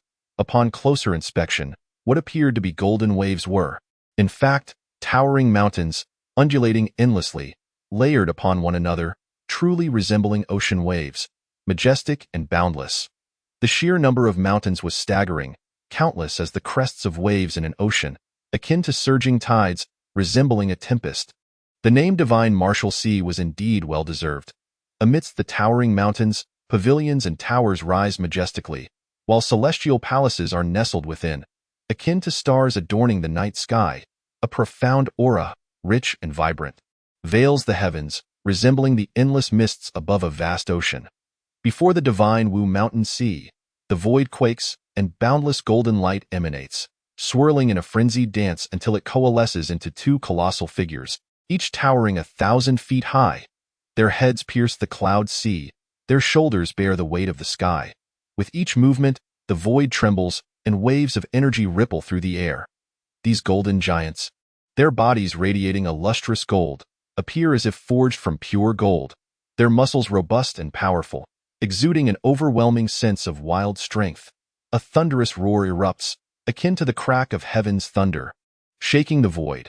Beneath the giants' toes, the earth is forced out from between their colossal digits, a sight both awe-inspiring and terrifying.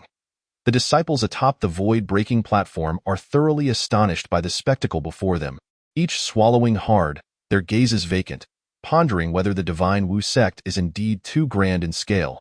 At this moment, the iron sword Hong Feng remains expressionless, seemingly indifferent to the two golden giants, while the void-breaking platform comes to a halt before the divine Wu Mountain Sea, as he waits. Haha, I did not expect Brother Hong to arrive so early. I, by Gu, am a tad late. Do not hold it against me, though unseen. His voice precedes him. In an instant, a figure materializes before the crowd. He is a middle-aged man, his bald head gleaming, his Taoist robe straining against his well-defined muscles as if ready to burst. With bronzed skin, thick eyebrows, and large eyes resembling those of an ox, he has a square face that radiates an air of dominance. Despite not exuding the slightest hint of pressure, the space around him warps continuously, indicating that his very existence has reached a level capable of distorting reality itself. This man's physical prowess is indeed formidable. Fear not. You, the sect master, are busy? Hong Feng replies nonchalantly. Bai Gu remains unfazed, his face still adorned with a warm smile as he responds, Brother Hong, Please enter quickly. The disciples have toiled along the way, and accommodations have long been prepared for you. Come, come.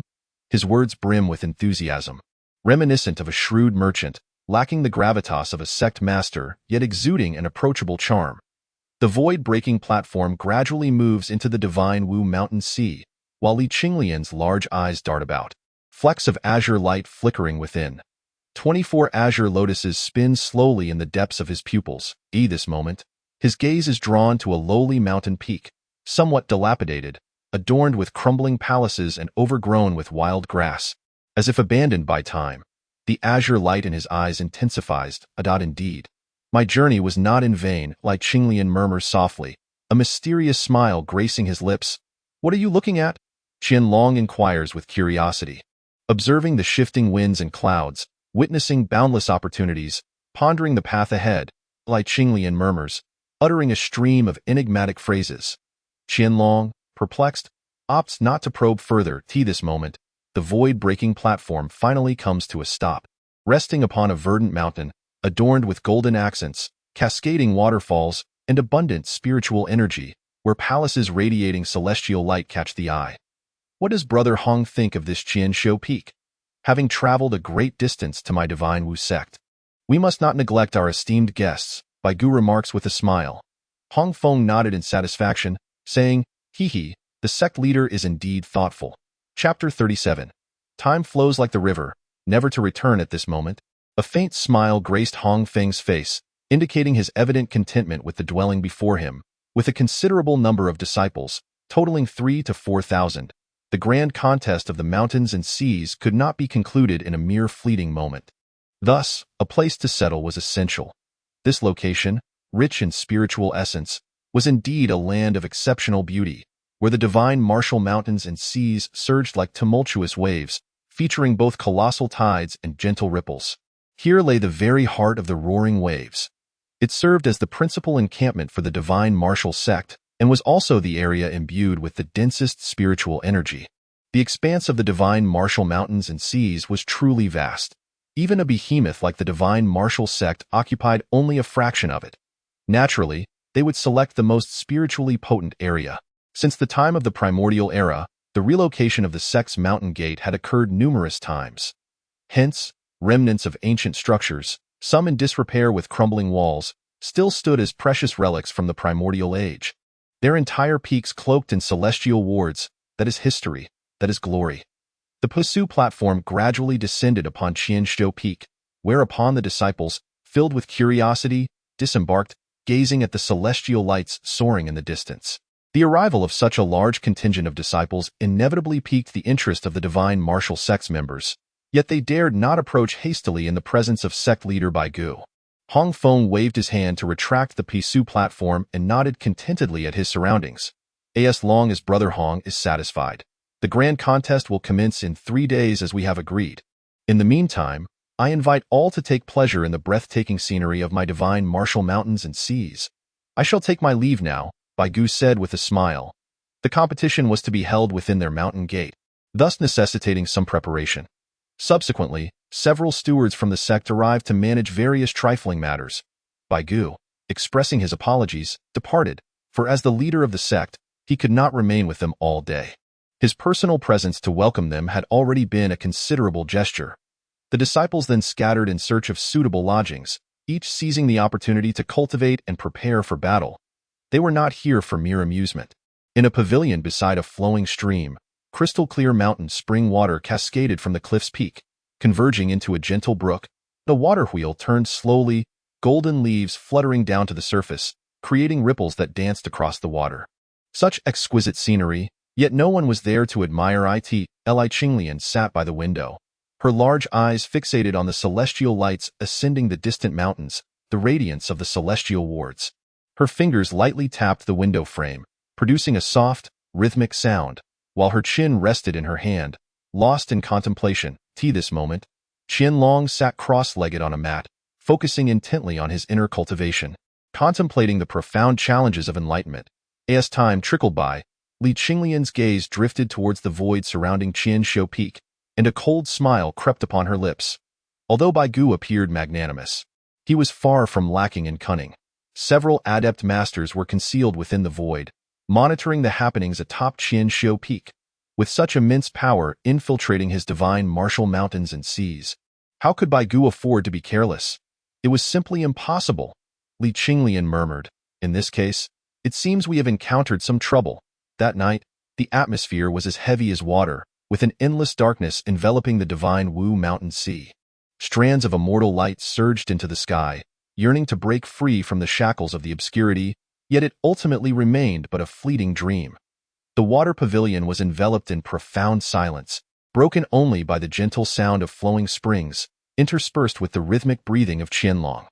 Rising gracefully from the futon, Li Qinglian approached the bedside, gazing at Qianlong's delicate sleeping visage as strands of silken hair cascaded down.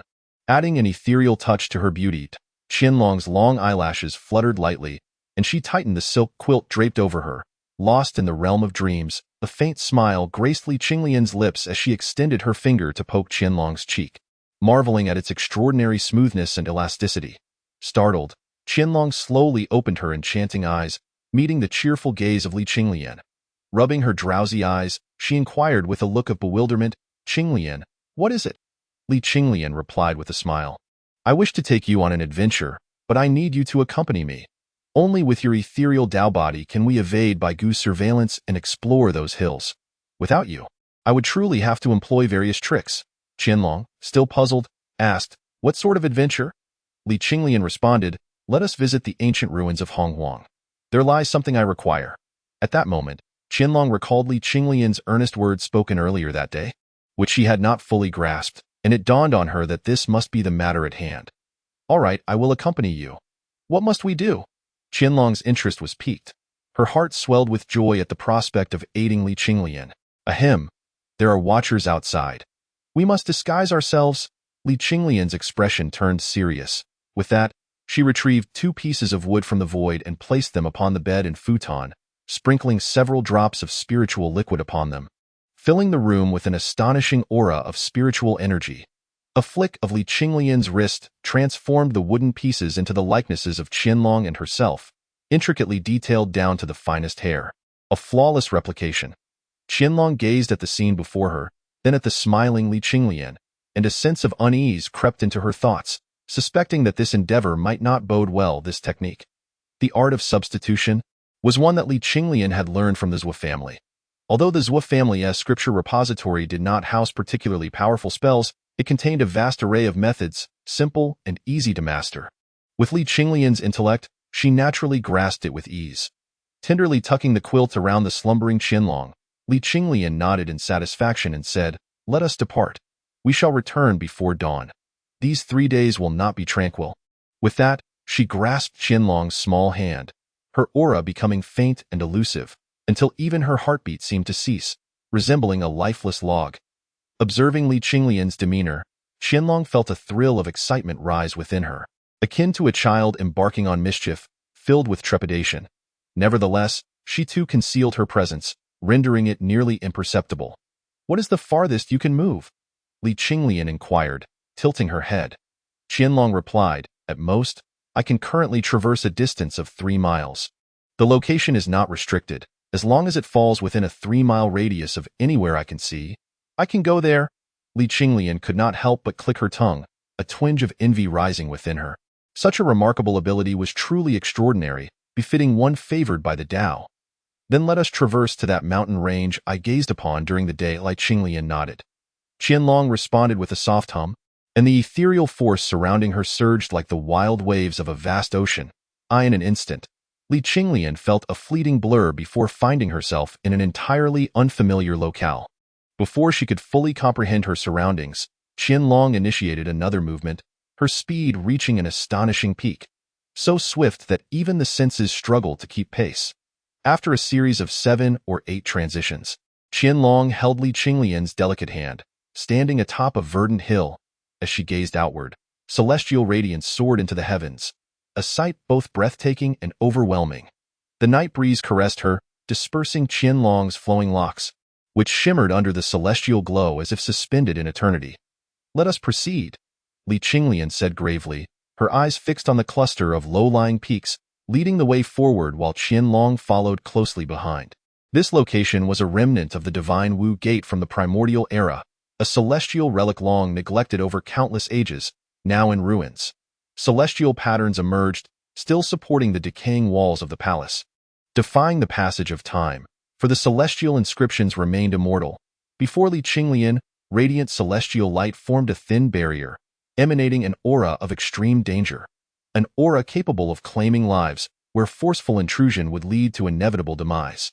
Noticing the yearning glimmer in Qinglian's eyes as she gazed at the collapsed palace walls, a smile flickered across Qinglian's face as she bent down, delicately grasping Qinglian's underarm.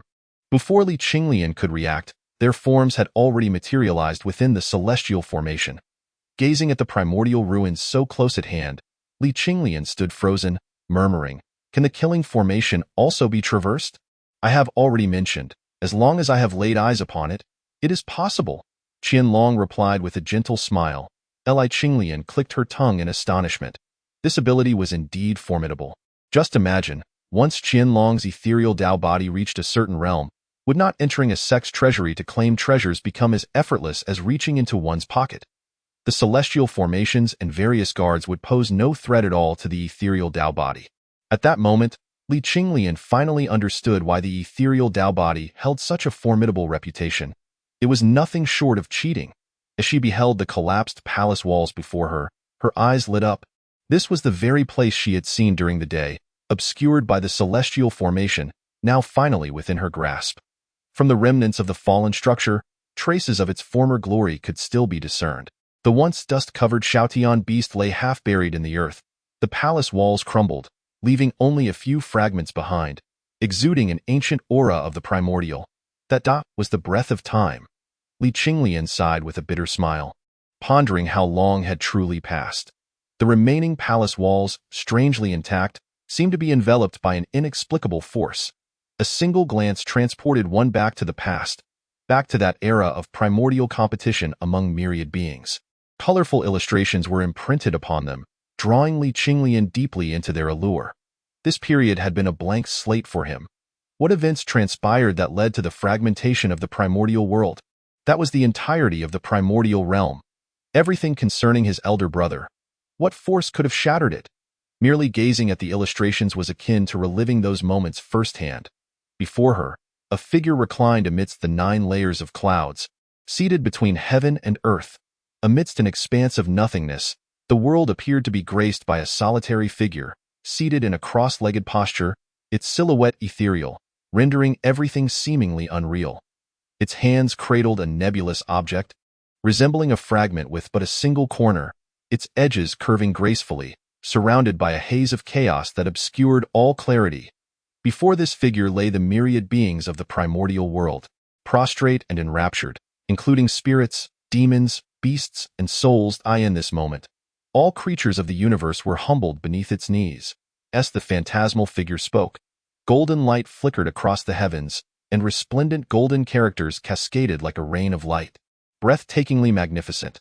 Gazing upon this scene, Qinglian's eyes widened in disbelief, murmuring, "What I am cultivating now is the path passed down by this Navi youth." "What Navi youth?" "This is Hongjun Daozu, the progenitor of immortals. This is indeed his divine illustration of the myriad beings," Qinglian declared earnestly, his expression filled with reverence. Meanwhile, Qinglian merely opened his mouth in silence, a bitter smile gracing his face. He vividly recalled the image of a small child, once clinging to a lotus leaf and gnawing upon it with fervor, causing an uproar of cries. Now that child had become the ancestor of immortals. Time. Truly is, Chapter 38. Past events like smoke, never forget shame. He was the reincarnation of the chaos Qinglian, born of the primordial void. Qinglian's antiquity was not merely a claim. He had witnessed the birth of certain chaotic deities and demons with his own eyes.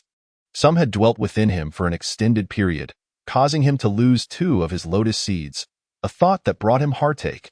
Fixing his gaze upon the fragment cradled in Hongjun Daozu's grasp, Qinglian fell into silence, raising his eyes toward the heavens, yet the world had already blurred. It was too late, far too late. Much time had passed, Qinglian murmured, his spirit deeply dejected as he touched the tear-streaked traces of blood upon his cheek. He remained silent, while Qinglian regarded him with a face full of confusion. He even began to doubt whether Qinglian was truly a fallen immortal, daring to refer to the ancestor of immortals as a Na'vi youth. Truly, turning his gaze to the next illustration, he beheld a scene where the firmament was rent asunder, akin to gaping maws of monstrous proportions, with torrents of mud cascading forth, fierce waves engulfing the sky. The land was submerged, divine flames poured down, scorching the earth, leaving it charred and cracked, the lives of myriad beings hanging in the balance, devoid of hope. A woman with a serpent's tail radiated boundless holy light, illuminating the cosmos, as she held a stone that emanated 7 hues of brilliance. With her own hands, she mended the rifts in the heavens, as if sewing garments as the flood receded and the divine fire extinguished. The world regained clarity, allowing myriad beings to survive. Observing this illustration, a knowing smile graced Qinglian's lips, his eyes filled with warmth as he softly inquired, "What is the name of this illustration?" Qinglian responded, "This is the Nuwa mending the heavens tableau, from the dawn of the primordial era when the heavens could not bear the weight and collapsed. Nuwa used the 7-colored divine stone to mend the skies, allowing myriad beings to exist. It is said that the human race was created by the goddess Nuwa." Qinglian's gaze deepened with tenderness as he murmured, "Nuwa, indeed a lovely name." Meanwhile, Qinglian's confusion only grew more profound. Qinglian then asked, "Are these murals genuine? Did the artist truly witness this scene?" Qinglian firmly believed. "These illustrations are undoubtedly authentic. Pangu the Great opened the heavens, Hongjun Daozu transmitted the Tao, and Nuwa the goddess mended the sky. These are well-known truths. However, ever since the primordial chaos shattered, it has become impossible to depict the true visage of the sages. We can only gaze upon the creations of our ancestors." Qinglian then let out a cold laugh. "Ha! They cannot even reproduce the paintings. Truly remarkable." As she spoke, her fists clenched tightly, exerting such force that the air itself seemed to rupture, manifesting a tangible power that even distorted the void. Qinglian's heart was filled with deeper confusion, unable to fathom why Qinglian had suddenly become enraged. It was as if he was enveloped in an endless fog, obscured and inscrutable. "Let us proceed." To the next location, Qinglian spoke in a low voice.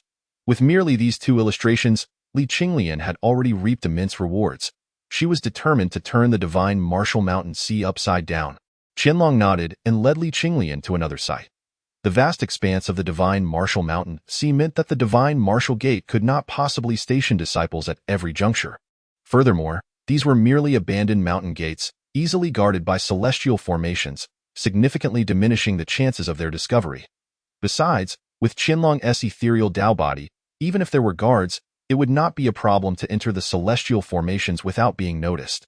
They traversed 7 locations in succession, yet still found nothing of what Qinglian desired, only remnants of crumbled walls. Even Qinglian's delicate face turned pale, her body trembling slightly, clearly nearing her limits. "Do not strain yourself. Take a moment to rest. I am not in a hurry."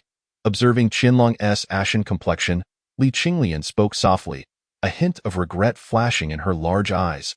Qinglian, however, remained silent, biting her silver teeth, and led Qinglian to the next relic. As long as she could assist Qinglian, Qinglian would not consider her own well-being. This blind trust and reliance tugged at Qinglian's heart. She murmured to herself, "Foolish, just like her, alas." Watching the glistening beads of sweat on Qinglian's smooth forehead dampening her strands of dark hair, she gently wiped them away. That moment, Qinglian exclaimed with excitement, "Qinglian, look, we found it. It's the Pangu opening heaven diagram." Her words brimmed with the delight of a young girl who had discovered a treasure. Qinglian immediately turned her gaze, her eyes irresistibly drawn in. The Pangu opening heaven diagram was etched upon a stone tablet, despite the surrounding palatial structures adorned with celestial patterns having collapsed. That stone tablet stood resolutely amidst the cosmos. Countless ages had passed, yet it remained steadfast. Before them stood an infinitely lofty silhouette, stepping upon a 24-leaf green lotus, holding a disc in the left hand and an axe in the right. As the lotus spun, chaos manifested and dissolved, with great stars shattering and divine suns emerging. The disc, a primordial creation, bore a surface of chaos, indistinct and seemingly filled with boundless wisdom, shrouded in a hazy veil. The axe, wielded in hand, was of celestial length and thickness. With a single hand, Panga's divine axe fell, cleaving the chaos in two. Pure energy rose, forming the firmament, while turbid energy sank, transforming into solid earth. The heavens and earth were formed. Their might boundless, and the green lotus, the divine axe, and the disk were all shattered. In the midst of chaos yearning for unity, Pangu propped himself up, shouldering the heavens and treading upon the earth, exhausting all his essence, his being transforming into the primordial wilderness. Qinglian gazed vacantly at this spectacle, unable to suppress his trembling, his diminutive shoulders quivering slightly. Turning back, with eyes brimming with tears, he looked at Qinglian and stammered, "This painting is incorrect."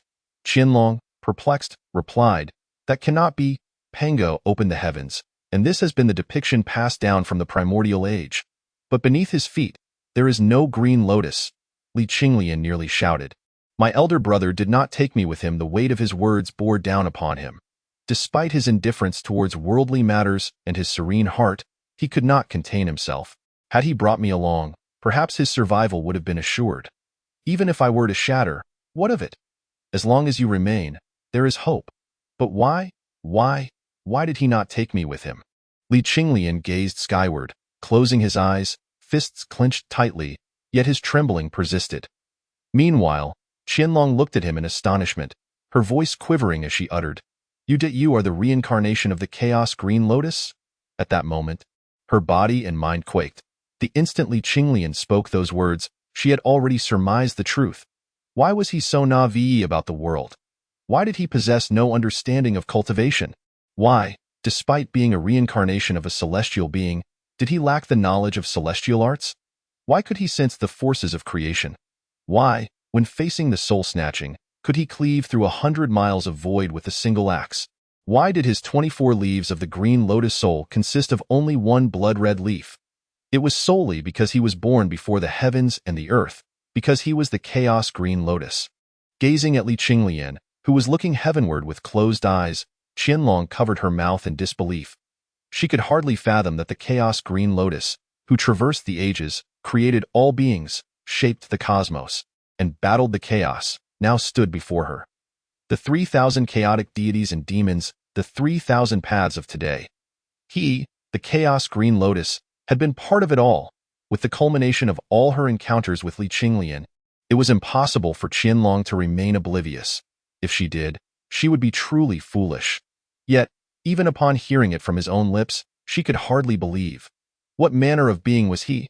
Surely, it would be met with disbelief if spoken of. The chaos deities and demons? They were mere figures of myth.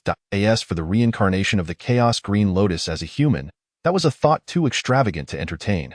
Gradually opening his eyes, Qinglian looked at the astonished Qinglian and declared, "The chaos green lotus no longer exists in this world. Only Qinglian remains." These words were laden with profound bitterness. So much. Qinglian was left drenched in cold sweat, scarcely daring to breathe. After all, that was the chaos green lotus. It could be said that throughout the vast wilderness, none were unaware of the chaos green lotus. Many of the weapons wielded by saints were birthed from its lotus form. Its legends were endless. If one were to recount them, 3 days and nights would scarcely suffice. "Then you did not shatter?" Qinglian, unaware of where her thoughts had led her, blurted out, and regretted it immediately. "What manner of speech is this?" "I do not know," Qinglian sighed.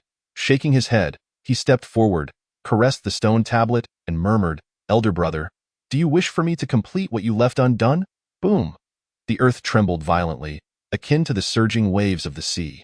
As Qinglian grasped the stone tablet with her delicate hands and effortlessly uprooted it, sending fragments flying and creating a massive pit of several dozen zhang in depth. In a flash of inspiration, she stored it within her spiritual void, and as the spiritual liquid she refined grew ever more substantial, so too did her spiritual void expand, rendering the act of setting down the stone tablet a trivial matter.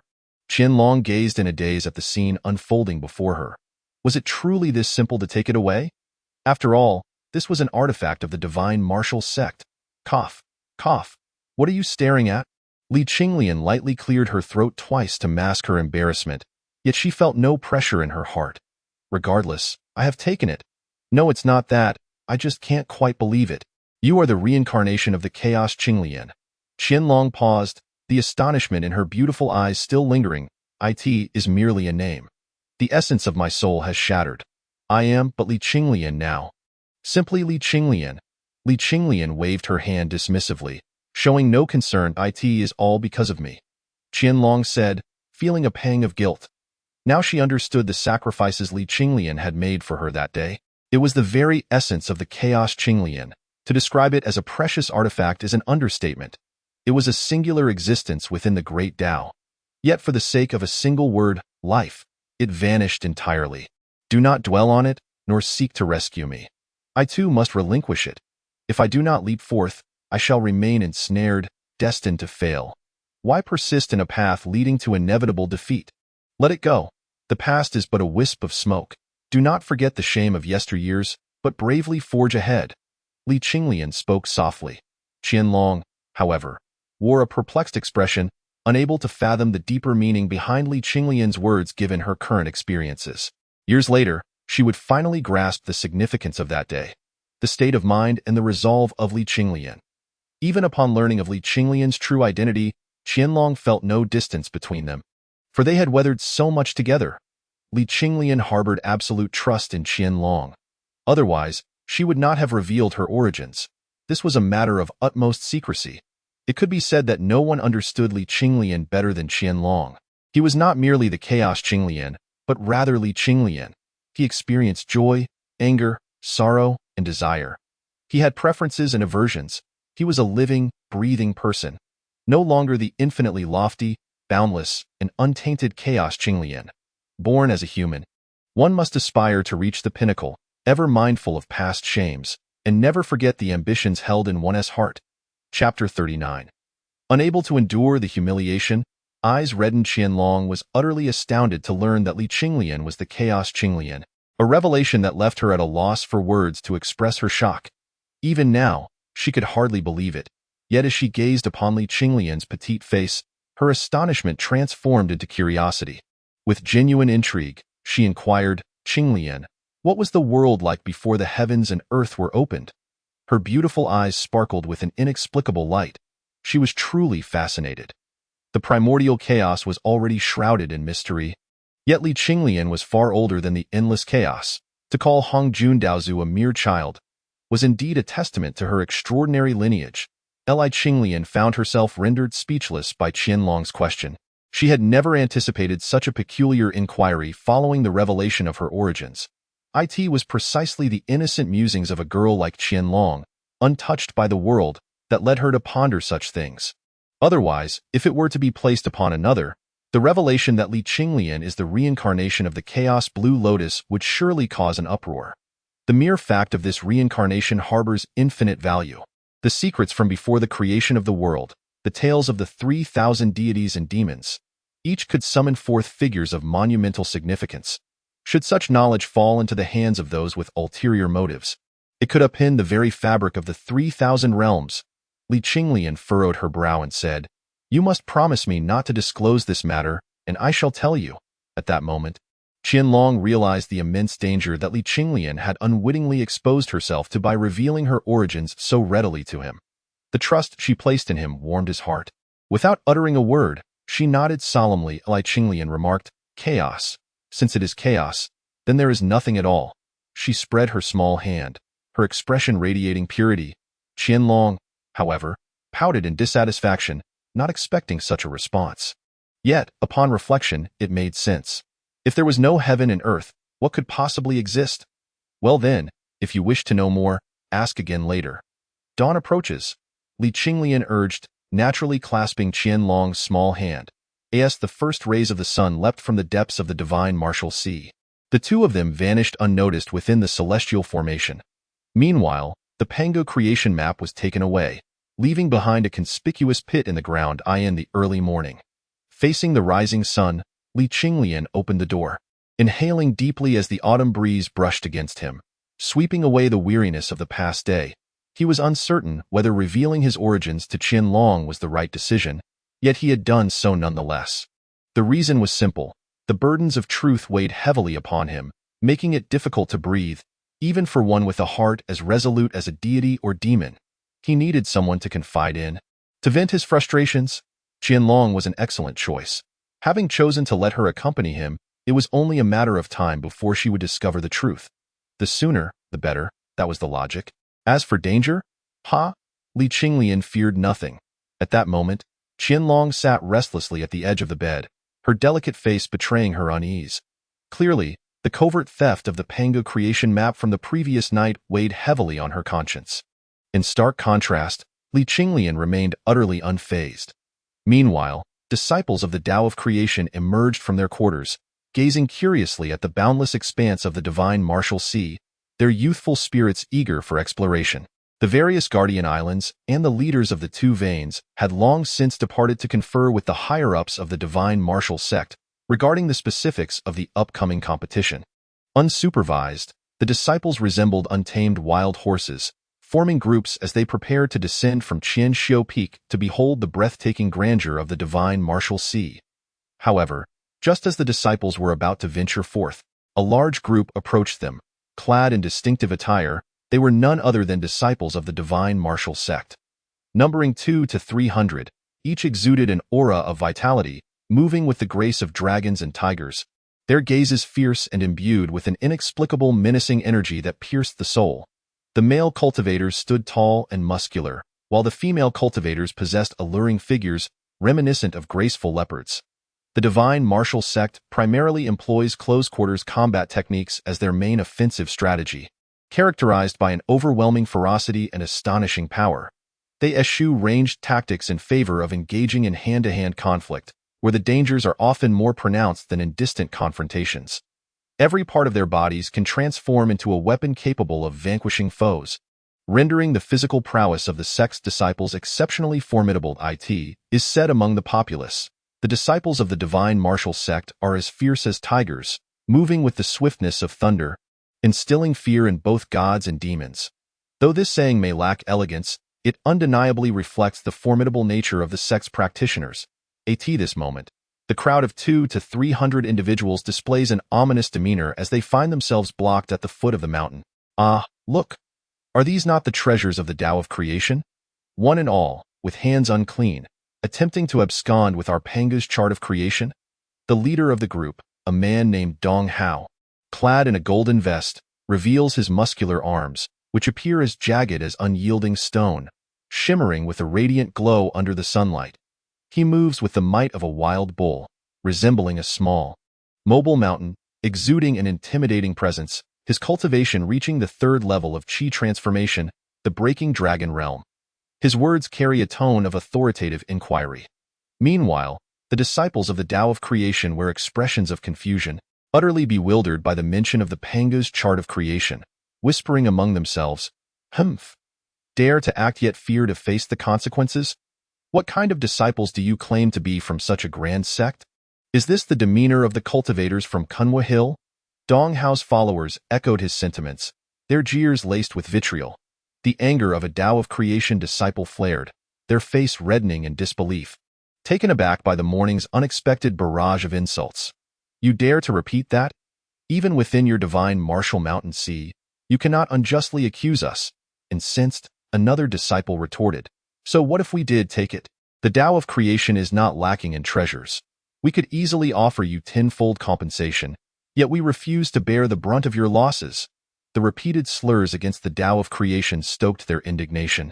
With some female disciples reduced to tears, the atmosphere charged with collective fury. The air was thick with a palpable sense of impending violence, as the disciples of the Tao of creation, eyes aflame with rage, yearned to unleash their powers, had they not been in their adversary's territory.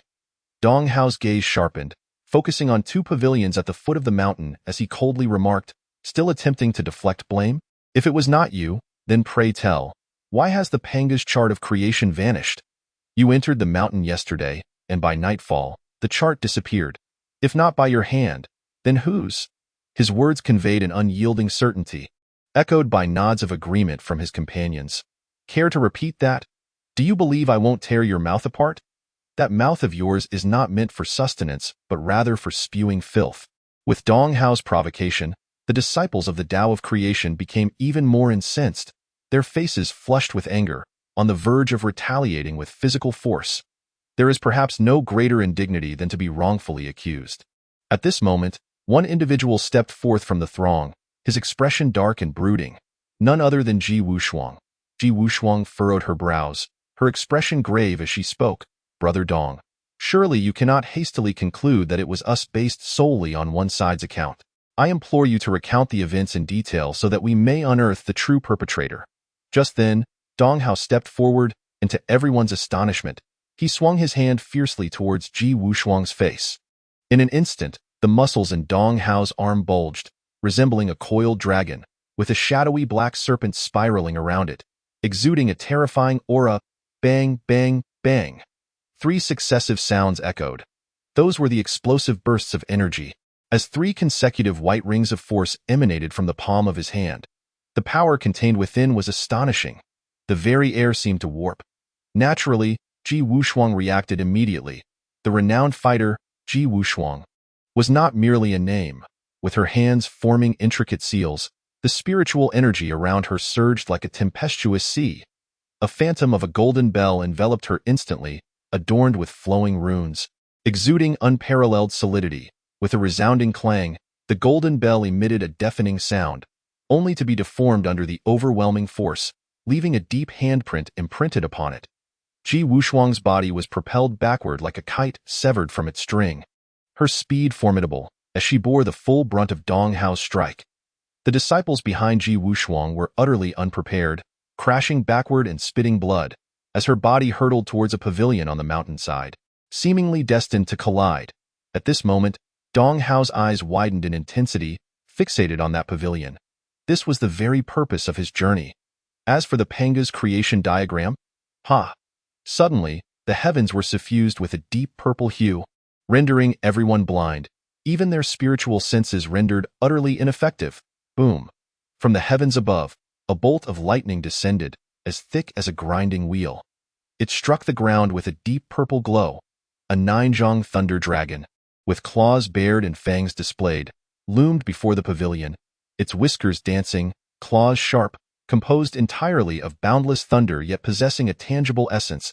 In an instant, its tail coiled around Ji Wushuang, neutralizing the terrifying force that had enveloped her. Roar! The thunder dragon unleashed a deafening roar. The sound reverberated like thunder, scattering into the clouds, transforming a 100-jong radius into a tempest of lightning, obliterating all in its path. Only the pavilion remained unscathed. Within the immense, grinding wheel-sized dragon's eyes lay a palpable aura of danger, unmistakably conveying, "Do not disturb me." That pavilion was indeed the abode of Chu He. The onlookers could not help but swallow hard. And Dong Hao wore an expression of trepidation. Being of the same realm as the thunder dragon, he felt no inclination to resist. Swallowing hard, he gazed at the water pavilion, extending his tongue to moisten his crimson lips. Since Chu He showed no intention of intervening, the real spectacle was yet to unfold. Chapter 40. The mighty shakes the earth and the green mountains. At this moment, the disciples of the Tao of creation were utterly enraged. Facing outsiders, they cared not for familial ties. Among their own, disputes could arise freely, but an outsider's aggression was intolerable. "You scoundrel, how audacious! Take my strike. You dare to lay hands on me. I shall not hold back. If I do not beat you into submission today, I shall consider yesterday's meal a feast. Roar, brothers, charge. Let us take him down." Ji Wushuang was immediately sent flying by a single slap, leaving the disciples of the Tao of creation thoroughly enraged. What does it matter whose territory it is, or what the sacred martial mountain sea signifies? They acted without hesitation. Their cunning was utterly forsaken. The disciples of the Tao of creation, a group of 500 to 600, were driven into a frenzy. Each of them possessed formidable cultivation, and at the same moment, they formed intricate hand seals. The spiritual energy within a radius of several dozen miles was almost instantaneously depleted. The laws of the Tao surged forth, divine radiance soared to the heavens, celestial birds soared across the sky. As their wings flapped, divine flames descended, warping the very fabric of space. A lion's head roared mightily, its voice reverberating through the world, striking the sea of consciousness. A black dragon lashed its tail, its massive appendage shattering the void. A colossal hand obscured the sun, coming down fiercely upon the disciples of the sacred martial gate, while torrents of water inundated the skies, corroding all in their path. The laws of the Tao were unparalleled, giving rise to all things. The disciples of the sacred martial gate were equally unyielding. Would they be weaklings accompanying Dong Hao in search of trouble? Each one was meticulously selected, their strength truly terrifying. Their vitality surged like rolling smoke, overwhelming in its intensity, their bodies shimmering with golden light, every gesture exploding with the power to shatter all. Figures darted through the air like arrows released from a bow, their speed beyond the perception of the naked eye, charging into the crowd. Their hand movements causing the laws of the Tao to shatter, transforming into specks of spiritual light. They resembled humanoid berserk dragons, their unique combat style catching the disciples of the Tao of creation off guard from the very start, causing some to vomit blood and be sent flying. Yet, the might of the Tao was not solely reliant on physical strength. As the divine flames rained down, they left their victims charred beyond recognition. An immense battle involving nearly 1,000 participants erupted at the foot of Qinglian Peak. The laws of the Tao were boundless, the forms of the law unmatched, and although the Tao of creation initially suffered setbacks, they quickly realized the necessity of widening the gap between themselves and the disciples of the sacred martial gate to maintain their advantage. Bloodied cultivators were scattered throughout the battlefield. A surge of sword chi shot into the sky, slicing through dozens of cultivators, blood splattering everywhere, as a tempest of wind blades formed a terrifying vortex towering over 20 zhang high. Within it, dozens of disciples were ensnared, their bodies shredded by the razor-sharp wind blades, leaving them drenched in blood. At that moment, Dong Hao radiated an intense golden light, his garments shredded, revealing a muscular torso as robust as an iron tower, his entire being seemingly forged from gold. The golden light emanated from him like a blazing sun, coalescing into a towering figure of a mighty warrior standing 9 zhang tall. His limbs were massive, chains of iron coiled around his arms and legs, clanking with every movement, and the warrior mimicked Dong Hao's actions. With a single palm strike, the warrior followed suit, sending dust and debris into the air, while fissures spread across the ground like a spider's web. Regardless of the Tao laws employed, they were all shattered into countless specks of spiritual light under the force of this warrior's assault. Coupled with his mastery at the dragon-breaking realm, he was unstoppable, slaying gods when encountering them, and cutting down Buddhas when faced with them. He charged forth like a small mountain, sending figures flying as if they were mere insects, their bodies deeply embedded into the mountainside. His ferocity was unparalleled, and none could withstand his onslaught. It was truly terrifying.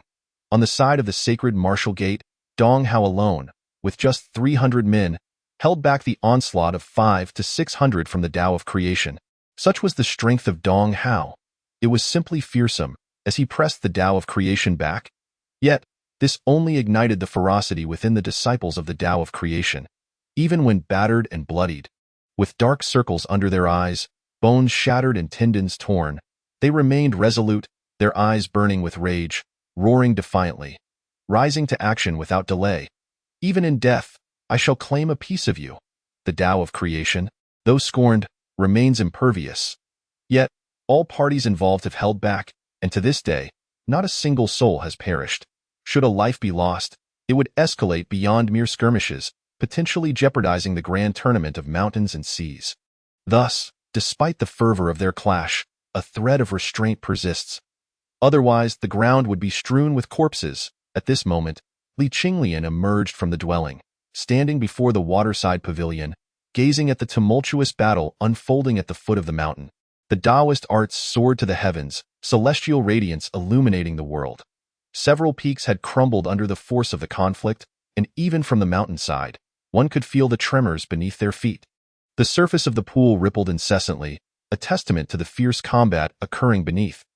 Qinglian, startled, was drawn from her thoughts, the recent conversation echoing clearly in her ears. What to do, Qinglian? Last night's incident has been discovered, and they are coming for us. Qinglian's face was etched with worry as she surveyed the battle below. She moved to descend the mountain, but was swiftly restrained by Qinglian. Allow me to handle this. With that, she strode purposefully down the slope, a cold smile gracing her lips. The notion of stealing the Pangu creation map was merely a pretext, a ploy to gauge the strength of the exiled immortal. A trifling primordial Tao map, with the foundation of the divine martial sect, was hardly deserving of concern. Otherwise, it would not have been so carelessly discarded upon the mountain, but rather secured within the sect's treasury long ago. In this chaotic melee of nearly 1,000 participants, not a soul had emerged to intervene, revealing the deeper machinations at play. Even if Qinglian were to relinquish the Pangu creation map, they would still concoct another justification to mount an attack. He had already tested the waters. Thus, it fell upon her shoulders. Ultimately, the turmoil was incited by Qinglian, and it was her duty to resolve it, though it meant that Ji Wushuang bore the brunt of an unjust slap. At the base of the mountain, a man was struck by a punch to the chest. His garments were torn asunder, revealing a dark bruise, and his body was sent reeling. He had braced himself for the impact, yet felt no pain from behind. Instead, a gentle force caught him, gently lowering him to the ground. Astonished, he turned to see Qinglian smiling at him. And before he could comprehend the situation, she had already patted his shoulder and moved toward the heart of the battlefield. The man remained in shock, unable to shake off his astonishment. Qinglian, the exiled immortal, had arrived. In the next moment, exhilaration surged within him, akin to the rise of boundless tides. The anguished roars of defiance reached his ears, causing Qinglian's smile to broaden, as she murmured to herself, "This is the spirit I adore." The Tao of creation indeed possesses the potential for cultivation. The cohesion of the sect was laid bare in this instant. Amidst the chaos of the arena, nearly every combatant took note of that diminutive figure charging into the fray. It was simply too striking, lacking any semblance of imposing presence, with cultivation only at the Qi Tai level. In such a tumultuous battlefield, she was, by all accounts, inconsequential. Yet, the visage of a mere 3-year-old sent shivers down the spines of every member of the divine martial sect. The possibility was singular. She was the exiled immortal. At this moment, it was unclear who had struck. A colossal blood-red hand, 10 zhang in size, descended upon Qinglian, a terrifying amalgamation of vitality and spiritual energy. The air was rapidly compressed, unleashing a torrent of explosive energy, the sound of the blast resonating like thunder. With this strike, one could effortlessly slay a novice in the art of transformation. Yet, he faced Qinglian. Boom! The bloodied palm crashed violently onto the ground, causing the earth to tremble, and the surrounding jagged cliffs were shaken to their core. Cracks resembling a spider's web radiated outward from the center of the bloodied hand. Even the disciples, who had been fervently engaged in their activities, halted, their attention riveted to the spectacle beneath that bloodied hand. As the bloodied palm dissipated, it revealed a colossal imprint measuring 10 zhang in size and 3 zhang deep. Beneath this imprint, all was rendered to nothingness.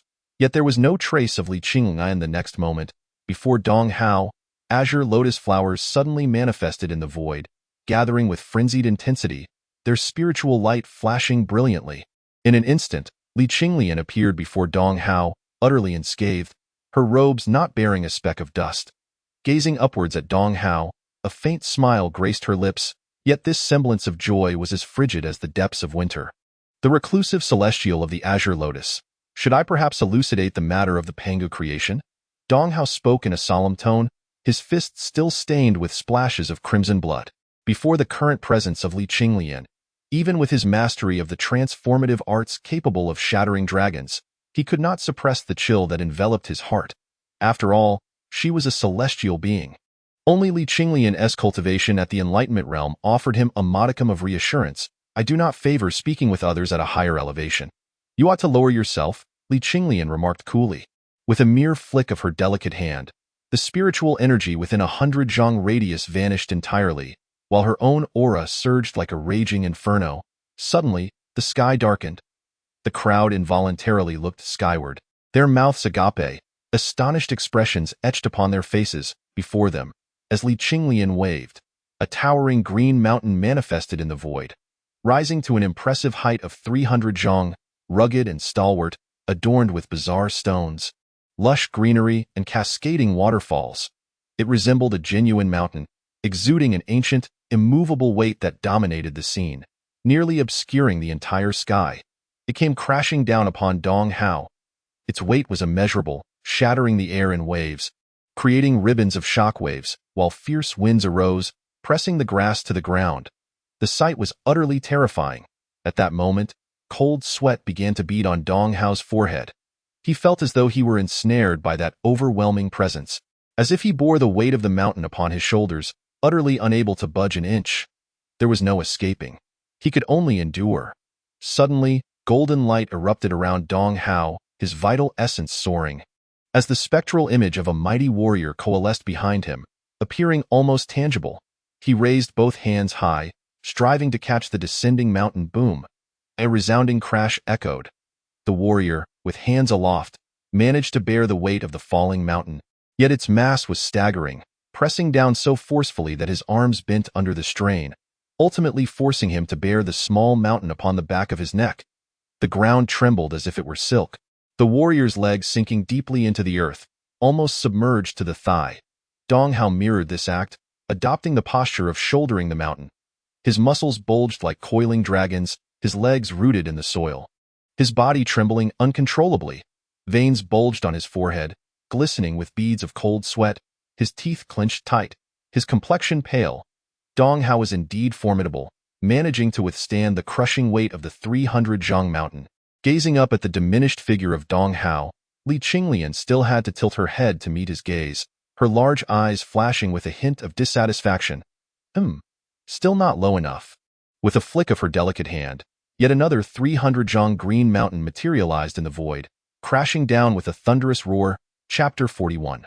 Creation from nothingness. A resounding clap of thunder reverberated as the second 300 zhang green mountain forcefully descended upon the first.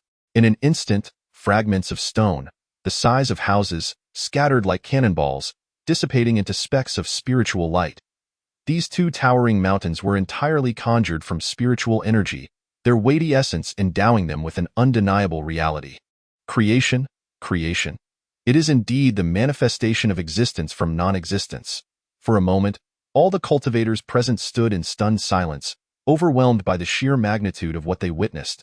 The effortless manner in which the 100 zhang mountain fell. Was this truly achievable by one at the initiation realm? The precision required to control such an immense amount of spiritual energy, along with formidable mental acuity and comprehension of the Taoist essence, was no small feat, yet Li Qinglian had accomplished it with her initiation realm prowess. This was the principle of the Tao. Moving mountains. During this time, Li Qinglian had not been idle. Every moment was spent growing stronger. Beneath the weight of the two mountains, Dong Hao could no longer contain the blood that erupted from his mouth, his face turning a ghostly pale. His spine was bent further, and the ground beneath him cracked like a spider's web, fissures spreading and the earth sinking. The shadow of his strength was distorted under the pressure, and his body gradually sank lower. That moment, Dong Hao's eyes were bloodshot, fixating on Li Qinglian with a look of fierce defiance, his teeth clenched tightly, a deep resentment flickering within. A guttural roar, more beast than man, emanated from deep within his throat, his muscles taut and coiling like a dragon preparing to strike. Miraculously, the two mountains on his shoulders began to rise slightly. Dong Hao truly demonstrated his formidable prowess as one at the dragon-breaking realm. Li Qinglian furrowed her brow, her hand waving once more, instantly depleting the newly replenished spiritual energy around her, as a third mountain came crashing down. Dong Hao could no longer withstand the weight. His entire body collapsed, half submerged in the earth, the shadow of his strength shattering in an instant. The three mountains pressed directly upon the nape of his neck. Looking down at the now shorter Dong Hao, a smile graced Li Qinglian's lips as she remarked casually, "Now this looks much more comfortable." Silence enveloped the scene. Even the disciples of the divine martial sect gazed at Li Qinglian as though she were a malevolent spirit. There was an unmistakable aura of dominance, utterly unreasonable in its ferocity. With casual banter, the mountains fell, as if his cultivation level rendered him impervious to any resistance, effortlessly suppressing Dong Hao. This moment, the disciples of the Tao of creation felt invigorated, not for any other reason than the sheer catharsis of the moment. Dong Hao wished to voice his thoughts, yet no words escaped his lips. Once the pressure in his chest was released, the three mountains would undoubtedly crush him into a pulp. For now, he merely endured, his body continuing its descent. Should he refuse to submit, the competition would settle it. Li Qinglian gazed into the boundless void, finding it utterly empty. With that, she turned and ascended the mountain, leaving behind a stunned assembly of cultivators, while the disciples of the divine martial sect lost their fervor. Left without Dong how to lead them, before the water pavilion, gazing at the returning Qinglian, the tranquil foot of the mountain, and the three overlapping emerald hills that nearly rivaled the height of Qinglian, one could not help but feel a sense of awe. Even in Qinglian's absence, those verdant hills exhibited no discernible change. Qianlong stared with wide eyes, a look of astonishment etched across her face, and inquired, "The art of relocating mountains? When did you acquire such mastery?" "This is the renowned technique of the mountain relocating Taoist, famed across the 3,000 realms." "Oh, do you think I spend my days merely moving mountains?" Qinglian chuckled lightly, shaking his head. To truly appreciate the profound weight of those hills, he had endured considerable hardship. However, as this matter unfolded, even Qinglian began to harbor a tinge of unease. The divine martial sect's exiled immortal was no trivial adversary. Indeed, the divine martial sect harbored its own exiled immortals. 3 years prior, a golden light had descended upon the Wu Fu Hill, and it was certain that the individual was now cultivating within the divine martial sect. This recent act of probing was undoubtedly orchestrated by them, and Qinglian was keenly aware that revealing his trump card prematurely was a deliberate choice. Yet, he remained uncertain of their capabilities. In the shadows, they concealed themselves while he stood in the light, and the situation was decidedly unfavorable to T that moment. Within the well-lit secret chamber of Qianlong Peak, a 3-year-old child clad in white robes sat, his skin tinged with a golden hue. Though diminutive in stature, his muscles were taut and well-defined. His small face bore an expression of sternness, and his eyes were filled with the weight of the world. He was none other than the exiled immortal Chongming of the divine martial sect.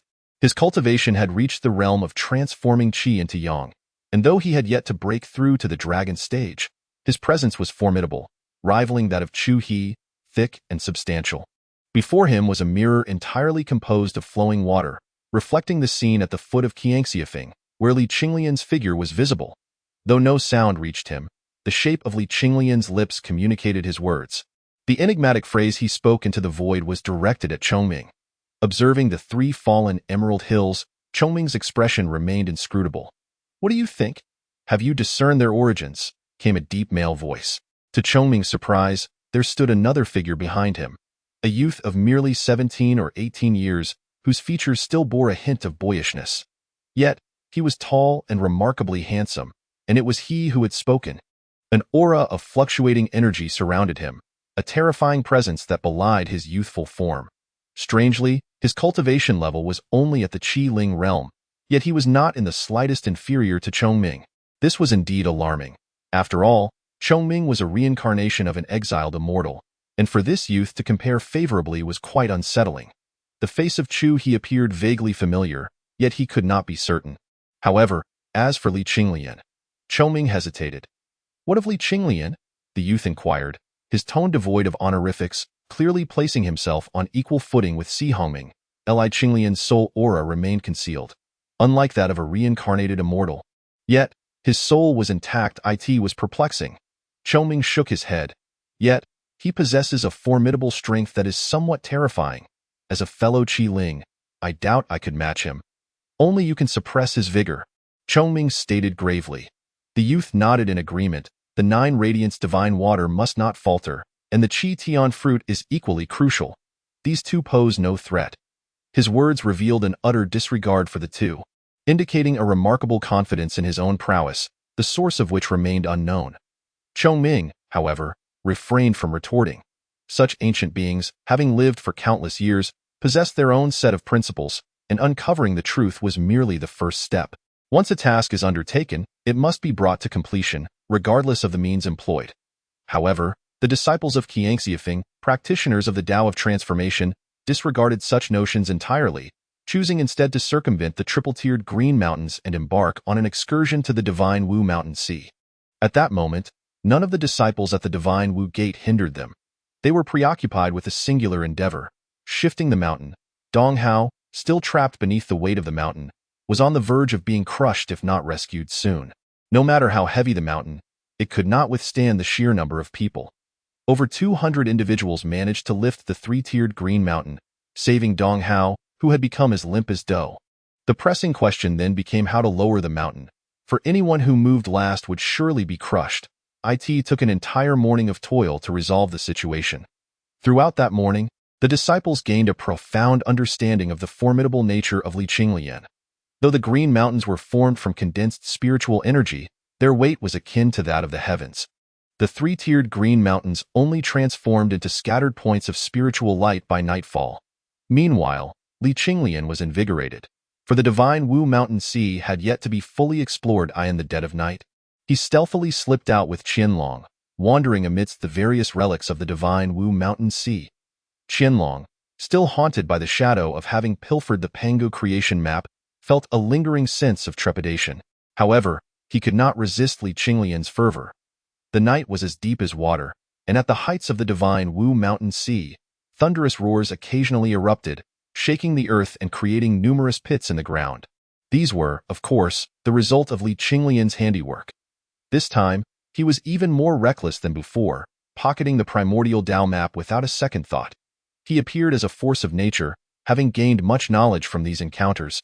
Yet he had not the leisure to contemplate them in depth, as the current circumstances did not permit it. He could only hurriedly stash them away, while Qinglian was utterly frightened, resembling a startled rabbit. Merely acquiring one Pangu creation map had caused such a tremendous upheaval. What would the outcome be tonight? Would it spell disaster? Yet Qinglian seemed oblivious to such concerns, moving without a hint of caution.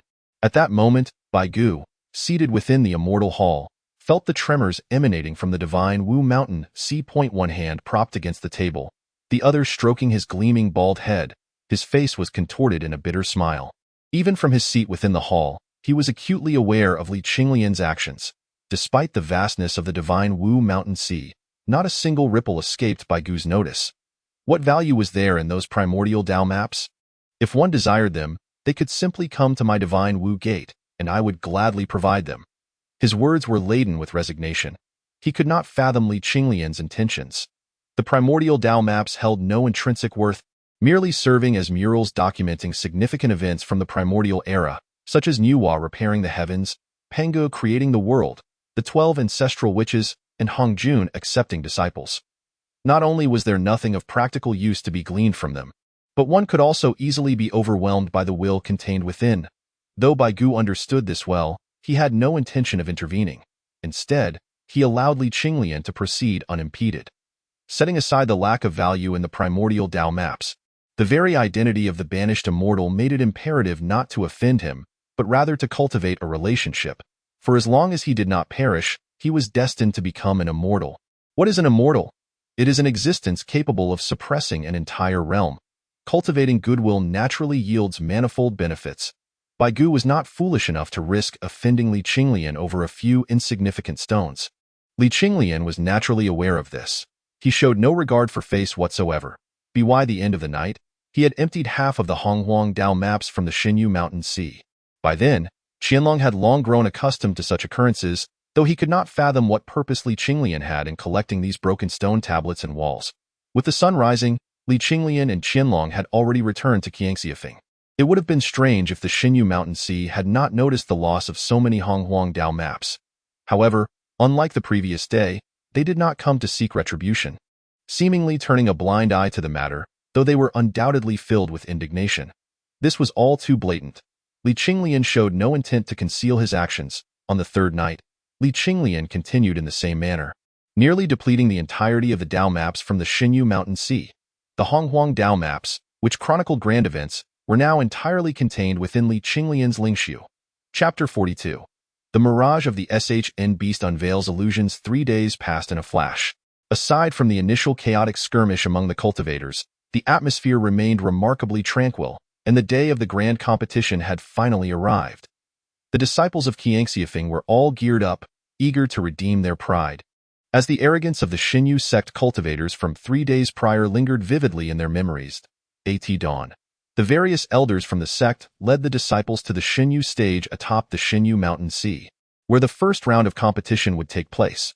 The Xinyu stage was constructed by cleaving 1,000-zhang mountain in half, its surface smooth and expansive, covering an area of several dozen li. Engraved with endless Tao patterns, it was incredibly solid, a relic passed down from the ancient primordial era, marked with countless battle scars. Countless formidable experts had fought valiantly upon this ground, and as one stepped onto it, a surge of indomitable battle spirit filled their heart, igniting their blood and elevating their fighting spirit. At that moment, all the cultivators of the Tao of creation were present, while those from the Xinyu sect had yet to arrive. Among the gathered cultivators stood Hong Feng, solitary and ethereal, resembling an otherworldly being. He spoke. The competition is about to commence, and I must first explain the rules, which we have established over these past 3 days. As he surveyed the crowd, silence enveloped the gathering, not a soul uttering a word. The competition would be divided into 3 rounds. The first round was the Illusionary Heart Challenge. Any participant who could escape the illusion within the span of 1 hour would pass. The second round was the Discourse of Tao. Causing a celestial phenomenon through discussion would be deemed a success. The third round involved defending the platform. 18 individuals, the victors of the first 2 rounds, would take their stand, while the remaining disciples would attack them. Should a defender be defeated, the victor would take their place until no one dared to challenge further, at which point the competition would conclude. The final 18 would then face off to determine their rankings. Do any of you have objections? Hong Feng's voice was calm yet resonated through the air, penetrating the ears of all present, making it impossible to ignore. Upon hearing this, the crowd collectively inhaled sharply, a chill rushing to their hearts. It was evident that this grand competition was a battleground for geniuses and prodigies, leaving no opportunity for others. To speak solely of the third round, one would stand alone in defense, engaged in continuous combat without respite. Even the mightiest would eventually tire and falter. Yet, victory would only be declared when no one dared to challenge further. Thus, the outcome would not necessarily favor the most powerful in cultivation, but rather, the strongest in spirit. The competition is fierce. As one descends from the third ring, the essence of the Tao, comprehension, and prowess are all laid bare without a doubt. Those who manage to endure are undoubtedly prodigies of extraordinary caliber. Very well. With no objections, prepare yourselves to enter the realm of the illusory heart. Hong Feng declared, "At this moment, the disciples of the divine martial sect, under the guidance of various elders, entered the divine martial platform, each brimming with indomitable fighting spirit. If left unattended, they would eagerly engage in a life-and-death struggle at once. The collective vitality of each individual intertwined, forming a magnificent billowing smoke that soared into the heavens, a truly spectacular sight. The divine martial sect specializes in close combat techniques, renowned for their ferocity in battle. Hence, each member possesses formidable physical strength, and the reputation of the divine martial sect is well-deserved." Bai Gu stood prominently among the crowd, his bald head strikingly noticeable, and behind him were several formidable elders, each the master of their respective peaks. The divine martial mountain boasts countless summits, and to be granted stewardship of a peak is a mark of extraordinary merit. However, when they turned their gazes towards Hong Feng, a flicker of trepidation passed over their faces, for stepping into another's territory naturally warranted the presence of a formidable individual to maintain order. Dong Hao stood amidst the throng with a grim expression, eyes fixed on the composed Qinglian, his fists clenched tightly, reminiscent of a lion poised to pounce in the arena. The figures of Qinglian and Chu he captured the attention of the majority. The celestial exile, symbolizing a tale shrouded in mystery and possessing unparalleled abilities. Likewise, Qinglian was observing another, who also bore the semblance of a child. None other than Chongming. This moment, Chongming donned a flowing white robe, his skin aglow with a golden hue, and under the sunlight, he appeared almost like a golden statue. The breath he exhaled was laced with golden mist. Despite his diminutive stature, he harbored boundless strength, with well-defined muscles that belied the form of a mere 3-year-old child. Chu he furrowed his brow, gazing intently at Chongming, as if pondering the identity of this enigmatic figure. An inexplicable familiarity stirred within him, inducing a slight unease. Bai Gu chuckled heartily, "Ha ha, your esteemed sect is truly fortunate to have not one, but 2 celestial exiles joining your ranks. Truly, you are blessed with auspicious stars. I cannot help but feel envious." Hong Feng replied, "What are you saying, Bai Sect Master? Your sect also boasts one, does it not? Moreover, you have no shortage of Tao vessels among your ranks." Their exchange carried an undercurrent of tension, for Bai Gu, that cunning old fox, had concealed his intentions too well. Among the disciples he referenced, there were no fewer than 5 whose names could be readily recalled, and many more prodigies hidden from view. Some Tao vessels, once their potential is fully unleashed, may even rival the celestial exiles. No wonder Bai Gu, a master of strategy, would be so generous this time. Observing his eager disciples, Hong Feng could not help but sigh inwardly. It seemed that the creation Tao sect would likely suffer losses this time. Ha ha, it is all thanks to the favor of the heavens. Let us not speak further. We should hasten to unveil the illusory heart. I see that the disciples can scarcely contain their anticipation, Bai Gu said, stroking his gleaming bald head with a loud laugh. Meanwhile, Hong Feng harbored disdain, thinking to himself, I suspect you are simply eager to get your hands on the 9 radiants divine water. With a casual gesture, Bai Gu summoned forth, and from the boundless void above the divine martial mountain sea, an endless expanse of clouds suddenly emerged, resembling thick mist akin to flowing ribbons, in mere moments. It obscured half the sky. The clouds were dense, shrouding the divine sun and casting shadows that covered a full third of the territory of the divine martial mountain sea. Dark shadows traversed the void, revealing a beast of colossal proportions, towering a full 1,000 feet, dominating the sky. Its form resembled that of a dragon, with scales that appeared as grand as mountains, glimmering with a metallic sheen and cloaked in a hue akin to dark earth. Accompanied by an endless swirl of clouds upon its back, it bore a mane of deep crimson, billowing for several miles. Beneath its serpentine body, 9 claws extended, resembling the tentacles of an octopus, exceedingly supple and densely packed, floating ominously in the void. Its head was as large as a celestial peak, a blend of dragon and tiger, with antler-like horns soaring skyward, and when its massive jaws opened, it unleashed a torrent of clouds, a sight both awe-inspiring and terrifying. This was the mythical beast known as the etched.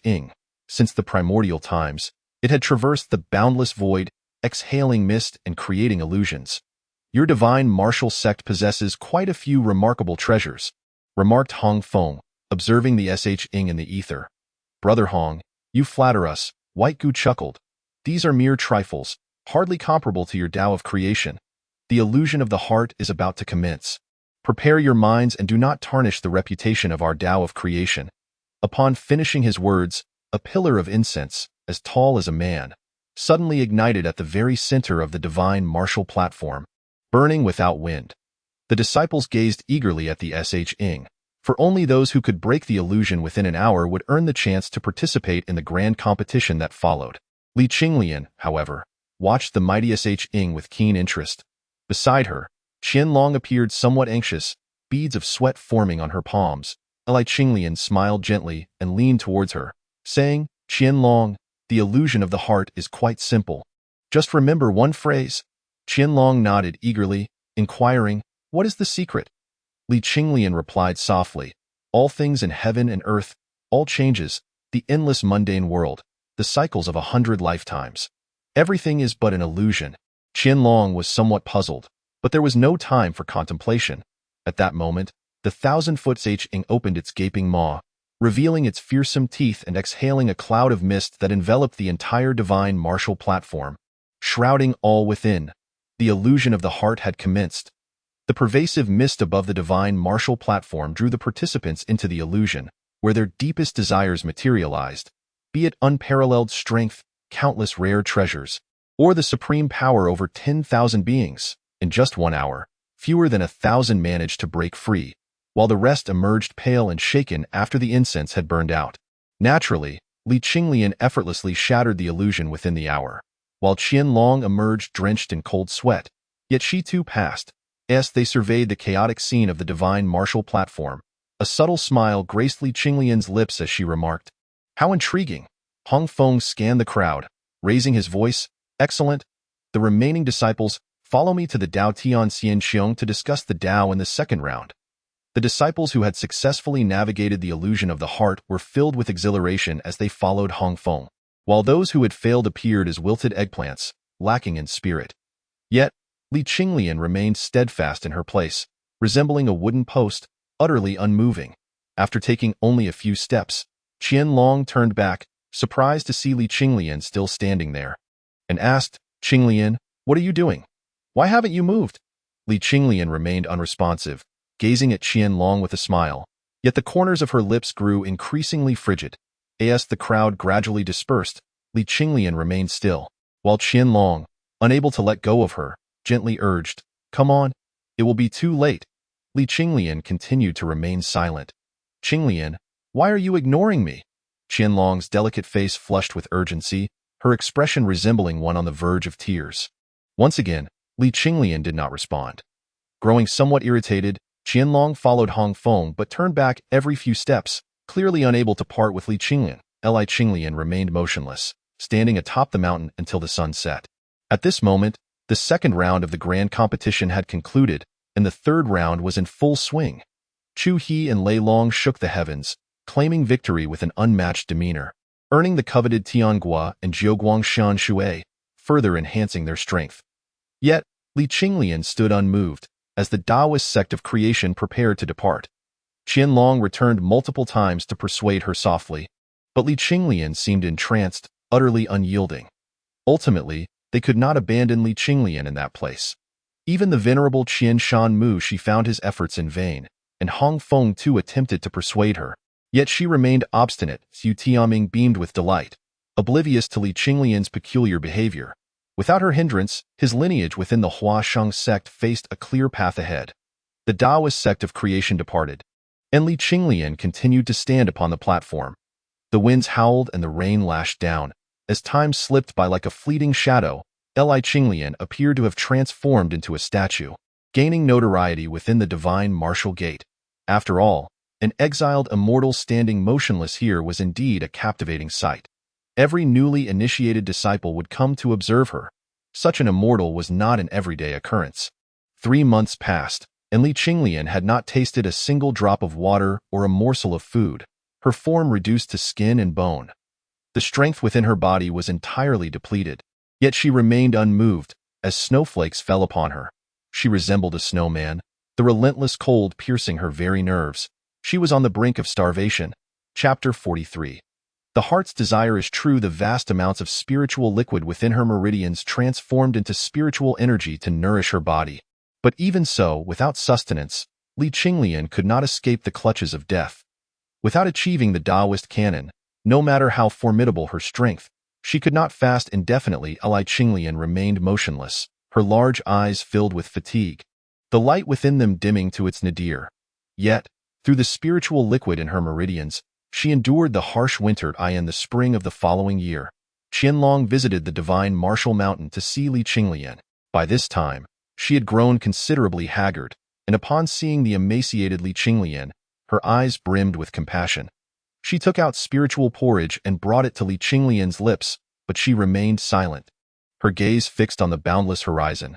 Witnessing Li Qinglian's state, tears as large as beans cascaded down her cheeks like pearls. This moment, Li Qinglian had completely exhausted all that was within her body. The flame of life flickered like a candle in the cold wind, wavering perilously, until her heart finally ceased its rhythm, and the flame of life dwindled to a mere flicker.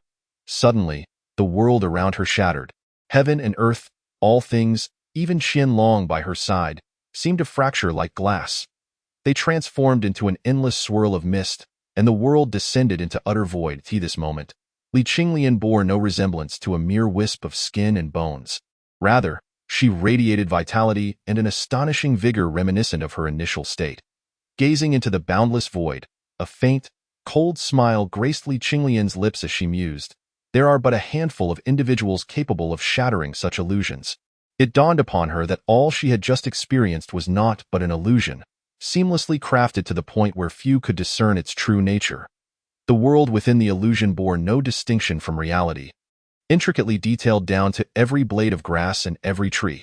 The moment one took action, the illusion ensnared them, leading them deeper into its clutches until they lost their way in the path of truth. What constitutes an illusion?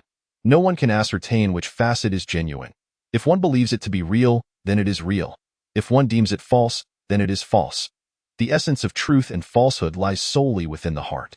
Yet, the illusions conjured by the Shuncho beast are particularly fearsome. Once one accepts the illusion as reality, they may find themselves ensnared, possibly marrying, raising children, experiencing life and death, or even attaining the status of a true immortal within the illusion. However, Li Qinglian discerned the ruse at first glance, for the essence of the heavenly Tao was unmistakably different. No matter how formidable the Shunshou beast's illusion, it could not replicate the aura of the heavenly Tao. At that moment, an endless gust of sinister wind swept from the void, wrapping around Li Qinglian like a bloodthirsty specter, leaving her body riddled with wounds and her flesh decaying. Below her feet, foul yellow water oozed forth, reeking horrifically, akin to putrid corpse fluid, with rotten bones floating within. A veritable river of the yellow springs, in an instant. Li Qinglian's legs were corroded to mere skeletons. Excruciating pain surged through her nerves, scattering even her 7 souls in the tempest of the ominous wind. Yet, Li Qinglian remained expressionless, her delicate visage untroubled, as she coldly remarked, "How amusing!" With a single utterance, the yellow springs and the sinister winds dissipated, only for 10 gleaming long knives to emerge from the void, shimmering with a chilling light as they soared towards Li Qinglian. Still, she offered no resistance. In an instant, her flesh was torn asunder, blood splattering profusely. The strikes were executed with great precision, even after enduring thousands of cuts, reducing her to a skeletal figure adorned with flesh. Li Qinglian persisted, revealing her writhing organs through the ravaged flesh. This was the torturous punishment of 1,000 cuts. Yet, the agony that pierced her soul was undeniably real. Yet Li Qinglian remained unwavering. A cold smile played at the corners of her mouth as she declared, "What the heart desires is also truth. Yet it remains false. What is real and what is false?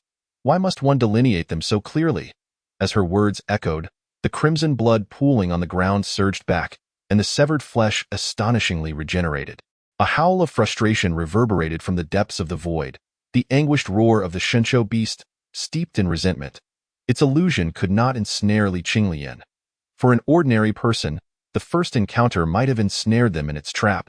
Yet Li Qinglian stood resolute amidst the peril of falling, unmoving. If her heart deemed it false, then it was indeed false, and nothing could sway her resolve. Such was Li Qinglian, impervious even to the might of the Shunshou beast. With a resounding crash, the boundless void shattered, and the heavens regained their clarity. Li Qinglian's gaze brightened as she surveyed her surroundings, where 5,000 or 6,000 individuals, each bearing distinct expressions, stood upon the divine martial platform. Beside him, Qinglian lay with her eyes tightly shut, a faint sweet smile gracing her lips, evidently ensnared in the illusion. At the center of the divine martial platform, fragrant incense burned, its aroma lingering and spiraling upward, reaching the celestial realms above. Gazing skyward, the familiar sense of oppression elicited a cold smile from Li Qinglian, who murmured, "I have returned." At this moment, he had truly emerged from the phantasm. The incense had only burned for a short while, indicating that not much time had elapsed before Li Qinglian shattered the illusion, successfully passing through the trial of the heart of illusion. Yet, a rare solemnity adorned his youthful visage, for prior to him, 2 others had also escaped the illusion, now coldly observing him. They were Chongming and that graceful youth, both regarding Li Qinglian with deeply furrowed brows, mirroring his own expression. Only through experience could one truly comprehend the terrifying nature of the mirage beast, which was both real and illusory. The swiftness with which these 2 had transcended the illusion spoke volumes of their resolute hearts. While Chongming was to be expected, who was this youth with such unwavering determination? Boom! At that moment, He shimmered with flickering bolts of lightning, resembling a celestial being descending upon the earth, suddenly opening his eyes, from which arcs of lightning shot forth for dozens of yards. It was a sight most fearsome.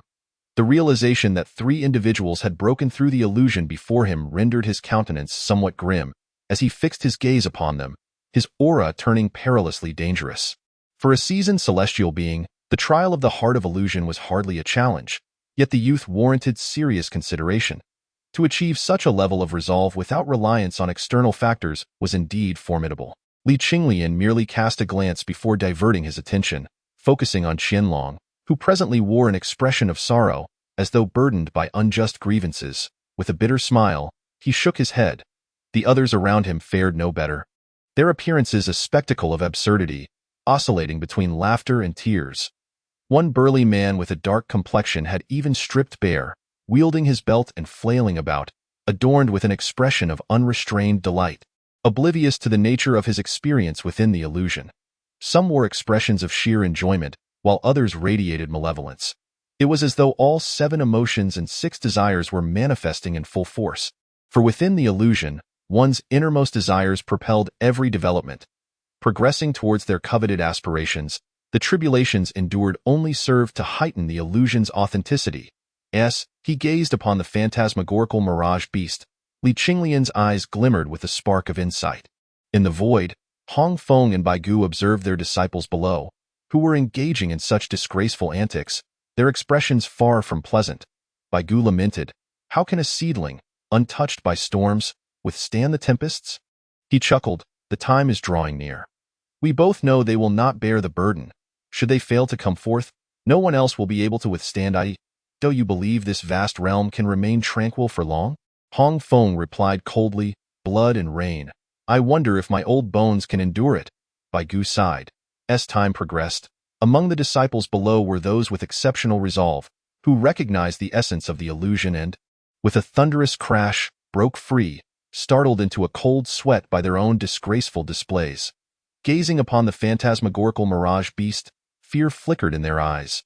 The illusion was indeed terrifying, and had they remained unaware, their consciousness might have languished within the illusion until their very lives withered away. A sudden flash of determination crossed Qinglian's delicate face. In the next moment, her beautiful eyes opened wide, and the first sight that met her gaze was Li Qinglian, who looked at her with a beaming smile that instant. Her cheeks involuntarily flushed a faint hue. "I warned you so many times, yet you fell so deeply," Li Qinglian lamented, shaking her head. Qinglian, feeling a twinge of embarrassment, stammered, I just figured it out." Li Qinglian, though helpless, was curious and asked, "What did you dream about? You looked so sweetly amused." Upon hearing this, Qinglian's face turned crimson, resembling a ripened apple, unable to meet Li Qinglian's gaze, nearly burying her head into her chest like an ostrich, and nothing. Li Qinglian, perplexed, scratched her head, pondering why Qinglian's face was so flushed if she had nothing to say. As time passed, more disciples began to break free from the illusion. This gathering comprised the younger generation from 2 prominent hills, teeming with prodigies and exceptional talents. Overcoming the illusion was not a formidable challenge. It merely required time. An hour had passed, and they might have spent hundreds of years within the illusion. The longer they lingered, the deeper they sank, as if ensnared in a vicious cycle, unable to extricate themselves.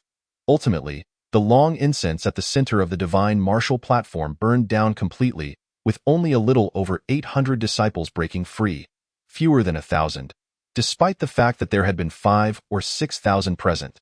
The phantasmagorical beasts in the void dissipated into endless clouds, and many disciples still entranced by the illusion began to awaken, each feeling a profound sense of shame upon witnessing their own disheveled appearances, wishing for nothing more than to find a crevice to hide in.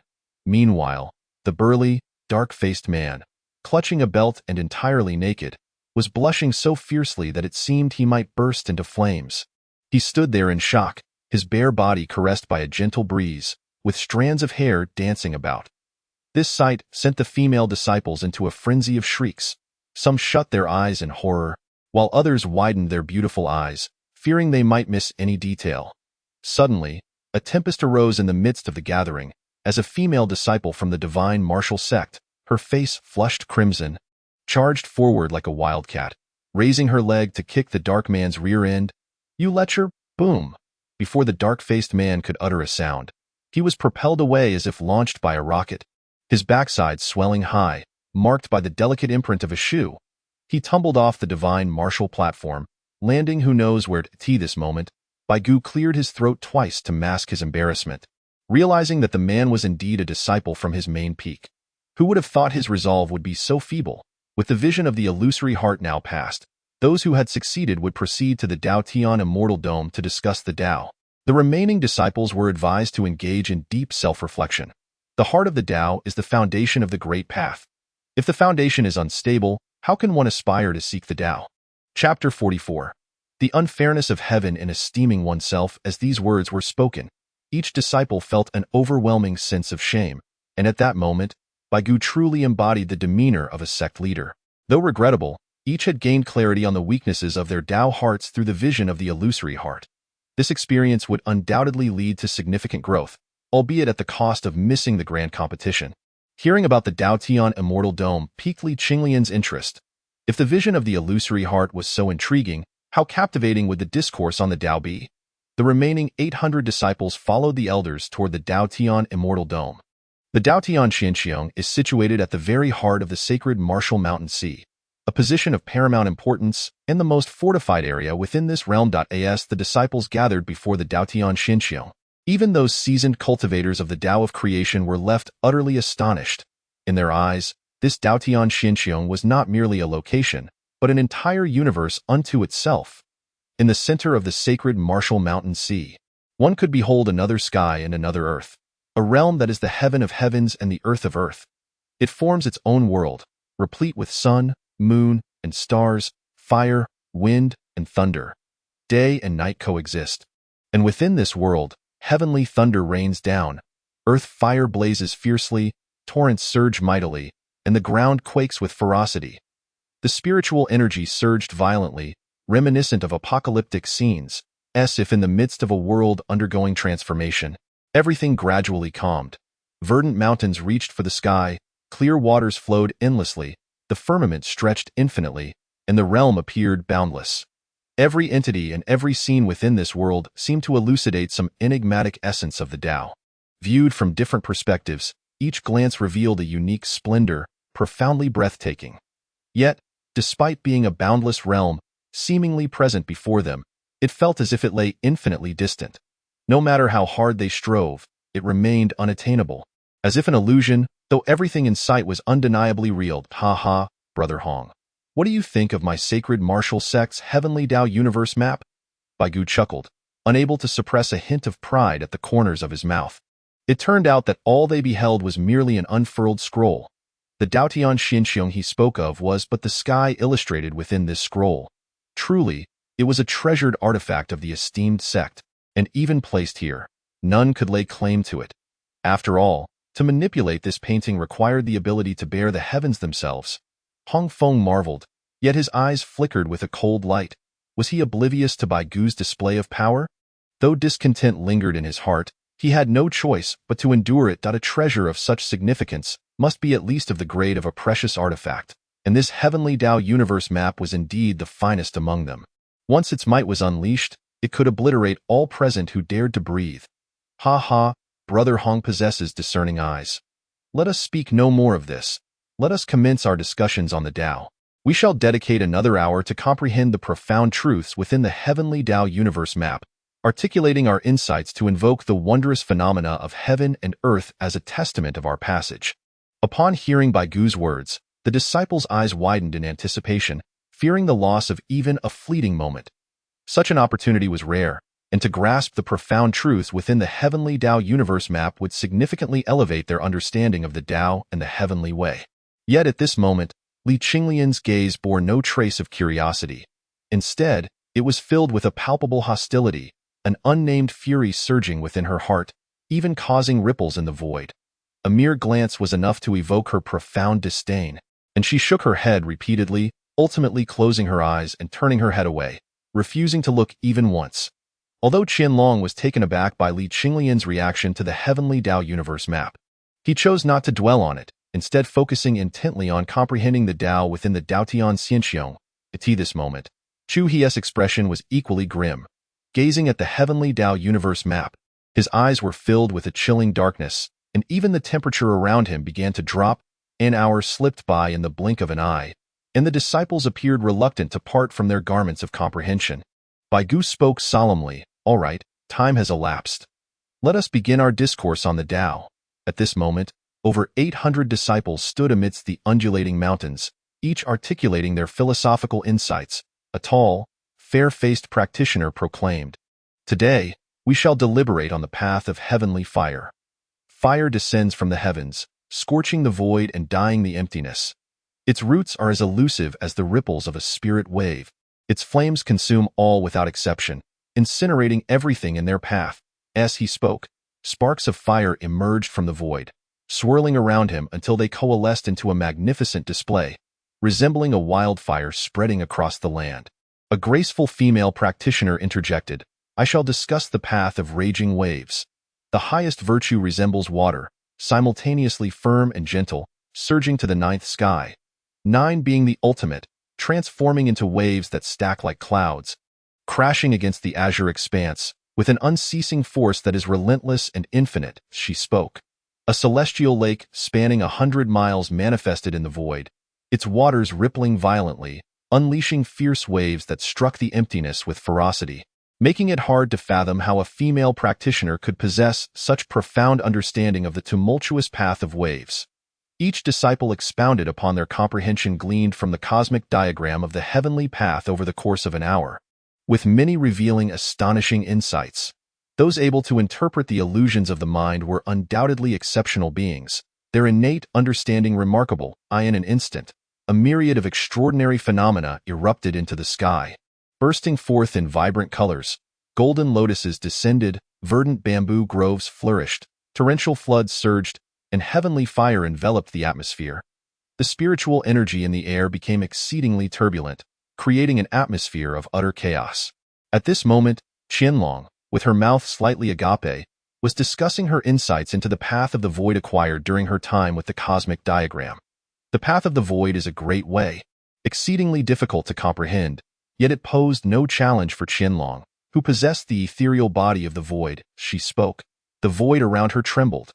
A chaotic scene unfolded within a Tinjiang radius of her, resembling a jigsaw puzzle that had been thrown into disarray, bizarre and surreal, with the power of the void surging violently, utterly astonishing. Yet even this paled in comparison to the 2 individuals who shone with remarkable brilliance. One of them was Chongming, who proclaimed, "I discuss the path of all things. The way begets 1, 1 begets 2, 2 begets 3, and 3 begets all things, with no beginning and no end, in a cycle of perpetual recurrence. The 6 paths of reincarnation. All things experience reincarnation." As he spoke, golden symbols flowed from his mouth, enveloping him in a terrifying storm of celestial script, behind him manifesting extraordinary phenomena that encompassed the universe in an endless cycle. It was a sight of immense grandeur, accompanied by the resounding prayers of ancient ancestors kneeling in worship, echoing as if transcending the bounds of time, resonating throughout the entire divine Martial Mountain Sea, stirring the hearts of all who listened. The other individual was the young boy. At this moment, he declared, "I discuss the heavenly path.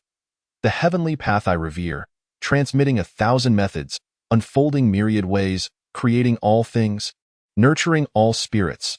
The way is the heavenly sovereign. All beings are given life, and thus we must honor and venerate the way. The heavenly path is boundless." Amazingly, he spoke of the heavenly path. As he articulated his thoughts, a vast expanse of sky arose above him, enveloping him and extending for dozens of miles. The majesty of the way pressed upon all things.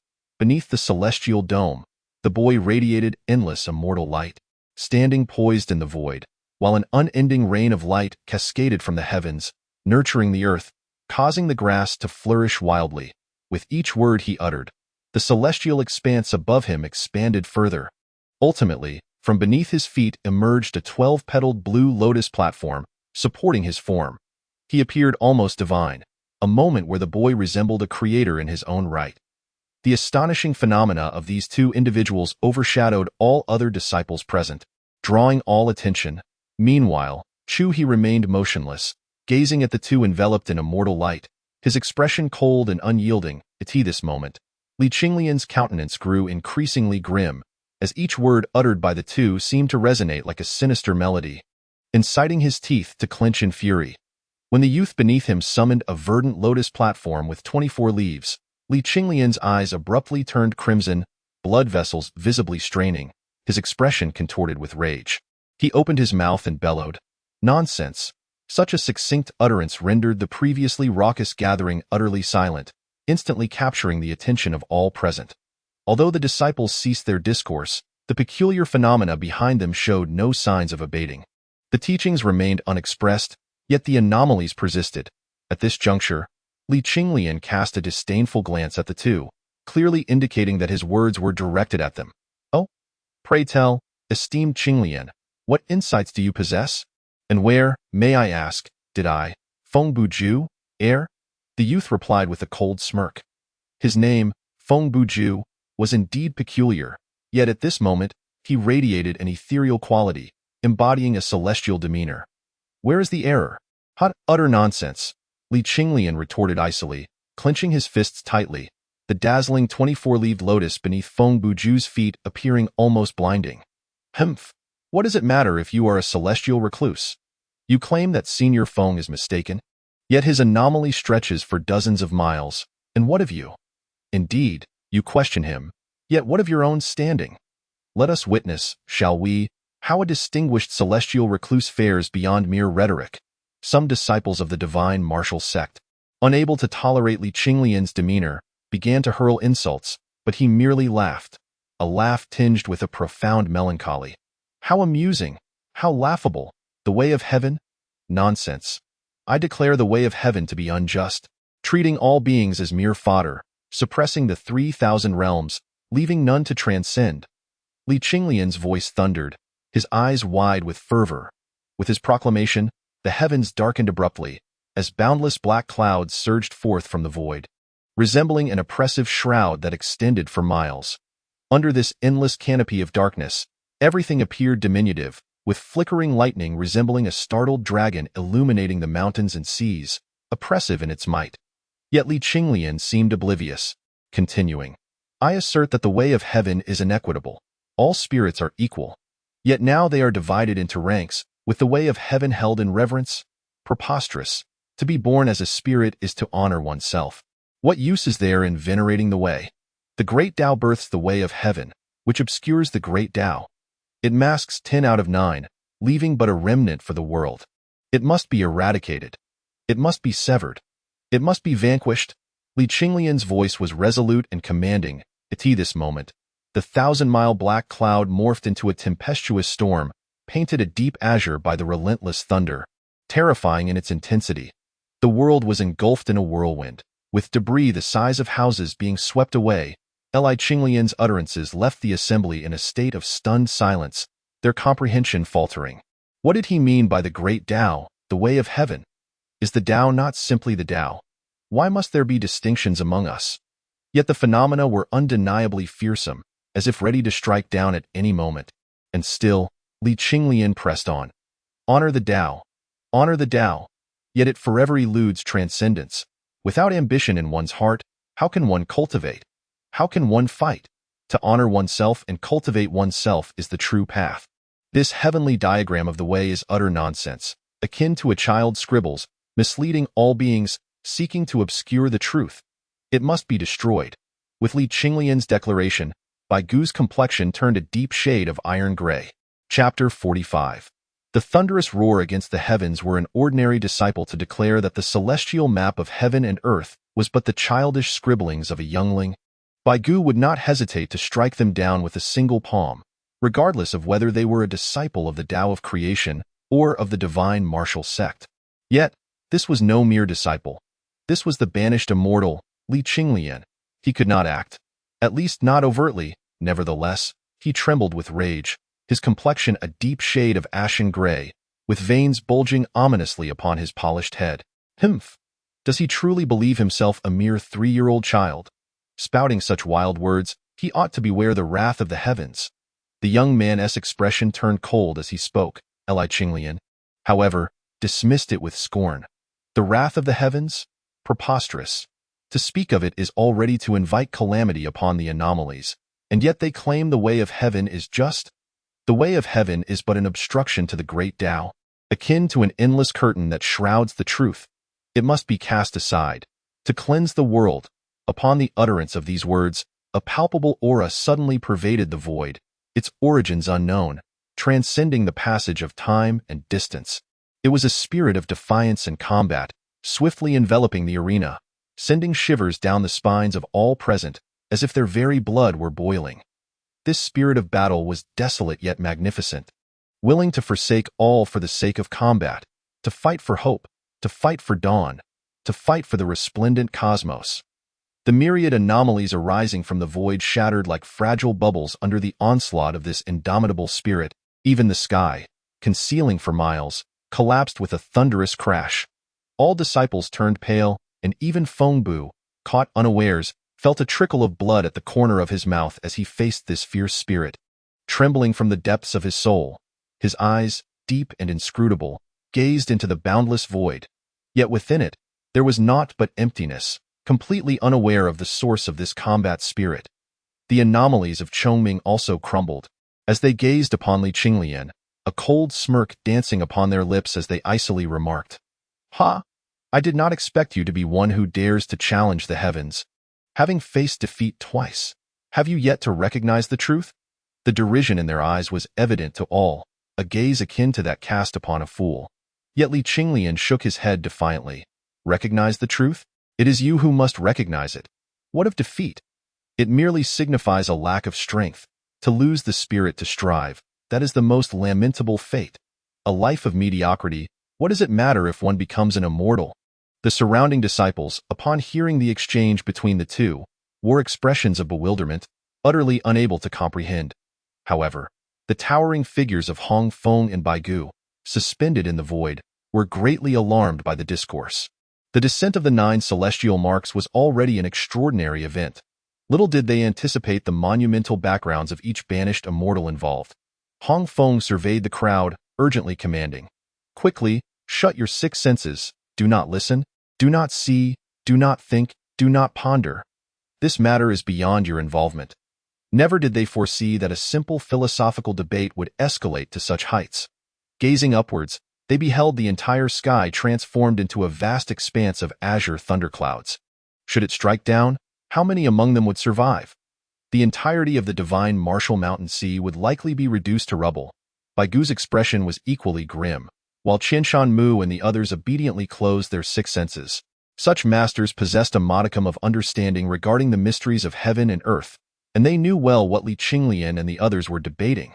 Such matters, if overheard, could lead to their very demise. They could not listen. They must not listen. Ah, stubborn and unyielding. It seems we are destined to reenact the conclusion of yesteryears. This world cannot withstand further turmoil. Chongming remarked coldly to this moment. Chu He let out a scoff, glaring with indignation as he retorted, "Do you really think your opinion matters? If you are to follow heaven's will, then cease your incessant prattling, which only serves to aggravate. Simply remain and witness our exhilarating battle." Clearly, in this matter, both Chu He and Li Qinglian were in agreement, with some aspects even more comprehensible to Chu He than to Li Qinglian, who had long since reached his limit. Chongming spoke with profound significance. "Unfathomable as it may be, let us first survive this tribulation. Death would render any battle moot." The disciples looked skyward, each unable to suppress their trembling limbs, as the thunderclouds began to contract and converge, resembling myriad thunderous dragons returning to their lairs, illuminating the heavens and the earth. Meanwhile, Qianlong recalled the celestial punishment that befell Li Qinglian when he reconstructed his soul. This impending judgment was far more terrifying than that instance. The fear of reconstructing the soul paled in comparison. Now, mere words had provoked divine wrath. Truly remarkable. A hint of disdain curled at the corners of Li Qinglian's mouth, his eyes devoid of any trace of concern. Suddenly, the world was engulfed in blinding white light as bolts of lightning, thick as mountain ridges, cascaded down like a torrential river, targeting none other than Li Qinglian. The void was rent, creating a fissure spanning 100 miles, the force astonishing. Baigu's eyes widened in disbelief, his complexion flushed, as he raised his hand to disperse the heavenly map, transforming it into a scroll to counter the lightning. His intention was not to shield Li Qinglian.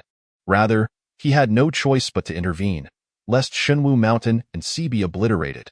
At this moment, Chu He glared fiercely, a dangerous smile creeping upon his lips, as the lightning marks imprinted on his skin blazed with brilliance. He bellowed at the approaching thunder, "I am here. Do you dare strike me?" Upon utterance of these words, the assembled crowd was awestruck by Chu He's audacity, yet internally, they deemed him insane for cursing divine retribution. However, a remarkable event unfolded. As Chu He spoke, the massive lightning bolt abruptly halted, suspended in the void as if time itself had frozen. The lightning twisted and coiled like roots, the void resembling the earth, extending for miles. All were rendered speechless, even Li Qinglian, who watched with keen interest. Chu He shouted, "Get lost." As the command echoed, the once static lightning began to reverse, striking back with such force that the thunderclouds dissipated into nothingness. Even the void was ruptured, creating a vast chasm nearly 100 miles wide. The power of the void erupted, wreaking havoc upon the cosmos. Observing Chu He's diminutive form, everyone swallowed hard, their faces etched with shock. What transpired? The heavenly thunderbolt had been forcefully sent back. Had he truly negated it himself? Hong Feng stood in stunned silence. The elders such as Qian Shanmu were equally bewildered, and even Bai Gu was momentarily taken aback. Let alone the disciples at that moment. Gazing at Chu He, Chongming's eyes flashed with a hint of trepidation as he murmured, "A natural-born thunder master." These 5 words were squeezed from between his teeth. Chu He merely huffed, nodding towards Li Qinglian. The smile on Li Qinglian's lips widened abruptly, realizing, indeed, I did not misjudge. This lad is extraordinary. Gazing at the heavens, he murmured, a contender against the heavens, perhaps. Sighing heavily, one could only wonder how much heartache lay hidden beneath that breath. Cough. The discussion regarding the Ring of Doctrines ends here. Tomorrow shall witness another contest. Bai Gu coughed lightly and promptly stowed away the celestial diagram of heaven and earth, fearing that further deliberation might obliterate the entirety of the divine martial mountain sea. As for who ultimately passed through the Ring of Doctrines, that remains to be definitively ascertained, especially given the recent tumultuous events. Bai Gu's gaze towards Li Qinglian bore a subtle yet chilling undertone. The aloof Feng Buju coldly remarked, I hope you retain such audacity tomorrow. His aura emanated an exceedingly perilous vibe, akin to the tumultuous waves of a boundless sea crashing against the void, making it hard to fathom that such intensity belonged to a practitioner of the spirit awakening realm. One would know upon experiencing it. Li Qinglian responded indifferently, his eyes revealing no trace of emotion, resembling a deep and tranquil ancient well. Whether he would pass through the Ring of Doctrines was simply beyond his contemplation, for Hong Feng would undoubtedly ensure his success. It was imperative for the sake of the coveted Jitian fruit. With the moon hanging high and the night deepening, Li Qinglian leaned against the window, gazing at the full moon, while Qianlong observed his diminutive silhouette, seemingly burdened with an overwhelming weight. Merely casting a glance felt suffocating. Though he was aware of the foundations beneath him, yet Qianlong still found himself lacking in understanding of Li Qinglian. The latter concealed his thoughts too deeply, no one could penetrate his inner world but himself. On the following day, as the sun ascended, its rays fell like strands of gold, enveloping the morning mist that shrouded the mountains in a haze. Within the divine martial mountain, lay a place of great renown known as Yintian Valley, surrounded by 21 towering mountains, all bisected at their midpoints. The valley flourished with verdant greenery, where grass stretched endlessly to the hills. Beneath the earth, intricate formations were woven together, constituting the Yintian celestial formation. Reputed for its ability to manifest all things under heaven, this formation was indeed the essence of Yintian Valley. At this moment, on the 21 platforms, a staggering 18 were occupied. Each platform presented a unique landscape. Some were lush and green, while others were engulfed in swirling sands, marshy wetlands, or verdant plains. The Yintian celestial formation lived up to its esteemed title, having reached a level of sophistication that blurred the lines between reality and illusion. Standing upon the platforms were the 18 individuals who had triumphed in the Ring of Doctrines. Li Qinglian and Chu He were among them. Alongside them were Qianlong, Suya, and numerous talented disciples from the 9 celestial islands. The discussion of doctrines was indeed the forte of the Tao of creation, as they primarily focused on the cultivation of Taoist principles, possessing a deeper understanding of the great Tao. Among the 18, a remarkable 12 were disciples of the Tao of creation. The remaining 6 were the elite of the divine martial sect, with Chongming and Feng Buju, without question, standing prominent among them. I shall not reiterate the rules, Bai Gu proclaimed with a sweeping gesture. In an instant, the disciples present could hardly contain their eagerness, licking their lips with anticipation, for victory promised not only formidable cultivation resources but also captivating treasures. Instantly, the gazes of the disciples converged upon Li Qinglian and Feng Buju. Among the 18, only these 2 were of the spirit awakening realm, while the rest were at the Qi transformation level. Naturally, one would target the softer fruit. Yet, which of these 2 could be considered soft? The disciples of the divine martial sect regarded Li Qinglian with eyes akin to ravenous wolves, as though he had wronged them deeply. This animosity stemmed not from mere rivalry, but rather from Li Qinglian's earlier remark, likening the celestial diagram of heaven and earth to the scribbles of a child, utter nonsense. What, may I ask, is the revered Shenwu Gate, regarded as the treasure gem of the town? Can one possibly remain unperturbed? Regardless of his status as a banished immortal, there are those who charged forth, and upon closer inspection, it was indeed the son of Dong Hao. His eyes, locked onto Li Qinglian, were filled with seething resentment. His muscles surged, and a resplendent golden aura enveloped him. Behind him loomed a colossal phantom of a golden giant, towering at 30 zhang, pounding its chest and roaring. His strength had evidently increased by more than half compared to just a few days prior, and as the golden giant moved, the very air shimmered with its power. Chapter 46.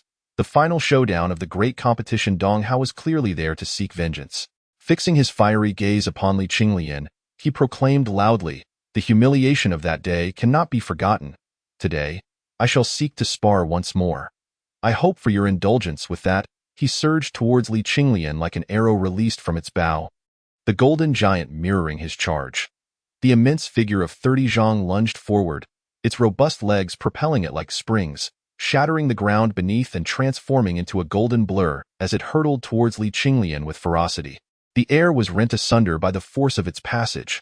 Li Qinglian, however, regarded the oncoming Dong Hao in silence, shaking her head gently. With a flick of her delicate hand towards the heavens, the sky darkened ominously as 5 towering green mountains, each 300 zhang high, descended upon Dong Hao with a thunderous roar. The sheer force of the descending mountains created a tempest that caused the very earth to tremble. Dong Hao abruptly looked up, his pupils constricting in terror as he beheld the 5 mountains crashing down upon him. His complexion turned as pale as paper, and cold sweat drenched his body in an instant. Without uttering a word, the golden giant propelled itself with one leg, shattering the ground as it altered its trajectory, leaping off the arena without a backward glance, driven by sheer resolve. Not for any other reason than the simple fact that he could not withstand such a force. Despite his considerable increase in power, he could barely withstand 4 mountains, and 5 were simply beyond his capacity. He would be reduced to a mere pile of flesh and bone. To flee was a necessity. Otherwise, his life would be forfeit. Boom. The colossal sound, akin to the shattering of the very heavens, captured the attention of all present. The 5 mountains crashed into the earth with tremendous force, causing the ground to fracture and layers of soil to erupt. Shaking the entire arena, the 5 mountains effectively covered nearly the entire platform. Witnessing the sheer destructive power unleashed, the spectators could not help but flinch. Even Dong Hao, who had reached the realm of Qi transformation, dared not confront such a formidable technique. It was truly terrifying. Was this truly the power wielded by a mere practitioner of the Qi awakening realm? Let alone Dong Hao, even an average practitioner beneath the Tao preservation realm would find themselves crushed to a pulp in the face of such an onslaught. Each person gazed at Li Qinglian with expressions of awe. Even as a banished immortal, to cultivate to such an extent in the Qi awakening realm was indeed a source of pride. Even Hong Feng's lips twitched in disbelief. He had never encountered anyone in the Qi awakening realm possessing such terrifying strength. Was there no need for time to cultivate their techniques? Meanwhile, Qian Shanmu was overjoyed. The stronger Li Qinglian became, the happier he felt. As Li Qinglian unleashed her technique, mountain shifting, the disciples were left in stunned silence, abandoning any thoughts of defeating her and instead rushing towards other arenas. Li Qinglian, content in her solitude, turned her gaze to the other platforms. Apart from herself, Chu He, Chong Ming, and Feng Buju, the other arenas were alive with fervent battles. Among the 4, 3 were banished immortals, and Feng Buju was no less formidable. Who would dare to step forth? In a moment, across the various arenas, the atmosphere surged with vitality. Celestial light streaked through the air, and myriad techniques flourished.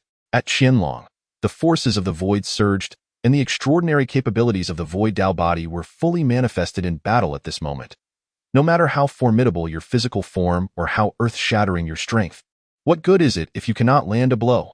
With the power of the void Tao body, the 100-flower umbrella unfurled, silken threads danced gracefully, and one by one, powerful foes were vanquished. Qianlong, drenched in fragrant sweat, bore an exhilarating smile upon his face. As for Suya, he proved no less formidable. Though he often appeared nonchalant, when the true test arose, his astonishing prowess shone through.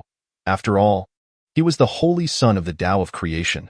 Behind him lay a vividly animated world, which he could envelop his opponents with a mere gesture, as if they were ensnared in a cage. Within that realm, myriad entities sprang forth, capable of transforming even a speck of dust into a colossal stone. Indeed, the lineage of transformation possessed its unique merits. In an instant, the battle intensified. The disciples of the divine martial sect fully revealed their ferocious demeanor, each resembling a famished tiger or ravenous wolf, losing themselves in the fray. Their bizarre combat styles and perilous techniques left the disciples of the Tao of creation in dire straits. Before long, the ownership of many arenas changed hands repeatedly, yet, for individuals, led by Qinglian, remained audaciously defiant, challenging all who approached. With a mere wave of his hand, Qinglian brought down a mountain, subduing a formidable opponent. Surrounding He, a tempest of thunder enveloped him, striking down adversaries before they could draw near, leaving them foaming at the mouth. Ming, too, was direct, unleashing his aura like a shockwave from a bomb. He sent assailants flying, spewing blood and crashing down from the arena. Buju was equally fierce. Heedless of the incoming challengers, he unleashed a powerful punch, rendering all techniques and formidable physiques to naught. He sent his opponents hurtling away, their bones shattered, and the force of his punch was so great that it collapsed half a mountain nearby. Truly, it was a sight to behold as time flowed on. From the dawn's first light to the sun's descent in the west, this contest of guardianship endured for 3 full days. At last, on a misty morning, the Yantian Valley fell into profound silence. Disciples were seen gasping for breath, sitting cross-legged on the ground, gathering their energy and healing their wounds. Even the valley, saturated with rich spiritual energy, had become remarkably thin at this moment. Yet, upon the arena stood 18 individuals, victors who had defended their positions for 3 consecutive days. Qinglian, too, exhausted and disregarding his dignity, sat cross-legged to recuperate. Over the course of these 3 days, apart from Qinglian and his 3 companions, each had engaged in no fewer than hundreds of battles. During this time, Qinglian had even been knocked off the arena by a female cultivator from the divine martial sect, resembling a small leopard, due to a moment of carelessness. However, unwilling to concede, he reclaimed his position. The female cultivator, left with no choice, sought to conquer other arenas, successfully maintaining her hold, yet still cast a defiant glance at Qinglian, beads of fragrant sweat glistening on her sun-kissed skin at this moment. However, no one else dared to ascend the stage. The 18 standing there might not possess the highest talents, but they certainly embodied the strongest prowess. Among them, the divine martial sect claimed no fewer than 14 spots. This clearly demonstrated the formidable strength of their sect, as they were fully committed to this grand competition. In the void, Gu wore an expression of smug satisfaction, secretly mused, "Humph. After several rounds, not a single disciple of the Tao of creation will remain. Just watch, Hong Feng." At this juncture, Hong Feng's expression darkened, his gaze fixed on the smiling Gu, growing increasingly irate as he observed his countenance, which resembled that of a cunning old foxit. Seems that this time a significant loss is inevitable. Hong Feng sighed with a bitter smile. The remaining challenge lies in the duel between 18 individuals, who will determine their rankings. Qinglian found herself facing a male cultivator with a stern countenance, wielding a towering battle axe that gleamed coldly. Though his cultivation was merely at the level of Hua Yangshuan, his aura was incomparably stronger than Dong Hao's. Surrounding him was a thick, golden light, exuding an air of unyielding resilience, as if it had stood the test of time. The earth path body? Qinglian furrowed her brow. The man, enveloped in a robust yellow hue, charged at Qinglian without hesitation, his speed reaching its zenith. Each step he took created a massive crater of 3 zhang in the ground. His velocity increased, sonic booms converging, leaving a trail of afterimages in his wake. Qinglian raised her hand, summoning a 300 zhang green mountain to lock onto his aura, crashing down with a thunderous roar. Yet, the man showed no signs of halting. Wielding the battle axe with ferocity, he unleashed a torrent of earthy power, summoning earthen dragons from the ground, infusing them into himself. The back of the axe came crashing down onto the green mountain, causing the very air to tremble. Boom! With a sound akin to thunder, the descending mountain was forcefully sent flying by his single strike. Fragments of stone scattered, reducing a significant portion of the mountain to rubble.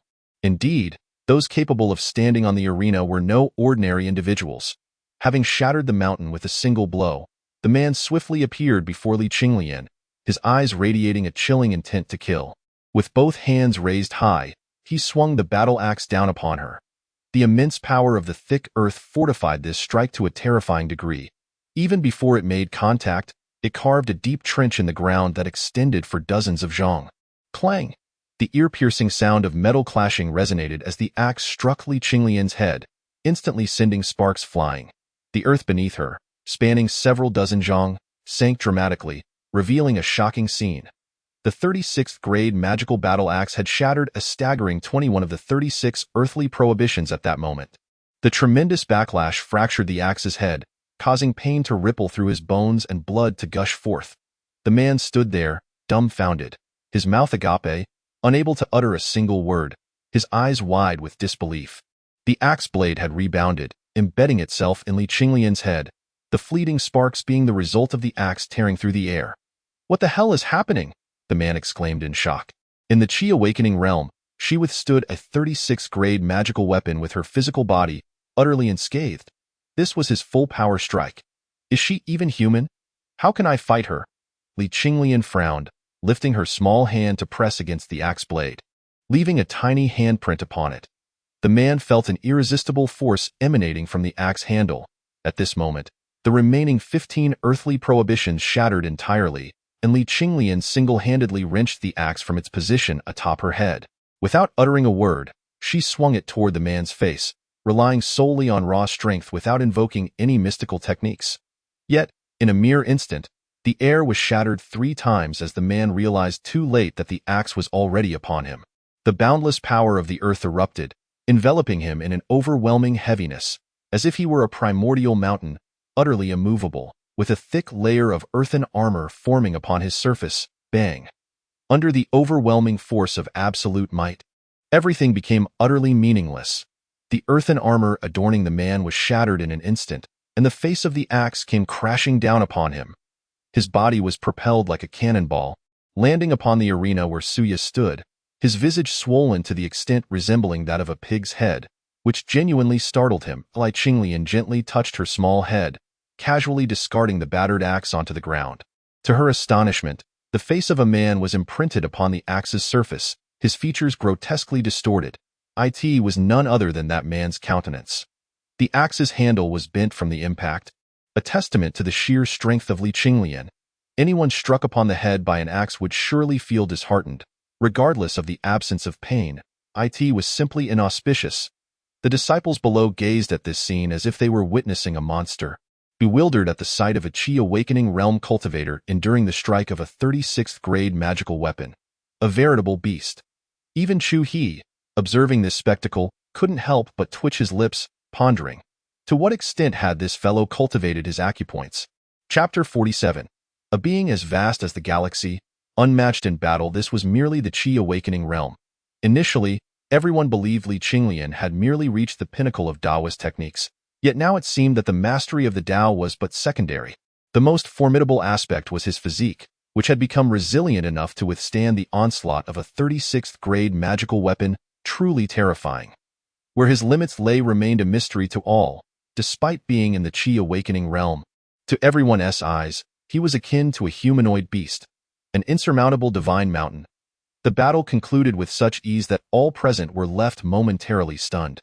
Having ended the skirmish, Li Qinglian did not lower her guard but turned her gaze towards another arena. Chongming and the others had effortlessly resolved their battles, for the disparity in strength was insurmountable, a gap that mere cultivation could not bridge. The first round concluded, and fortunately, the 4 from the Creation Tao sect had all avoided elimination. Next, the remaining 9 would face off once more.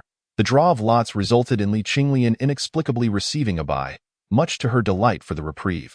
However, that left the others elated, none wishing to encounter the harbinger of calamity that was Li Qinglian. Yet, the Creation Tao sect was not so fortunate this time, as Suya found himself pitted against Chu He. Before Chu He could make a move, upon witnessing the sea of thunder that spanned 100 feet, Suya turned and fled. Knowing he stood no chance, he had the presence of mind to retreat. Meanwhile, Qianlong faced off against Chongming, her beautiful eyes betraying a glimmer of reluctance, as the power of the void fluctuated. She was about to traverse the ethereal realm, yet a radiant golden light erupted from Chongming's diminutive form, rendering the 100-foot void as solid as iron in an instant. With Qianlong's still developing void body, she could not possibly break through. Nevertheless, she showed no signs of yielding. With a gentle flick of her delicate hand, the 100 Flowers umbrella unleashed a myriad of vividly colored spiritual flowers across the land, each petal imbued with a fiercely sharp aura, causing the void to tremble gently. Beauty concealed a latent danger, yet Chongming did not grant her even this fleeting opportunity. With an explosive surge of momentum, the boundless golden light sharpened with ferocity.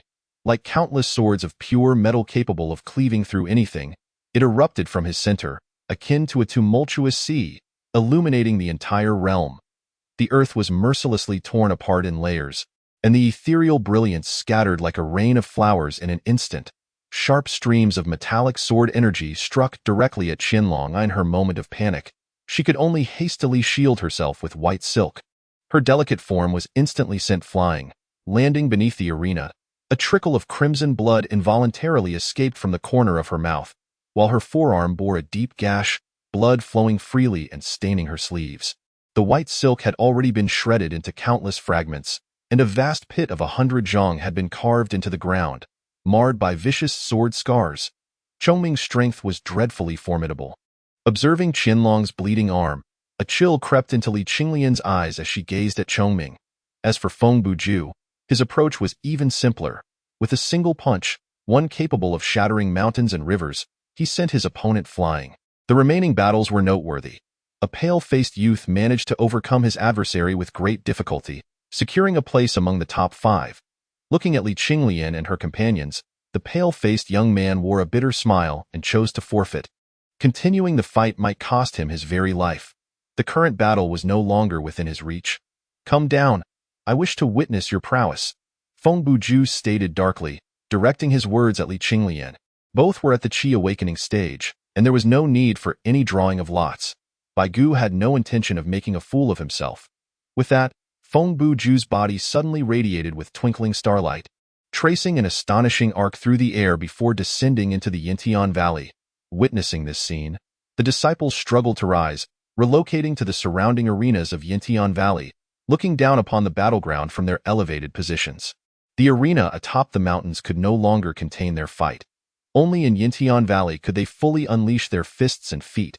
Even those disciples with 4 or 5 broken bones scrambled onto the arena, desperately avoiding the residual waves of battle, fearing that injury alone would not suffice. It could very well be a matter of life and death. A cold smile crept across Li Qinglian's lips as she leaped into Yintian Valley, where towering mountains and cascading waterfalls surrounded her. It was originally a scene of celestial beauty, yet the atmosphere within was oppressively stifling, rendering one breathless. "If you wish to see, then I shall ensure you see clearly," Li Qinglian declared coldly. Though his training had only begun, he had never feared anyone. Boom! The sounds of air bursting almost merged into one, a result of the two forces clashing in the void. Li Qinglian and Feng Buju gazed at each other from afar, their auras escalating wildly, seemingly boundless. Starlight enveloped Feng Buju, resembling a wildfire, swirling around him, emanating an incredibly terrifying wave of energy. The starlight converged, transforming into a river of stars, akin to fluttering ribbons against the azure sky. This astonishing aura pressed down upon the earth, causing it to sink several dozen zhong. Meanwhile, Li Qinglian was no less formidable. The spiritual liquid within his acupoints fully manifested its power at this moment, surging energy filling his body, burning fiercely at his surface, resembling a blue inferno soaring into the heavens. This power, almost tangible, even distorted the very fabric of space. The onlookers could not help but swallow hard. Forever etched in their memories was the scene before them. The two individuals, merely at the threshold of the spirit awakening realm, had transcended their limits. At the pinnacle of the charged atmosphere, they moved in unison. A cold glint flashed in Li Qinglian's eyes as he leaned forward, his legs springing forth with a force as if pressed to their utmost limits. The ground within a radius of several dozen yards shattered beneath this immense power. A thunderous roar followed, and in the blink of an eye, the two collided. They both struck with their fists, the impact resonating with world-shattering force. The void trembled violently, the air crackled in explosive bursts, and the ground disintegrated into nothingness, layer upon layer, even stirring a tempest of sand and stones around them. At that moment, Feng Buju revealed a sinister smile, his eyes ablaze with endless starlight, which surged into his body. An overwhelming power surged through his fist, crashing violently against Li Qinglian. The force was so formidable that it was beyond resistance. A flicker of astonishment crossed Li Qinglian's eyes as he was propelled backward by the sudden, terrifying might, soaring through the air like a kite severed from its string, moving at an unimaginable speed. He left a trail of afterimages in the void, his small frame crashing into the mountainside. Fragments of rock the size of houses flew in all directions, the entire hill collapsing halfway within the span of mere moments. Before a breath could be taken, he emerged from the other side of the mountain, shrouded in dust. He crashed through two peaks before finally coming to a halt, the entire spectacle occurring so swiftly that the crowd barely had time to react. Li Qinglian sprang back to his feet as if nothing had happened, albeit his entire arm trembled slightly, showing signs of redness and swelling. The sheer strength of Feng Buju was evident. Without granting Li Qinglian a moment's respite, Feng Buju charged, surrounded by a dense aura of starlight, akin to a ferocious tiger pouncing towards him as he advanced. The intense friction with the air melted the very rocks around him. In the blink of an eye, he was beside Li Qinglian. Would Li Qinglian remain passive? Clearly not. He seized a nearby mountain, channeling his spirit energy through it, uprooting it from the ground. Grasping the mountain, he swung it down towards Feng Buju with tremendous force. The effortless manner in which he handled it made onlookers feel as though he was wielding a mere feather, yet in truth, it was the weighty mountain. The air exploded in waves of sound, forming a terrifying shockwave reminiscent of tumultuous seas. Boom! The mountain crashed down upon the advancing Feng Buju, shattering into pieces, red-hot magma splattering everywhere. With a swift counterstrike, the earth erupted, the mountain disintegrating completely amidst a cloud of dust. Yet Feng Buju emerged unscathed, channeling the might of the galaxy as he delivered a heavy punch to Li Qinglian's chest. His diminutive form was once again sent flying like a cannonball. But before he could touch the ground, Feng Buju surpassed him with astonishing speed, delivering a fierce sweeping kick. Bang! The oppressive sound of thundering blows sent shivers through the hearts of all who listened, as Li Qinglian's body was propelled backward like a mere ball, hurtling away in the opposite direction. The terrifying force of the recoil bore down upon him, nearly forcing the blood from his veins. Empowered by the celestial force of the galaxy path, Feng Buju had transformed into a humanoid beast, his speed, strength, reflexes, and combat awareness reaching an unparalleled pinnacle beyond the grasp of ordinary mortals. Li Qinglian found himself utterly at a disadvantage. The relentless thuds of impact echoing in his ears. It was the sound of flesh meeting force. For a full quarter of an hour, Li Qinglian did not touch the ground, crimson droplets of blood cascading through the air, glimmering like jewels under the sun's radiant light. That was the blood of Li Qinglian. At that moment, the onlooking disciples were drenched in cold sweat, their voices stolen away by the sight of Li Qinglian being battered about like a ball. Although they understood Feng Buju's formidable might, they were unprepared for such sheer terror. His full-force strike was undeniably horrifying. Qianlong observed the scene with a tightened grip on her delicate hands, her knuckles turning pale, while Hong Feng's expression darkened severely, forcing a few words through clenched teeth. Galaxy Path Body. Bai Gu wore a smug smile, while others might be oblivious to the significance of those 4 words. Hong Feng understood all too well. They referred to the 7th-ranked innate physique among the 36 great innate bodies. Even Qianlong's void path body could not aspire to the top 10, as precise as the stars, as potent as the galaxy, as divine as the cosmos. In the same realm, it was deemed invincible, its offensive power unparalleled across the globe. It was also renowned among the 36 innate bodies for its extraordinary prowess in both offense and defense. Even a fallen celestial being could not contend with it. The galaxy path body was truly a prodigious force. Li Qinglian was in grave peril. Even Chu He furrowed his brow deeply, gazing at Feng Buju with an expression of grave concern, acutely sensing the weight of pressure. Heavy pressure. Chapter 48. The divine might of the 3-headed, 6-armed being. Once the galaxy path body reaches its zenith, It signifies an inexhaustible reservoir of spiritual energy and overwhelming offensive power, unmatched by any of equal standing. This had been a truth witnessed by countless individuals since the primordial era. The 36 great innate bodies, the 9 celestial bodies, were all bestowed by the Great Tao.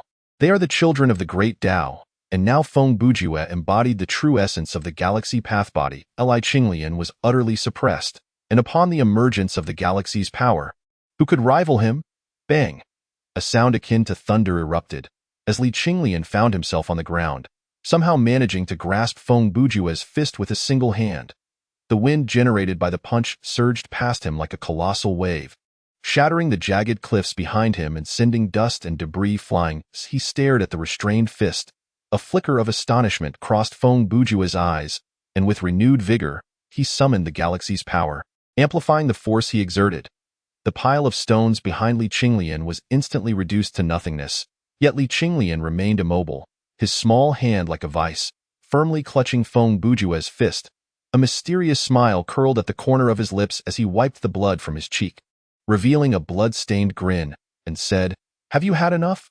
The relentless barrage of strikes, akin to a torrential downpour, was astonishingly thwarted by Li Qinglian, whose body emanated wisps of steam. The bruises upon him began to mend at a visibly rapid pace. In the midst of the circulation of vital energy and blood, an intense heat surged forth, even causing moisture to evaporate from within the body. With a thunderous roar, a fist struck out at an astonishing speed, landing heavily upon Feng Bujue's chest, producing a sound reminiscent of a resounding drum. Blood vessels filled Feng Bujue's eyes, and his body was sent hurtling through the air as if he were a mere sack of straw. At this moment, Li Qinglian's strength surpassed even that of Feng Bujue, who was empowered by the force of the galaxy.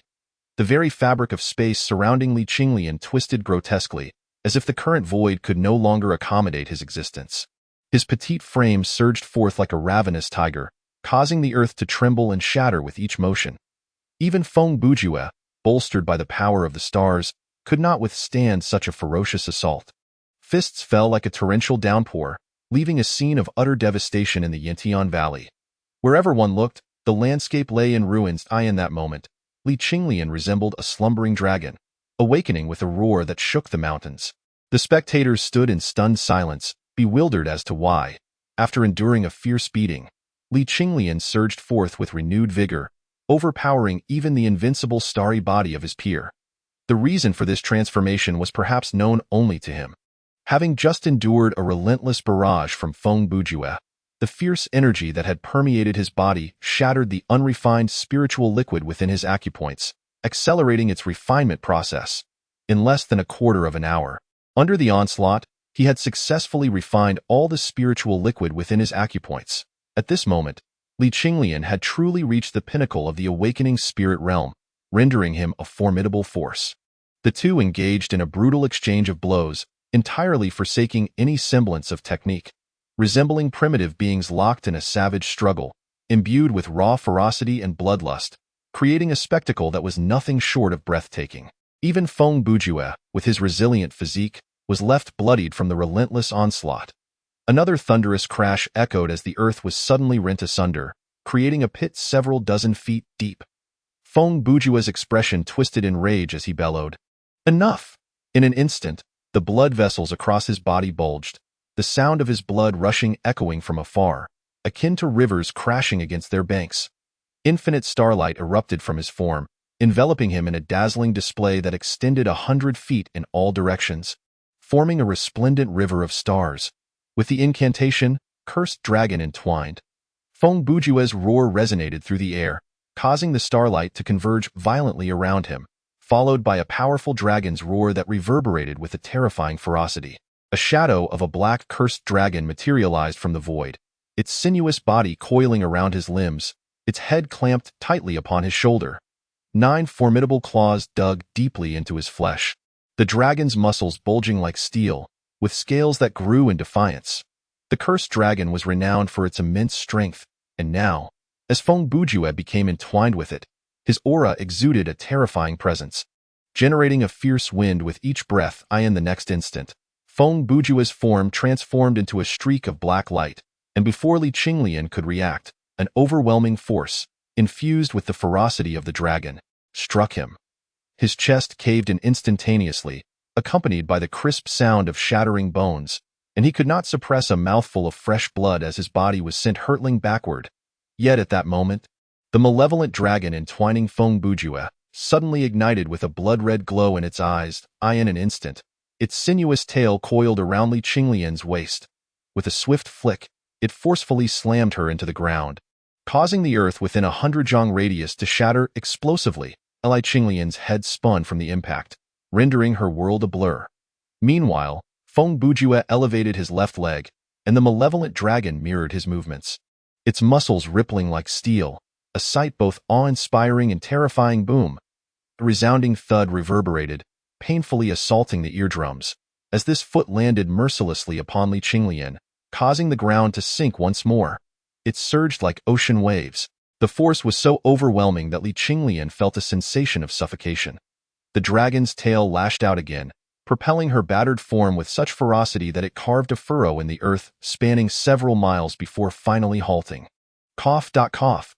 Supporting herself on the ground, Li Qinglian coughed violently, her face flushed, crimson blood mixed with fragments of internal organs escaping her lips. Her body trembled slightly, and the once boundless aura she exuded began to dwindle like a withering spring. The disciples, witnessing Feng Bujue, ensnared by the malevolent dragon and radiating an aura of ferocity, could not help but swallow hard. The shift in the tide was astonishingly swift. The strength of Feng Bujue, now entwined by the dragon, was utterly staggering, transcending any measurement of the Qinglian realm. Even Li Qinglian, in such a pitiful state, seemed to have lost all hope of resurgence. Observing this scene, Bai Gu's lips curled into a slight smile, exuding an air of predestined foresight. Why did Chongming regard Feng Bujue as an equal? Simply because even at the Qinglian realm, Chongming was no match for Feng Bujue. This attests to his formidable prowess. As for the Tao of Creation faction, gazing at the bloodied Li Qinglian, their hearts clenched in trepidation. Qianlong's complexion turned pale, while Qian Shanmu wore a grim expression. He sensed the stench of conspiracy. The intelligence received bore no mention of Feng Bujue, clearly a deliberate concealment by Bai Gu. Every move of the two combatants resonated with the hearts of the onlookers. Yet at this moment, Li Qinglian slowly rose to her feet, the faint smile at the corner of her mouth remaining intact, her gaze fixated unwaveringly on the coiled malevolent dragon, her eyes shimmering with brilliance. This technique is quite impressive. I rather like it. The crowd was momentarily taken aback. What was happening? Despite being bloodied, she still found the leisure to commend her opponent's technique. What kind of temperament was required for such composure? Feng Bujue let out a cold chuckle, choosing silence, inwardly vowing, "Even an immortal shall fall today. It appears I must reveal something truly formidable. Otherwise, I shall never best you." Li Qinglian tilted her neck, producing a sound akin to popping beans along her spine. Just then, her eyes transformed into an abyssal black, even the whites of her eyes engulfed in darkness. The azure flames raging around her instantaneously morphed into pitch-black infernal flames, silently igniting the void. The scenery behind her warped infinitely, as an overwhelmingly profound demonic intent erupted from her being, instantly permeating the entirety of Yintian Valley. It is an enchanting force, a manifestation of pure malevolence. The notions of slaughter, ferocity, madness, and cruelty fail to encapsulate its essence. It is an allure that irresistibly draws one into the abyss of darkness, ensnaring the soul in a state of profound obsession from which escape seems impossible. As the flames of this dark magic blaze, endless demonic patterns slither across Li Qinglian's entire being, even adorning her cheeks. To the astonishment of the onlookers, two additional arms sprout from beneath her shoulders. Two heads emerge from either side of her neck, identical in appearance to Li Qinglian herself. Yet, the expressions on the three faces are strikingly distinct, while an inexhaustible battle fervor pervades all six eyes. This is the form of 3 heads and 6 arms, and the additional limbs are composed of tangible flesh and blood, not mere conglomerations of spiritual energy. This spectacle indeed startled everyone, for Li Qinglian's current visage is nothing short of terrifying. Gazing upon the 3-headed, 6-armed Li Qinglian, both Chu He and Chongming were taken aback, with Chu He furrowing his brow in disbelief. The Luo Ho demonic form? How could that be? But why? At that moment, All three of Li Qinglian's heads spoke in unison. Bring it on. Feng Buju scoffed dismissively. Having more does not equate to greater strength. Ha! We shall see, Li Qinglian replied nonchalantly, brimming with eagerness. Before her words could settle, Feng Buju transformed into a streak of black light, appearing before Li Qinglian in the blink of an eye. The sinuous arms of the Dragon of Calamity lunged toward Li Qinglian's head with an overwhelming force. Yet she merely shifted her gaze. Her petite hand swiftly seized the descending fist, rendering its ferocious strength utterly ineffective against her. Realizing the situation had turned unfavorable, Feng Buju struck with the tail of the Dragon of Calamity, sweeping towards Li Qinglian's waist like a scythe, aiming to cleave her in two. However, Li Qinglian's arms seemed to possess foresight, gripping the dragon's tail with unyielding strength, like iron bars straightening under pressure. It is crucial to note that Li Qinglian currently wielded 6 arms. The remaining 3 descended upon Feng Buju with tremendous force. Yet, the claws of the Dragon of Calamity latched onto Feng Buju, attempted to thwart Li Qinglian's fists. Nevertheless, her 3 fists seemed to possess a will of their own, deftly avoiding the 9 dragon claws and striking fiercely against Feng Buju's body. The terrifying impact unleashed torrents of blood. As if it were of no consequence, a glimmer of brilliance ignited in Li Qinglian's eyes, her lips curling into a cruel smile. It was time to settle the score. Chapter 49. Thunderous light illuminates the 9 provinces. At this moment, the Star River-enhanced Star River Dao body appeared as fragile as a mere plaything. 3 fists brutally pierced through her form, creating 3 gaping wounds. In the wake of this horrifying force, all that lay behind her was reduced to ash. Feng Buju's eyes widened in disbelief, struggling to accept the scene before him. Yet the waves of excruciating pain emanating from his body confirmed the reality of the situation. Everything was indeed true. Under the manifestation of 3 heads and 6 arms, Li Qinglian had genuinely reached the pinnacle attainable within the Qi-Ling realm, her aura exceedingly unstable, as the innate energy within her consciousness stirred restlessly, yearning to coalesce within her dantian. This was not merely an increase in the number of arms and heads. Every aspect, reaction speed, cognitive processing, physical strength, and power, had undergone a monumental amplification. This is also the reason why Li Qinglian was able to effortlessly predict Feng Buju's movements. However, the cost was that the vital essence and blood within his body burned furiously. Once this energy was completely consumed, it would herald his demise. This was a desperate maneuver. The excruciating pain coursing through his body compelled Feng Buju to summon back the power of the galaxy, surrounding himself with a thin veil of starlight, which pierced Li Qinglian's skin like 1,000 needles. Yet, this only served to further ignite the ferocity within his heart.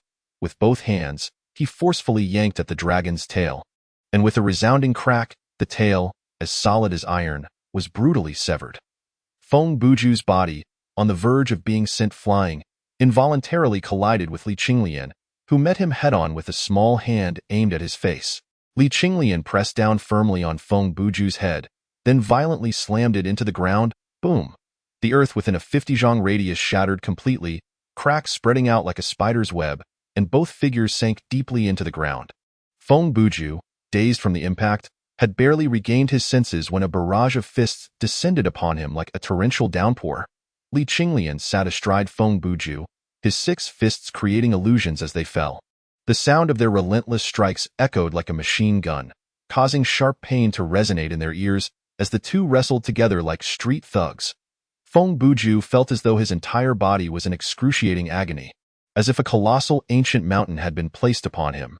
His starlight shield had long been reduced to a tattered remnant, yet he continued to retaliate, his fists shimmering with an intense brilliance of starlight, resembling 2 ancient celestial bodies, mercilessly crashing down upon Li Qinglian, leaving imprints upon his small frame. Li Qinglian was even more terrifying. With each blow, he left Feng Buju bloodied and mangled, blood splattered as if one were chopping meat, and the small face was covered with crimson speckles. Dust filled the arena, obscuring the figures of the 2 combatants, yet the tremors of the earth grew ever stronger, as if a divine bull was thrashing beneath the surface. The disciples widened their eyes in disbelief, witnessing a battle that profoundly shook their understanding of what it meant to reach the pinnacle. At this moment, Hong Feng wore an expression of shock, while Bai Gu's face contorted as if he had just swallowed a fly. With a flicker of thought, The tremors of the earth ceased instantaneously, a gentle breeze dispersing the swirling dust. Before them lay a massive pit, several miles wide and dozens of zhang deep, with boulders the size of houses tumbling down the edges, seemingly endless. The center of the pit, Li Qinglian remained mounted atop Feng Buju, one hand gripping his neck while the other 5 hovered in the air. Trembling slightly, veins bulged, yet he could not move. His robes were tattered, revealing a body marred with bruises and bloodstains. Beneath him, Feng Buju bore no semblance of humanity.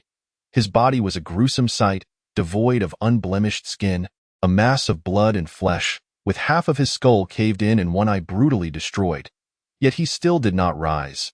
His chest heaved slightly, and the severed trachea emitted ragged breaths, proving that despite being reduced to such a state, he was still alive, sustained by the relentless power of the galaxy. Pfft.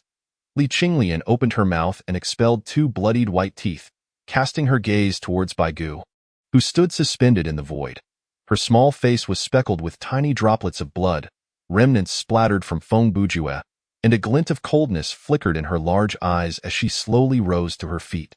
At that moment, the binding force on her arms dissipated, allowing her to stride over Feng Bujue's form, her foot landing upon his arm bone.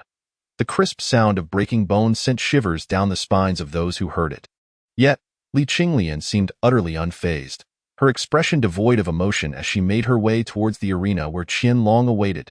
As she walked, her 4 arms and 2 heads retracted into her body, and the swirling demonic flames vanished entirely, as though they had never existed. However, her pallid, snow-like complexion and ethereal gait betrayed to all that Li Qinglian was, at this moment, utterly drained. Gazing at the diminutive figure of Li Qinglian, a deep sense of reverence emanated from the onlookers, as she had shattered the myth of invincibility among her peers. Even a celestial being could not easily achieve such a feat, yet Li Qinglian had done so with remarkable decisiveness. Had Baigu not intervened, it was likely that Feng Bujue would have been killed outright. The disciples of the divine martial sect looked upon Li Qinglian with a newfound hint of fear. Feng Bujue had always been a legend of invincibility in their hearts, yet today, they had witnessed him fall at the hands of Li Qinglian. Observing the myriad of wounds adorning Li Qinglian's body, Qianlong expressed his displeasure, saying, "You show no interest in the reward. Why go to such lengths? Just look at you, covered in injuries." His tone carried a note of reproach and response. Li Qinglian licked the 2 teeth that had been knocked out, the metallic taste of blood lingering on her tongue, making her feel quite uncomfortable with the emptiness in her gums. "I have defeated him. Thus, my perspective is justified. He was wrong," Li Qinglian replied calmly. It turned out her fervor stemmed from a desire to debate. In her mind, victory equated to correctness. There was no right or wrong, only the judgment of the victor. Qianlong felt exasperated, tilting his head away in silence. He had not anticipated that such a commotion would arise over a mere philosophical debate, nor had he ever witnessed the sheer destructive power unleashed in a clash between 2 beings of the awakening realm. At that moment, he felt a tug on the hem of his skirt and turned to find it was Li Qinglian. "Will my teeth grow back?" Li Qinglian asked anxiously, detesting the hollow sensation in her mouth. If they didn't grow back, she would be at a significant loss. Of course they will. You haven't even reached the age for losing teeth yet. You'll only start losing them at 7 years old. What you lost are just baby teeth. If you're impatient, you can use your vitality to hasten their growth, and they will sprout forth." Qianlong chuckled at Li Qinglian's query, realizing that she indeed had not yet reached the age for losing teeth. The anxious expression on her face was in stark contrast to the formidable aura she had exuded in the Yantian Valley, reminiscent of a mere 3-year-old child. Li Qinglian nodded in reassurance, and as she activated her vitality, a tingling sensation coursed through her gums, and indeed, 2 new teeth began to emerge. Victorious, Li Qinglian, Baigu gritted his teeth, staring at the mangled form of Feng Bujue on the ground. His heart felt as though it were bleeding, and none could fathom the extent of his investment in Feng Bujue. Yet now, he found himself utterly defeated by Li Qinglian, rendering him a mere shadow of his former self, with no certainty of recovery in sight. The emergence of Li Qinglian as an anomaly had shattered Baigu's meticulously crafted plans, which had been ringing like a well-tuned instrument. However, as he gazed upon Chongming, Baigu's heart regained its tranquility. He still possessed a trump card, that was Chongming. The ensuing battle between Chongming and Chu He needed no elaboration. Baigu raised his hand, and with a flourish, ethereal lights illuminated the heavens and the earth, restoring the dilapidated Yintian Valley to its verdant beauty. Chongming stepped into the arena with a sense of purpose, while a dangerous smile graced Chu He's lips as he entered. For he held a deep interest in the Jitian fruit, ensuring that the battle would be anything but careless. Chongming calmly invited, "Please." Chu He narrowed his eyes slightly and declared, "In this world, I do not wish to face defeat again." "Not even once." Chongming remained unfazed. "Please." The smile on Chu He's lips widened, and an imposing dragon's roar echoed from the void. A thunderous dragon surged forth from his dantian, coiling around him. As the lightning flickered, the dragon exuded an overwhelming majesty, its form towering at a staggering 9 zhong. In that moment, the spiritual energy of the valley converged upon Chu He. The dragon's body radiated dazzling purple lightning, and as lightning serpents danced around it, the space transformed into an expansive sea of thunder, enveloping all in its wake. This was the Thunder Chi Dao body, ranked among the lowest of the 36 innate Dao bodies. Yet it remained a Dao body nonetheless. Its might was astonishing, and Chu He had painstakingly cultivated it postnatally. How he achieved such a feat remained a mystery. Boom! A deafening thunderclap resounded, and in that instant, Chu He transformed into a streak of radiant lightning, dashing towards Chongming in the blink of an eye. With a raised hand, the lightning coalesced into a long spear of thunder, resembling a tangible weapon. He thrust it fiercely towards Chongming, causing the very void to tremble in response. At that moment, Chongming narrowed his eyes and gently flicked his right hand towards the spear, releasing a flash of golden light, an incredibly sharp Gongjin sword chi. It cleaved the thunder spear in two, still hurtling towards Chu He, its boundless sharpness causing pain to his eyes.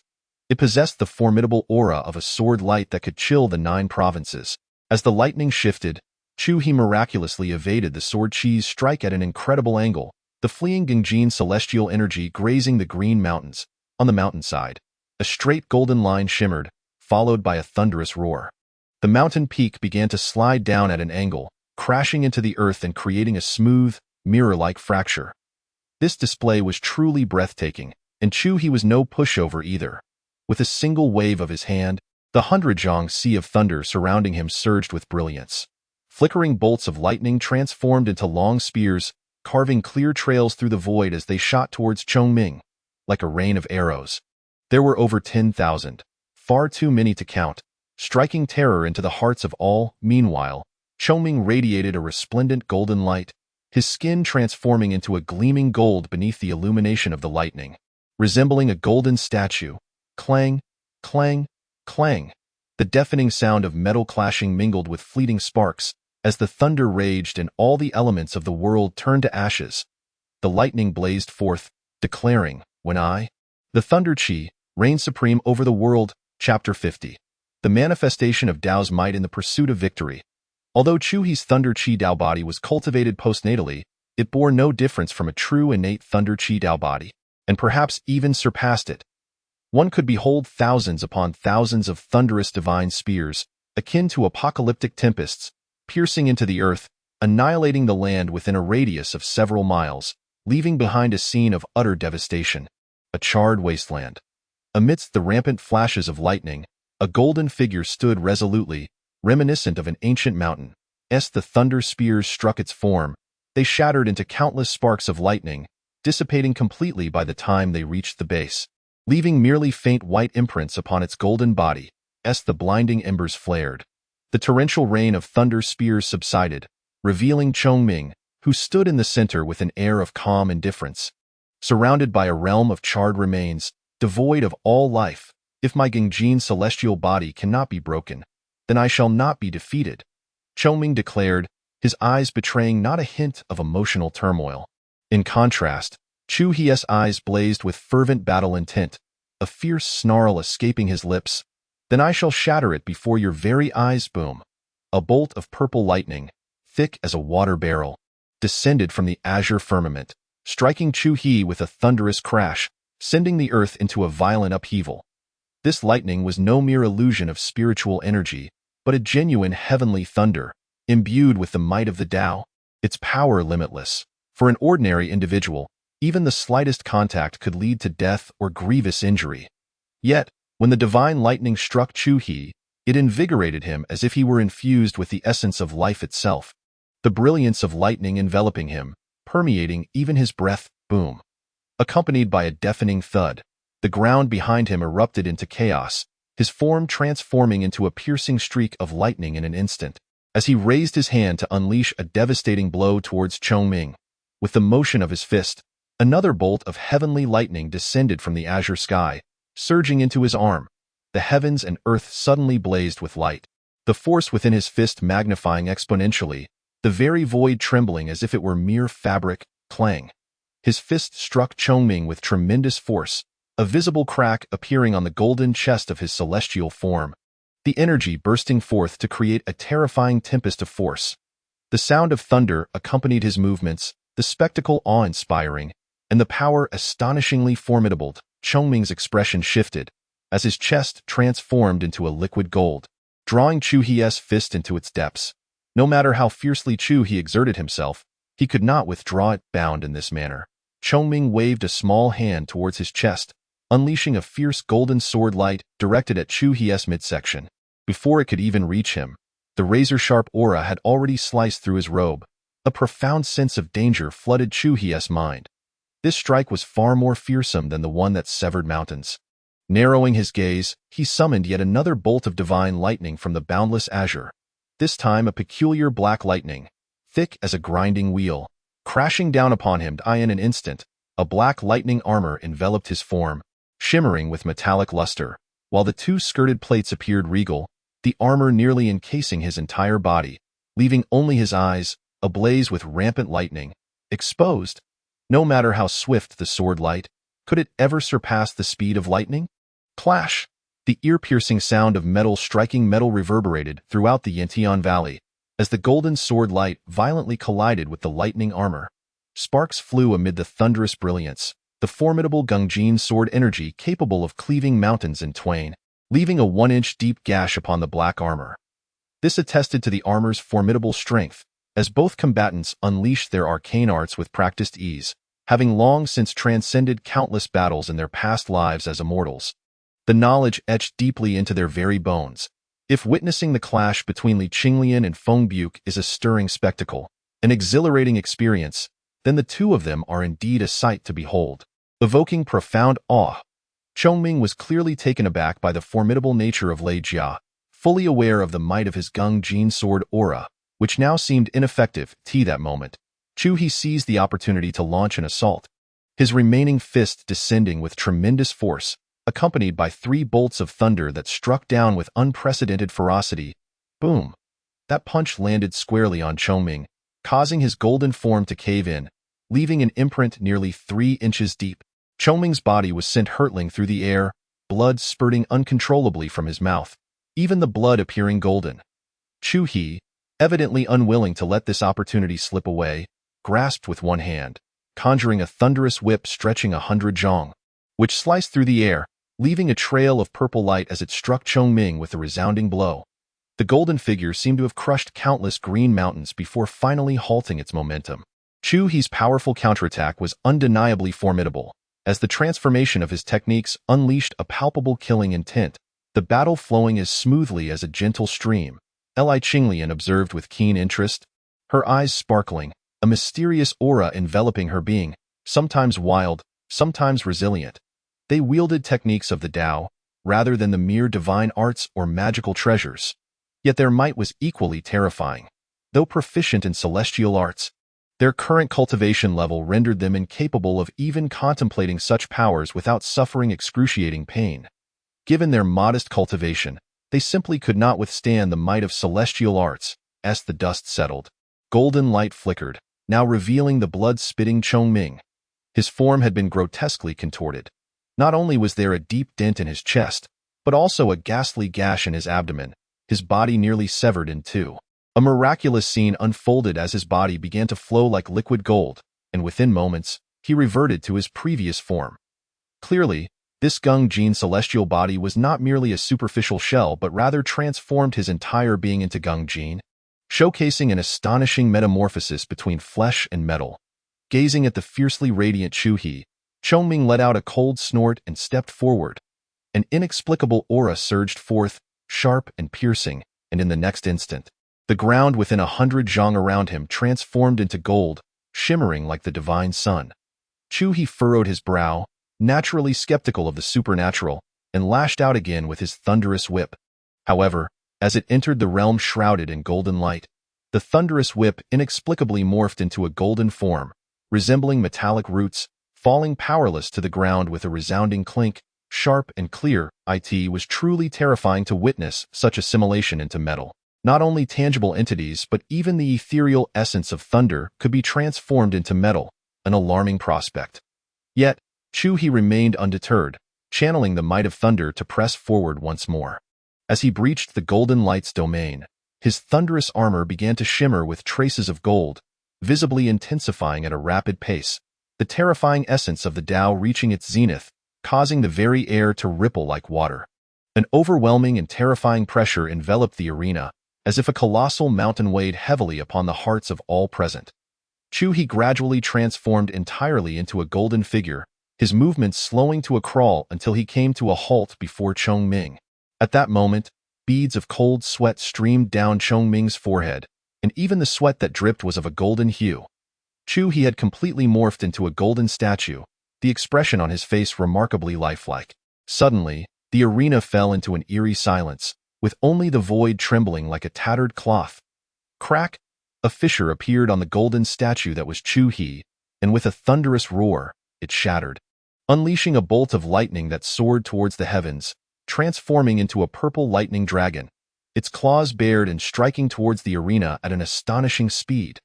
As the lightning dissipated, it revealed Chu-Hi, now a gruesome sight, his flesh mangled and torn, as if he had just been flayed. Amidst the flickering pale blue lightning, flesh and skin began to regenerate, a sign of the vibrant life force contained within the spring thunder. Have you even resorted to utilizing the Tao? Given your current realm, do you not fear the depletion of your lifespan? Chu-Hi sneered. Chongming, with an expressionless demeanor, replied, I must prevail this time, for there are reasons I cannot afford to lose.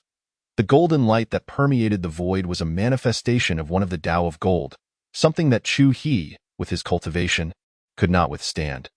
Chongming had already invoked the might of his soul, leaving Chu-Hi perplexed as to why he would exert himself so fiercely for this mountain and sea competition.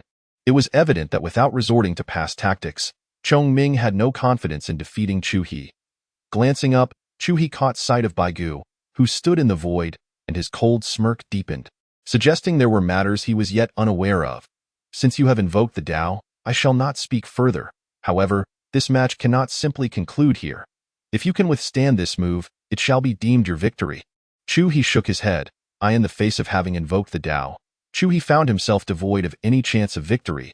The only possibility lay in him employing the Tao as well. But Chu-Hi was not foolish. He sought only the Qi-Tian fruit, and there was no need to wager his own lifespan. At this moment, nourished by the spring thunder, Chu-Hi had already recovered from his injuries, and the runes of lightning on his body radiated with a brilliant purple light. The sky gradually darkened, replaced by an expanse of thunderclouds stretching 100 miles, obscuring the sun and consuming the divine rays. The flickering lightning illuminating the world, boom! A bolt of purple lightning, as thick as a river, descended, causing the void to tremble as if sifting grain, casting the faces of the onlookers in a bluish hue. With a mere gesture, Chu-Hi summoned a lightning spear stretching several hundred feet, hoisting it high above his head, causing fragments of stone from the ground to levitate involuntarily. Chu-Hi's countenance twisted in a fierce grimace. With a single hand, he clenched, and the lightning spear suddenly shrank, yet its contained might grew even more terrifying. Ultimately, that spear, once 100 feet long, transformed into an 18-foot lightning spear, deep purple in hue. Appearing almost tangible, adorned with fearsome dragon engravings, though it had diminished in size, it still loomed large compared to Chu-Hi's petite form. The aura exuding from the spear reached a crescendo, distorting the void as if it were a painting being crushed. Receive my strike, lightning roar, Chu-Hi declared with a ferocious expression, the veins on his forehead bulging like coiling dragons due to the force of his exertion. Leaning forward, the thunder spear suddenly transformed into a streak of violet light, accompanied by a resounding dragon's roar, hurtling towards the very heart of Qinglian. It was astonishingly swift, so much so that it eluded the naked eye. At that moment, time and space seemed to lose all meaning, as if they did not exist, moving with the speed of a lightning bolt. Where the thunder spear passed, the earth was carved by the fierce winds it generated, creating a chasm several dozen zhang deep, with a patch of charred blackness where the rocks melted into crimson magma, a testament to the incredible destructive power contained within. In the arduous pursuit of dreams, undeterred by obstacles, the battle for destiny in the primordial era has swiftly reached a word count of 150,000. Since its upload on September 15, nearly a month has passed. There are indeed numerous concerns to attend to, and for reasons unknown, this journey has been rather tumultuous. Initially, before the release, while storing drafts, I submitted an internal agreement to the website. After some fortunate delays, I expected that a mere 30,000 words would suffice for a status change. However, I ultimately waited until reaching 60,000 words before receiving a notification. Then came the issue of the cover. After uploading, it took nearly half a month for the cover to appear, requiring numerous inquiries with customer service and editors before it was resolved. Subsequently, the contract was mailed to Shanghai, coinciding with the National Day holiday. The contract arrived on the 30th, yet the status was only altered yesterday. These past 20 days have indeed been quite vexing, yet Qingfeng's heart remains warm. Not for any other reason, but because the new book, upon its upload, garnered over 60 collections. I know they are all from those who have followed me. Wei Wu Qingfeng, I truly feel sorry for my previous work. It is my fault. Here, I wish to extend my sincerest apologies.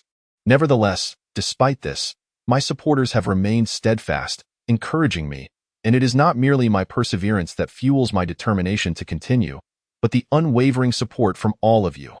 Thus, Qingfeng perseveres. I commit to 2 updates daily, each chapter comprising 3,000 words, totaling 6,000, equivalent to the typical 3 updates.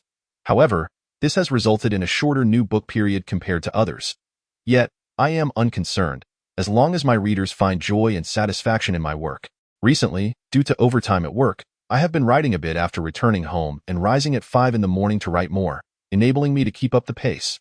Though the members of my reader group may not speak much, I know they quietly support me, and my heart is warmed by their presence. There are also some who remain anonymous yet steadfastly support me. How could Qingfeng falter? Your support is something I genuinely and profoundly feel. In the blink of an eye, I have been writing for quite some time. Returning home to write has become a daily routine I relish, immersing myself in the world I have crafted. Indeed, the change in contract status was considerably delayed, and thus far, my work has not been featured prominently. The results are less than stellar. Theo claim that my heart is not heavy would be a falsehood, especially when comparing my progress to that of contemporaneous works that have already begun receiving strong recommendations. At times, the weight of worry has robbed me of sleep, yet upon reflection, I find it is not insurmountable. I recall my mentor once imparting a piece of wisdom. In the realm of online literature, those who endure prevail. Do not compare, do not envy, but rather learn and correct. At the time, I understood its meaning but failed to grasp its depth. Now, having experienced the journey, I comprehend it fully. Thus, the only course of action for Qingfeng is to diligently write, continuously learn, embrace feedback, and present even better works and grander worlds to those who support me. As the saying goes, a good meal is worth the wait, and perhaps this is a test of my endurance. When heaven intends to bestow great responsibilities upon an individual, it must first temper their resolve, toil their muscles, starve their flesh, and leave them in want. Ultimately, I extend my heartfelt gratitude once again. With the support of esteemed companions along the way, Qingfeng does not walk alone. Though the path is fraught with challenges, I fearlessly pursue my dreams. In youth, one should harbor aspirations as lofty as the swan.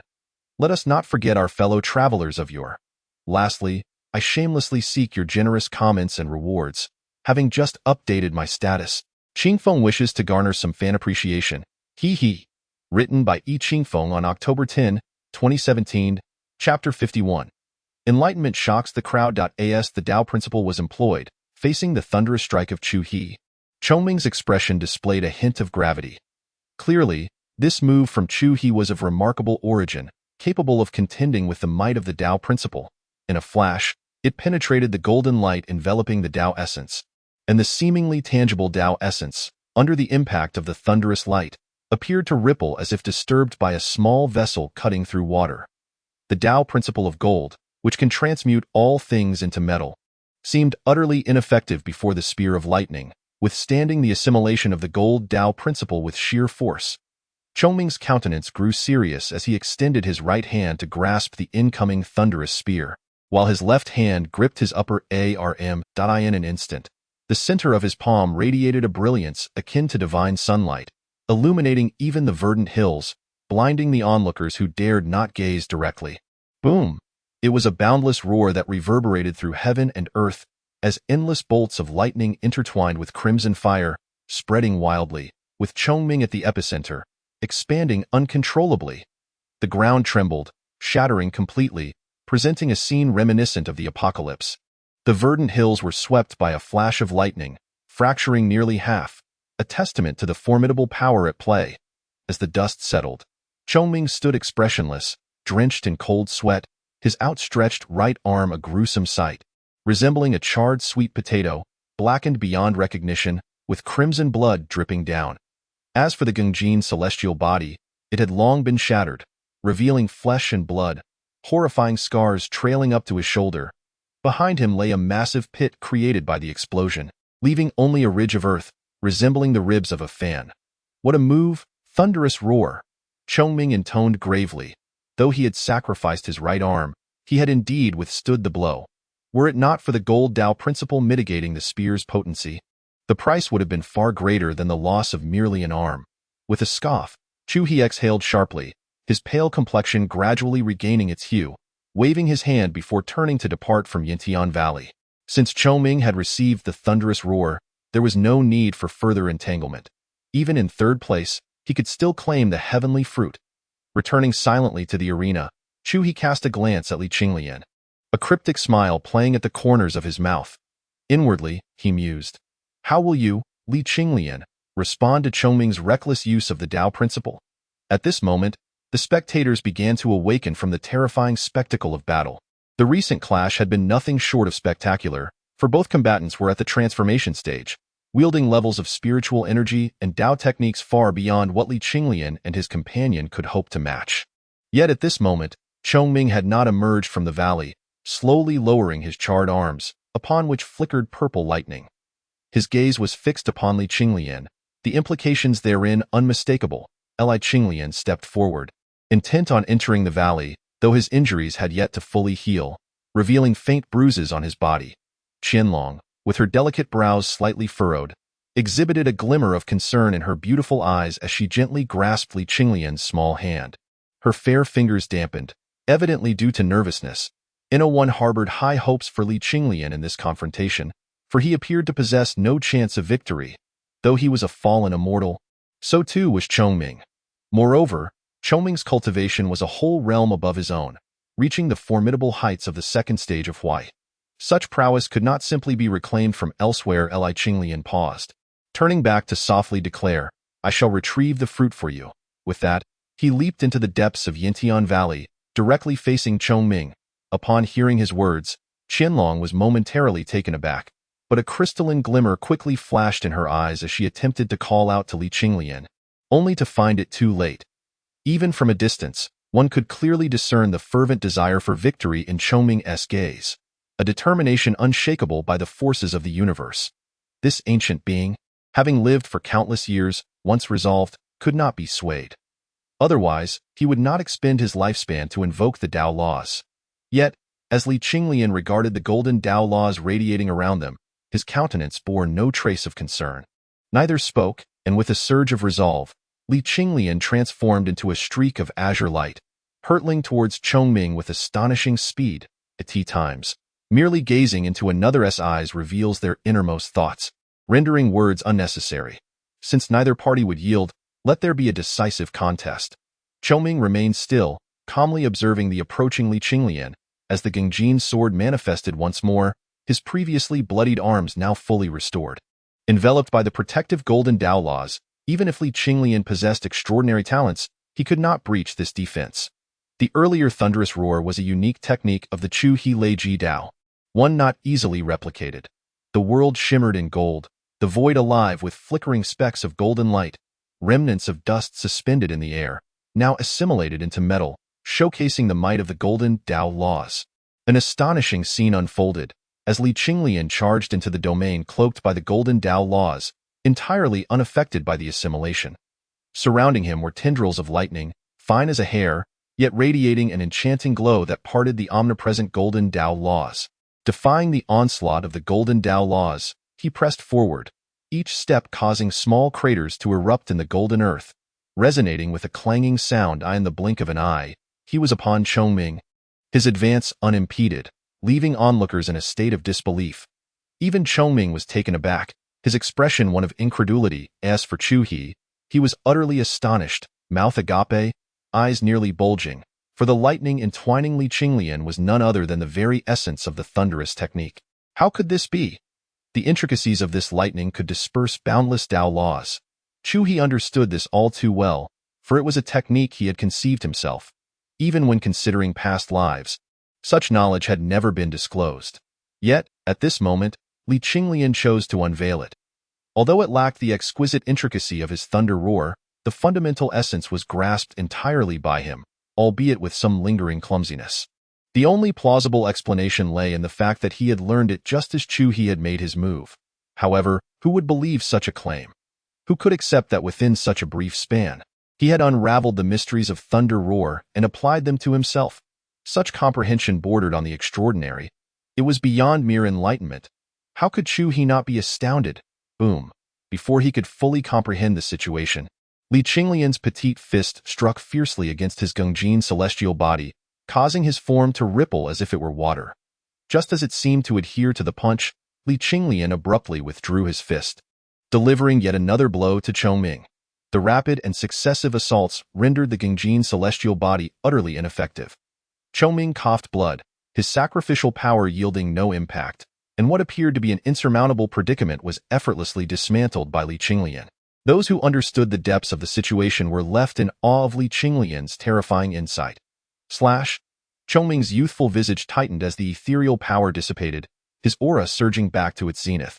Centered around his body, a brilliant golden light illuminated the heavens, manifesting a fearsome tempest of sword energy. With a thunderous roar, the ground shattered in layers, compelling Li Qinglian to cross his arms defensively, propelling him through the air. These were no ordinary sword energies. They were razor-sharp Guangjin sword energies, effortlessly piercing through Li Qinglian's corporeal defenses. Gazing darkly at the airborne Li Qinglian, Chongming bellowed, "Ancient God golden body." An unending stream of golden energy erupted from the void, converging frantically upon his diminutive form, enveloping him like a cocoon, ultimately transforming into a towering golden form, 9 feet high, akin to that of an adult. His entire body shimmered with gold, muscles sharply defined and robust, resembling an iron tower. With a single mighty fist, he struck, sending dazzling sparks flying and shaking the very fabric of space. Li Qinglian exhaled heavily, shaking off the bloodied remnants on his arm, which had been ravaged by the Guangjin sword energy. In an instant, he transformed into a 3-headed, 6-armed figure. As they clashed, Li Qinglian's 6 arms whirled like a tempest, hurling mountains as if they were mere trifles. The sound of clashing metal rang out, sparks igniting, and the battle raged fiercely. Li Qinglian, with his qi awakening cultivation, boldly contended against the celestial Chongming of the Qi-Yang transformation realm, refusing to yield. The golden deity, too, displayed ferocity. Under Chongming's command, his movements tore the heavens and earth apart, shattering boulders with a mere flick of his hand. Yet, no matter how fierce Li Qinglian's strikes were, they could not bridge the gap in cultivation. His attacks failed to inflict substantial damage on the deity. Conversely, a single hit from the golden deity would be enough to leave Li Qinglian gasping for breath. The intensity of the battle reached unprecedented heights, leaving the onlooking disciples in a state of turmoil, pondering whether to weep or to rejoice at being born in the same era. Boom. Li Qinglian, endowed with the formidable physique of 3 heads and 6 arms, was sent flying, blood spewing from his mouth, by a single punch from the golden deity. The earth was furrowed into a distinct gash, and as he coughed up blood, his eyes glowed a deep crimson. 3 of his 6 arms shattered. In the face of such a disparity in cultivation, the advantages of his three-headed, six-armed form became markedly less effective. Wiping the blood from the corner of his mouth, Li Qinglian's fighting spirit surged even more intensely as he bellowed, "Dragon of demonic wrath! Roar!" Suddenly, from the void, 9 resounding dragon roars erupted in unison. Reverberating throughout the valley, the majesty of the dragon overwhelming it transformed into a 9-headed demonic dragon. Its 6 dragon heads coiling around his 6 arms, 2 more entwined around his legs, and 1 slithering up his spine to encircle his 3 heads. Resting upon his shoulders, while 18 dragon claws sank deeply into flesh and bone, as the dragon's muscular body writhed. It resembled twisting steel, a sight both fearsome and awe-inspiring. The 6 dragon heads, fierce and menacing, aligned perfectly with his fists, and in that moment, Li Qinglian appeared to merge with the demonic dragon itself. Has he truly mastered this? He gasped in astonishment. It's this moment, Li Qinglian's technique, the demonic dragon entwined, bore a striking resemblance to the method taught to him by Feng Buzhu. Though its form had undergone a drastic transformation into 9 heads, it was far more suitable for Li Qinglian's current 3-headed, 6-armed stature. It was evident that he had learned this from his battle with Feng Buzhu, employing it with remarkable clarity and without any hint of obscurity. However, in comparison to the previous technique, the demonic dragon entwined appeared somewhat crude and lacked refinement. Yet, it was rapidly evolving at an astonishing pace. Everyone was left dumbfounded, including Bai Gu, for the previous technique had been imparted to Feng Buzhu by him. Now, Li Qinglian had not only grasped it but also improved upon it. The dragon's might and essence were indistinguishable from that of the previous technique, perhaps even surpassing it, as he had even emulated its essence. Was he still human? He was nothing short of a beast. Bai Gu even suspected that Li Qinglian had developed an eye for perceiving the Tao. Otherwise, how could he be so terrifying? Li Qinglian reveled in his newfound state, swinging his fist to the side as the dragon roared thunderously. The dragon's body mirrored his movements, its power exponentially amplified. A nearby craggy cliff was toppled by the force of the winds he generated. The demonic dragon entwined Li Qinglian once again clashed with the golden deity, invigorated as if fueled by some potent elixir. With each strike, the heavens trembled and the earth quaked, his peak cultivation at the spirit awakening stage now unleashed to an extraordinary limit. The dragon heads were ferocious, the dragon tail fierce, and even Chongming found it impossible to withstand. At this moment, Li Qinglian resembled an inexhaustible machine, relentlessly pounding away, each blow stronger and more vicious than the last, leaving the golden deity battered and bruised, ultimately morphing into a grotesque form, devoid of any human semblance, with half of its head obliterated, before exploding into fragments. The dragon tail, akin to a shadow, surged forth, coiling around Chongming's body with tremendous force, causing his frame to creak ominously, his complexion turning crimson as if he might burst apart into a heap of flesh and blood at any moment. You are indeed formidable. Yet, I still fail to discern your foundation, but this time, I must emerge victorious. Chongming's eyes widened, filled with crimson veins, and suddenly, an endless radiance of golden light erupted from his diminutive form. As something resembling a tangle of spider silk surged forth, Li Qinglian's expression shifted dramatically, cold sweat instantly soaking his back, and he swiftly retreated. In the next moment, the resilient dragon tail that coiled around him was mercilessly severed into fragments. Golden threads, akin to the first light of dawn, shot forth in a straight line, permeating the heavens and the earth, exuding an overwhelming sharpness that tore through the void. Thunderous roars ensued. At this moment, everything that the golden threads swept past in Yintian Valley was cleaved asunder, green mountains and towering trees alike, a sight most terrifying. Li Qinglian's gaze was grave as he beheld the golden filaments suffusing the air. His brows furrowed deeply. He noticed that of his 6 arms, only 4 remained. 2 had vanished without a trace, their severed edges smooth and mirror-like. The gash marred his cheek, and his neck bore a grievous wound. Flesh turned outward, through which one could even glimpse his trachea. He had narrowly avoided having his head severed.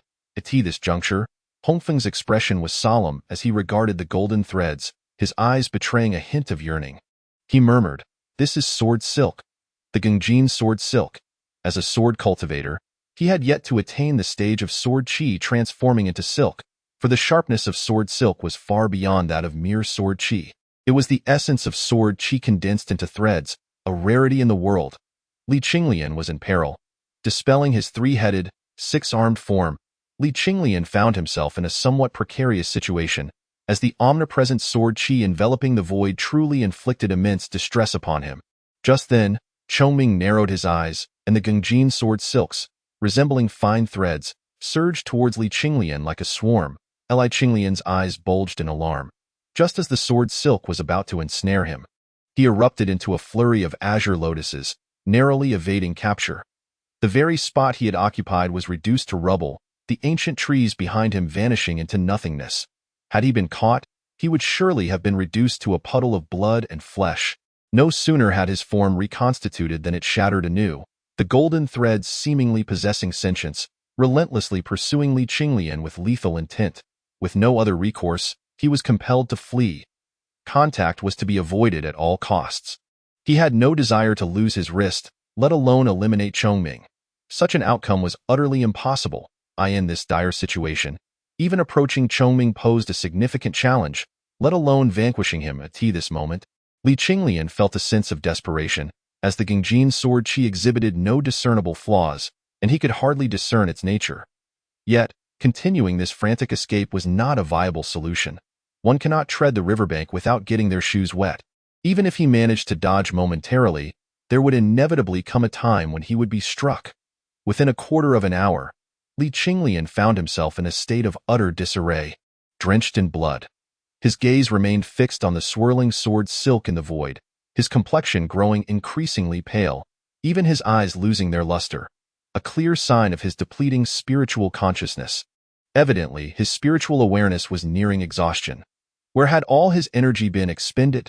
Naturally, it had been devoted to his profound insights, as the child of chaos, born of the primordial void. His understanding of the great Tao was unparalleled, which elucidated why he could swiftly comprehend various esoteric arts. The path of Tao ultimately manifests as the grand Tao within the realms of heaven and earth, merely a fragment of the greater whole. Qinglian, with effortless grace, gazes upon it and comprehends its depths and shallows in an instant. During the existence of the chaotic blue lotus, the concepts of heaven and earth were far from his understanding. He was oblivious to their essence, let alone the Tao itself. The Tao is the embodiment of the grand Tao within the cosmos, rendering it both familiar and foreign to Qinglian. However, although he harbored an innate understanding of these principles, the act of manifesting them proved to be a different endeavor altogether, necessitating extensive deduction and evolution, consuming an extraordinary amount of his spiritual consciousness. With his current level of spiritual cultivation, he could only derive relatively simple manifestations of the Tao, and the realm of divine powers was beyond his reach. Even the Tao had its classifications. By mere chance, he had grasped the thunderous light of Chu He Li. Qinglian was not omnipotent. To achieve this much was already formidable. A sudden, jarring sound pierced the air, the noise of a blade slicing through flesh. In an instant, a palm-sized portion of flesh was severed from Qinglian's back, leaving a gaping wound that revealed his pale ribs, blood gushing forth. This moment, he finally halted, the creeping pain enveloping his body causing a wave of agitation within him. Blood began to flow from his nostrils, and his eyes dimmed, signaling that his spiritual consciousness had been utterly exhausted. Let us give it a try. If it fails, then this battle is lost, Qinglian sighed, acknowledging the formidable nature of the Gongjin sword threads that had rendered him powerless. With a deep breath, he summoned forth a torrent of spiritual flames that surged around him like a raging inferno, drawing the essence of the spirit energy from the surroundings into his being. The next moment, a phantom of a 1-meter-3 blue lotus suddenly encircled him, solidifying to an astonishing degree. Resembling a tangible entity, Qinglian stood at the center of this lotus, hands clasped behind his back, his figure seemingly tranquil as he stood upon the blue lotus. As he gazed at the approaching sword threads, his expression remained stoic. Beneath his feet, 9 lotus seeds shimmered with a hazy celestial light, one of which surged with a crimson radiance. A wave of searing heat arose, and the light from the lotus seeds intensified. In an instant, the blue lotus beneath him transformed into a blood-red hue, its 24 petals resembling flames of crimson fire, burning fiercely. The entire lotus glowed a vivid scarlet, as if forged from the very essence of blood. blazing with a fervent intensity that painted the entirety of the Yin-Tian Valley in shades of arduous. The observers beheld the blood-red lotus. An inexplicable heat surged within their hearts. Yet, under the flickering flames, they felt a chilling cold, as though plunged into the depths of winter.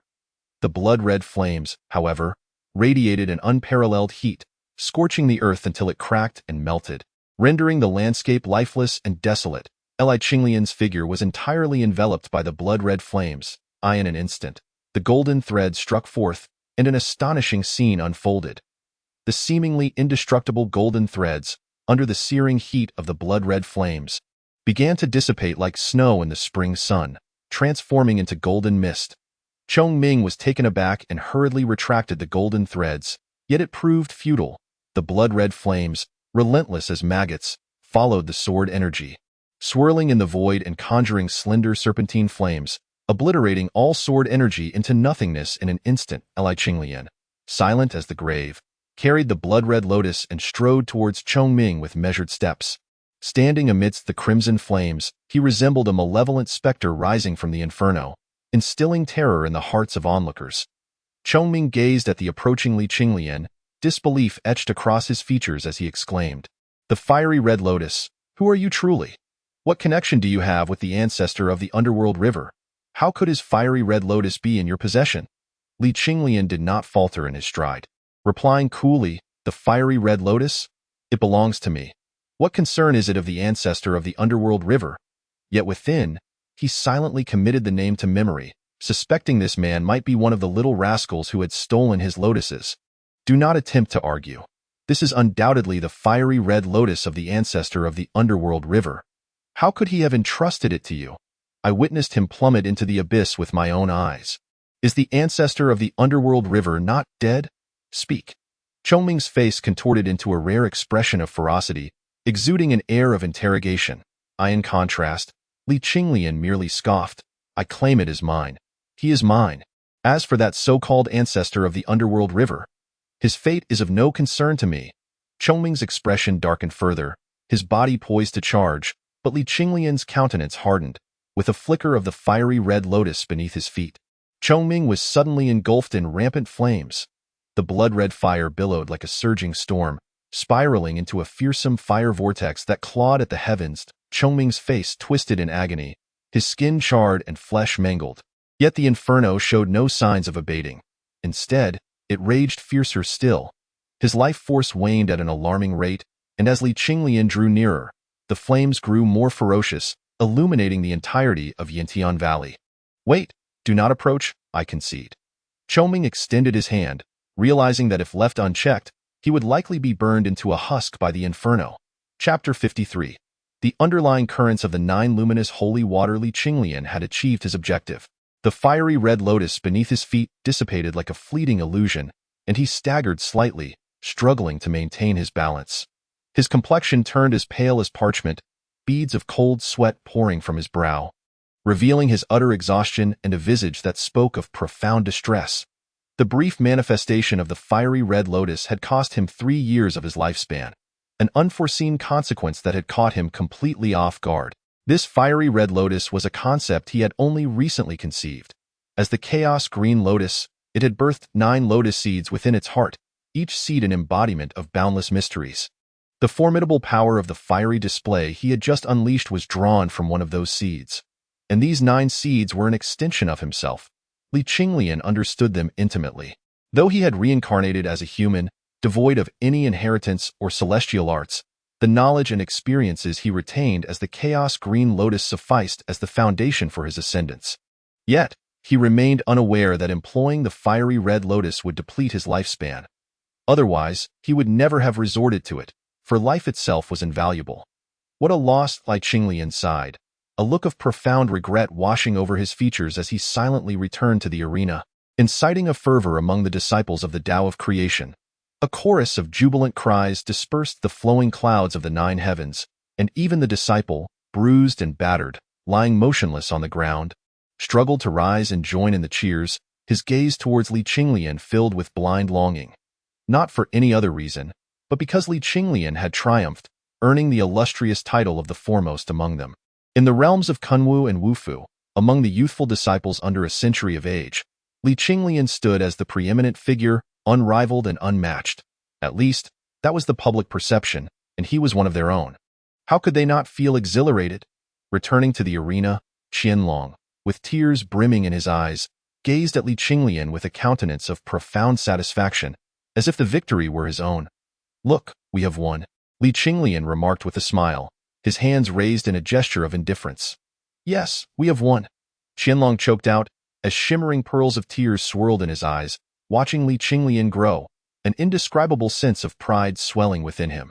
Meanwhile, He observed Qinglian's retreating figure, his brow furrowed in concern, muttering, "Why is he entangled with that fellow from the underworld again?" It shouldn't be the case. Qinglian revealed his trump card, the fiery red lotus, shrouding his true identity in ambiguity. Even he was left uncertain of his standing. At this moment, Choming sat cross-legged on the ground, utterly still. Although Qinglian had retracted the fiery red lotus, the boundless inferno surrounding Chongming showed no signs of extinguishing, continuing to blaze fiercely. It merely ceased to intensify.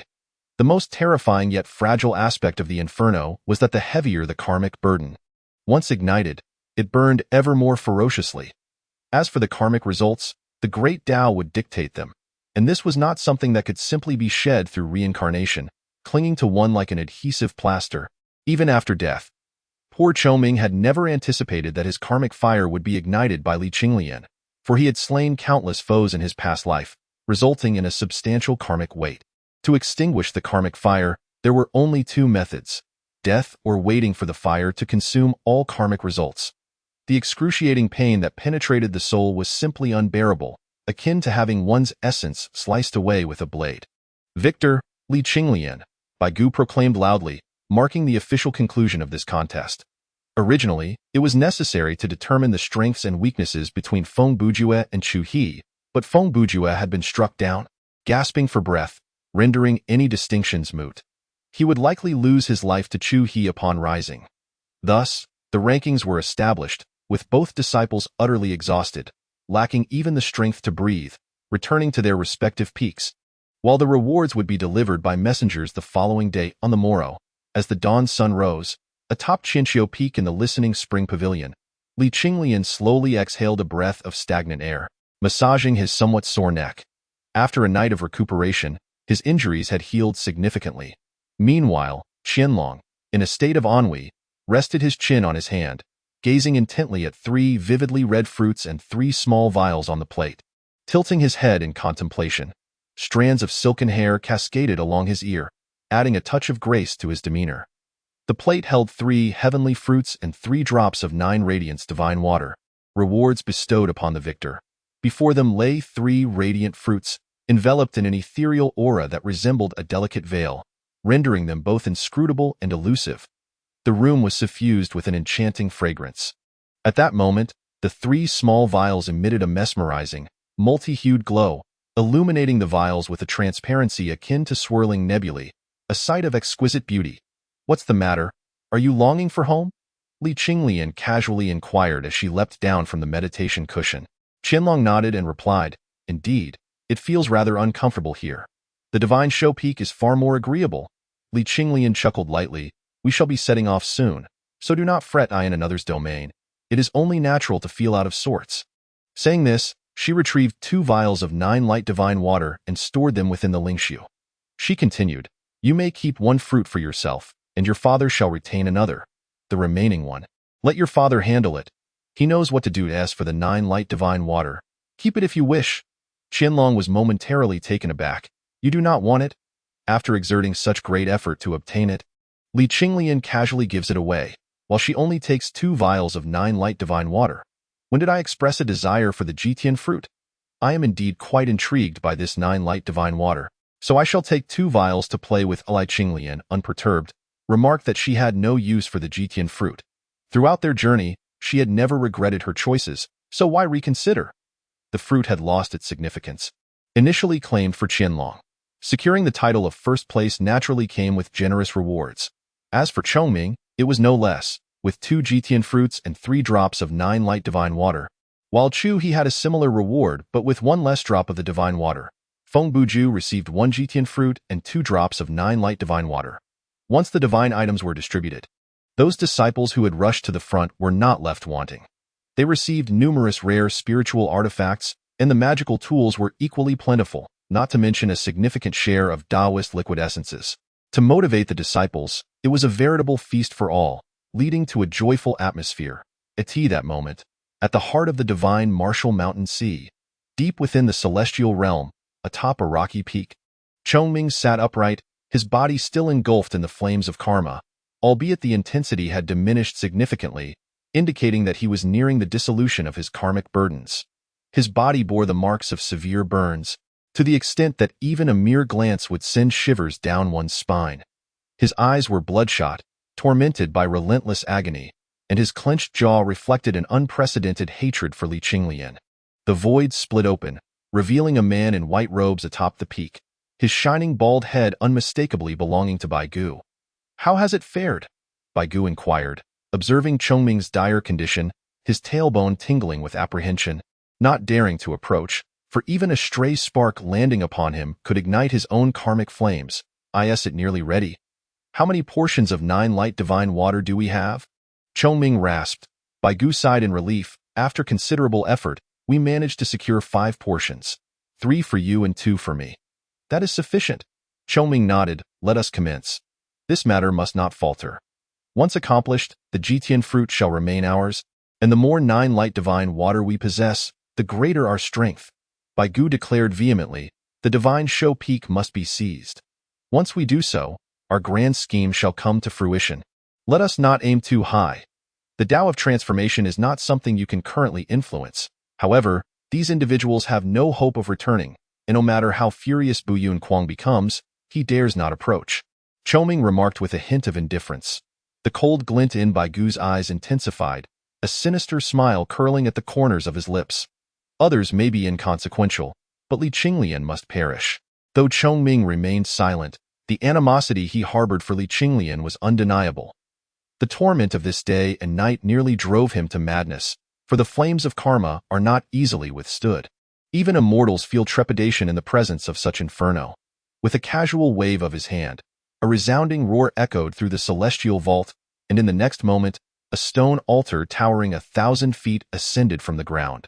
Within the map of the celestial Tao, he was the sovereign of the world.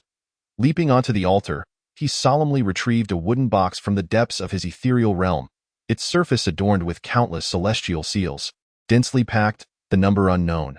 Yet, despite this, an overwhelming and terrifying aura emanated from the box, causing the void to fracture with faint fissures. Placing the box at the center of the altar, he waved his hand, scattering wood shavings as a momentary brilliance of 5-colored divine light illuminated the heavens and earth, rendering the void radiant. The vast expanse of land and mountains for hundreds of miles was transformed into nothingness, dissolving into the intangible. The source of this 5-colored divine light was none other than a feather, reminiscent of a peacock's tail, as the altar trembled under the impact of its brilliance. Baigu, too, was affected, his complexion reddening. He cautiously extracted the 9 light divine water from his ethereal realm, shattering it entirely. 5 crystalline droplets now floated in the void. The 9-colored radiance shimmered, dazzling to the extreme, a sight too beautiful to behold. Subsequently, Baigu directed all 5 droplets of 9 light divine water into the peacock feather, which absorbed them, causing the 5-colored divine light to surge magnificently, the void beneath its illumination seemingly beginning to melt away. A shadow, spanning the heavens and earth, gradually solidified, revealing an immense peacock. Its tail feathers were resplendent with colors, and as its wings flapped, thunder and fire erupted, tearing the void asunder. Upon the peacock's head rested 3 strikingly red plumes, a sight of extraordinary splendor. Its eyes gleamed like blades, sharp beyond compare, and with a resounding call to the heavens, the 5-colored divine light erupted, shaking the entire celestial map as if it could not withstand such overwhelming pressure. As a phoenix descends to the mortal realm, transformed into a bird, it is named Kong. "I humbly welcome Lord Kongxian to our vast realm." Baigu bowed deeply, proclaiming with fervor. Chapter 54. The unprecedented battle is imminent. This peacock is none other than the first of its kind in the world. The Peacock King Kongxian. The five-colored divine light swept across the heavens and earth, proud and unyielding, with an astonishing lineage. The peacock's ethereal form in the void now turned its gaze upon Baigu, who was bowed before it. The five-colored divine light blazed forth, blinding him momentarily. Upon closer inspection, a man adorned in resplendent, multicolored feathers stood upon the altar. His stature was as erect as a verdant pine. His features exquisitely perfect, with a fair complexion and 3 fiery red marks between his brows. His eyebrows arched elegantly, and his nose was high and proud, exuding an unparalleled handsomeness. At first glance, he radiated a defiant aura, one that dared to contest the heavens. Though his presence was subtle, the overwhelming momentum he exuded was fearsome, instilling dread throughout the void. The entire celestial map quivered slightly as the void constantly tore and mended, a sight most terrifying, as if unable to endure his existence. "What business calls for my distraction?" A deep male voice resonated, imbued with an unmistakable tone of inquiry, exuding an air of irresistible authority. "Lord Qinglian, with the grand plan nearing fruition, I implore you to bestow upon me a divine ray of light." Baigu, steeling himself, spoke, his body trembling uncontrollably. "Having already offered the luminous source liquid, I shall grant you a fragment of my essence. Time is of the essence. Should you fail to procure sufficient luminous source liquid, my essence shall not remain. Be prudent." Qinglian replied, his expression devoid of emotion. It was but a mere fragment of his consciousness, a lingering thought. Were his true form to descend, the entirety of the Du Guang realm would likely be unable to withstand it, for the Du Guang realm is indeed exceedingly small. Baigu remained silent, daunted into inaction. Suddenly, with a single wave of his hand, Qinglian conjured a feather radiating 5-colored divine light, which floated before Baigu, appearing to be composed entirely of this ethereal radiance. At that moment, Qinglian lifted his gaze towards Ming, his eyes suddenly alight with unparalleled sharpness, brimming with indomitable fighting spirit, causing Baigu to tremble as if sifting through chaff. "Has it already begun?" Qinglian mused, a mysterious smile curling at the corners of his lips. Ming met Qinglian's gaze with a solemn nod, his expression grave. "Hasten, do not keep us waiting too long. Those old geezers can hardly endure much longer." Qinglian remarked, raising his eyes to the heavens. "Am not one of you?" Ming gritted his teeth, struggling to articulate the words, as Qinglian's declaration felt like a dagger to his heart. "How did you remain unable to escape? For a day is but a lifetime." Qinglian scoffed dismissively. With that, he transformed into 5-colored divine light and vanished from sight. Yet at this moment, Ming's expression contorted with rage. "No, I am no longer that. What good is victory if I have already perished once? This time, I shall break free. Today marks the first step." Ming vowed fiercely, his fists clenched tightly, the flames of his wrath extinguished. "Baigu, prepare for action. We must eliminate every foe before the arrival of the Emperor's Hall." Ming commanded. A sinister smile crept across Baigu's face as he fondled his gleaming bald head. Very well. On that day, the blazing sun was obscured by dark, smoky clouds, and a gentle drizzle fell, turning the golden light into a deep yellow, adding a hint of chill to the crisp autumn air. Standing atop the soft green grass, distant thunder rumbled, and the Pasu platform was now filled with people. Glancing back at the endless expanse of mountains and seas, Li Qinglian shook his head and ascended the Pasu platform alongside Qianlong. Meanwhile, Baigu and Hongfeng stood suspended in the void, while the leaders and elders of the various sects, such as Qin Shan Mu, had gone to check for any overlooked disciples. Brother Hong, this grand competition of mountains and seas is truly magnificent. It seems we are growing old. The younger generation's vigor is indeed a blessing for our Du Guang realm, Baigu remarked courteously. Hongfeng replied nonchalantly, "It is indeed a fortune for the Du Guang realm. Time is of the essence. We must set forth. Then I wish your esteemed sect a smooth journey," Baigu said with a beaming smile. "Let us hope so," Hongfeng responded, a cryptic smile gracing his lips as he cast a meaningful glance at Baigu before stepping onto the void platform. An overwhelming surge of void energy erupted forth, instantly tearing the fabric of the void as the break-void platform vanished from sight. Observing the lingering fluctuations in the void, Baigu's previously smiling visage gradually turned cold as he turned to the side and commanded, "Have Long Gue and the others prepare for action. Remember, The priority lies with the fallen immortal and the various Tao bodies. At his words, a shadow nearby transformed into a streak of light. Darting away, gazing into the endless void, Baigu murmured, "This time, even if you, Hong Feng, possess extraordinary abilities, you shall not obstruct me. This is merely the first step. The divine show peak will inevitably belong to me." Baigu, at that moment, the disciples traversing the break void platform amidst the boundless void remained utterly silent, their spirits heightened with tension, evidently readying themselves for battle. Should any unforeseen circumstances arise, do not abandon the break void platform. This is our fight. Your only task is to ensure your own safety, Hong Feng stated solemnly. It was clear that, based on his understanding of Baigu, he had already concluded that Baigu would not hesitate to act this time. Baigu would never allow them to take the heavenly fruit back. Meanwhile, the elders of the Tao of creation were all itching for a fight, and Qian Shanmu was no exception. His battle intent soaring, Xu Tianming appeared equally prepared for action. He glanced in the direction of Li Qinglian, chuckling softly before falling silent. At this moment, Qianlong looked at Qian Shanmu, concern flickering in her beautiful eyes, revealing her evident anxiety. In contrast, Li Qinglian showed no surprise. He had always regarded this grand competition as a mere farce, a simple exchange of mutual needs, while his divine martial sect harbored insatiable ambitions. As for why they had not acted prior to the competition, it was due to their lack of certainty. Without Kong Xian's five-colored divine light, he could not subdue Hong Feng. Li Qinglian gently squeezed Qianlong's hand, his lips moving slightly as his words clearly reached her ears. Upon hearing this, Qianlong's expression of worry deepened, and a hint of urgency flashed across her eyes. "Prioritize your safety. I will be fine," Li Qinglian reassured as he patted her hand, parting ways to head toward the lineage of Huasheng.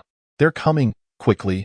Hong Feng's eyes glinted with a cold light as he spoke. However, before he could finish, a small mountain suddenly materialized from the depths of the boundless darkness, rapidly expanding at an astonishing pace. It was so swift that the human eye could scarcely keep up. Upon closer inspection, what appeared to be a small mountain was, in fact, the back of a turtle, directly facing the break void platform amidst the streaks of light. The speed of the break void platform was indeed so rapid that evasion was utterly impossible. The two forces collided with a thunderous crash. Boom!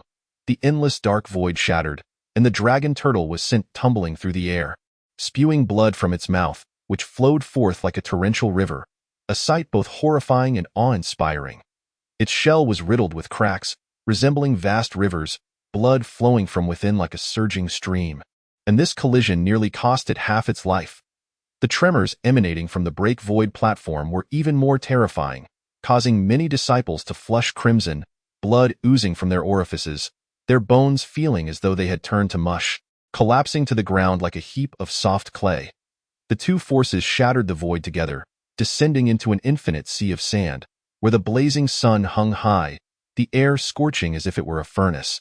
Roasting the earth, the dragon turtle crashed heavily to the ground, stirring up immense waves of sand, tainted with streaks of crimson, as the earth trembled beneath the impact. The Pusu platform resembled a stone cast into the abyss, skimming across the endless waves of sand. With each collision, it stirred up towering sandstorms, a sight both awe-inspiring and terrifying. The disciples were left gasping, blood streaming from their mouths, as chaos reigned upon the Pusu platform. Hong Feng wore a somber expression. Before him stood over 10 formidable beings of unparalleled strength atop the sand dunes, all being masters of the soul-snatching realm. Behind them loomed two colossal golden giants, the very same he had witnessed at the entrance of the divine martial mountain. Leading them was the dragon turtle Taoist, whose cultivation had reached the third tier of soul-snatching, a formidable adversary even beyond the grasp of Buyun Guang. Each of them regarded the people on the Pusu platform with fierce, menacing looks, their eyes filled with murderous intent. The dragon turtle Taoist gazed at the nearly lifeless dragon turtle, a flicker of compassion crossing his features, before he wielded his whisk and commanded, "Elders, take your positions, activate the formation." Where was the slightest hint of benevolence in his demeanor? One of the golden giants suddenly leapt, soaring into the air like a spring, flattening countless sand dunes in its wake, leaping an impressive distance of several dozen miles. The two giants simultaneously slammed their fists into the ground, radiating a brilliant golden light, fervently channeling energy into the earth.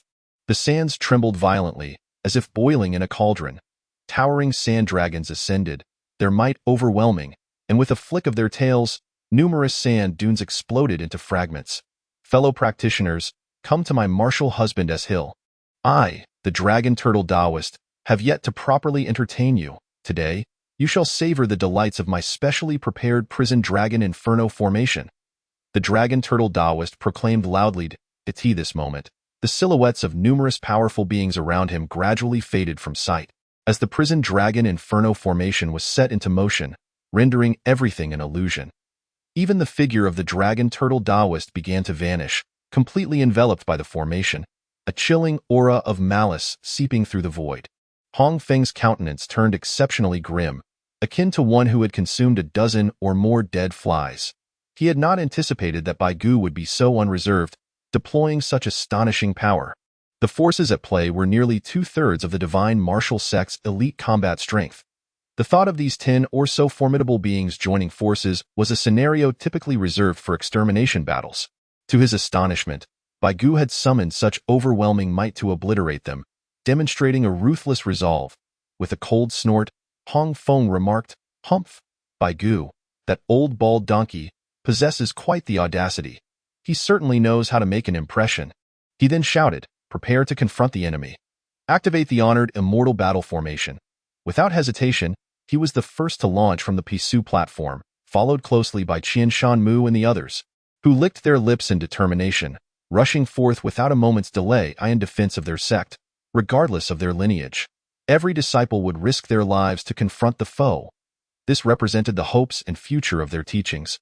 And even if it meant sacrificing their lives, they could not afford to falter. The great battle was imminent, ready to erupt at any moment. Chapter 55. The sword slashes through the void, the might of the honored immortal. At this moment, despite the Pisu platform enduring numerous impacts, it showed no signs of disintegration. After all, it was a treasured artifact of the Tao of creation, capable of traversing the void, and remained steadfast. However, it was permeated with intricate fissures, with countless celestial patterns fracturing and slowly mending themselves. The shield above, as sturdy as an eggshell, was capable of withstanding the forces of the void. Thus the disciples remaining on the broken void platform were still relatively safe. Roars echoed through the heavens, shaking the void incessantly. Amidst the chaos, the might of the dragons was overwhelming, as dozens of them charged fiercely toward the broken void platform. It was a scene reminiscent of dragons vying for a precious pearl. Yet what they contested was not a dragon pearl, but rather the broken void platform. The dragon claws were excessively vast, rendering the entire broken void platform comparable to a mere egg. The disciples on the platform, disregarding their injuries, gazed solemnly at the outside world. What was destined to come had inevitably arrived. Each sand dragon possessed the third level of soul-seizing power, capable of dominating the heavens and the earth. And there were dozens of them. The sheer terror of such combat prowess could obliterate a formidable force in an instant. At this moment, under the leadership of Hong Feng, 12 formidable experts stood aligned, with one representative from each of the 9 celestial islands, alongside Qian Shanmu and Su Tianming, totaling 12 powerful beings, all proficient in soul-seizing. Though their cultivation levels varied, their collective aura erupted, instantly illuminating the heavens as if 12 divine suns had emerged. Their spiritual energy radiating like a blazing sun, tearing through the void. The endless sand dunes beneath were flattened by this ferocious momentum. The celestial battle array commenced. With the celestial warriors present, they could challenge the world. At this moment, Hong Feng's eyes widened, his aura surging further. He witnessed the 12 individuals exerting their power simultaneously, each serving as the focal point of the formation. As their spiritual energy erupted, a complex array materialized in the void, crafting an array from the void itself. Celestial patterns spread forth, and terrifying spiritual energy surged out, forming an exceedingly dense spiritual mist, obscuring the sky. Boundless white light illuminated the world, and in the next moment, there were no longer shadows of the 12 mighty beings visible. Instead, a towering figure emerged, standing 1,000 feet tall, grounded to the earth, bearing the heavens upon its shoulders. As it moved, the air shattered, and sand swirled violently. The momentum resembled the vastness of the galaxy, shattering the void as if it were a mirror. clad in white celestial armor, with two flowing battle skirts, and adorned with lion-headed shoulder guards and dragon-headed chest armor. It exuded an overwhelming aura, with a colossal sword on its back, measuring a full 1,000 feet in length. Its appearance bore a striking resemblance to Hong Feng. The celestial war god emerged, invincible in battle, destined to bring forth transformation across the world. Ha ha, there is hope now. Even in the direst circumstances, with the celestial war god present, one could retreat unscathed. Finally, they beheld the celestial warrior, whose might shook the 9 hills. Having remained silent for far too long, had they forgotten our fearsome presence? The disciples gazed at the towering celestial war god, their anxious hearts now calmed, each one filled with fervor and excitement, itching to engage in battle. Clearly, this was not their first encounter with the celestial war god. Meanwhile, Qinglian sighed, observing the surrounding prison dragon refinement celestial array with a grave expression. His gaze remained fixed on the battlefield in the void, as it could be said that the external conflict determined the life or death of the group. Such a level of battle was not something these unweathered saplings could partake in. Even for the likes of the fallen celestials, recklessly intruding would only lead to their demise. At this moment, despite the imposing stature of the revered celestial warrior, he appeared somewhat diminutive in comparison to the colossal sand dragon towering thousands of zhang overhead. With a thunderous roar that reverberated through the heavens, 3 formidable sand dragons lunged towards the warrior's massive form, their gaping maws eclipsing the sky, exuding a fearsome ferocity. Just as the dragons were about to strike, the celestial warrior's eyes widened with intensity. He stepped forward with his left leg, crushing 5 or 6 towering sand dunes beneath his feet. His spine arched, fists clenched tightly, he unleashed a powerful punch towards the oncoming dragons. In an instant, the air crackled with spiritual energy, shattering with explosive force, creating a deafening sonic boom, while the trajectory of his fist left a trail of devastation in the void, shrouded in darkness. The sheer might was terrifying beyond measure. With a resounding thud, a cloud of yellow sand erupted into the air, resembling a dazzling display of fireworks, as the massive dragon head was obliterated by his singular blow. The sand dragon, possessing the terrifying strength of the 3rd tier of soul-snatching, was utterly vanquished by a mere punch, a testament to the fact that the revered celestial warrior, guided by the combined prowess of 12 formidable beings, had subtly transcended to the threshold of half a primordial spirit. Though his figure was immense, his movements were remarkably agile, devoid of any sluggishness. At this moment, the remaining 2 sand dragons pressed their attack, and the celestial warrior leaned forward, raising his arm to grasp one dragon's head with unyielding strength. The impact propelled him backward, carving deep furrows into the earth, as his arm clamped around the dragon's skull like an iron vice. The dragon roared in fury, its body thrashing wildly, unleashing a torrent of sand, while its claws raked fiercely against the celestial warrior's armor, leaving clear marks yet failing to inflict any substantial harm. In that instant, the celestial warrior elevated his left leg high, resembling a battle axe poised to strike, as thunder roared in the heavens.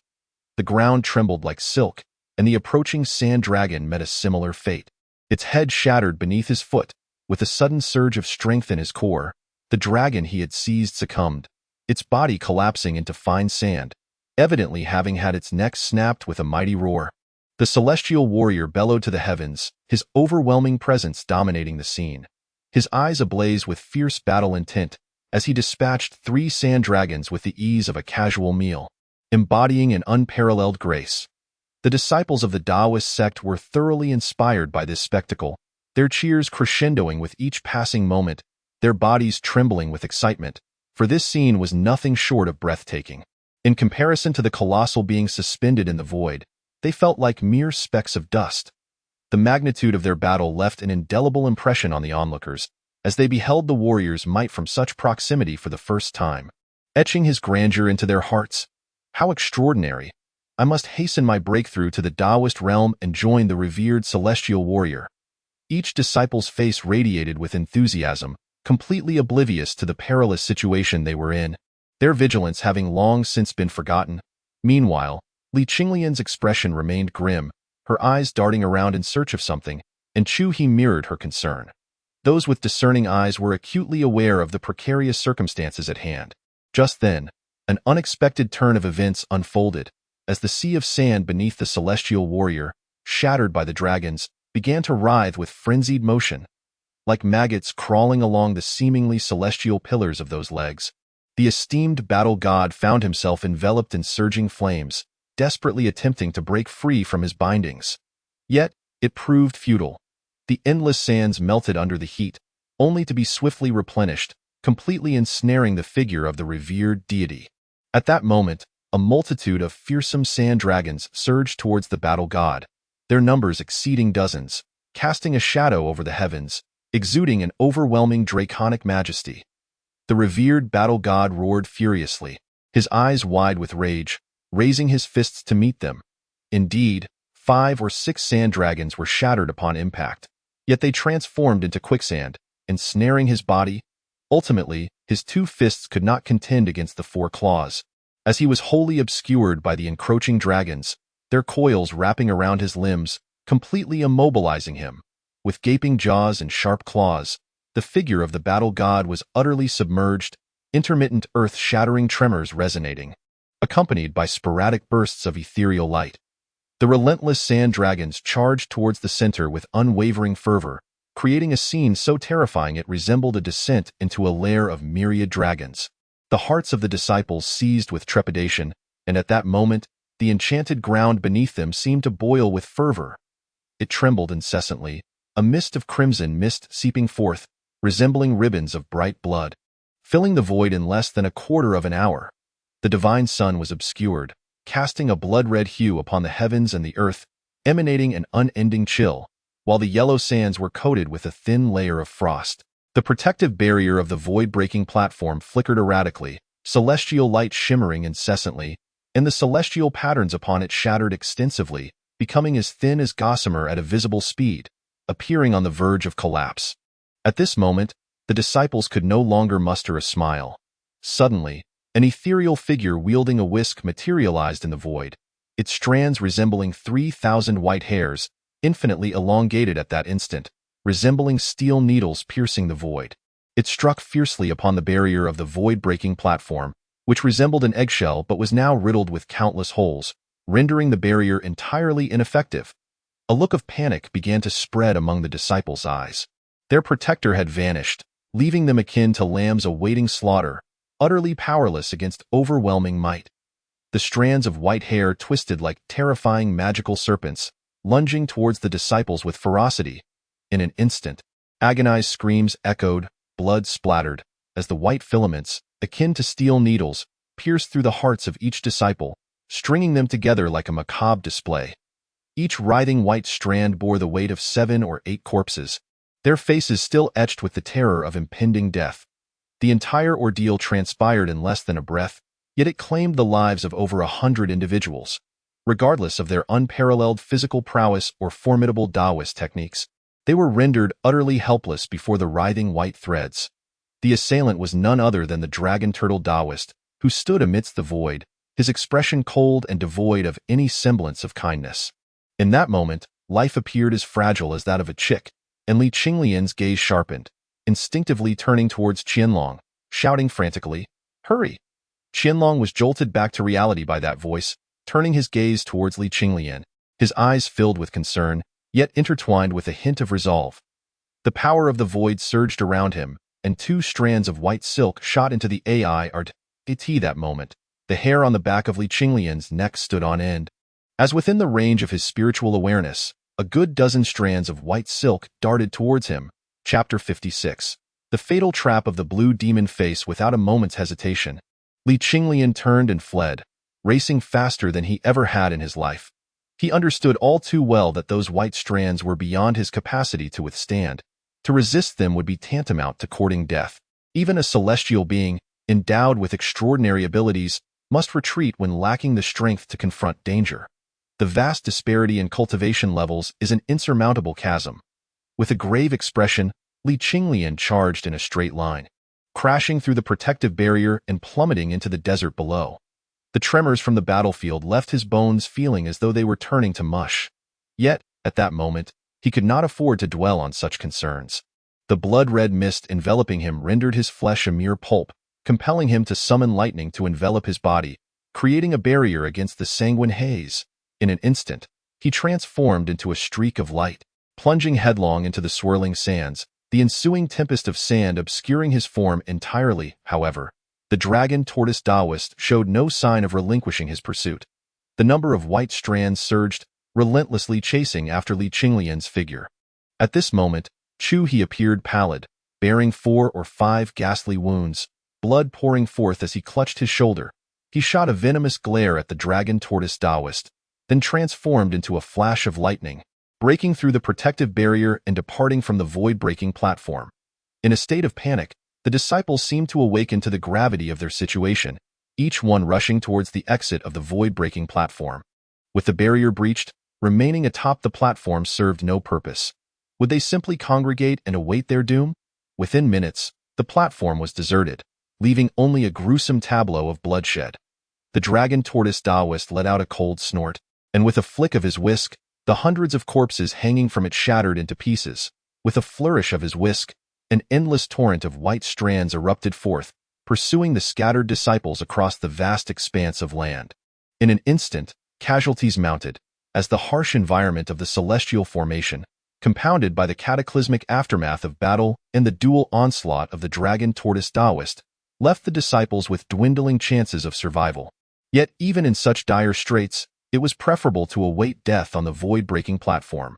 When faced with mortality, the potential of a cultivator is boundless. Dragon tortoise. You seek death. At that moment, a voice emerged from the sand dragon mound, resonating as if from the depths of the netherworld, imbued with an aura of unfathomable malice. Blade that cuts the world. Accompanied by a thunderous roar, the crisp sound of a sword being drawn echoed forth.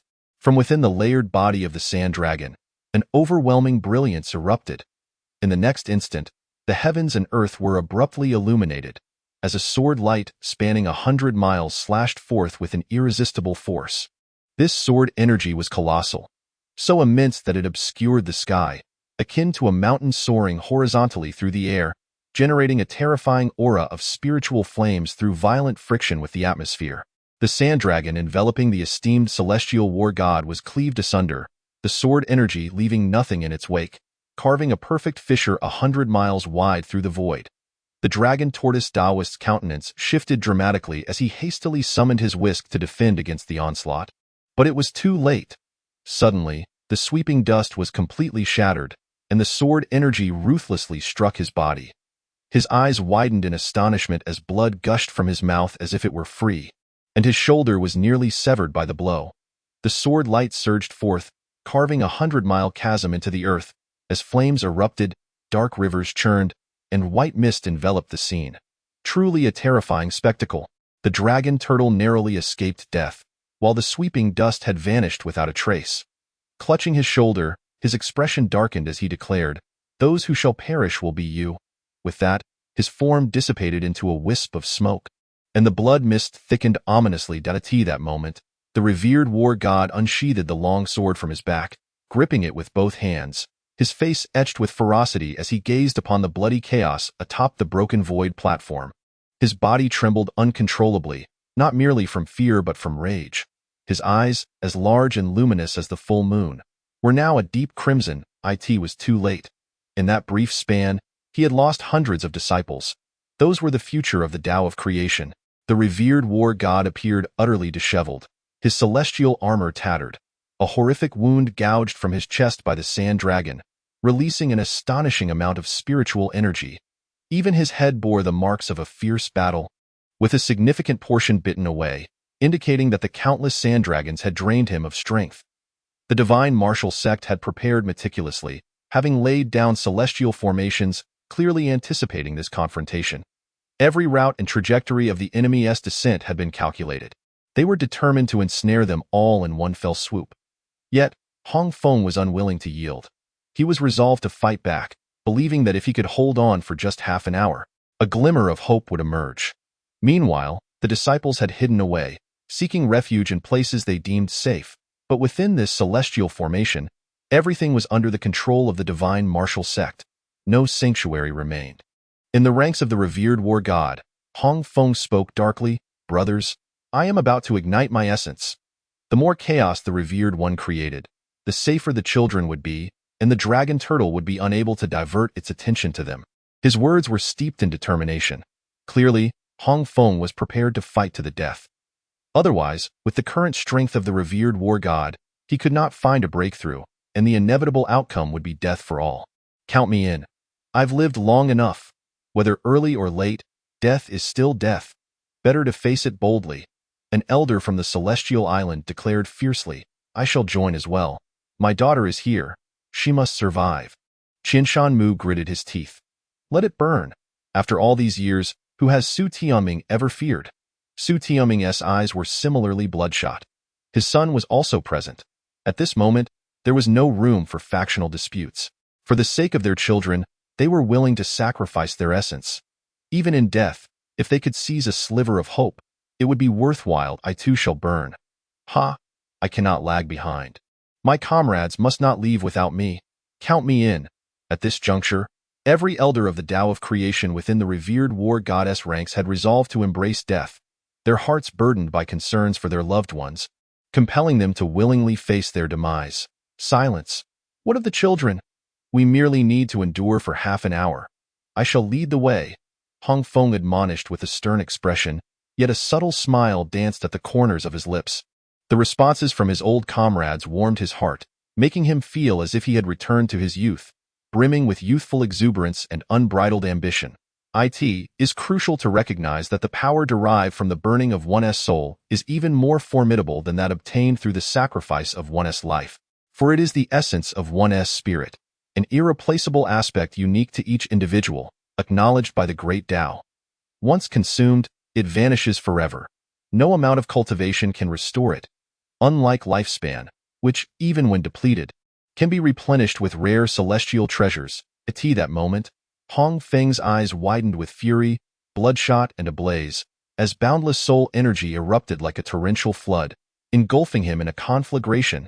In an instant, celestial light surged, and the entire divine war god seemed invigorated, enveloped in radiant brilliance akin to a resplendent sun, emanating waves of terrifying power. This was the glory earned at the cost of his very life. Roar!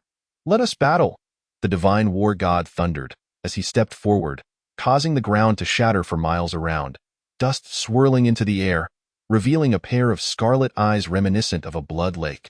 With a flick of his colossal sword, a chilling light surged forth, rending the void, and a chasm several dozen miles long appeared upon the earth. In this moment, the might of the divine was unmistakably displayed, shaking the entire celestial formation to its core in the depths of the boundless void. The dragon turtle gazed pale-faced at the raging divine war god, a grave expression etched upon his features. Hong Feng has begun to fight desperately. We must disregard the disciples for now and summon the 9 infernal blue ghosts. We must not allow him to shatter the prison dragon's celestial formation. At this juncture, all the formation's power was directed against the divine war god. As the blood-red mist in the void coalesced into 9 towering blue phantoms, each towering 1,000 feet tall, entwined with ominous dragons, armed with various implements of torment, skinning hooks and branding pincers. An overwhelming wail of tormented souls echoed, accompanied by a chilling wind, creating a formidable spectacle. The divine war god bellowed with fury, his celestial flames ablaze, as he charged into the throng of blue phantoms. With a roar of sword light that obscured the heavens, sparks flew, sand billowed, and the void shattered in great swathes, the fierce winds flattening the earth beneath him. Meanwhile, Qinglian struggled to support himself against the nearby stone wall, his body riddled with 7 or 8 gaping wounds. Crimson blood flowing abundantly, portions of flesh had vanished, exposing bone through the gaping wounds. It was only when the sand dragon before him transformed into a mound of dust that Qinglian could finally exhale deeply. Having just escaped the broken void platform, Qinglian felt far from well as a banished immortal. He was, of course, a prime target, having sustained 5 or 6 wounds from the white silks. Thankfully, he had avoided any vital spots. Subsequently, he was besieged by sand dragons, each possessing terrifying power akin to the Tao concealment realm. Had he delayed even a moment longer, he surely would have met his demise. The tremors emanating from the distance caused his blood to surge. Upon turning to look, he beheld the divine war god, his celestial flames raging, as he deflected wave after wave of attacks, even countering with ferocity. He withstood the onslaught of the 9 blue phantoms without faltering, the sword light extending for 100 miles, and he had even slain one. The celestial flames surged fiercely, only to seem as if they were reignited, the blaze intensifying with vigor, as the struggle truly beginning. Sighing deeply, Qinglian reflected. Had it not been for Hong Feng's timely intervention, it was likely she would have perished by now. Observing the divine war god engulfed in wild flames, an unsettling feeling stirred within her. It truly is a situation from which escape seems impossible, Qinglian remarked with a cold smile, her gaze flickering, lost in thought. That moment, the void beside her shimmered abruptly, and the figure of Qinglian materialized. Her eyes widening in shock at the sight of the bloodied Qinglian, covering her mouth with delicate hands, her beautiful eyes filled with concern. "Who told you to come back?" Qinglian scolded, her eyes narrowing upon seeing Qinglian. Qinglian stammered, appearing aggrieved, as if Qinglian's bloodied visage had startled her, instinctively taking 2 steps back. "Did I not instruct you to stay away? You were supposed to wait outside." Qinglian's tone carried a hint of reproach. "I was worried about you and father and Yunshang." Qinglian murmured softly, her tears like glistening pearls falling to the ground, shattering into fragments. Chapter 57. Reluctance in breaking the array. Witnessing Qinglian's pitiful demeanor softened evenly Qinglian's hardened heart. She stepped forward, gently squeezing Qinglian's small hand in reassurance. "It's all right. It's just a minor situation." Upon hearing Qinglian's calm and composed words, Qinglian's previously anxious heart inexplicably settled, as if with her presence. All challenges were surmountable. It was no surprise for Qinglian to feel this way. Having been raised in luxury as a saintess, she was unacquainted with the harsh realities of the world and had never encountered such turmoil. It was only natural for her to panic. Moreover, her father was currently in the fray, battling fiercely, which left Qinglian understandably distressed. Yet, Qinglian's tranquil demeanor provided a sense of solace, for Qinglian was aware of Qinglian's formidable lineage. What great trials had she not endured? If Qinglian deemed it a trivial matter, then surely there existed a solution. "Qinglian, do you have a plan?" Qinglian inquired, her beautiful eyes reddened, filled with hopeful anticipation as she gazed at Qinglian. Qinglian's lips twitched. What plan could she possibly have? If her life's soul remained intact and divine blood flowed freely, this would indeed be a minor affair. But now, having resolutely forsaken her life's soul and sacrificed her divine blood to break free from constraints, she was merely an exceptionally gifted cultivator, far from being an otherworldly being, not even possessing a true path. Qinglian shifted the topic, asking, "How has the situation progressed? Have the notifications been sent?" Just moments before, she had informed Qinglian that a protective barrier of the void had shattered, and there was no need to worry, merely to break free from the celestial array and alert the higher-ups of the Tao of creation regarding the ambush. She had specifically instructed Qinglian to remain outside, lest her abilities falter against the onslaught of the dragon tortoise Taoist. If any unforeseen events were to occur, Qinglian would be unwilling to bear the consequences. Within the celestial array, the world was cut off, and one could hardly send notifications to the Tao of creation, let alone maintain any semblance of divine awareness, which had been severely diminished. Only with Qinglian's immaterial Tao body could one possess the ability to traverse the celestial formations at will. Originally, Qinglian could have taken others along with his immaterial Tao body, but it proved unfeasible. With so many disciples, and given that Qinglian's immaterial Tao body has yet to reach its full potential, it simply could not bear the burden. Though Qinglian had considered the possibility of Qinglian taking him out alone, that notion was swiftly extinguished. Qinglian had no desire to survive in such a manner. Aside from his discomfort, what would become of the numerous disciples and elders? Would they merely exist in a state of desperate survival? Qinglian was unwilling to accept such a fate. The notification had already been given. Elder Hong had provided prior warning, and it was out of concern that Qinglian had entered. Qinglian spoke softly, her beautiful eyes fixed upon the raging flames of the celestial battle god. Filled with worry, Qinglian furrowed his brow deeply, lost in contemplation. It was evident that Hong Feng had been prepared, anticipating that Bai Gu would undoubtedly take action, hence the early warning to the sect. Yet, the current situation was indeed unexpected. Who could have foreseen Bai Gu's audacious intent to eradicate all? Even if they were to notify someone now, it would be of no avail. Given the present circumstances, They would not last until reinforcements from the sect arrived, and defeat was imminent. How long could Hong Feng's essence burn? How long could the essence of the 11 elders sustain? Should the celestial battle god disintegrate, none present from the Tao of creation would stand a chance of survival. At that moment, Qianlong seemed to suddenly recollect something, exclaiming, "Right? Just now, I saw that golden giant in the void.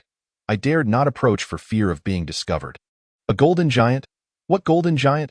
Li Qinglian inquired, his interest piqued, as if he had grasped a crucial lead. Qianlong replied, "It's those two golden giants. I saw one in the void." Upon hearing this, Li Qinglian's eyes sparkled with clarity.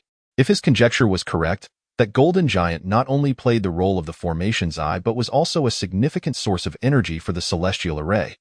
It is well known that the operation of a celestial array requires an immense supply of spiritual energy.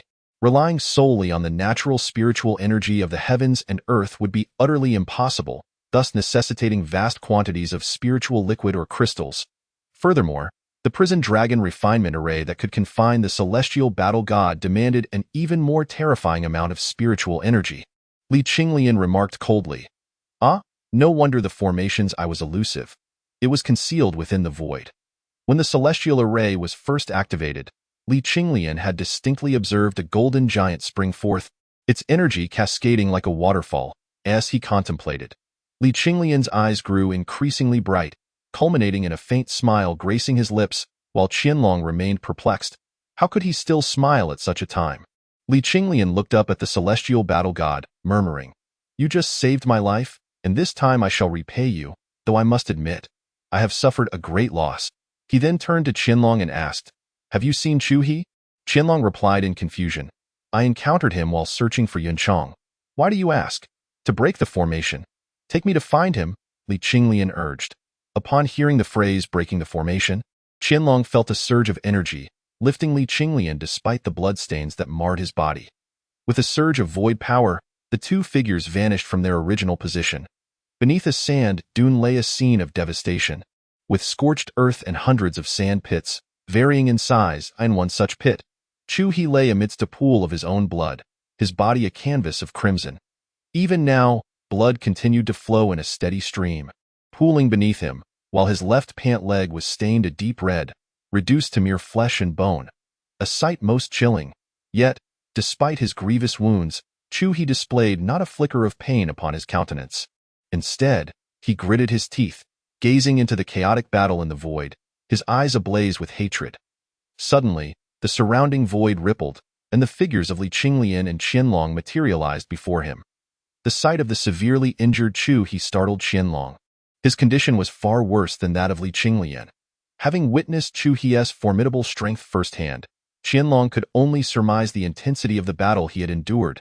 Li Qinglian, equally battered, wore an impassive expression as he regarded Chu He, who met his gaze with unwavering intensity. Neither spoke, yet their eyes conveyed a shared sentiment, an unyielding refusal to accept their fate. "Can we still fight?" Li Qinglian inquired softly. Chu He scoffed, "Merely a trifle." Instantly, the air around him erupted with the sound of thunder, and a fierce battle spirit surged skyward. Amidst the flashes of lightning, he slowly rose to his feet, each movement causing his wounds to tear anew, saturating his garments in bright red. Yet, he appeared unfazed, having endured far too much in his previous life to be deterred by mere pain. He had no desire to remain prostrate any longer. A faint, enigmatic smile crept onto Li Qinglian's lips as he nodded in acknowledgement. Chu He, however, grimaced at the expression, his voice laced with irritation. "What do you want from me?" Li Qinglian replied coolly, "To break the formation. Without you, it would require considerable effort." Chu He cast a cold glance towards the divine war god, sneering, "This prize is indeed a challenging one to seize. Speak. What must I do?" Li Qinglian gestured towards Qianlong, and the trio plunged into the void together. In that moment, the void was an expanse of nothingness, with chaotic void power swirling like an unending tempest, capable of consuming all in its path. The three stood within this vast nothingness, yet the relentless void power seemed oblivious to their presence, flowing effortlessly through their forms as if they were mere phantoms. This was the bizarre nature of the void path body, allowing them to traverse the void as if walking on solid ground.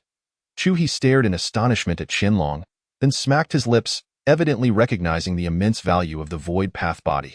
"Let us proceed, but tread carefully," Li Qinglian advised softly, as they journeyed through the infinite void. A flash of golden light suddenly appeared before them. Even from a distance, they could sense its terrifying aura. There, kneeling in the void, was a colossal golden giant, towering 1,000 feet high, beneath which pulsated a pattern radiating an endless blood-red glow. The entire body of golden light surged into the formation, vanishing without a trace. Each stream of golden radiance signified the utmost concentration of spiritual energy. With merely 2 golden giants of the soul-seizing realm, ample energy could be supplied to the entire celestial formation, greatly attributed to their extraordinary innate talents. These golden giants, neither entirely human nor entirely demonic, were nurtured by the heavens, their physical prowess unparalleled. The spiritual energy contained within them was as vast as the galaxy, yet they exhibited no signs of intelligence, rendering them exceedingly rare. The divine martial sect treasured these 2 giants as precious assets. However, at this moment, one of the golden giants was drenched in cold sweat, clearly indicating that sustaining the operation of the celestial formation was an immense burden for it. Who would have thought you would discover the formation's core?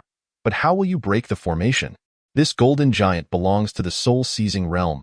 Even a wisp of its aura could obliterate you. We lack the cultivation we possessed in our previous lives, Chuhi said coldly.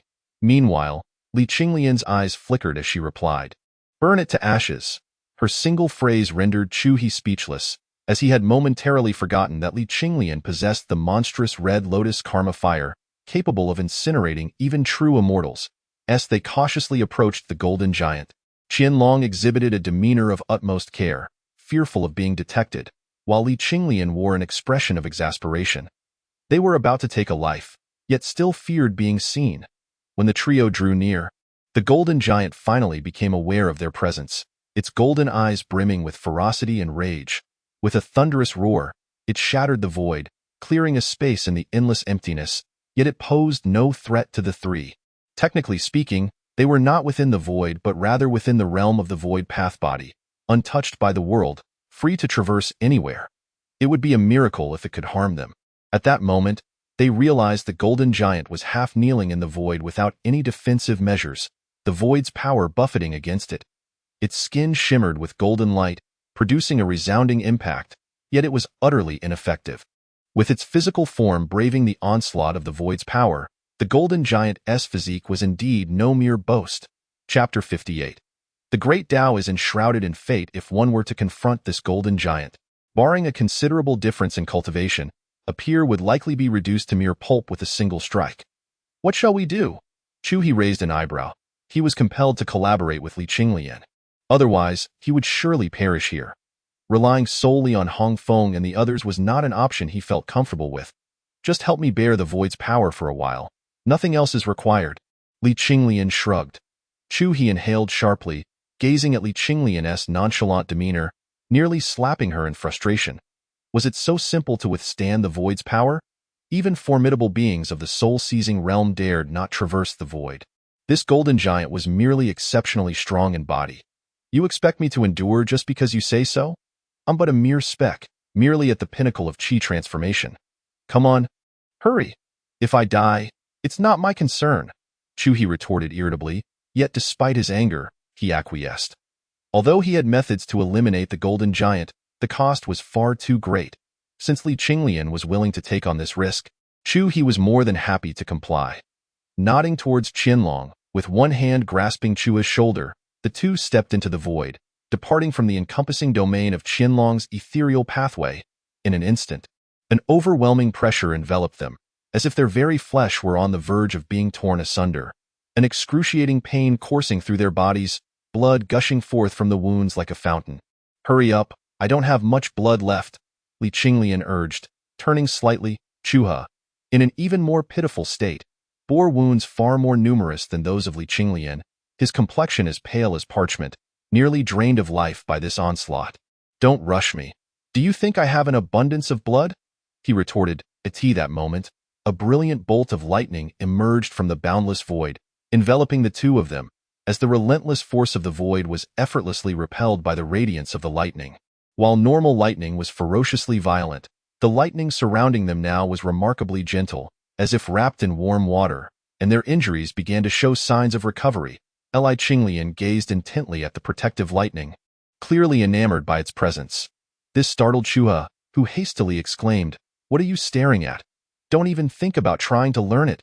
Qinglian merely pouted. "I have no interest in learning." Behind them, Qianlong watched the bickering duo, shaking his head in exasperation. At such a critical moment, they were still squabbling, truly a pair of adversaries. Roaring, the golden giant, sensing their presence, grew even more ferocious, and with a thunderous roar, the sheer force reverberated through the distance, causing both of them to feel their vitality surge, blood involuntarily spilling from their lips. Chuha was in a dire state, his face ashen, blood streaming from his 7 orifices, and the lightning flickering erratically. Unstable and volatile, at this moment, they found themselves genuinely adrift in the void. The golden giant could indeed reach them here, whereas within the depths of Qianlong's domain, it would be unable to attack. Conversely, the same principle applied in this instant. Their peril was infinitely heightened. Qinglian's expression grew serious. Time was of the essence, allowing for no negligence. Spiraling flames of spirit ignited around her, and in the next moment, a towering, ethereal silhouette of the blue lotus materialized in the void, its petals unfurling as chaotic energies permeated the space.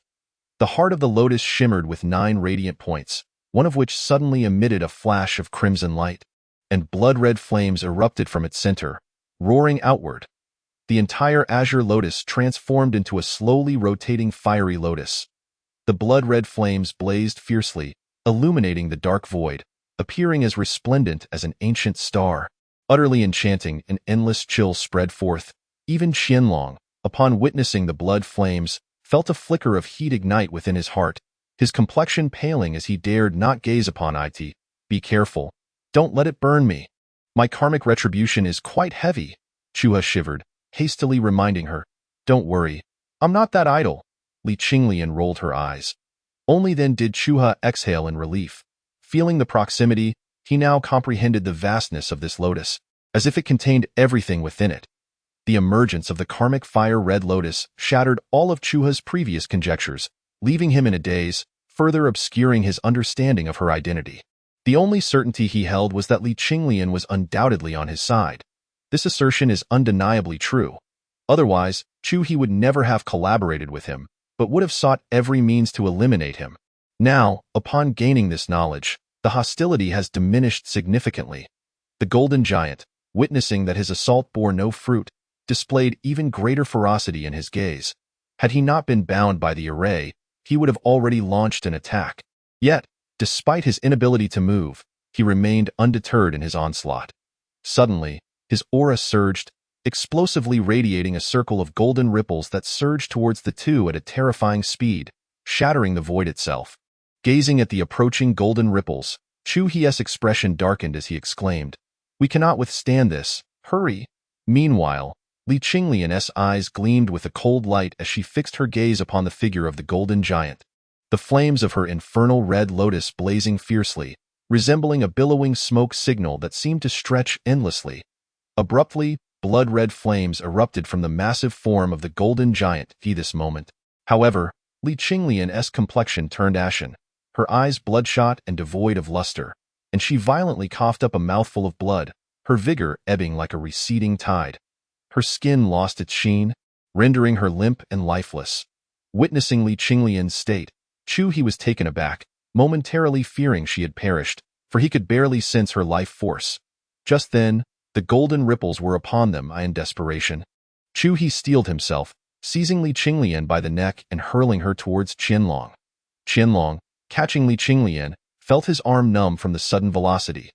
The golden ripples surged forth in an instant, and he crossed his arms, bracing himself. He was instantly propelled backward, landing squarely within Qianlong's domain. His arms contorted at unnatural angles, blood gushing forth as if it were free of cost, mingled with fragments of internal organs. This spectacle startled Qianlong, who instinctively reached out to assist.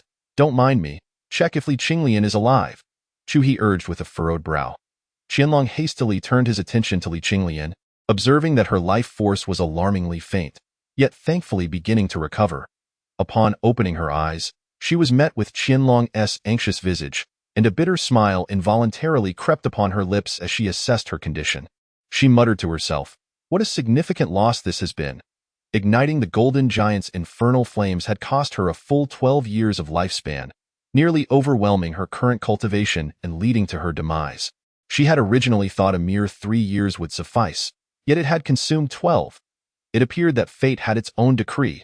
The golden giant's cultivation was undoubtedly far superior to that of Chongming, and igniting his infernal flames naturally demanded greater sacrifice.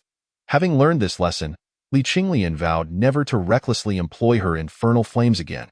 If she were to repeat this a few more times, she might well find herself in a coffin. At that moment, the golden giant's countenance twisted in rage, the infernal flames engulfing his entire form, roaring like a tumultuous wildfire, illuminating the void with a crimson hue.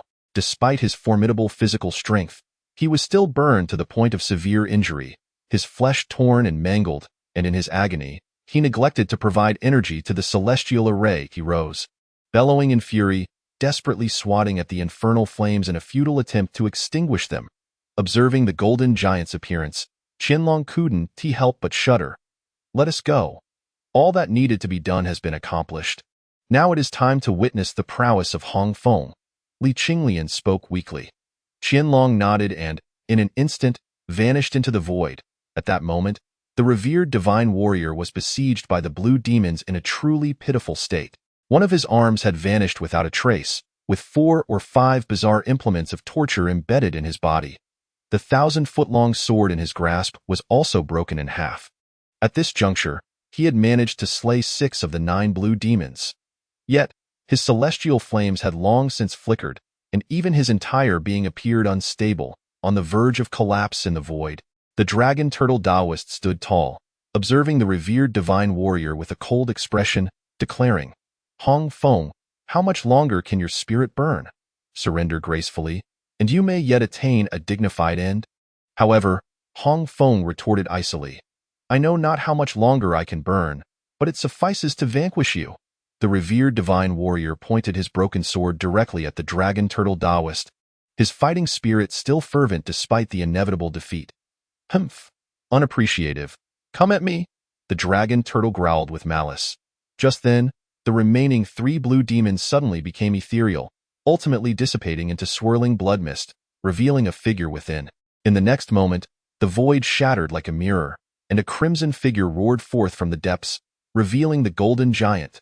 At that moment, it was scorched, exposing its golden skeletal structure, with strands of flesh clinging to it. Grotesque in appearance. Rolling on the ground, it sought to extinguish the flames of retribution consuming it in an instant. All present were rendered speechless, including the members of the divine martial sect and the revered divine warrior. Their gazes fixated on the familiar flames of retribution, concentrating on that diminutive figure. It was none other than Qinglian. Who else among them could ignite such flames? She gently nodded in acknowledgement towards the revered divine warrior, yet spoke not a word. The revered divine warrior, however, trembled with excitement. The formation he had been desperately seeking without any success had inexplicably been unraveled by Qinglian. In that moment, Hong Feng beheld a glimmer of hope. A hope for survival. The dragon turtle Taoist, observing the now motionless golden giant, reduced to mere golden bones, wore an expression akin to one who had tasted excrement, as the celestial formation he had painstakingly set was inexplicably undone. At that moment, a sinister smile crossed the face of the revered divine warrior, as he gazed upon the few standing in the void. Stripped of their blue demon forms, they appeared as lambs bereft of their wool, vulnerable to slaughter. With a sweep of his broken sword, the light of the blade whistled through the air, and one among them was reduced to a pile of minced flesh. "Kill!" The command reverberated through the heavens. The intent to kill surged skyward. Chapter 59. The 5-colored divine light transforms all things. The revered divine warrior's celestial flames reignited, blazing like an inferno, filled with an unquenchable urgency. At this moment, only 10 elder-level figures remained among the revered divine warrior's ranks, as 2 who had controlled his arms had tragically perished in the battle. Now, the spirits of all 10 elders ignited, their combined power shaking the very heavens and earth, melting the void around them. Though he had lost an arm, His momentum truly reached its zenith at that moment. With sword in hand, he descended upon his foes, unstoppable. The elders of the divine martial sect, protected by the blue demon forms, boasted combat prowess on par with the revered divine warrior. Yet without the support of the grand formation, how could they stand against him? Regardless of their celestial techniques, as the long sword cleaved through the air, they would inevitably be reduced to a puddle of flesh. Gazing upon the frenzied divine warrior, the expression of the dragon tortoise Taoist turned exceedingly grim, his face marred by resentment as he cast a baleful glance at Qinglian. Yet, the opportunity to strike had slipped away. The divine warrior now loomed like a razor-sharp sword poised above the heads of the onlookers, leaving the divine martial sect devoid of any strength to resist. The combined might of 10 elders from the soul-seizing realm, igniting their spiritual essence, was not something easily thwarted. This moment, the golden giant, consumed by the purging flames, had entirely lost its vitality, reduced to a mere gilded skeleton, which, despite the searing inferno, still shimmered brilliantly. Countless intricate patterns glimmered upon it, naturally occurring, impervious even to the ravages of the purifying fire. However, under the relentless refinement of the flames, it rapidly diminished in size, indicating that all impurities within the bones had been thoroughly expelled. Suddenly, a sorrowful roar erupted from the void, and another golden figure burst forth, eyes ablaze with fury, recklessly charging toward the golden skeleton.